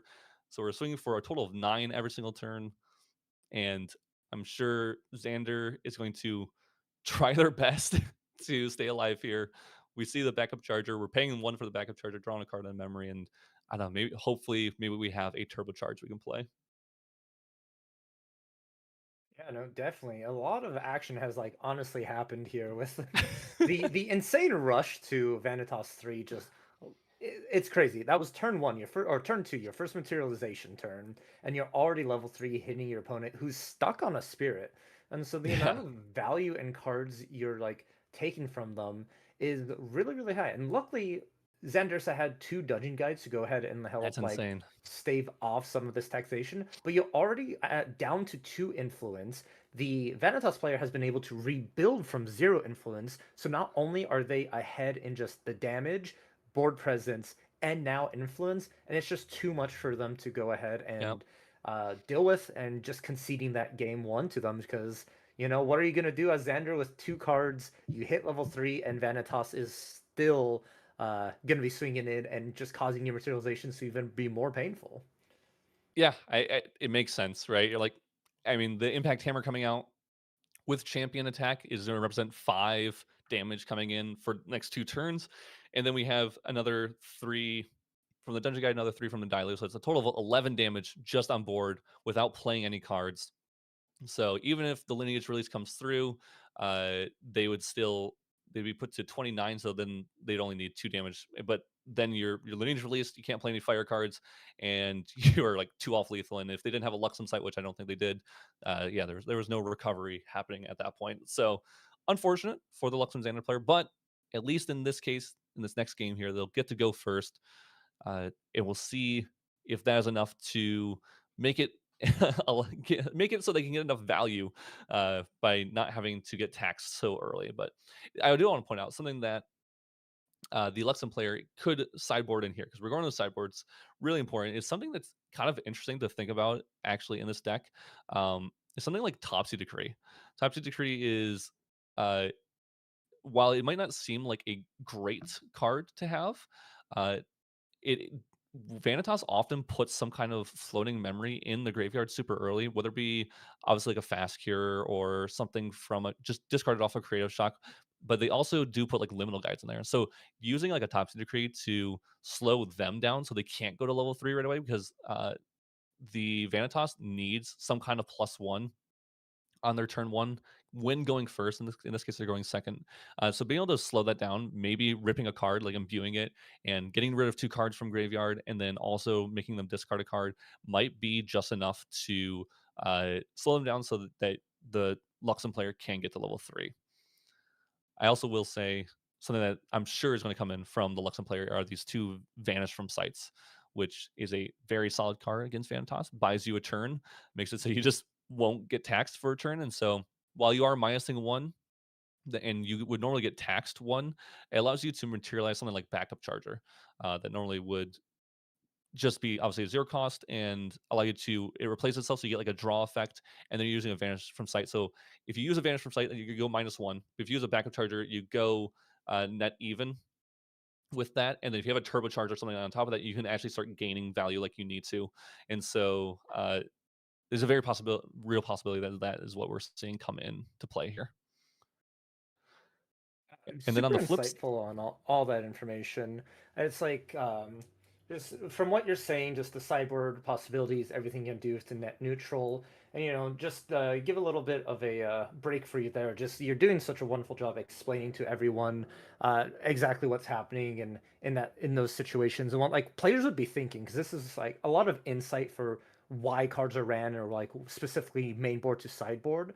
So it's really cool to see that you just have an explanation for everything there. Really, it's just like vanish from sight backup charger. That's something like people don't really consider that like combination of. So the fact that you're explain it, be like, this is why this deck runs it, why this combination is so powerful to be able to do that. But I just want to jump in there and just say like it's super impressive, just the breakdown, the explanations of it all, and we're hopping straight into this game, and I don't think the action is going to stop here, Isaac.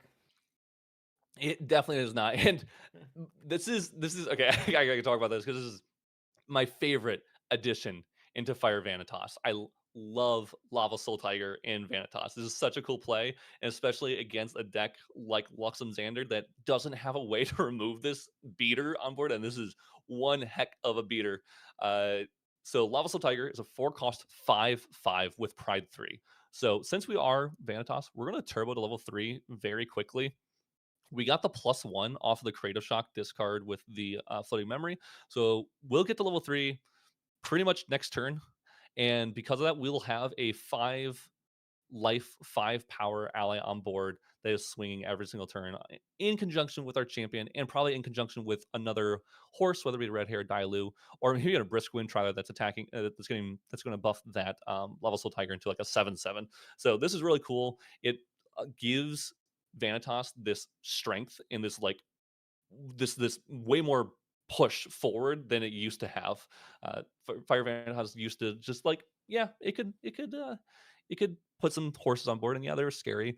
But a 5 life ally that's hitting you for 5 every single turn, I think is absolutely brutal. And we do see that vanish from sight, which makes a lot of sense here, right? I think the Vanitas player is playing a little fast, so they say, well, I have something in Van or something in your recollection, which is why we see that whole occurrence happened there.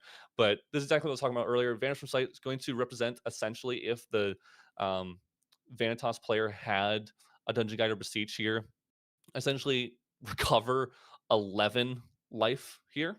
So makes sense that we're going to be playing that, and then also allow us to get to our level 2 without getting taxed. We might even just, like I said earlier, might just go backup charger because it might just be worth it to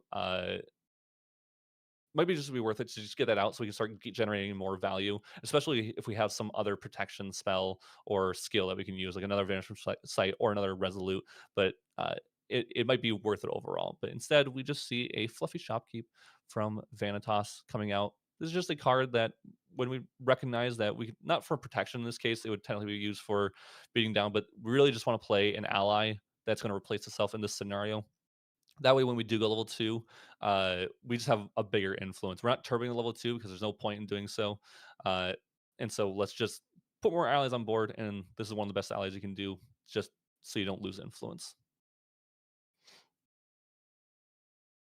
I also want to point out, the options that Fluffy Shopkeep can get rid of.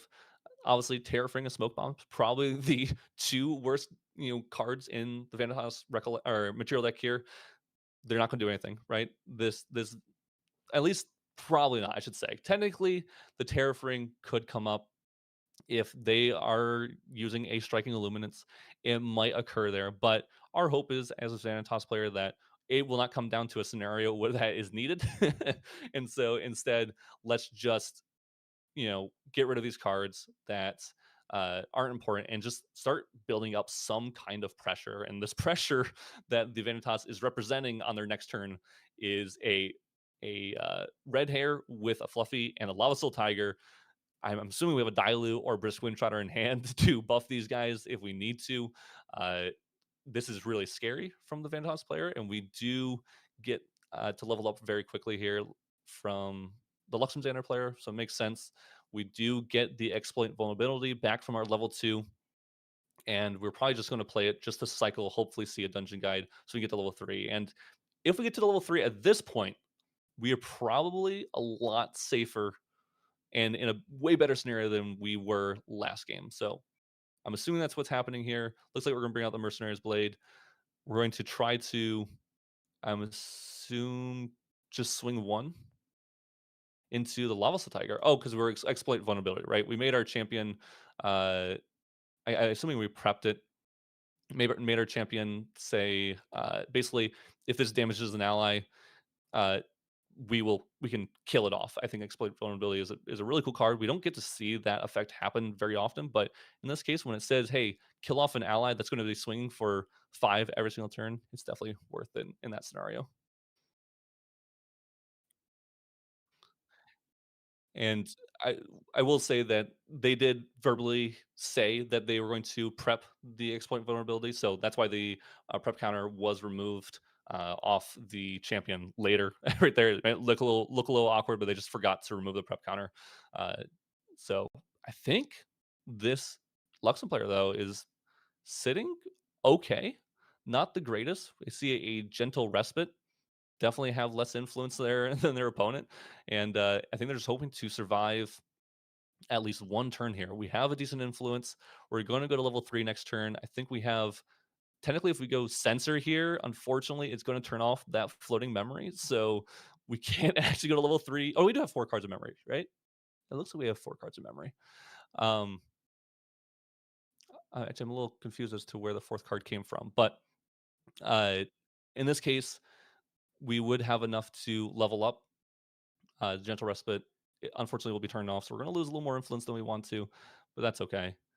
And it looks like just from the Vanitas player, we are playing the Dungeon Guide into Dailu situation again, just shortcutting, getting rid of all these cards, and just going to from level 2 into level 3, and now representing already on board 3, 6, 9, 10, 11 damage putting our Luxem player to 16 here. So definitely definitely pushing a lot in one turn here from level 1 to and doing no damage turn to level 3 dealing 11 damage. And that's just going to happen every single turn. Next turn we can even bring out impact hammer, do a little bit more. It's crazy how much damage and how fast Vanitas can push damage in this game, and especially with the setup it had. I mean, imagine if that Lava Soul Tiger was actually dead, or sorry, not dead. It was still on board. I mean, that would have been crazy. We would put our opponent to 21 damage. We do have the dungeon guide. That's kind of huge just to save influence. I mean, this dungeon guide is going to be putting in work here, allowing the Luxem player to keep at least some amount of cards in hand, keep one card in memory, and then allow us to on our next turn, even for taxed, to get that out and maybe try to start clawing our way back into this game. Unfortunately, Beasel Visage coming out, so we're swinging for 3, 6, 9, 12, 13 damage right now, already on board without any help from hand. We do see the lineage release happen right away, making sure we're not going to get cheated. Our win here, right? We're not make sure we're not going to get cheated by some weird spell damage that's going to come to our champion's face here. So uh, lineage release is gone. We're going to put our opponent to 23, and now I think with only 2 cards in hand, probably don't have a play we can do. But our opponent is taxed. They're taxed. They only have 3 influence, 1 dungeon guide, no lineage release, and we're at 23 life. So it's going to be really difficult to make anything happen here. I think we did see Gleaming Cut being revealed, so we do get some draws from that. We do draw for turn and waiting to see what we have. I mean, we have 4 or 5 influence, maybe a resolute, maybe a vanish from sight. We see an uncover the plot, I think is what we're thinking about here. I mean, if we drew some Luxem sites, it might be worth it at this point. Or maybe another Gleaming Cut even. Double Light Weavers. Interesting. So we see the double Light Weavers from the Uncover the Plot. We're going to draw a card from Uncover the Plot, get 2 preparation counters, and then kill off one of the horses. In this case, it's Dailu. Got to pick your poison. Which one do you want to get rid of? And now we're just going to play Planet Explodes. We can't do that because we did lineage release. So this Planet Explosives, I think we're just saying, yeah, it's game. Unfortunately, that's it. Wow, what a game from the Fire Vanitas player. Super quick, super fast, and just shows the strength and how much it can punish level 3 decks, especially a deck like Fire Luxem Xander. I mean, that's absolutely insane. I don't know if I've seen that quite that strong a of a Fire Vanitas start into prevent you from doing pretty much anything on your turn. Yeah, it's just wild to see how fast that actually like it, I don't even know like how to even describe it. I would say it was like a close game, but as soon as Vanitas took over, Luxemburger literally couldn't do anything. It felt like that inevitable like zombie horde, right? Just Yeah. like as soon as you like it happened, you're just like, oh, I'm just dying here. I guess there's like I can try and fight back, but it's just an inevitability. He Yeah. just was so behind, and it's just GA's a game about resources. It takes Yeah. resources to progress in the game, and if you have none or nothing extra to spare, you're just left behind. Yeah, yeah. To be fair, I think most people knew that was going to be the outcome of that game. Luxem Xander has a really rough time into Fire Vanitas. Makes sense. I think it's a very low win rate in general. So it's a little unfortunate of a matchup, but still well done to both players. I mean, Fire Luxem trying their best to have an out as many times as they can and find the dungeon guys that they needed to make it to so they can get to level 3 with as biggest influence as possible so they can start comboing off. And we saw the Gleaming Cut getting banished off the reveal into the double Light Weavers. Maybe if those Light Weavers were actually Luxem sites, maybe we would see something different there, but just unfortunate that we couldn't quite make it happen. I mean, it is the case. But well done to the Fire Vanitas player too, because obviously you can see how much he knew his lines. I mean, he was quick. And as I was talking about earlier with you, which is when people know their decks and they know their lines, they go fast. They turbo through their turns because they go, hey, I have one game plan. It's this. There's no other routes for me. So if they have an out, they'll say they'll have an out. If they don't have an out, well, I'm just going then. Oh my gosh, yeah. And you talked about Lava Soul Tiger, and like the addition of that just it made me a believer today seeing that. How Yeah. strong that card actually is. Because like I was sitting there thinking like Lava Soul Tiger, it really like it doesn't do much. It's a 4 cost, 5/5, but if you develop that to the board, what are most decks going to Yeah. do actually against it? It's why I love playing Alan, because unfortunately Alan has a lot of downsides. So I won't talk about that too much. But the strength of a deck like that is that you get to play this just massive beaters. And right now in the game, what exactly what you said, what deck can deal with this? It's like Tristan with an ensnaring fumes, maybe. But like even then you didn't kill it. I'll just play it again. Like it's not that big of a Mhm. deal. And so getting these giant beaters on board that represent so much damage every single turn is it's just insane. And shout out to Chess Club for doing that. I mean, they love this deck. They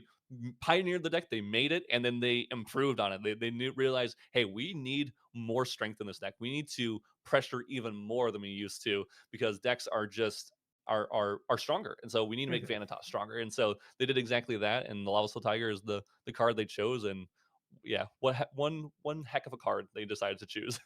Yeah, if we add in another animal in this Vanitas deck, we might as well call it like Zookeeper Vanitas or Yeah. something, right? We got Yeah, the yeah, that's cool. the better tamer deck at this point with the amount of animals Unfortunately. being put in. But yeah, I really enjoyed seeing it. You know, shout out to the Luxem player as well. Just sometimes you run into those Yeah. unfortunate matchups, and you know, not much you can do. But you know, Isaac, I'm very curious about sort of the champion breakdown, just the visualization of it all. You know, perhaps would you want to see what this meta is looking like for this event? I would love to see what this meta is looking like here. I'm sure there's a lot of interesting things for this today's event. Oh, look at this, and this is perfect. I don't know whoever made this is an amazing person. I mean, and shout out to them. Uh, which is for those who don't know this, this is thankfully and done via the courtesy of Valkyrie here. So Guoja still on the top. I'm actually surprised about this, but I'm actually a little more surprised at the second most played deck or champion in the meta currently. Yeah, it's. I'm trying to see. I'm trying to think. Is what Guoja is this, right? Because there's like four different Guojas you can play. I guess it's true.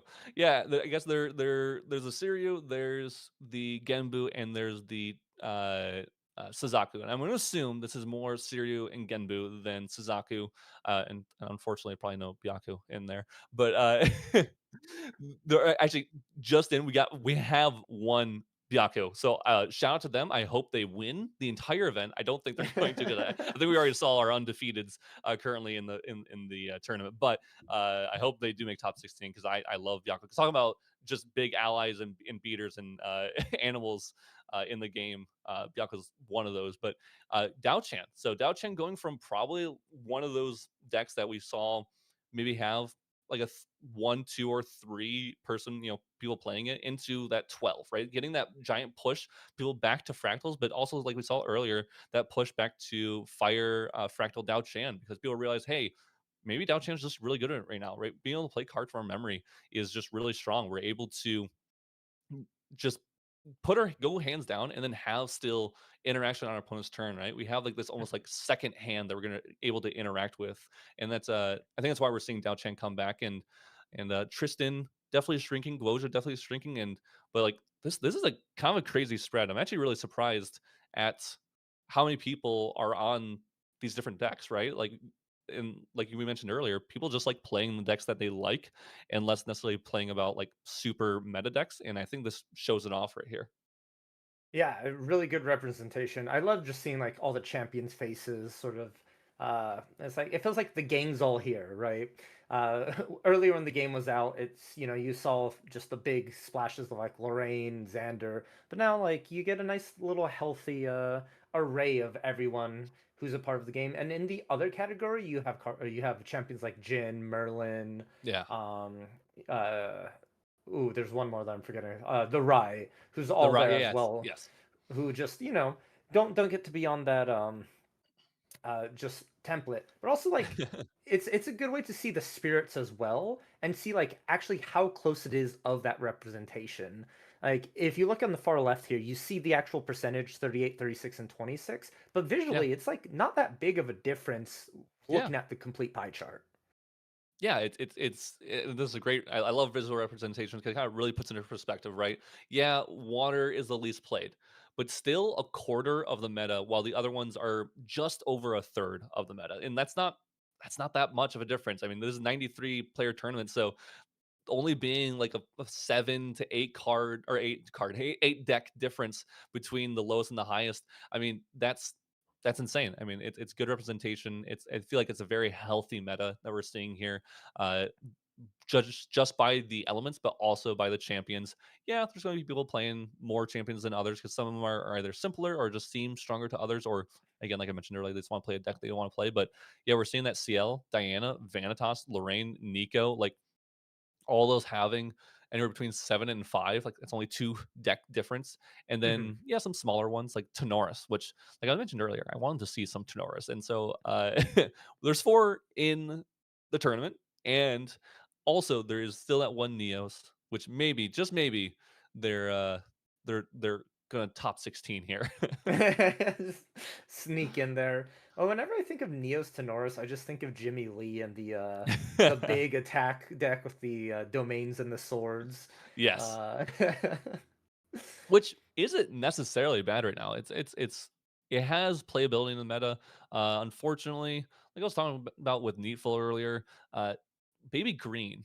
It's actually really good against a deck that wants to go all in on a sword because they can just Baby Green away that sword, and now you're left with nothing, unfortunately. But uh, I think later on, if you play it, if you play it very tight, I guess is the best way to play. You have to have a very clean gameplay. You can have an out to that Baby Green if you're in like Wind to Norris, right? You have stuff like mhm. Stifling Trap, which actually can stop that Baby Green from hitting your sword, but you have to play it really well, play it really consistently, and know what can occur at any moment and have outs to it all. So makes sense why we're not seeing it a ton of Tenoris come into play. It can also be hard to get everything online that you need to get online, right? You have to play domains, you have to draw the card that transfers the domains into automaton tokens, and then you have to have the out uh for the Baby Green, or some kind of out for whatever they might be playing, whether it be like a spell shield or prevention card. So decks, there are decks that are better than others.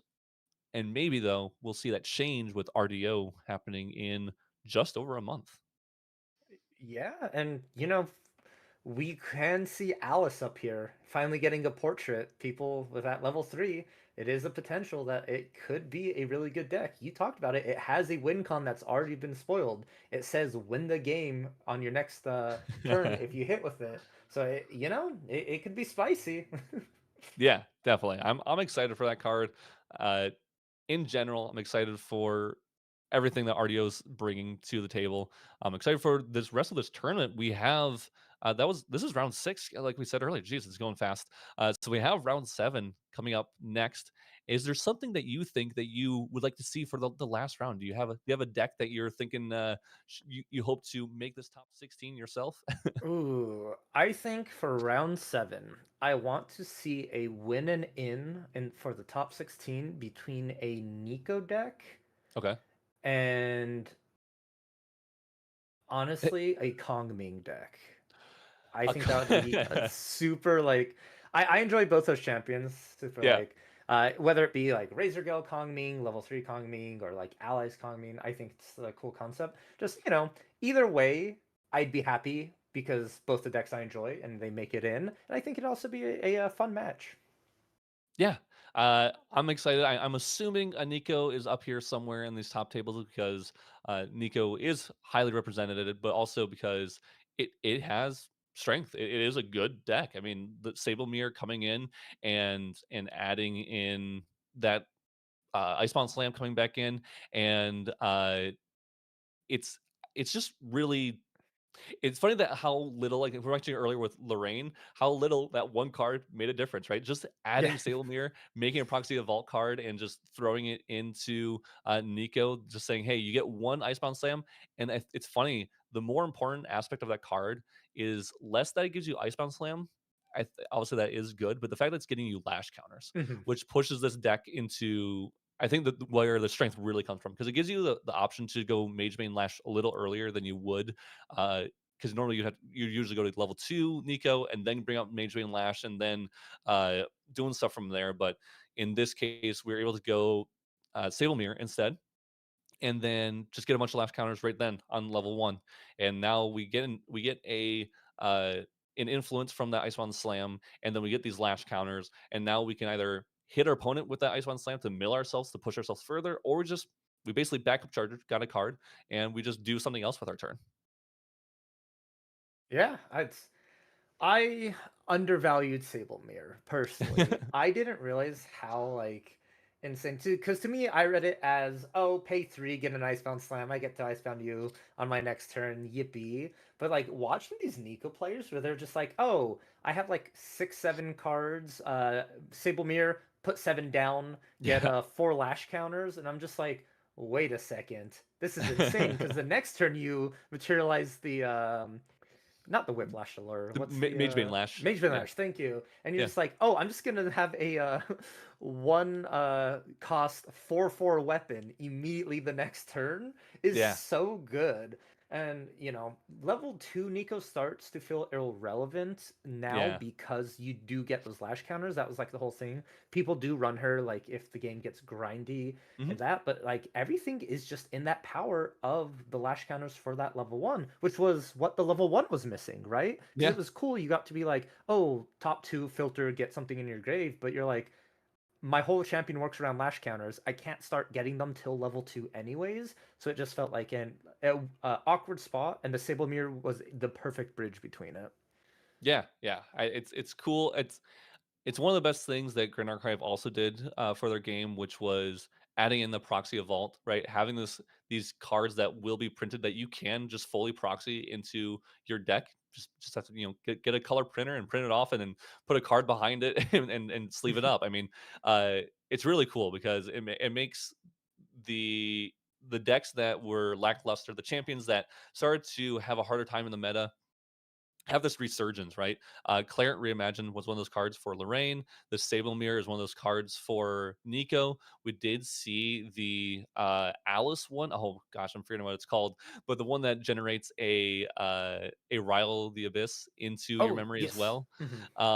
We haven't quite seen that one, push Alice into anywhere too strong, and but I definitely could see maybe in the future that just that one card alone might do something like that. And we have all these effects like backup charger. I think we say backup charger a lot. It's because it was the first of its type, where it's just this 0 cost, pay 3 cards from your hand, put them down into memory, and draw a card. And that effect as a whole is so strong, uh, and giving these specific champions that backup charger effect, their own special backup charger.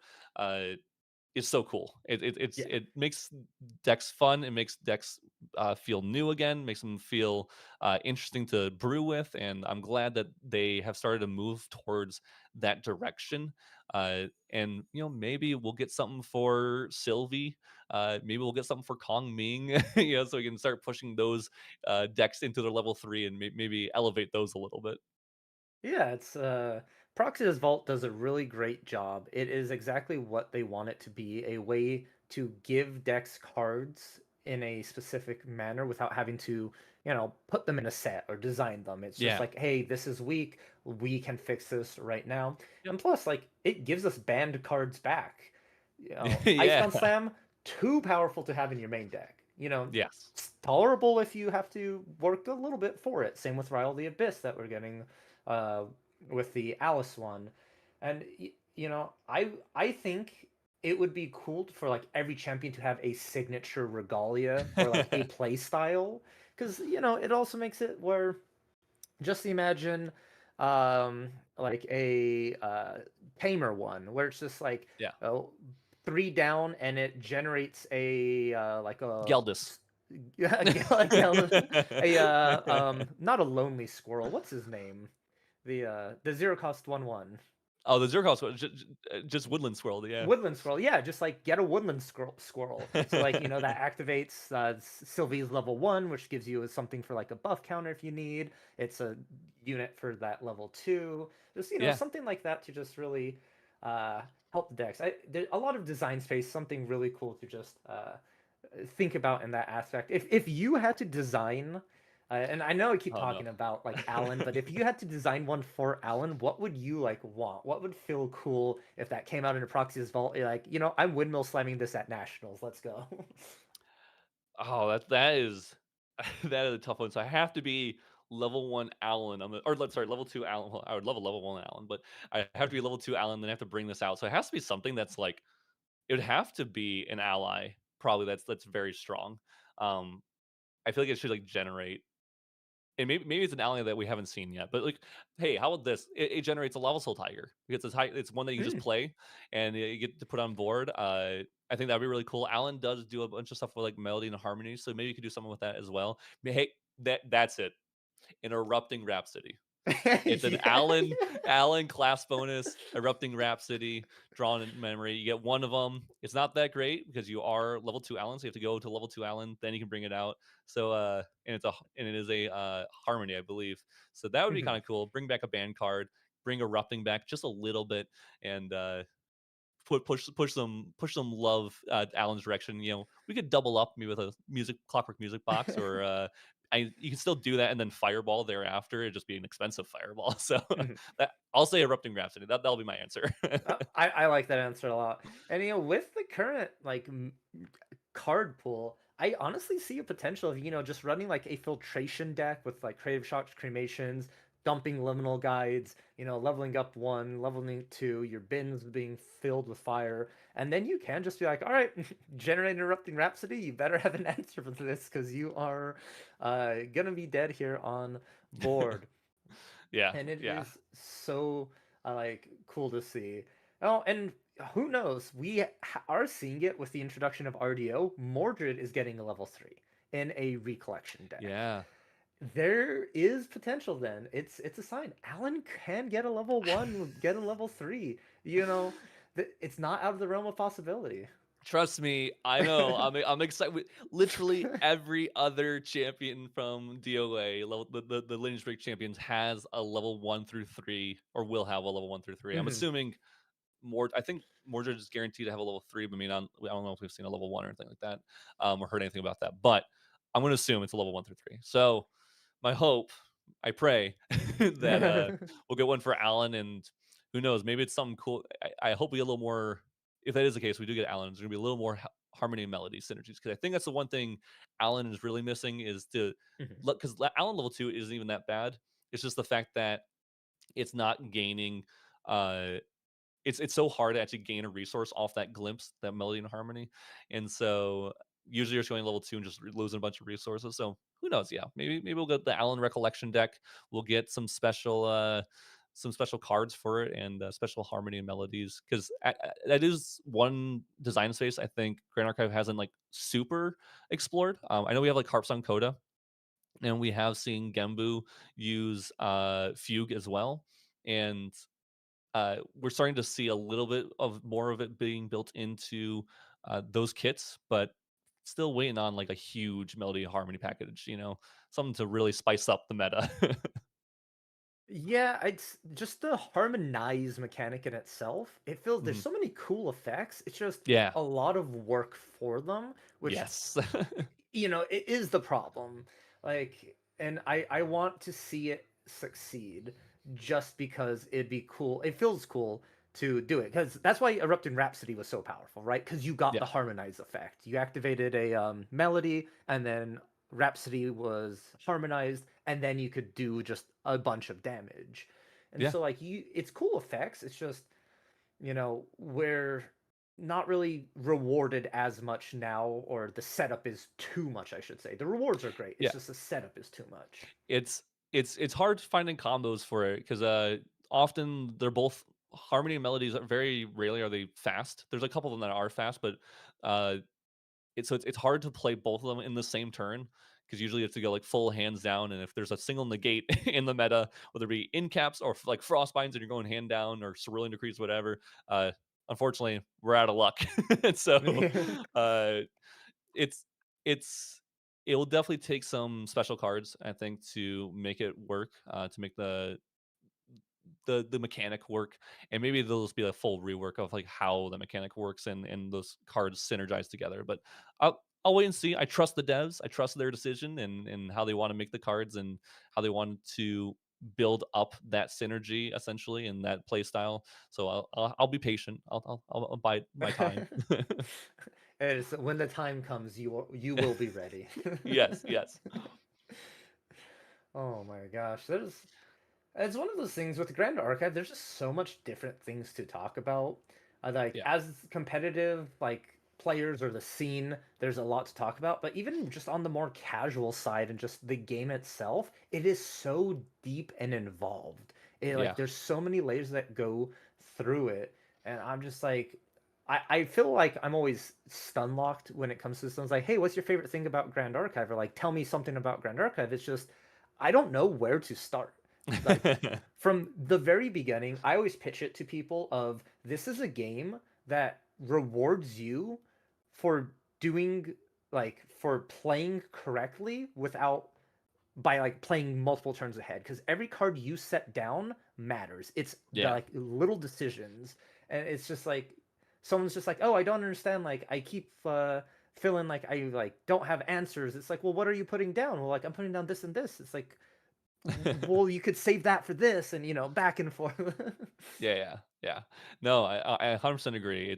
It's interesting. And I mean, speaking of casual, we're getting a full casual format with Pantheon, Mhm. which I don't know if you're excited for. I'm pretty excited for. I'm excited to see how that plays, how it feels. I hope games aren't too long. That's my worry because I'm assuming with the release of RDO in conjunction with Pantheon, it won't feel that bad at all. But Mhm. I'm excited to play that format, do some messing around with it, get to play a little bit more of a casual format where I get to play maybe those harmony and melodies and those silly cards and those combinations. And who knows, maybe I'll get to do an Erupting Rhapsody because I get to have one Yeah. in my deck. And I mean, I'll try to play with that a little bit too. Yeah, Pantheon, I think is going to be super, super fun. My issue with it, and this is my biggest complaint, I don't know what deck to build. There's Yeah. just too many champion options out there and like element choices. And it's not like a competitive scene where it's just going to be like, oh, just play like the best stuff. It's like, well, I could run my funny strategies.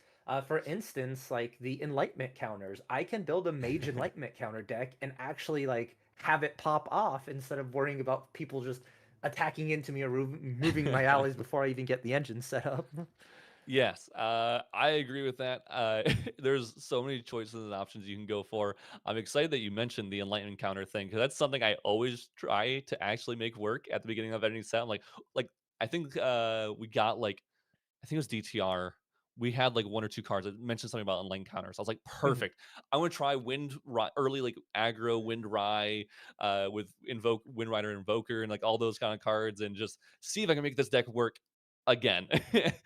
Usually it doesn't, and I'm left to abandon it. But yeah, maybe with Pantheon, maybe we can make something work with that and try to push that deck style forward. I mean, that is a mechanic. Obviously, you have to be careful with because Mhm. if you get three enlightened counters, you get a draw card. So giving too many cards that say given enlightened counters, where basically every single card is a third of a card, is really strong and can definitely represent an issue. But I don't think we're there yet. So I think maybe they can push a couple more cards that maybe just get like a backup charger effect that draws a card in memory and gives you enlightened counters. Yeah, perfect. Sort of like the Tengu. You get a quest counter, Yeah, do that. This is an enlightenment counter. And for those of you like who've never actually seen enlightenment counters in action, like, oh, how can yeah, removing 3 to draw a card be powerful? Just watch like back in the days the Rye decks when they go careful study, get multiple nightmare counters. I'm just gonna draw a couple of cards. Oh, careful study, stack their whole deck, and you're like, how did you go from 4 influence to like 9 in a single turn? The crazier one is Advent into after you Advent and pump your levels in Storm in Storm Seer Rye, and then they do a Pyramid Mana for like 20 or like something ridiculous. And you're like, oh, cool. You're just gonna draw the rest of your deck. That's fun. I mean, it's like we see that often. I mean, if you watch Hyoka at Niagara Falls, they were able to go back and watch that stream. I'll just put it that way. They had a lot of that exact scenarios happening where they're just drawing a bunch of cards, getting bunch of light encounters, and drawing everything they possibly could want. I think Spell Shield Arcane is also another one of those cards where if you're not careful, not playing around it, you can just give your opponent a bunch of enlightened counters. I always think it's funny when it hasn't happened too often, but when someone goes for a Shadow Strike in Tristan and forgets about Spell Shield Arcane against a Rye player, that's where it really shines. Yep, if you thought Aqueous Rejection handing your opponent 2 cards was bad, imagine Shadow Striking for like 16 and handing your opponent over 5 cards. Yes, that will do it. Or obviously Jin, that's the other one, right? Jin has to be careful Yes. of spell shields in general, and yeah, that's probably one of the scariest ones you have to be careful of for sure. Well, Isaac, I do want to ask you one question here. It's one of my favorite questions to ask co-casters as we're getting to the end of an event. What deck is taking first place today?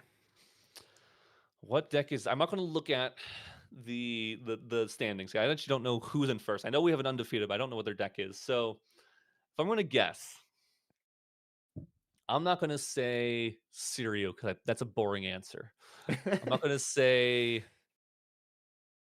I'm trying to think of what we've seen on stream. What was I'm gonna hope that it is a Nico player that actually does win. I don't think we've seen Nico top, but we haven't seen Nico get a win. So I hope it's Nico getting that win, placing first and taking it all down in the end. I have to wait and see. Like I said, I don't know what the actual top decks are. I know we've seen some Fractals decks be doing well. I've seen a Water Aetherwing doing pretty well. Also just saw that Vanitas that was doing decently. So I'm sure there's a Win Serio and Tristan up there as well. But I'm gonna put my money on a Nico. Interesting, awesome. Yeah, I'm really curious to see if it is going to be a Nico. Like a lot of possibility and potential. Like Yeah. it is there, but also there's so many other like decks that can also be in that same spot. As you said, the Seiryu, a Tristan has the possibility of it. And, if it did get to that point, I'm pretty sure we were seeing it on stream, but maybe just the Tenor's player is chilling at like 6-0 right now, just flying under the radar, having a grand old time. I mean, we did get Gustguard Bastion, which is one of those AMB Altar cards, which I think is such a cool card. For those who don't know, it's a 3-cost 2/3 ally that has class bonus. It gets fast activation and also class bonus. It prevents the next 2 damage that would be dealt to on enter. Sorry, it prevents the next 2 damage to any target. Another target ally, so not itself, but or not ally, sorry, units. So it can protect your champion, can protect another unit ally on board, and I think that's such a cool card to put into a deck because it's like not only is it an ally, it's a card that's going to pressure. It's a 3-drop 2/3 ally, but it's also a card that's going to save your other allies, right? It's going to be weird because like it's a deck that would like hold up cards, hold up allies, and not play them. Like hold up 4 cards in hand, and so you're just like slowly playing these allies almost on your opponent's turn. So maybe you combine them with Longtail Growth Sword, and you're just always playing on your opponent's turn is when you play your allies, and every other time you are just holding up cards on your main phase until you can go for like a lethal play. I think it's maybe a cool way to play it. I don't know. I'll test it. I'll test it, and if I ever am back on stream and it comes up, I'll let you guys know. Oh my gosh, I'm looking forward to it then. I want the information, the Yeah. details. But speaking of Longtail Grove Sword, that card has amazing art, right? I really like how it Yeah. looks. And I do want to ask you because I think it's something that really shines on people's personalities, just how they view artwork and cards. If you could choose any card to have as a like CPR, what would you choose? You know, and it can be any cards, commons, like don't worry about rarities, don't worry about that. And as you're thinking about that, production has wiggled a worm into our ears to let us know there are no undefeateds. So this tournament has been spicy and a bloodbath. A lot Yeah. of like wins going here, going there. No one is definitive the best. CPR. I'm going back to that. First of all, it's cool that there's it's kind of cool that there's no undefeated. 'Cause that means people Mhm. are fighting out to the very end. They want to play to the very end. They're not just taking IDs here and there. That is very cool to see. CPR, man, it's gonna be difficult. Okay, I have a super meme answer. Mhm. I think it's funny because it is one of the probably one of the worst cards in the game. And then I'll try to think as I'm thinking about that. I'll try to think of an actual like more legit answer. But the meme answer is Endura, which I don't know if anyone knows what that card is. Uh, but is it's a zero cost regalia card that allows you to remove and light encounter. Speaking of which we were talking about earlier, and deal 1 damage to a unit. Slow speed. You can't do it at fast speed. It would be there. Thank you, production. Appreciate you. There it is. Uh, I love this card because I built a deck, like I was mentioning earlier, around when I first started playing. I built a deck with this card in it, and I was like, "Cool! I can just deal 1 damage to my opponent like every turn if I just get in light encounters." And I, for whatever reason, little not very smart me thought that was like the coolest thing ever. Turns out doing materialization to get rid of a third of a card essentially also because every time you remove in the link counter you're getting rid of possible card draw is not very good. So uh CPR. Ooh, speaking of harmony and melodies, I think Harps on Coda would be a cool one, right? Getting a Ooh, card where yeah. it's like a really solid kill spell, a card that you could like slot into a couple different types of decks and play styles would be, I think, a neat card to see. Um, Also allows me to get a little more bling to my Allen deck, so maybe that's worth it. Maybe more bling to my future Pantheon deck. Who knows? I do like the Carp Sun Coda answer because I feel like the artwork right now that we have would look so beautiful as like a CPR. I, I think it has an amazing like artwork and style to it. Yeah.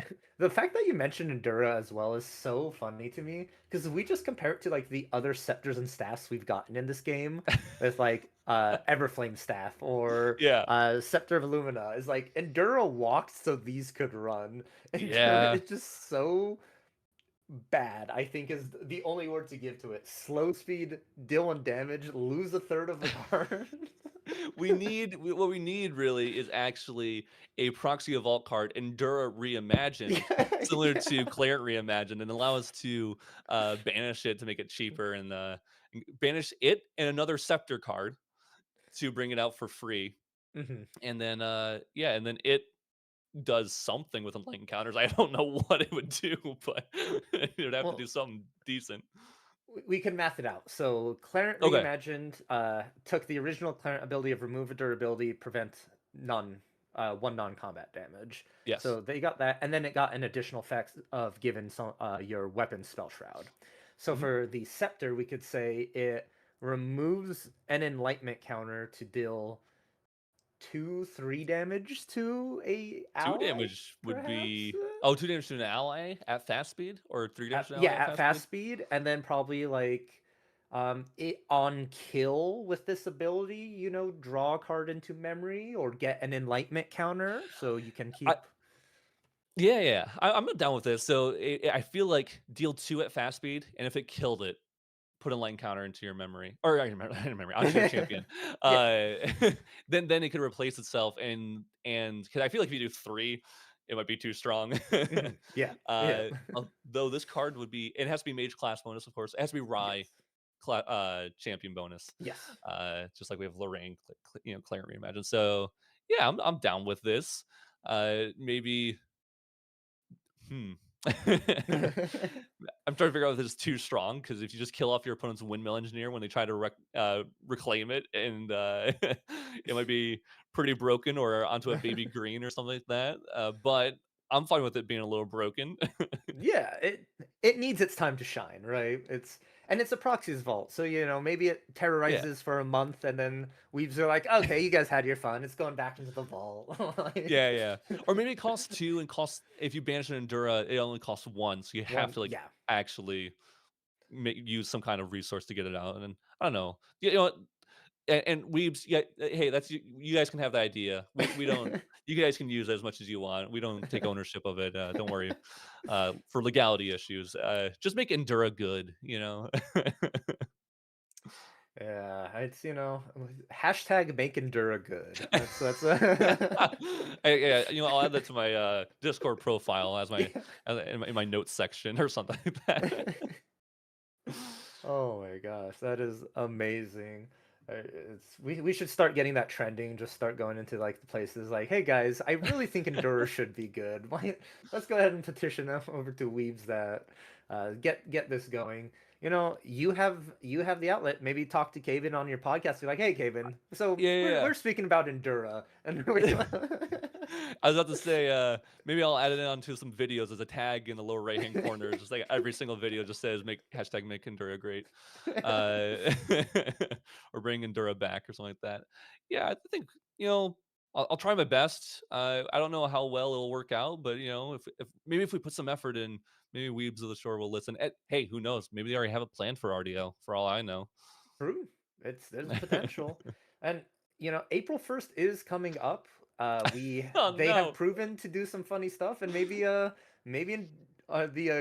great Endura is gonna join us on April 1st. So who I'd knows? be so bummed if it just came for April 1st and they got rid of it after the fact. You're But gonna be the Batman meme of holding Endura, like, no, please don't leave me. Stay. yeah. Oh, that'd be a bummer. Hey, I will say, like you mentioned earlier, we don't have any more people with a spotless record, unfortunately, in this tournament, but we do have a current, I believe, possible first place Nico list actually from Ooh. Killidis. So if they win their next one, and no one else is trying to fight for that first place spot, or maybe if the idea no one's trying to fight for that first place spot, maybe we'll actually will see a Nico win this regional. That'll be an exciting thing to see. Yeah, and you would have called that perfectly too, which is wild to say. So not only did you not look, you didn't have the information, but after you made your guess, it is confirmed that it is in the realm of It possibility is the for realm it of to be possibilities. accurate. I've had some decent predictions today. I'm happy about it. It doesn't happen often, but it's happening today. So I would say I would go buy a lottery ticket, but I use all my luck on casting, and yeah, that's good enough, I guess. Who Right, needs yeah, you don't money? want don't want to get too greedy here. Yeah, yeah, yeah. I'll take what I can get. Uh, well, it looks like regulation is coming to an end along with our overtime here. And everyone, just thank you so much for being with us for these 6 rounds. We have one more round left. We're going to be taking a short break here soon. Just a couple of reminders. Subscribe to Stream Balance Productions for helping running the stream. They're doing an amazing job. Graphics, the cards coming up, everything happening, really great. Also, subscribe to True Champion Gaming. If you want more content, want more events like this, subscribe to this channel. It will appear here. You've heard Isaac talk a lot today. Great guy, pleasure to listen to. So, why not subscribe for more? Additionally, there is going to be tickets on sale right now. You can follow the links below for the next online regional, Yes. along with the Win a Case event. You can buy those and reserve those spots. They are limited, correct? Yes, Okay. I think it's a limit of 100, so definitely get in there. I'm not sure how many people will be in this case tournament. It's a really good pricing though, so it's really really nice that some of this is help supplemented from Weaves of the Shore as well. So again, it's really cool that we're able to run these events, make these tournaments happen, put on the chance to win a bunch of prizing, even though you just get to sit at home. You don't have to travel anywhere. So definitely, if you're interested, maybe thinking about wanting to start playing in more premier events, this is a great first starting kind of event to do so, because it's pretty low risk and high reward. And so starting with a tournament like this is perfect. It's like it's not even quite a regional yet. It gets you used to that kind of tournament style. The pricing here, perfect up on screen, which is you get 2 EVPs for completing at least 2 rounds. So you just go in, play some games, and get at least 2 EVPs. And then if you go 6-0, you win a whole case of PTM. If you go 5-0-1, you get 16 event packs and 1 box of PTM. If you go 5 wins and 1 loss, you get 8 EVPs and 2 boxes of SP3. And then every single person who goes 4-2, 4-1-1, or 4-0-2 will win 4 EVPs and 1 box of SP3. So even if you don't make the first place spot, you have a very solid chance to get a lot of goodies. Definitely at least win your money back. I mean, a box of SP3 alone is worth more than the entry. And those are really fun to open. I know from experience myself that they're very fun to open. So I enjoy that. But that will be it for this round. But very shortly, we'll have round 7. We'll be right back, and hope you guys are here for the last round of this regional.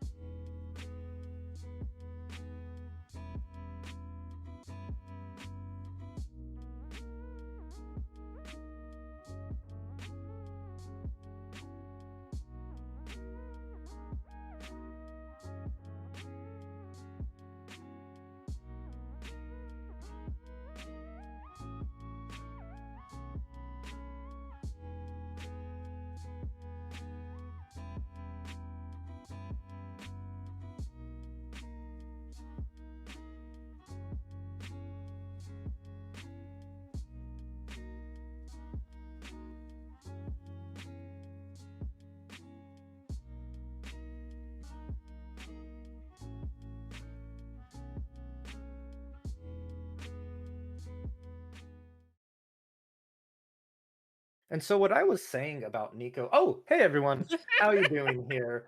It's Valkyrie again, but you know it. I was here last round, and I'm joined with NEETfull for our round 7 of the True Champion Gaming Online Regionals produced by Serene Balance Productions. The final round, NEETfull. It is here. It is upon us.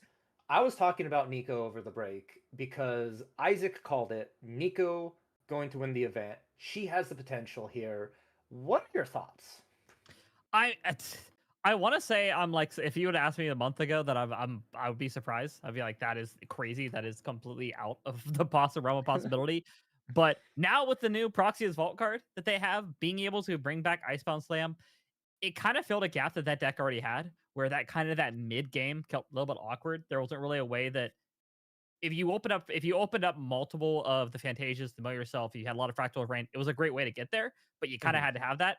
Now you're in a situation where you go level 1, you make the you make the you go ahead and put out the Sable Mirror, you go ahead and activate it, you Icebound Slam, and the rest of your game plan is online. So unless you get hit by Palvor Sword, you're pretty much set for the rest of the game. So I'm not shocked that this is a possibility now, and I'm really happy to see it. Oh gosh, yes. Sable Mirror has made Nico so much better. Those gloves do look good on her. But you know, we're waiting for our next final round here. I do want to ask you a question. I like to play little games with my co-casters about, you know, Grand Archive, things like that. I'm gonna hit you with a would you rather question. Uh-oh. Would you rather get Icebound Slam on turn 3 consistently, or have your opponent always have Erupting Rhapsody in their opening hand? Oh boy. I think I would rather them. I think I'd rather them have Icebound Slam. I feel like I have a better time answering Icebound Slam than I do Erupting Rhapsody. I'll be honest with you. I have You don't like PTSD that flashbacks. inevitability? I just had PTSD flashbacks from Erupting, which, I mean, we've joked before that Erupting is the deck that probably is not the worst thing in the world compared to some of the decks we have now in that regard. But that being said, that is still they kind of do their own thing, and even if you play Lantern, you're not always safe from that setup. So yeah, it's way harder to deal with here. But you know, do you want to play another game real quick, NEETfull, since we have some time? I'm down. Why not? Let's do it. Alrighty, so Valentine's Day just passed, right? It was yesterday, the 14th. And, you know, it's one of those things of if you had to ask a champion to be your Valentine, who would it be and how would you ask them? No, I heard it in here. I'm not saying that's not happening. Oh man. I'm going to give you some time to think about it, and I'll give you a freebie. If I would ask Nico out on Valentine's Day, and I would approach her and say, "Hey, are you ready for a ravishing finale?" Oh my god. Oh, we have to pick up. You have to do a pickup line too. Okay, hold up. Yeah. You can't just. Well, you gotta riz these champions into. Hold on. Oh boy. Or you could go to Xander and say, "You're the only Luxum in my sight." Oh, this is somehow getting worse. Oh. You could hit up Tony and be like, "Hey Tony, I'll show you the Blade of Creation." I don't know if that's appropriate. I don't know if I can say that on stream. I think I just got banned from The webcam flickers off. Oh boy. Real answer? Anybody Valentine though. You know, I think it might DFW be mad, but I think it might have to be Diana. Diana, okay. Diana, I don't know what the pickup line is. I couldn't think of anything fun yet for Diana for a pickup line. Oh, you could be like, "Oh, Diana, when I saw you, I had to do a backstep." Listen, Oh, production came in with a good one. You basically positioned from my heart. I like that one.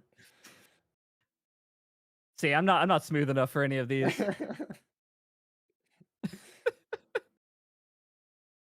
Oh, I just heard the reposition my heart. No, no. You know, Oh no. chat, let's hear your guys' pickup lines for Grand Archive, please. Go ahead and spam right now. Let us know. Production, if you see some good ones here, go ahead and feed it to us so we could give them a nice little shout out here. But yeah, you know, I think it's something fun, something really cool to to have going on. But yeah, that's Listen, next Weebs, take note of this. Next set or next year, I want a Valentine's drop for Grand Archive, and I want custom cards that are just pickup lines with the champions. yeah. Please, we need it. I'm trying to think of We a good would Tristan spend so one. much money. I'd be in so fast. I'd be like, here's my wallet. You're good. Just send me them all. Oh, I got a Tristan one for us. You go up to Tristan and go, "Oh, you've incapacitated my heart." All right, well, I think I just heard the dog take out the trash. I gotta go. Sorry. Oh boy, I think we've gone too far. We've gone off the deep end at this point. We are in round 7 of our online regional. For those of you who are just joining us here, it is myself, Valkyrie, at the caster screen, along with NEETfull. We are preparing for this final round as we're getting the players.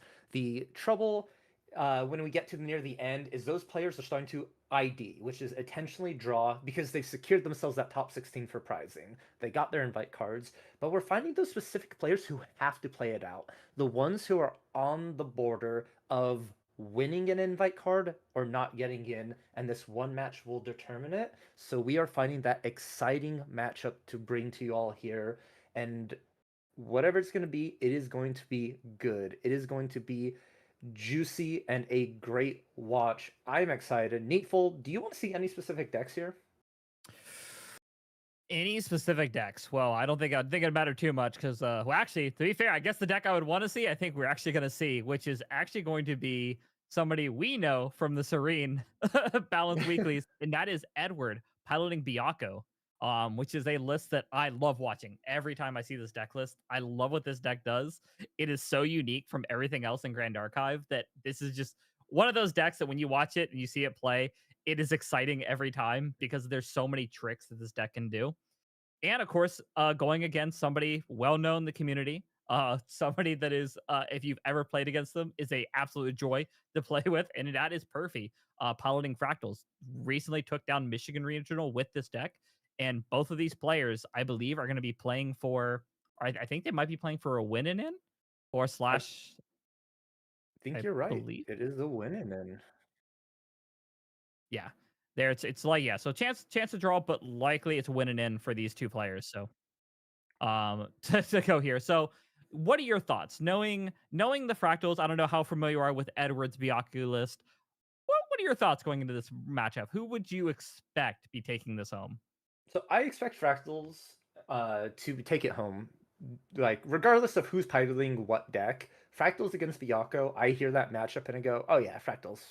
Fractals has that. They just set up and the good. You can't really suppress Fractals in Byaku. And if they do, like, you know, there's really no interaction pieces for that. However, when you turn on nameplates for this matchup, and I see Edward is piloting this Byaku deck, this guy has grinded this deck, has brought it to so many events, has done so well at large events with this deck. And I go, okay, I'm less for Fractals now and more. I think he has a chance at actually winning. He is sitting at that 4-1-1, which means that he may have already played against Fractal decks and knows exactly how to counter them. Even if he did lose the initial one, he has that more matchup experience. And on the other side, Perfy, great player, great guy, but may not have experience playing against a Byaku deck. Yeah, it's not a common deck at all to see very very often. It's not something you roll up to your locals and be like, yeah, there's another Byaku player here. Maybe Siryu, but not this list. So it is gonna be a what essentially carries this game more? Is it going to be the general competitive experience of playing this deck for so long, playing a lot of these very broad open metas as we see Perfy do all the time? Or again, as Edward, who probably has more time in this list than anybody in the world at this point. So I am very excited to see where this goes. There are some very key pieces that Byaku can open up with a very aggressive start, and that's one thing that I've seen Fractals in the past suffer from, and that is if if it has to go against too many allies, if the board starts getting a little bit too wide, that deck can very much suffer in terms of being able to get that kill turn and stop the pressure because you'll run into a lot of situations where missiles and shimmering might have to start being used more to just stop an aggression rather than go for the kill, which which we'll see what's going to come out of this pretty soon. Come into this as we get very very close to this next round. Exactly right. And there's a saying that comes to my mind is do not fear a man who has learned 1,000 punches, but fear a man who has learned the punch 1,000 times. And that is what we're going to be thinking here as Edward is piling this Byaku deck against Perfy on Water, Daochan, Fractals. Wow, what a two great names, two great decks fighting for their chance at top 16 to get the promo card. I cannot wait to see how this match is going to develop. I am very much in the same boat, and it does look like Perfy is opening up here. So that is going to be likely a little bit harder for the Byaku if with our opponent already starting with Fractals on board, meaning then it's in a very obvious sense we are one turn closer to that kill turn, and opening up with already two Fractals. Definitely, and Oh my gosh. I don't think it needs to be said what what a good start this is. You know, Unmake Duality, drawing two cards, great. Unmake Duality with two Fractals, turn one, even better. Yeah, phenomenal opening here, and man, Unmake Duality. We talked about it already today, but what an insane card! It's just so much value off of off of being able to play this Looking Glass. Alrighty, Now, Edward, what do we have here? We're already Guojia 1 after a Fairy Whispers. Do you think we need to start filling the board here, NEETfull, with allies, or can you play a slower game against Perfy with this kind of start? if this was any other deck besides Fractals, I think we could play a little bit slower, especially into water. But unfortunately, I think we have to keep sending allies in very, very heavily into this matchup.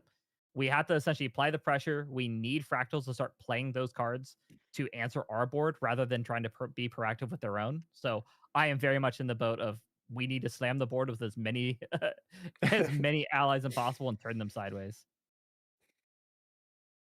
And it looks like we're starting that with a kind Beast Caller, a 2/2 ally for 3 that on enter, top 5 cards of your deck, you may reveal an animal or beast and add it to your hand. And that Beast Caller did find that baby green, which is a key component for Byaku. However, there is no targets like the Forest Cake that you really want to see to help generate that value.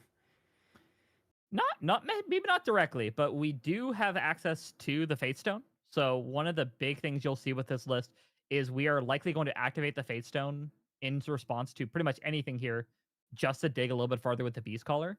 And one limitation of the Fate Stone is it does, once we use it once, that's it. We cannot activate it again unless that Fate Stone would come back into play. So in this case, if we suppress it with Baby Green and bring it back, we can do it again because technically, with Grand Archive, it sees it as a new object.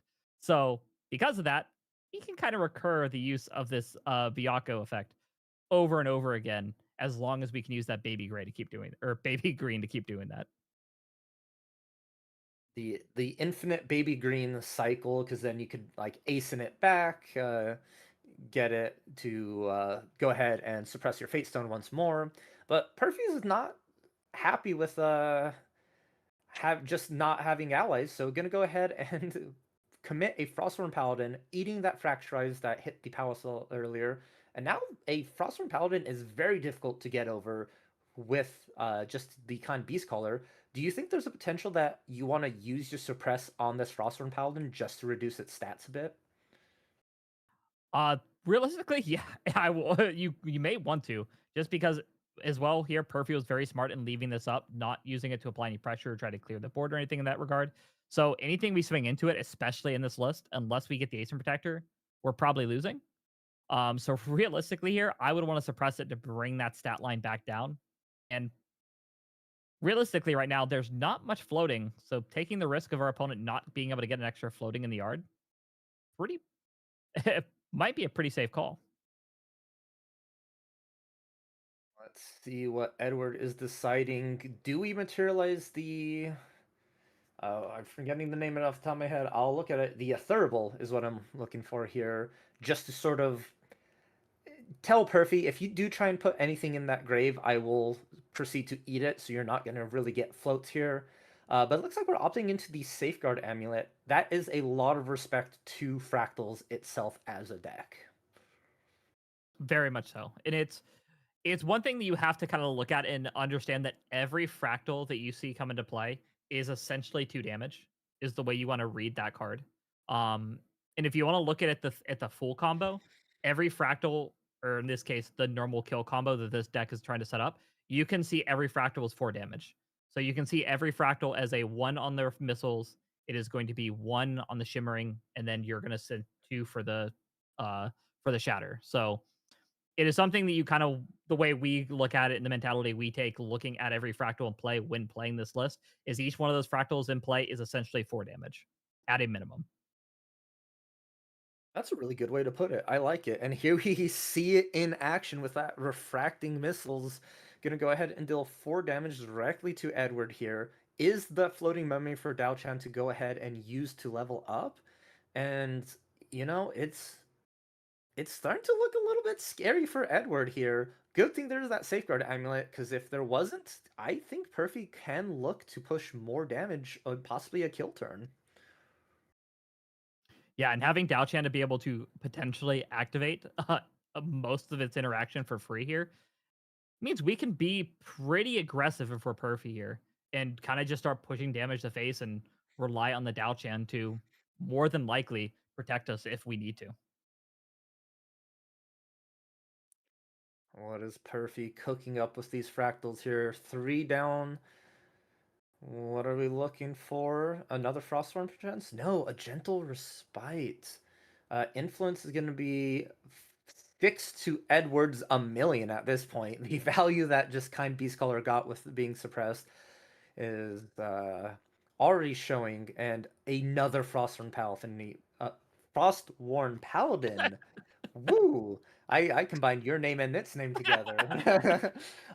Is actually very deadly here. This is how water decks can be the aggressor, is they just have Frostborn Paladins and can beat any deck down. Yeah, this is the worst case scenario that you want to be, especially as a Byaku list, is you can realistically deal with 1 Paladin. 2 Paladins, a little bit harder to have to deal with that board state. Yeah, and you're kind of like not really worried about the fractals at this point, because these Frostborn Paladins are going to be doing way more damage than a Burst Asunder would be doing. If you're really looking at it, the potential is limitless here. Already, if these Frostworms are able to survive for the next turn, Edward is looking at 6 damage, putting him at 10 total. Gojira level 1 is just 19. So that means a simple refracting missile shimmering refraction could just be the end of the game. Yeah, very, very much so. And yeah, with that point, if we look at Burst Asunder is already 10. So I think even a missile at this point, if we're sitting on one, or if it get with the Paladins in play, even a shimmering, I think spells doom here. If Burst Asunder is already in hand. Let's see here. Another ASIN to rescue this baby green. This is why this deck gets very annoying. It's like mosquitoes, right? It's this little 1/1 slime keeps poking you. doing a little bit of damage, keeps getting you here, getting you there, and it just keeps getting recalled. But here we see that activation from Dao Chen with that Shimmering Refraction, something that you called was a possibility, and it looks like it's going straight into the Asin Protector. I'm actually wondering because if we have the Shimmering Refraction in hand or this at the ready to play there, and they're already coming in, and that's coming in for 4, which would put Edward at 8, very very close to lethal. Makes me wonder if we have not seen the bursts under yet, because at that point I'd feel like we were in a good spot to just end the game and not have to deal with the Asin. I think he is just trying to play around the Safeguard Amulet. Don't want to commit too hard into it. By keeping the Frostborn Paladins, you force Edward to have an answer to combat damage itself and not just feel safe behind the Safeguard with the non-combat. Very true. Very true. Honestly, I think I may have forgot that the Safeguard is even still out, so I'll be honest. But and that also likely means we haven't seen a Fracturize yet, because that's usually one of the biggest things of Fracturize in this list is to say, yeah, just don't want to deal with it. Get rid of it. Yeah, that is very true. We used one a lot earlier in the game for that power cell, but not seeing it for this Safeguard is really showing. And a Raccoon's entering, but is unfortunately going to get met with the Fractal Snow and going to be rested by Perfy, sacrificing the Fractal here. So that means the Kind Beast Caller will not be swinging into the Paladin and instead going to be attacking into the Dao Chen, and Perfy keeps both Paladins healthy and ready for this turn. Yeah, very very safe play, and I think you hit the nail on the head here. I think at this point Perfy's game plan is not necessarily to use spells and bursts under end this game, but rather we already have 2 Paladins on board. They're going to do all the work for him. And Edward, no cards in hand, NEETfull, which means you can't activate Byakko, which means these 2 allies are probably going to get eaten up here. Yep, first one, Kind Beast Caller has taken a hit, and the Raccoon shortly follows, and Perfy is in board control, has buffed allies, and a full grip of cards, something you don't see often from Fractal players. No, not at all. And it's sometimes this deck, when it hits influence gains, it hits influence gains. There's not much you can do about it. You're just along for the ride. And refreshments as well. Ooh. Feeling a little parched, just gonna go ahead and refresh real quick. Take a quick drink and draw us into more options here.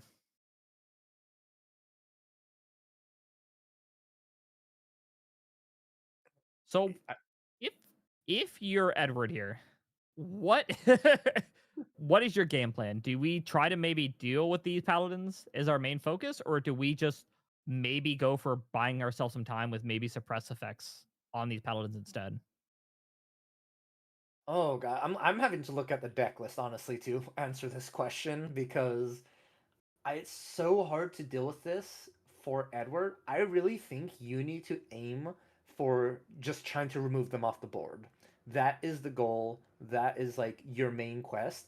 A Scattering Gusts would be very convenient, as you can remove 2 buff counters, saving 2 damage off of those. But also, like, I'm filling a Longtail Grove Sword with a Brisk Windtrotter to just set up and get a big unit yourself. Could also be an option. You can't keep playing this value game plan, though. You have to start answering the board this turn.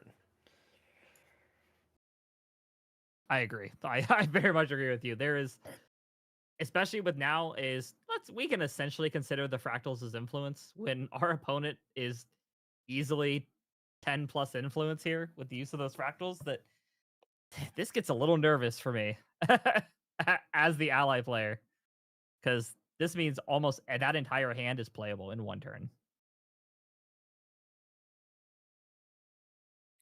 I do like the small little interaction Edward's doing with Baby Green and the Tengu to get those not preparation counters, quest counters for the Byakko. Is you get 1 from suppressing and then 1 from the Tengu entering again. So you're effectively like ramping 2 times as fast for it. And do you think Edward's perhaps trying to get to a Byaku flip? I would assume with hitting that was the game plan here. But looking back at this, we see the Fracture Eyes hitting the Safeguard Amulet means that protection is no longer there. So I would not be surprised if Perfy is just going to hopefully end it here. Is likely his goal. Scepter Fascination to draw. We have 1, 2, 3, 4, 5 total fractals, 2 Frosthorns buffs, and 7 cards in hand. But 3, the Refracting Missiles. No, Zhang Zhao. We're going to draw 2 cards from the top of our deck since we have no cards in our memory.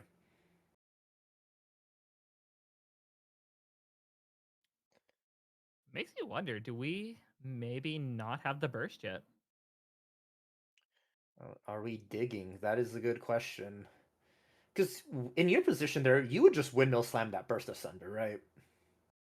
I mean, we're well, yeah, I guess we have the Paladins too. So I would swing the Paladins, and if it goes through, I would 100% just be like, yeah, here's the burst. Good luck. Because if our opponent even reacts to it, then we just say, I'm okay, I'll just keep the fractals, prevent 2, move on. Which, with an open deck list, I don't think Edward is running too many ways to instant speed react to this. Or fast speed ways to interact with this piece. So, We do see Byaku suppressing the baby green, saving the little boy. But the Paladin's coming in, NEETfull. You called it. Just gonna go ahead and say, do you have an answer to a Paladin with your 4 cards in hand? If not, take 6. First 3 goes through. Second 3. which we are now 100% in. We are in the Burst Asunder lethal range. Because we are sitting with 12 damage. That's 2. That's the magic number. 3 is not the magic number, though. Oh, we're coming back. There it is. There's the burst.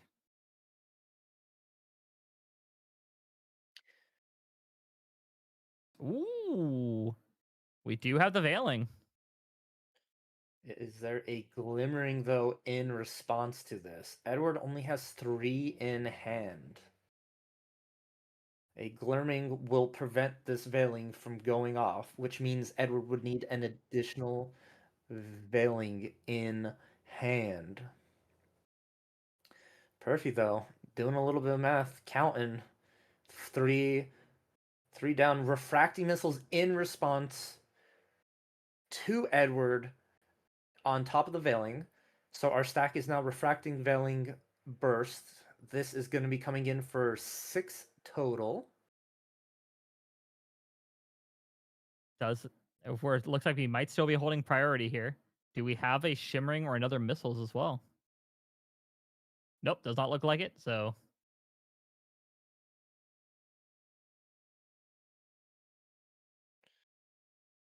only 3 wind being shown. That is enough, though, to go ahead and get Edward to their turn. Ooh, a little bit of a scary spot there, NEETfull. I for one was kind of clenching my jaw just because there was a possibility Perfy could have gone refracting missiles, shimmering refraction, and just won the game on top of that veiling breeze. I'll be honest, that's what I thought was happening. I thought that was the play. Oh, wait, hold on. Hold on. We're putting the counters on. I think during recollection. Does this mean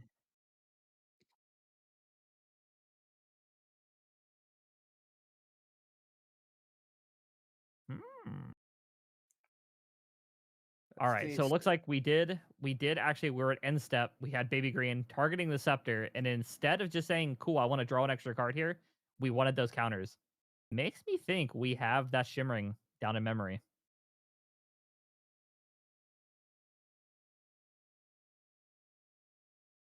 Show me the shimmer is the question I will ask. Are you refracting missiles from a hand? But he had the additional veiling. The exact situation we were saying where Edward had to have it. But a glimmering refusal from Oh, memory is gonna go ahead and seal the deal. NEETfull. What a wild like turn and a half, right? We're like, oh, Perfy's going for lethal. Wait, no, he's not. He's passing turn. Edward's like, and we're like, the only way Edward could live is they have double Veiling Breeze, which Edward did have double Veiling Breeze, but Perfy had the second refracting missiles and played it in that specific manner because you couldn't go for the game over the double veiling without that negate. And the only way to get that negate was to have those glimmer counters and be on your opponent's turn. what a what a wild never let your opponent guess your next move, because I'll be honest, if I was playing that and I had double missiles in hand, I would have shipped it. I wouldn't have even cared. I would have said, I'll go for it. But the insight to know that if that is a even remote possibility of double veiling to take that route is absolutely insane, and shows Perfect turns out knows what he's doing when it comes to this list.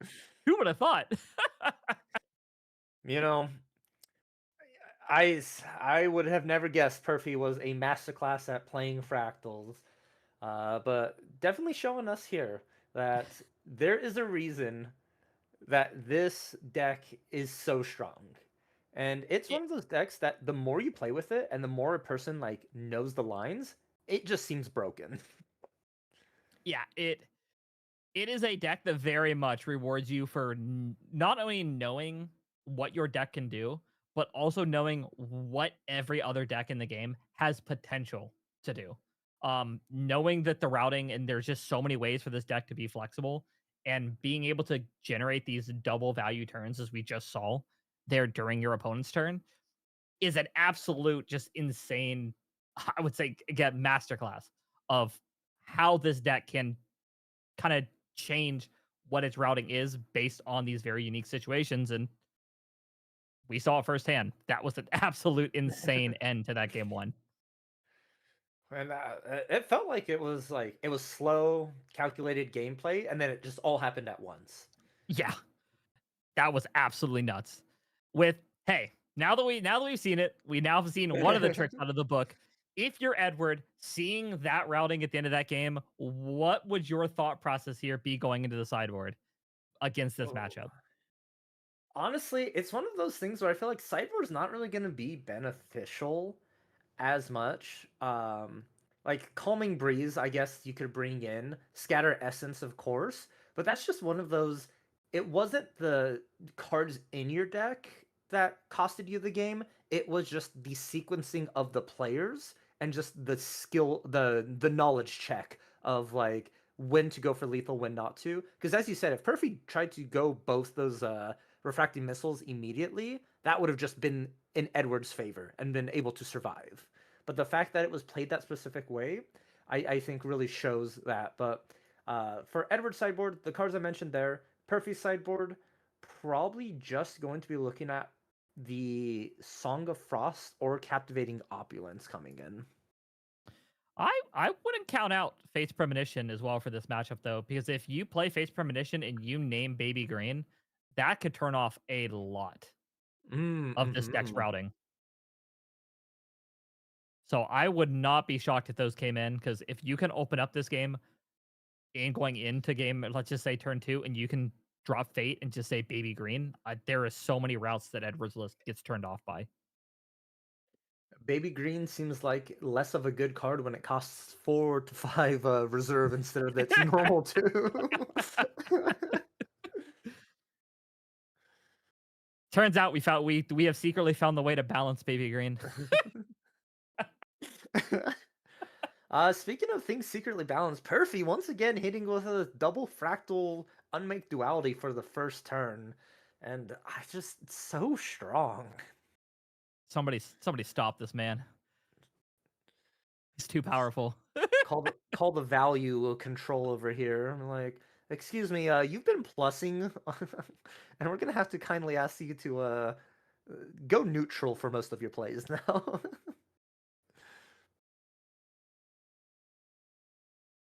showing Vergurticus Tree off the top, which could be pretty strong here to help deal with some of this fractal. Because one big thing that this list does suffer from is that if you can keep their fractal count below 3, there is a lot of influence gained in this deck that just gets turned off by just keeping them away from that 3 fractals.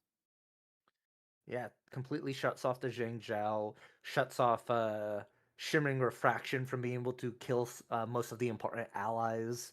So I agree with you. And Imbued, um, Vertiger's Decree can not only give you a quest counter, but also stop Perfy. And it's the kind of 2-for-1s you're going to be looking for here.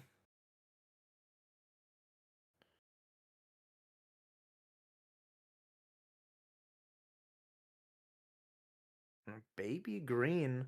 Going to be suppressing a Byaku. So we have a Forest Cake and a Byaku going to be coming in at the end of the turn due to suppression here. Baby Green coming in for 1. And this is, I think, kind of a good position for Edward. I feel like much more comfortable than last game.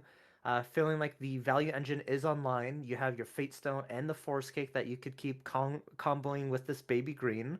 So for those of you unfamiliar, you can now Byaku the Baby Green. Baby Green comes in and then suppresses the Byaku, and you could just keep going back and forth. It's near an infinite suppression loop at the end of turn. Yep, and very much like we thought, very much to play the Vertigus Decree here. Suppress that Baby Green to give us the opportunity to bring it back at the end of Perfy's turn. So not even ally play can actually clear it out, and give us an option if we need to bounce the cake and keep this influence game going.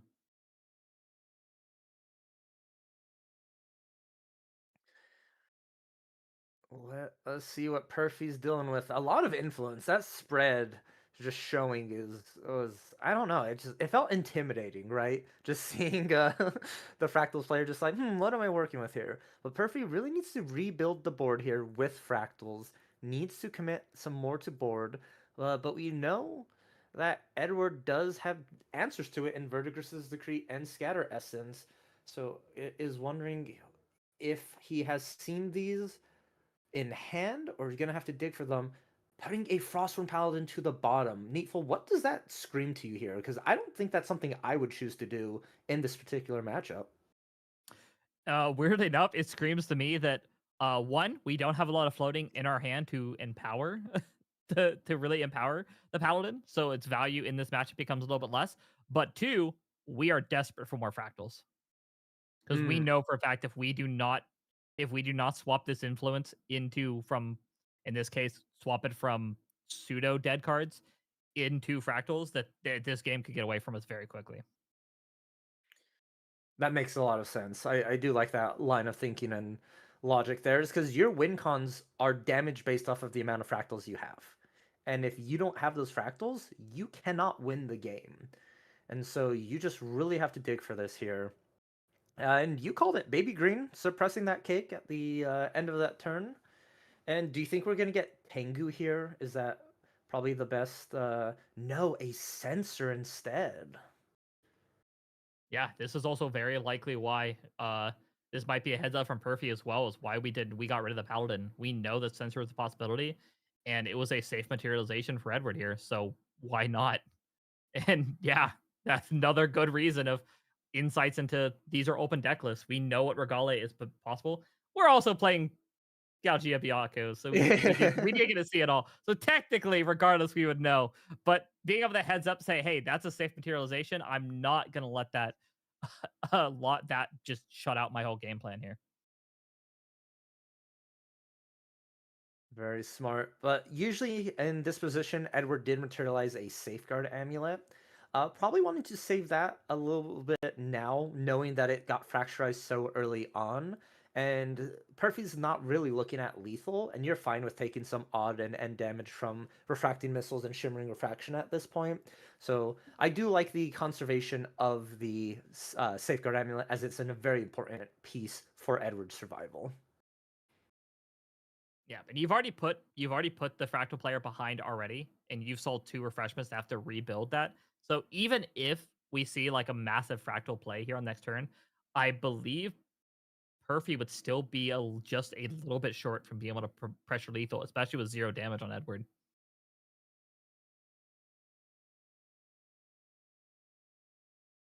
And that Byaku just making quick work of that, starting out that baby green loop.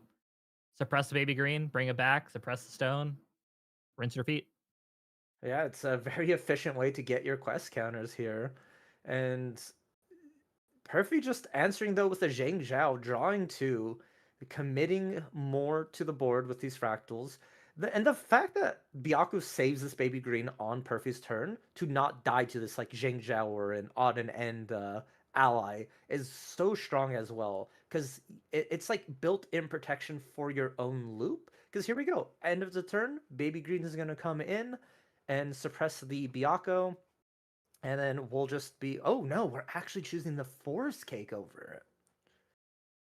Makes me think we have, because that's going to put us on our 6th counter. I think we need 8 to flip Byaku, if I am correct. I might have to double check that.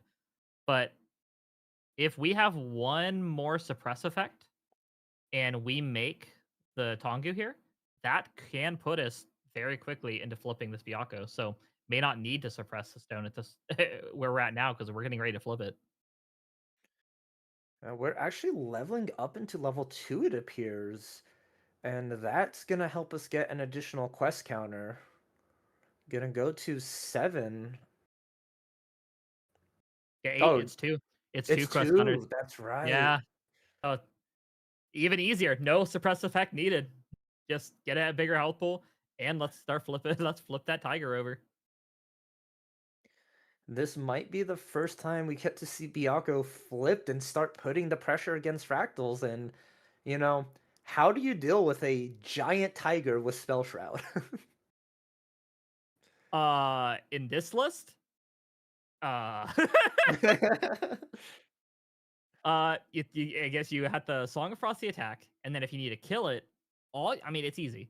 We already have 1 power on board. Just play. Well, I guess we can't paladin, so just play 3 paladins. Easy. Just simple. It's a classic strategy of just play every paladin in your deck. It's a simple triple paladin play. It's not hard. Yeah. It's not chessmen, duh. Like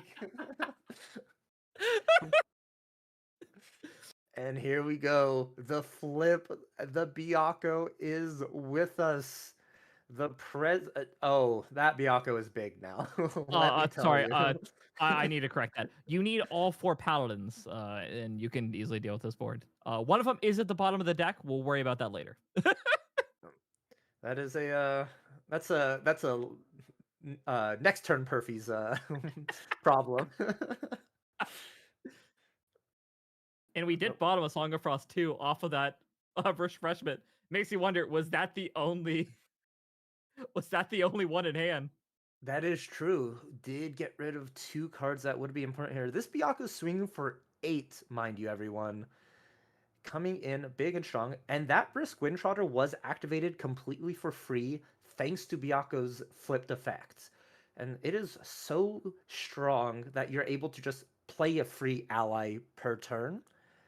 And it's going to add up value. And now if you suppress this Windtrotter, that Byaku is going to get even bigger as it enters the field.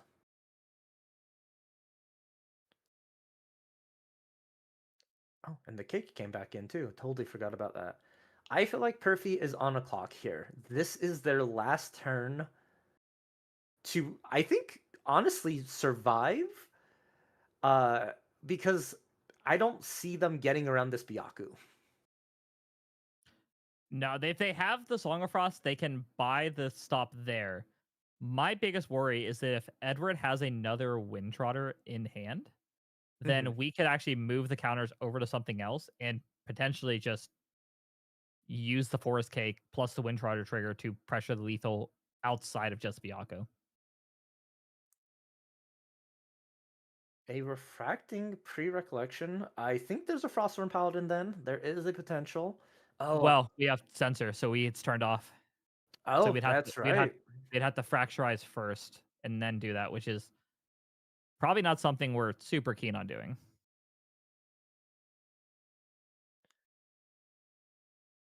Swinging in. How many fractals do we have here? We have 4 fractals. That's a potential of 10 damage from a Burst Asunder.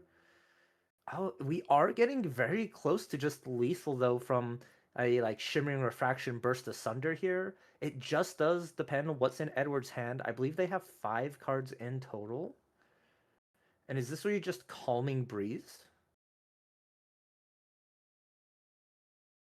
2 down. It looks like we're considering this. A Zephyr.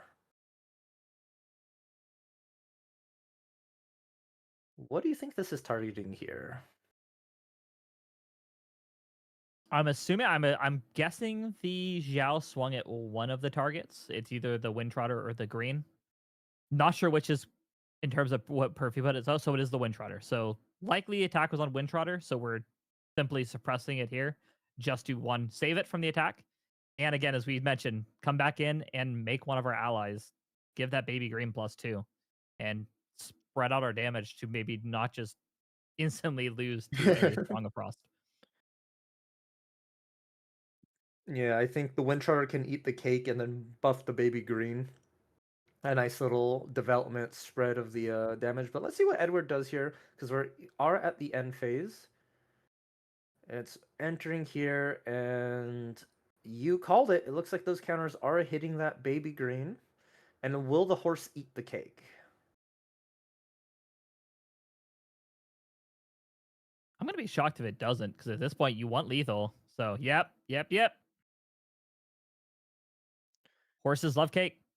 They do. It's confirmed right here. Edward showing to us that horses do enjoy a nice forest cake, especially when they come back from the interdimensional plane of suppression. Do you know a horse's favorite type of cake? I do not. Please enlighten me. It's vanilla.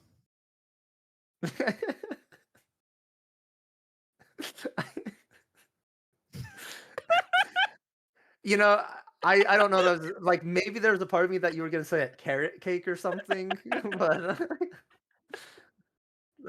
the fact that we were just hit with a vanilla, it's Byaku swings, and we have a Song of Frost from Perfy. But that's sort of what we were talking about. You don't want to put all your eggs in the basket. Don't want all your counters on your Byaku. So that's going to be stopped here. But we still do have 5 damage on board from these other allies. Horse going to go ahead and trot its way in for 2. And we just need to find 2 damage from hand for Edward. But Perfy is sitting with 1 in memory, 2 glimmer counters, and a grip of 5.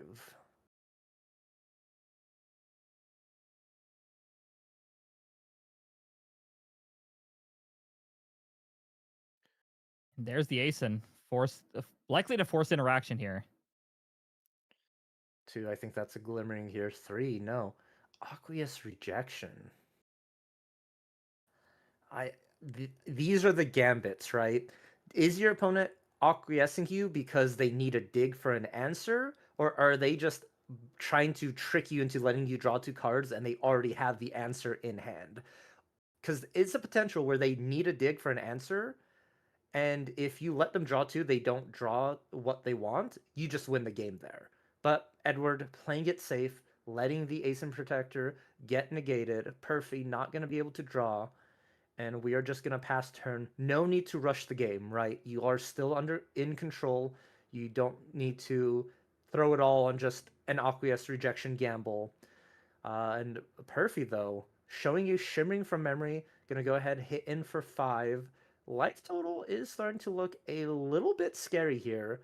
Guojia, level 2, only has 22 total, and you're halfway there. And no form of, I lied, I'm sorry, 1 form of protection in the Beast Bonder boots on board. Unless at the end of turn here we were able to fracturize, makes me wonder kind of what the out is here. Because we can't realistically burst without the boots getting popped on our turn, and I don't think there's enough Fantasias. Yeah, there's not enough Fantasias just to be able to loop back the Scepter, so would you consider a go to activate burst force Edward to pop boots and then like refracting missile shimmering on top of that? I just don't think we have the influence for it, dude. Well, I guess we have the things like that was that's actually probably the route here. Is I think that's our only way to try to close up this game, which is likely why we saw the orb get popped.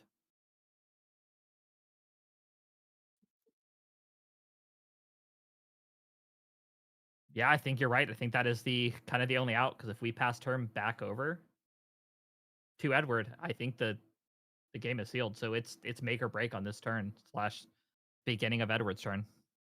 Yeah, Perfy really going for the all or nothing gambit on the Orb of Hubris, hoping to draw in. On the bright side, though, you do get to shuffle. That Paladin is freed from the bottom of the deck. So what you're saying is the all 4 Paladin strat is back on the table. It is. It is back on the menu. Paladin's back on the menu, NEETfull. And Perfy is going for it. I'm really curious to see if Perfy drew what they wanted. And it's going to really tell us if we see a Burst Asunder right here, or if it's going to be played a little bit slow. But 2, I think that's the burst. It is, did we call the lines here? And the one veiling in hand to go for multiple options to stop this. An Aqueous Rejection, and only 3 cards in hand, which means that you can't Refracting Missiles. You can Shimmering. And we're popping the boots in response to the rejection. Rejection's negating veiling. Burst Asunder has a target in Yep, the and there's Windtrotter. I think the play there was Perfy didn't have another option out. So it was hoping that Edward would fall for it and let them draw the 2 to hopefully get their way back out of it. But no, what happened there was unfortunately Edward made the right call because I don't need to let you draw 2. Like you only have 3 cards in hand and a missile doesn't kill me. So good luck. Yeah, and I think that first rejection was also another gamble. And Edward played into it that time, played it safe. And the second one, Edward's like, you know what? I still can win even through this, so I'm fine with getting it negated. Yep. And it just showed there. That is one thing with this. When playing into the rejection, one of the biggest pieces of advice that I give players when they say, when do I allow it? When do I draw? General rule of thumb. Never let your opponent draw off rejection unless one of 2 things is about to happen. You are guaranteed to win the game if they draw 2, or if you are going to lose if you don't let them draw 2. That is the only type of situation where you ever want them to draw the 2. Anytime, any other time, you read that card as that is just a raw negate and just move on to the next card. It's a raw negate your opponent had to pay 4, sometimes 3 for, and you're fine with that. They committed resources. I feel like that was almost the PSA from you, NEETfull, right? It's like, when your opponent plays an Aqueous Rejection, follow these simple steps. Listen, have you been in this situation before? Has your opponent hit you with a rejection? Stop. Think. Am I dead? Do I win? Have you or a loved one been Aqueous Rejected and you gave your opponent 2 cards and still lost the game? Well, let me tell you. Call the toll-free number at the bottom of the screen right now. You may be entitled to some compensation. You can tell it's the final round of this event. We are going strong. With the casters talking about, all these fun things, just imagine the mental toll on players. They've been playing Grand Archive for 8 hours, or I'm sorry, 7 hours straight. It is so mentally taxing in these later rounds, especially the stress of a win and in for players. It's a lot going through, and that's why sometimes you see these small mistakes or notice the players really slowing down and thinking through lines because their brain is in overdrive from having to play and think so much throughout the day. Yeah, 100%. And I'll be honest, I'm mildly freaking out with Perfy's opening. It's not necessarily going up influence, but is that all 3 fractals of rain? Yeah, I think you are triple fractal of rain, and yeah, that's actually a very scary start here because Perfy's usually only had a 2 fractal start, right? So this is the 3 fractal start, which leads into a kill turn in 2 materializations if Edward is not careful, because you've accelerated that 1 additional fractal. Yeah, and if Zhao is in the hand as well, this becomes even more terrifying.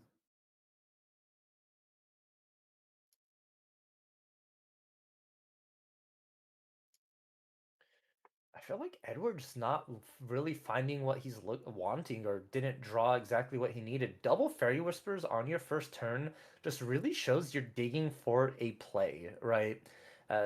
You want something that's consistent, something that allows you to start your value engine, um, and a scout the land as well.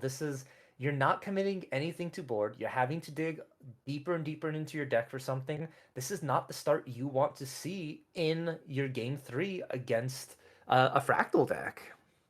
No, I think 100% right now Edward is digging for the Essence Scatter. I'm pretty sure that is what we're wanting to see right now.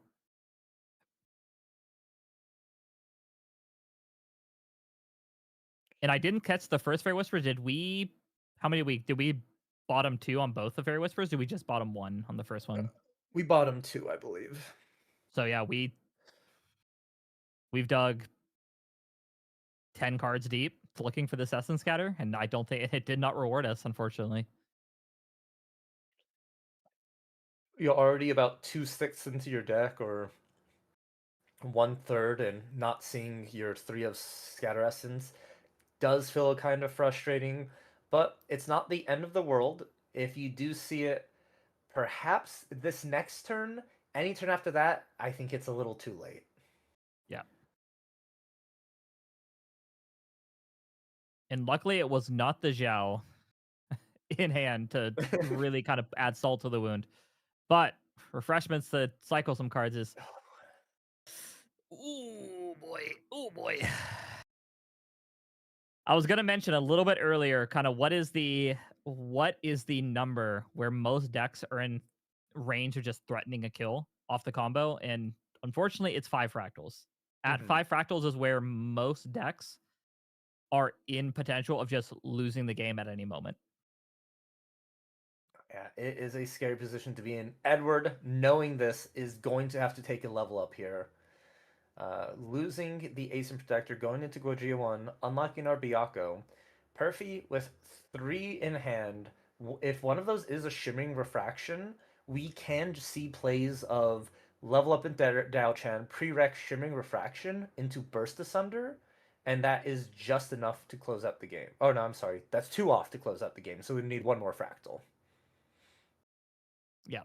Now, it does run the risk of, if we take 1 more turn after that, we could realistically go Dao Chan level 1 here, play Missile during our main phase, pass to Shimmering them, and then burst on our turn. And that is way more than enough to close out the game.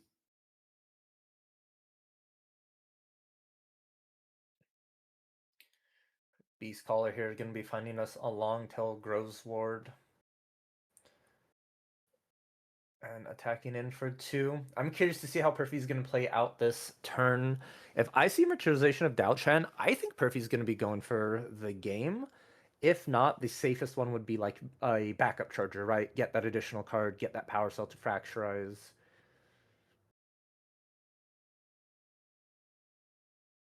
Even then, it's like, I think we're at so many fractals, like we're not hurting for anymore. And if we have a fracturize, I think we want to fracturize the potential Safeguard Amulet on our opponent's next turn.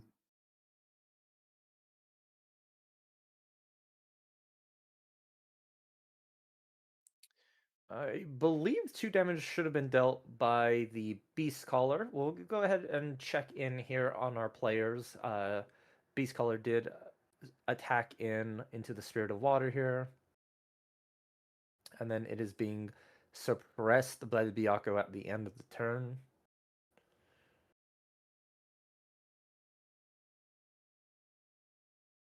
Yep. There we are.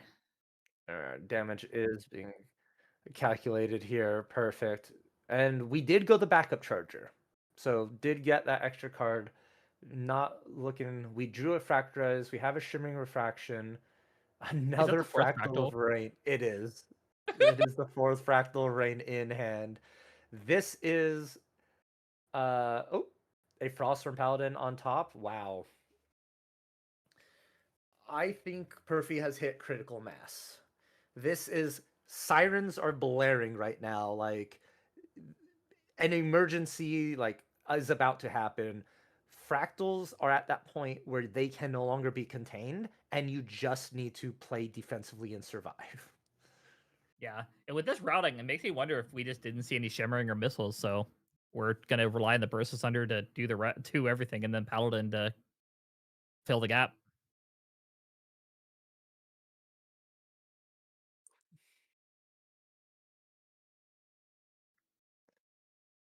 I wouldn't hesitate to see or be surprised to see the Safeguard Yep, Amulet yep, here yep. materialize.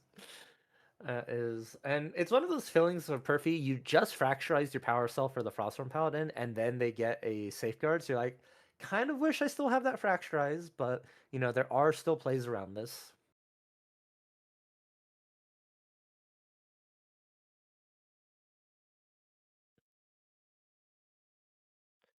Well, are we still? I can't remember the name of this. We do have the crystalline mirror, so we still do have that as a potential option.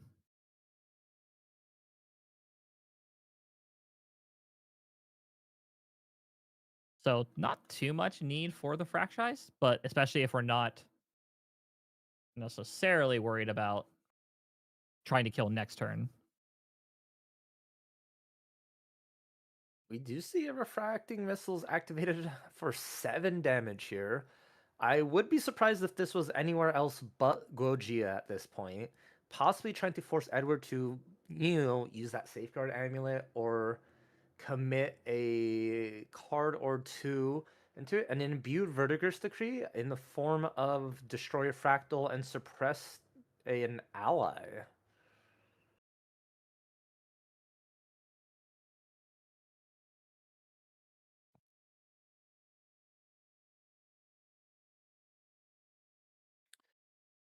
So honestly, it looks like that refracting missiles was going into that kind beast caller, and Edward saving the kind beast caller.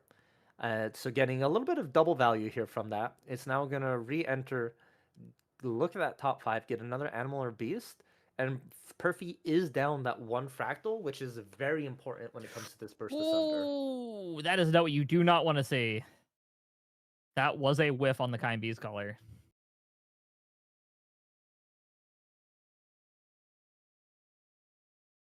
It feels so strange for that to whiff on the top 5 of an animal or beast, especially with the amount of digging that Edward has done.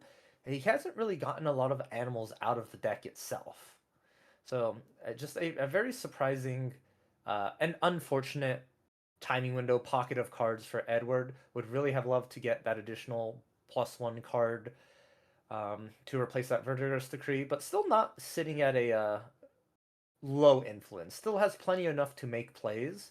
Although Perfy, on the other hand, clearing the board with the Frostwind Zhang Zhao, this is, as back and forth as it is being, both players are able to take advantage of the other person's situation. Perfy not having the kill cards and Edward not having the best of starts. Yeah, 100% taking full advantage of the situation, and this fractal train don't stop apparently.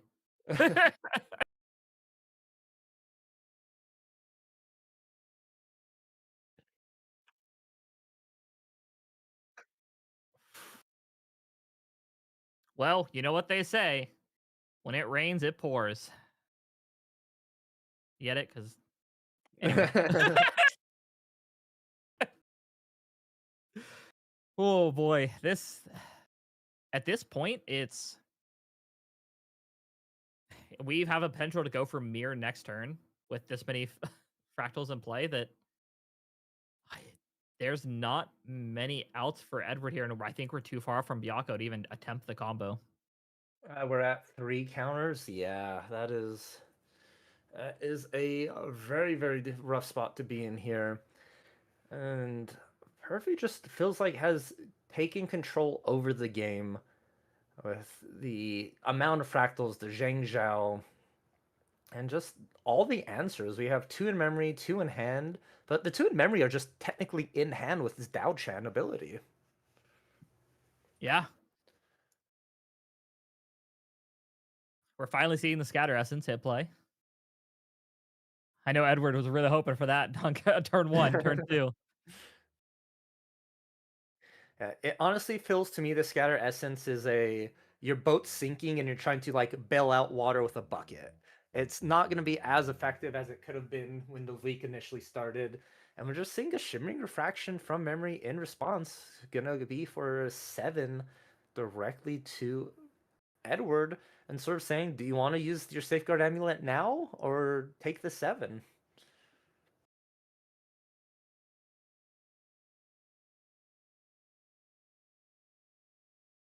Which honestly, in this situation, I take the 7 here. Because dealing with the Burst Asunder, I think, is a little more important than unfortunately. Your back's against the wall, but I think you gotta hold strong here.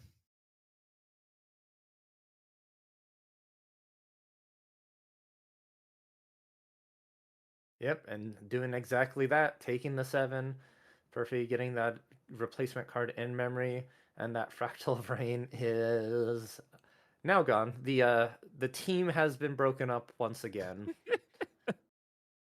The squad.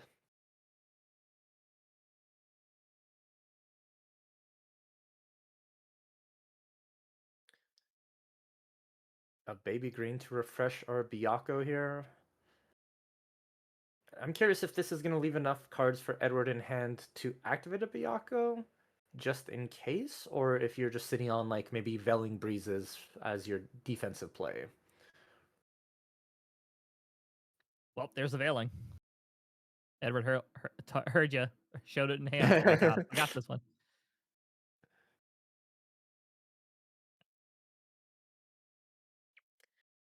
Alright, so we know there's a Veiling, we know there's a Safeguard Amulet. Perfy has everything he needs to win the game. The issue is trying to get the answers out of Edward's hand and board.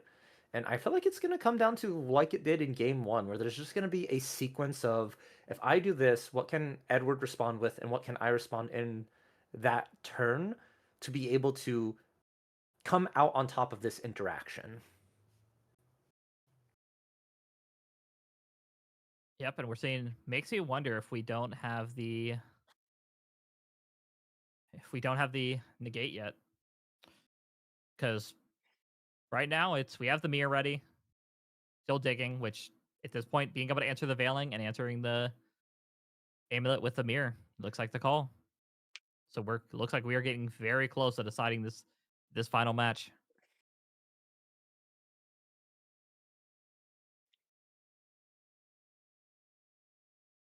Looking at Edward's list, if we level to 2 here, suppress the green, gets us the counter. Do we have a way? Well, I guess when the green comes back. The issue is, even if we flip Byakko, there is an intercepting Frostthorn Paladin. Perfy You're did right. leave this up, knowing there's a potential that Byakko could flip, so we would also have to answer that as well. And then there's even the potential of a Song of Frost, as Perfy has 2 cards in hand. Jean Yu, very important here. What are we naming? That is going to be the key. Is it going to be Veiling Breeze? Because do you really want to pay 1, 2, 3, 4, 5, 6, 7 for a Veiling Breeze? I think you have right now, if you're attempting to go for lethal, I think you have a 50-50 shot if you're naming that. So I think you either name Calming Breeze or Veiling Breeze, what you expect to be in hand. Now, the other thing is if you're scared of lethal, you may just name Byaku's command and say, hey, I'm going to remove your win option from the game. And that's exactly what happened here. We got confirmation. Byaku's command was named with this John Yu, meaning it is going to cost an additional 7 to activate, which is going to take away that line of play for the attack with a big Byaku, wake up and go again. Not sure the options Edward has here to fight through this Paladin, losing the Byaku's command.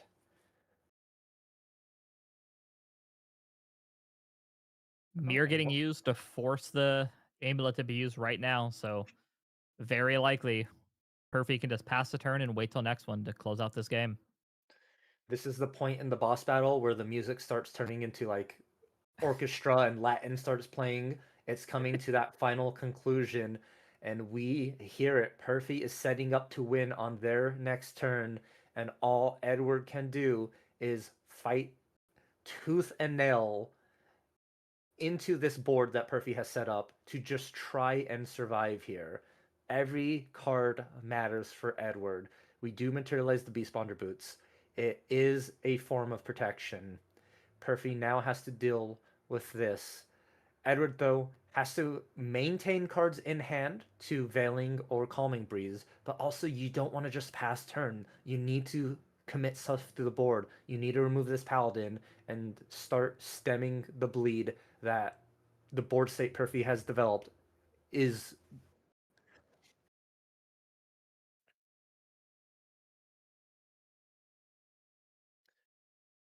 And we're It just looks getting. like. Oh, you go ahead. I think you saw it before I did. No, it is all good. It is all good.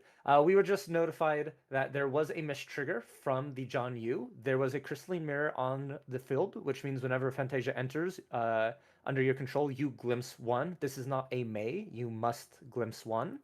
And the miss trigger was called. Edward went ahead and allowed Perfy to go ahead and glimpse, which they resolved, and then now we're back into current live of the game, and we just hit overtime NEETfull. Yep, we have 2 additional turns for both these players to wrap up this game, and as well, we are down to the wire with the boots. It's likely we're going to see Paladin potentially go for the clear on Baby Green, because if Baby Green is off the board, there is no more animal beasts in play, meaning those boots cannot be activated. That is one limitation of the Beast Bomb boots, is it does require you to have an animal or beast in play to activate them. So if your board is cleared, it's essentially a Regale that sits there and looks pretty. Yeah, they're a nice pair of shoes just sitting on the shoe rack at that point. You're correct. The boots, though, are hard for Perfy to get around, because even if you attack into the Baby Green, Edward can respond with boots, meaning your Burst Asunder wouldn't be able to kill that turn anyways, which leaves it all up to the final turn that you get in OT. Which, knowing the list, I don't think besides Veiling, there's really more options left for this. So this would be where I'd be playing this turn pretty fast, get that board cleared, force option to use. Because right now, Edwards gets one more turn after this, because Edward was turn 0, and Perfy will have one final turn after this. And that being said, the clock is ticking, so time is a resource right now. And keep in mind, everyone watching this here, this is for top 16. If you win, you get in. If you draw, it is up to tiebreakers and up to the numbers. It is completely out of your hands. So it is, if you win here, you seal your own fate and you get a prize cards. If not, you are at the beck and whim of tiebreakers.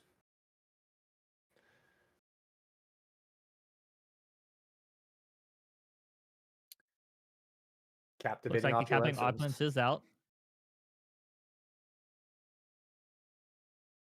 Which does mean that if we want to activate the Byakus again, which we've already activated it once, not really not going to happen. But if we wanted to, it would cost us 6 instead of the 4 to be able to activate this. Perfy flashing us that Burst Asunder in hand, although the boots were activated. So yeah, just gonna have to pass turn here. Now the important thing for Edward is this is your last turn you can take. You have to win this turn. If you know you can't win this turn, you have to play for the draw. Play for the protection, because you have a feeling Perfy has game. So it is that decision of either win or play to draw. And I don't think Edward has the counters to flip Byakko, has what he needs to be able to win the game. So it's now a matter of survival. What can he put down to keep like a strong Veiling Breeze? And I think you have to shoot for double Veiling here too. I don't even think you can rely on just one Veiling if you're going for the tie here, because there's too many cards in Perfy's hand to just rely on just one. Mm-hmm. At the end of the turn, we see another missiles hit play. Yep. 1, 2, Via 3, missiles for 4, 7. 5, 6, 7. Yes. Sending Edward to 13, but Edward's going to respond here. 4 down. Or, I'm sorry, my apologies. 3 down for a Crystallized Destiny. This is exactly what you want to see right at that threshold to make Perfy's cards cost an additional 1, but going to be met with a Frostbind.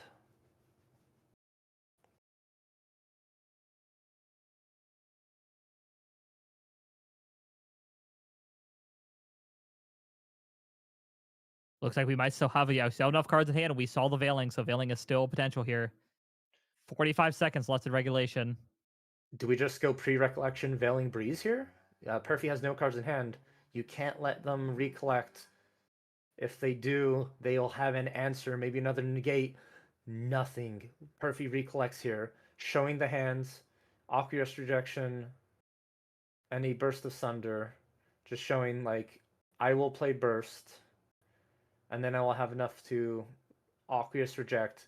Do you have an answer to this, Edward? Edward says, I have double Veiling Breeze. Ooh. And I think they're just mathing it out real quick. 5 seconds left, so I think this might come down to a draw.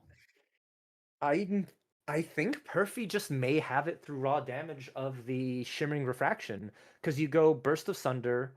In response, Edward has to Veiling Breeze, and then you go Shimmering Refraction, and then Edward has to go Veiling Breeze, and then you go Glimmering or Aqueous Rejection, and that sort of checkmates Edward in that spot.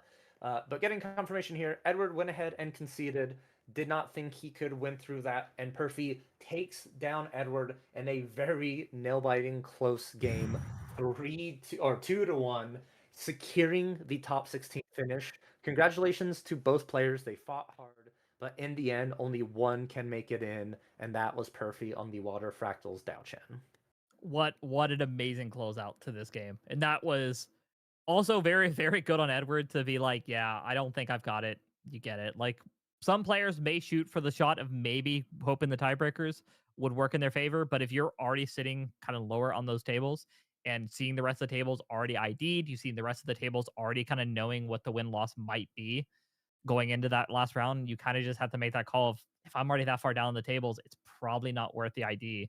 I've been in this situation before as well. I've drawn at a lower table and it didn't matter. We both were out. So very good sportsmanship on Edward to do that. Very respectable and absolutely crazy play by both these players. Yeah, you love to see it.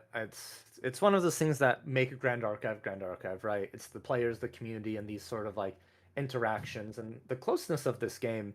Like, if at the start, if you told me like, would you be on the edge of your seat watching Win Byakko versus Fractals Daochan? You'd be like, no, that doesn't really seem like an intense matchup. But do we have a VOD to show you? These players were trading blows back and forth. It's just a wild matchup. It's absolutely insane, and it went to show, as we talked about before we even went into this. It was very much a player who has played so much Grand Archive, not necessarily like we've seen a lot of fractals, but we've seen a player who has seen a lot of these different types of decks. They have seen things from their travels with the different ascents, regionals, and then of course we've seen Edward, who just loves this deck. He's played nothing with this deck, and the two of them colliding was an absolute masterclass of just watching experience versus just insane skill. Not to say that Edward doesn't have that insane skill as well, but it was just an absolute crazy match to watch from just two different fronts of the person on their pet deck and as well as Perfy on just the skill. That being said, at this point, I think Perfy's pet deck is Fractals. No, if you ask Perfy will say it's Merlin. 100 out of 100 times. He loves that deck. Just, he plays Fractals because it is just the deck right now that I think, or he thinks is consistently good, right? It's able to have positive matchup spreads, but deep down, I think Perfy will always be a Merlin player. I 100% agree. It is.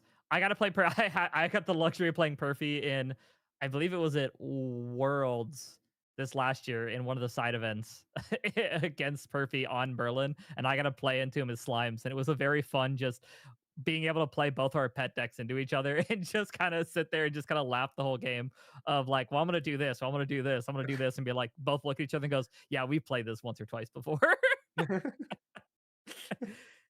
It is fun, and it's these events like this and watching games like this is again like Isaac's talked about it. I think every caster who's ever talked about this is the reason why we love Grand Archive.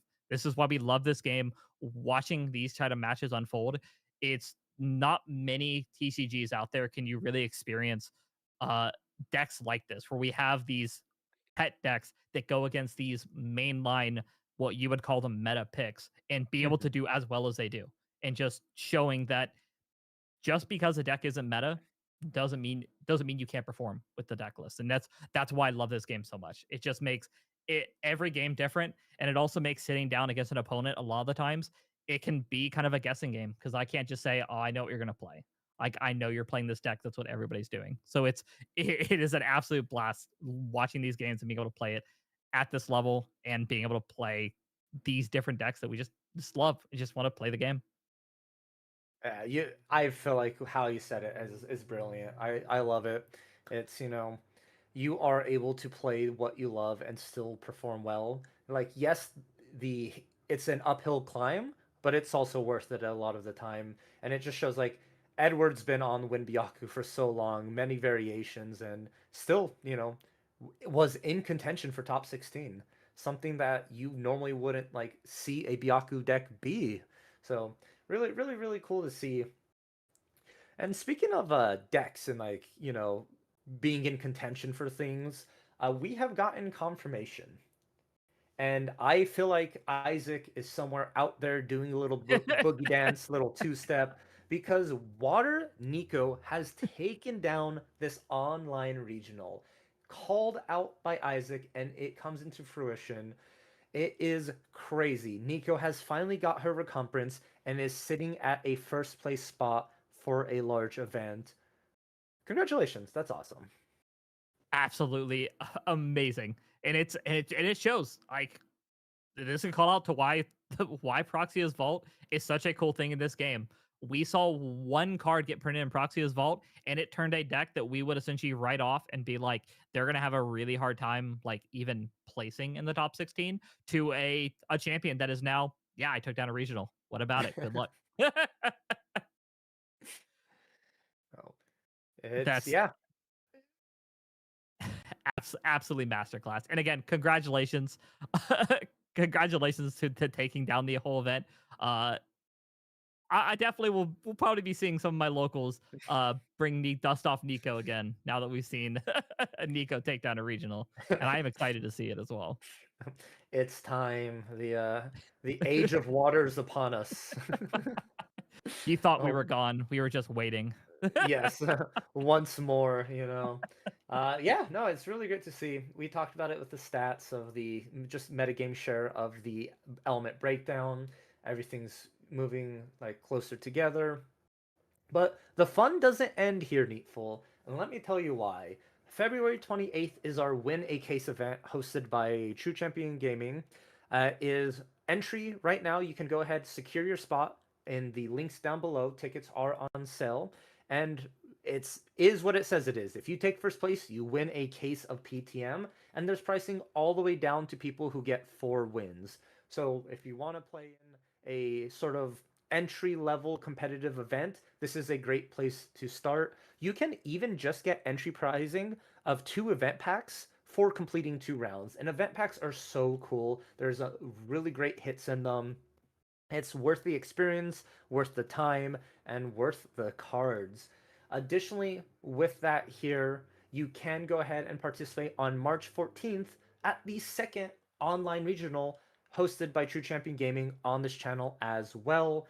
It is going to be another jam-packed event with a bunch of cool decks, players fighting for that top 16 spot, 4 more invite cards, and you can watch it all here on True Champion Gaming. You can buy your tickets right now at the True Champion Gaming website, which you can see on screen and in the description down below. And don't forget, go ahead, subscribe to this YouTube channel to follow along, turn on notifications to stay alerted to all videos being uploaded, and then show some love to our production crew at Serene Balance Productions. Make sure you go ahead and subscribe to that channel as well. They go ahead and host the stream for the Thursday North American Online TCG Regionals, which is, you get to see Edward there a lot, see how well he does. So make sure you go ahead, subscribe there, turn on notifications to stay alerted for that. And if you enjoyed these casters you saw here today, we are usually on the Stream Balance Production streams as well. So you can come in, give a little vibe, and have a good time with us. Then, the fun doesn't end, NEETfull. It keeps going and going. RDO, we've mentioned it. We've gotten spoilers, right? You saw those earlier today.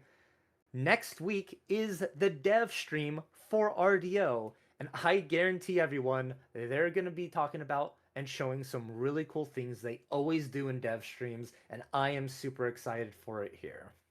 Yeah, and one cool thing about the dev streams as well is they are not only going to show us spoilers for the set, is usually how these run, but we're also going to learn the mechanics of the set. Because one thing about these sets is they do generally incorporate some sort of mechanic or some sort of feature, some sort of way that it's going to work together. So even if we don't get the whole set, like we're probably going to see of course, the spoiler season right around the corner. It is a good way to kind of get an idea if you're going to be if you're a competitive player or you are somebody that's really getting into the game, you can have a good idea of what's going to be entailed for you going in after a set LA. So I am absolutely excited to hear what the developers have for us coming up, and I will for sure be watching. Yes, it is. Tune in, everyone. Tune in. That's going to be on the official Grand Archive channel, and it is exciting. Cannot wait. Ooh, there's going to be so much going on. Also, we want to do a big thank you to Crafted Archive for running a raffle for some really cool art for the participants of this regional here. So awesome. Thank you so much, Crafted Archive, for doing that for all of our players out there. And unfortunately, everyone, we're getting close to the end of the stream. Our day is coming to an end. The tournament is closing. Nico has won, and don't have much time left together. I really appreciated everyone being here, supporting the players, the production, True Champion Gaming running it, the casters. It's amazing that this community can have these kind of streams and events. And, NEETfull, I want to just take a moment to say thank you for your casting today. It's been wonderful. It's been a pleasure. And I hope you had a lot of fun. Was there just, one standout moment for you today? Cool. I mean, to be fair, I love I love casting. I love Grand Archive. The whole reason I want to even cast is because I just love talking about this game. And I will say it's hard to pick one moment realistically, but one thing I live for is as I mentioned, I live for these people playing their pet decks. I live for these down to the wire games. And so for me, the end of this tournament is more than I could ask for. Having it down to the wire, looking for those routes, looking for the kill. It is so much fun to watch, and I don't think I could think of a better way to end this event or to, again, decide who's making that top 16. I think if I had to pick the best moment, that's probably the big one for me. Awesome. I'm glad to hear it here. It's so much fun. So many things happened. And if you wanted to just say anything to the audience out there right now, what do you want to shout out to anyone? Say thank you. The floor is yours. All right. Well, I mean, the biggest thing is I want to thank everybody for tuning in. We've already thanked you once, but I just want to reiterate, this wouldn't be possible without everybody tuning in and watching. There'd be no reason for us to even want to do this if people weren't tuning into watching. Everybody out there at home watching us talk about this card game, talk about Grand Archive is what makes us want to do this day to day. And so pat yourselves on the back. Thank you guys so much for watching. Of course, we said if you haven't subscribed already, please do so. We a great way to get more content from us, be able to get more things from us. And of course, thanks to Weebs and everybody else who helped put on these sort of things, putting True Champion, of course, Serene Balance Productions for allowing us to do this. Thank you guys so much for bringing this and being able to allow us to just, again, nerd out about a fun card game that has anime, or you can say an anime card game based on Western game design. Well, everyone, without further ado, this has been Serene Balance Productions helping run the True Champion Gaming first online regional. Until next time, everyone, take care, stay safe, and see you around. Thanks, everyone.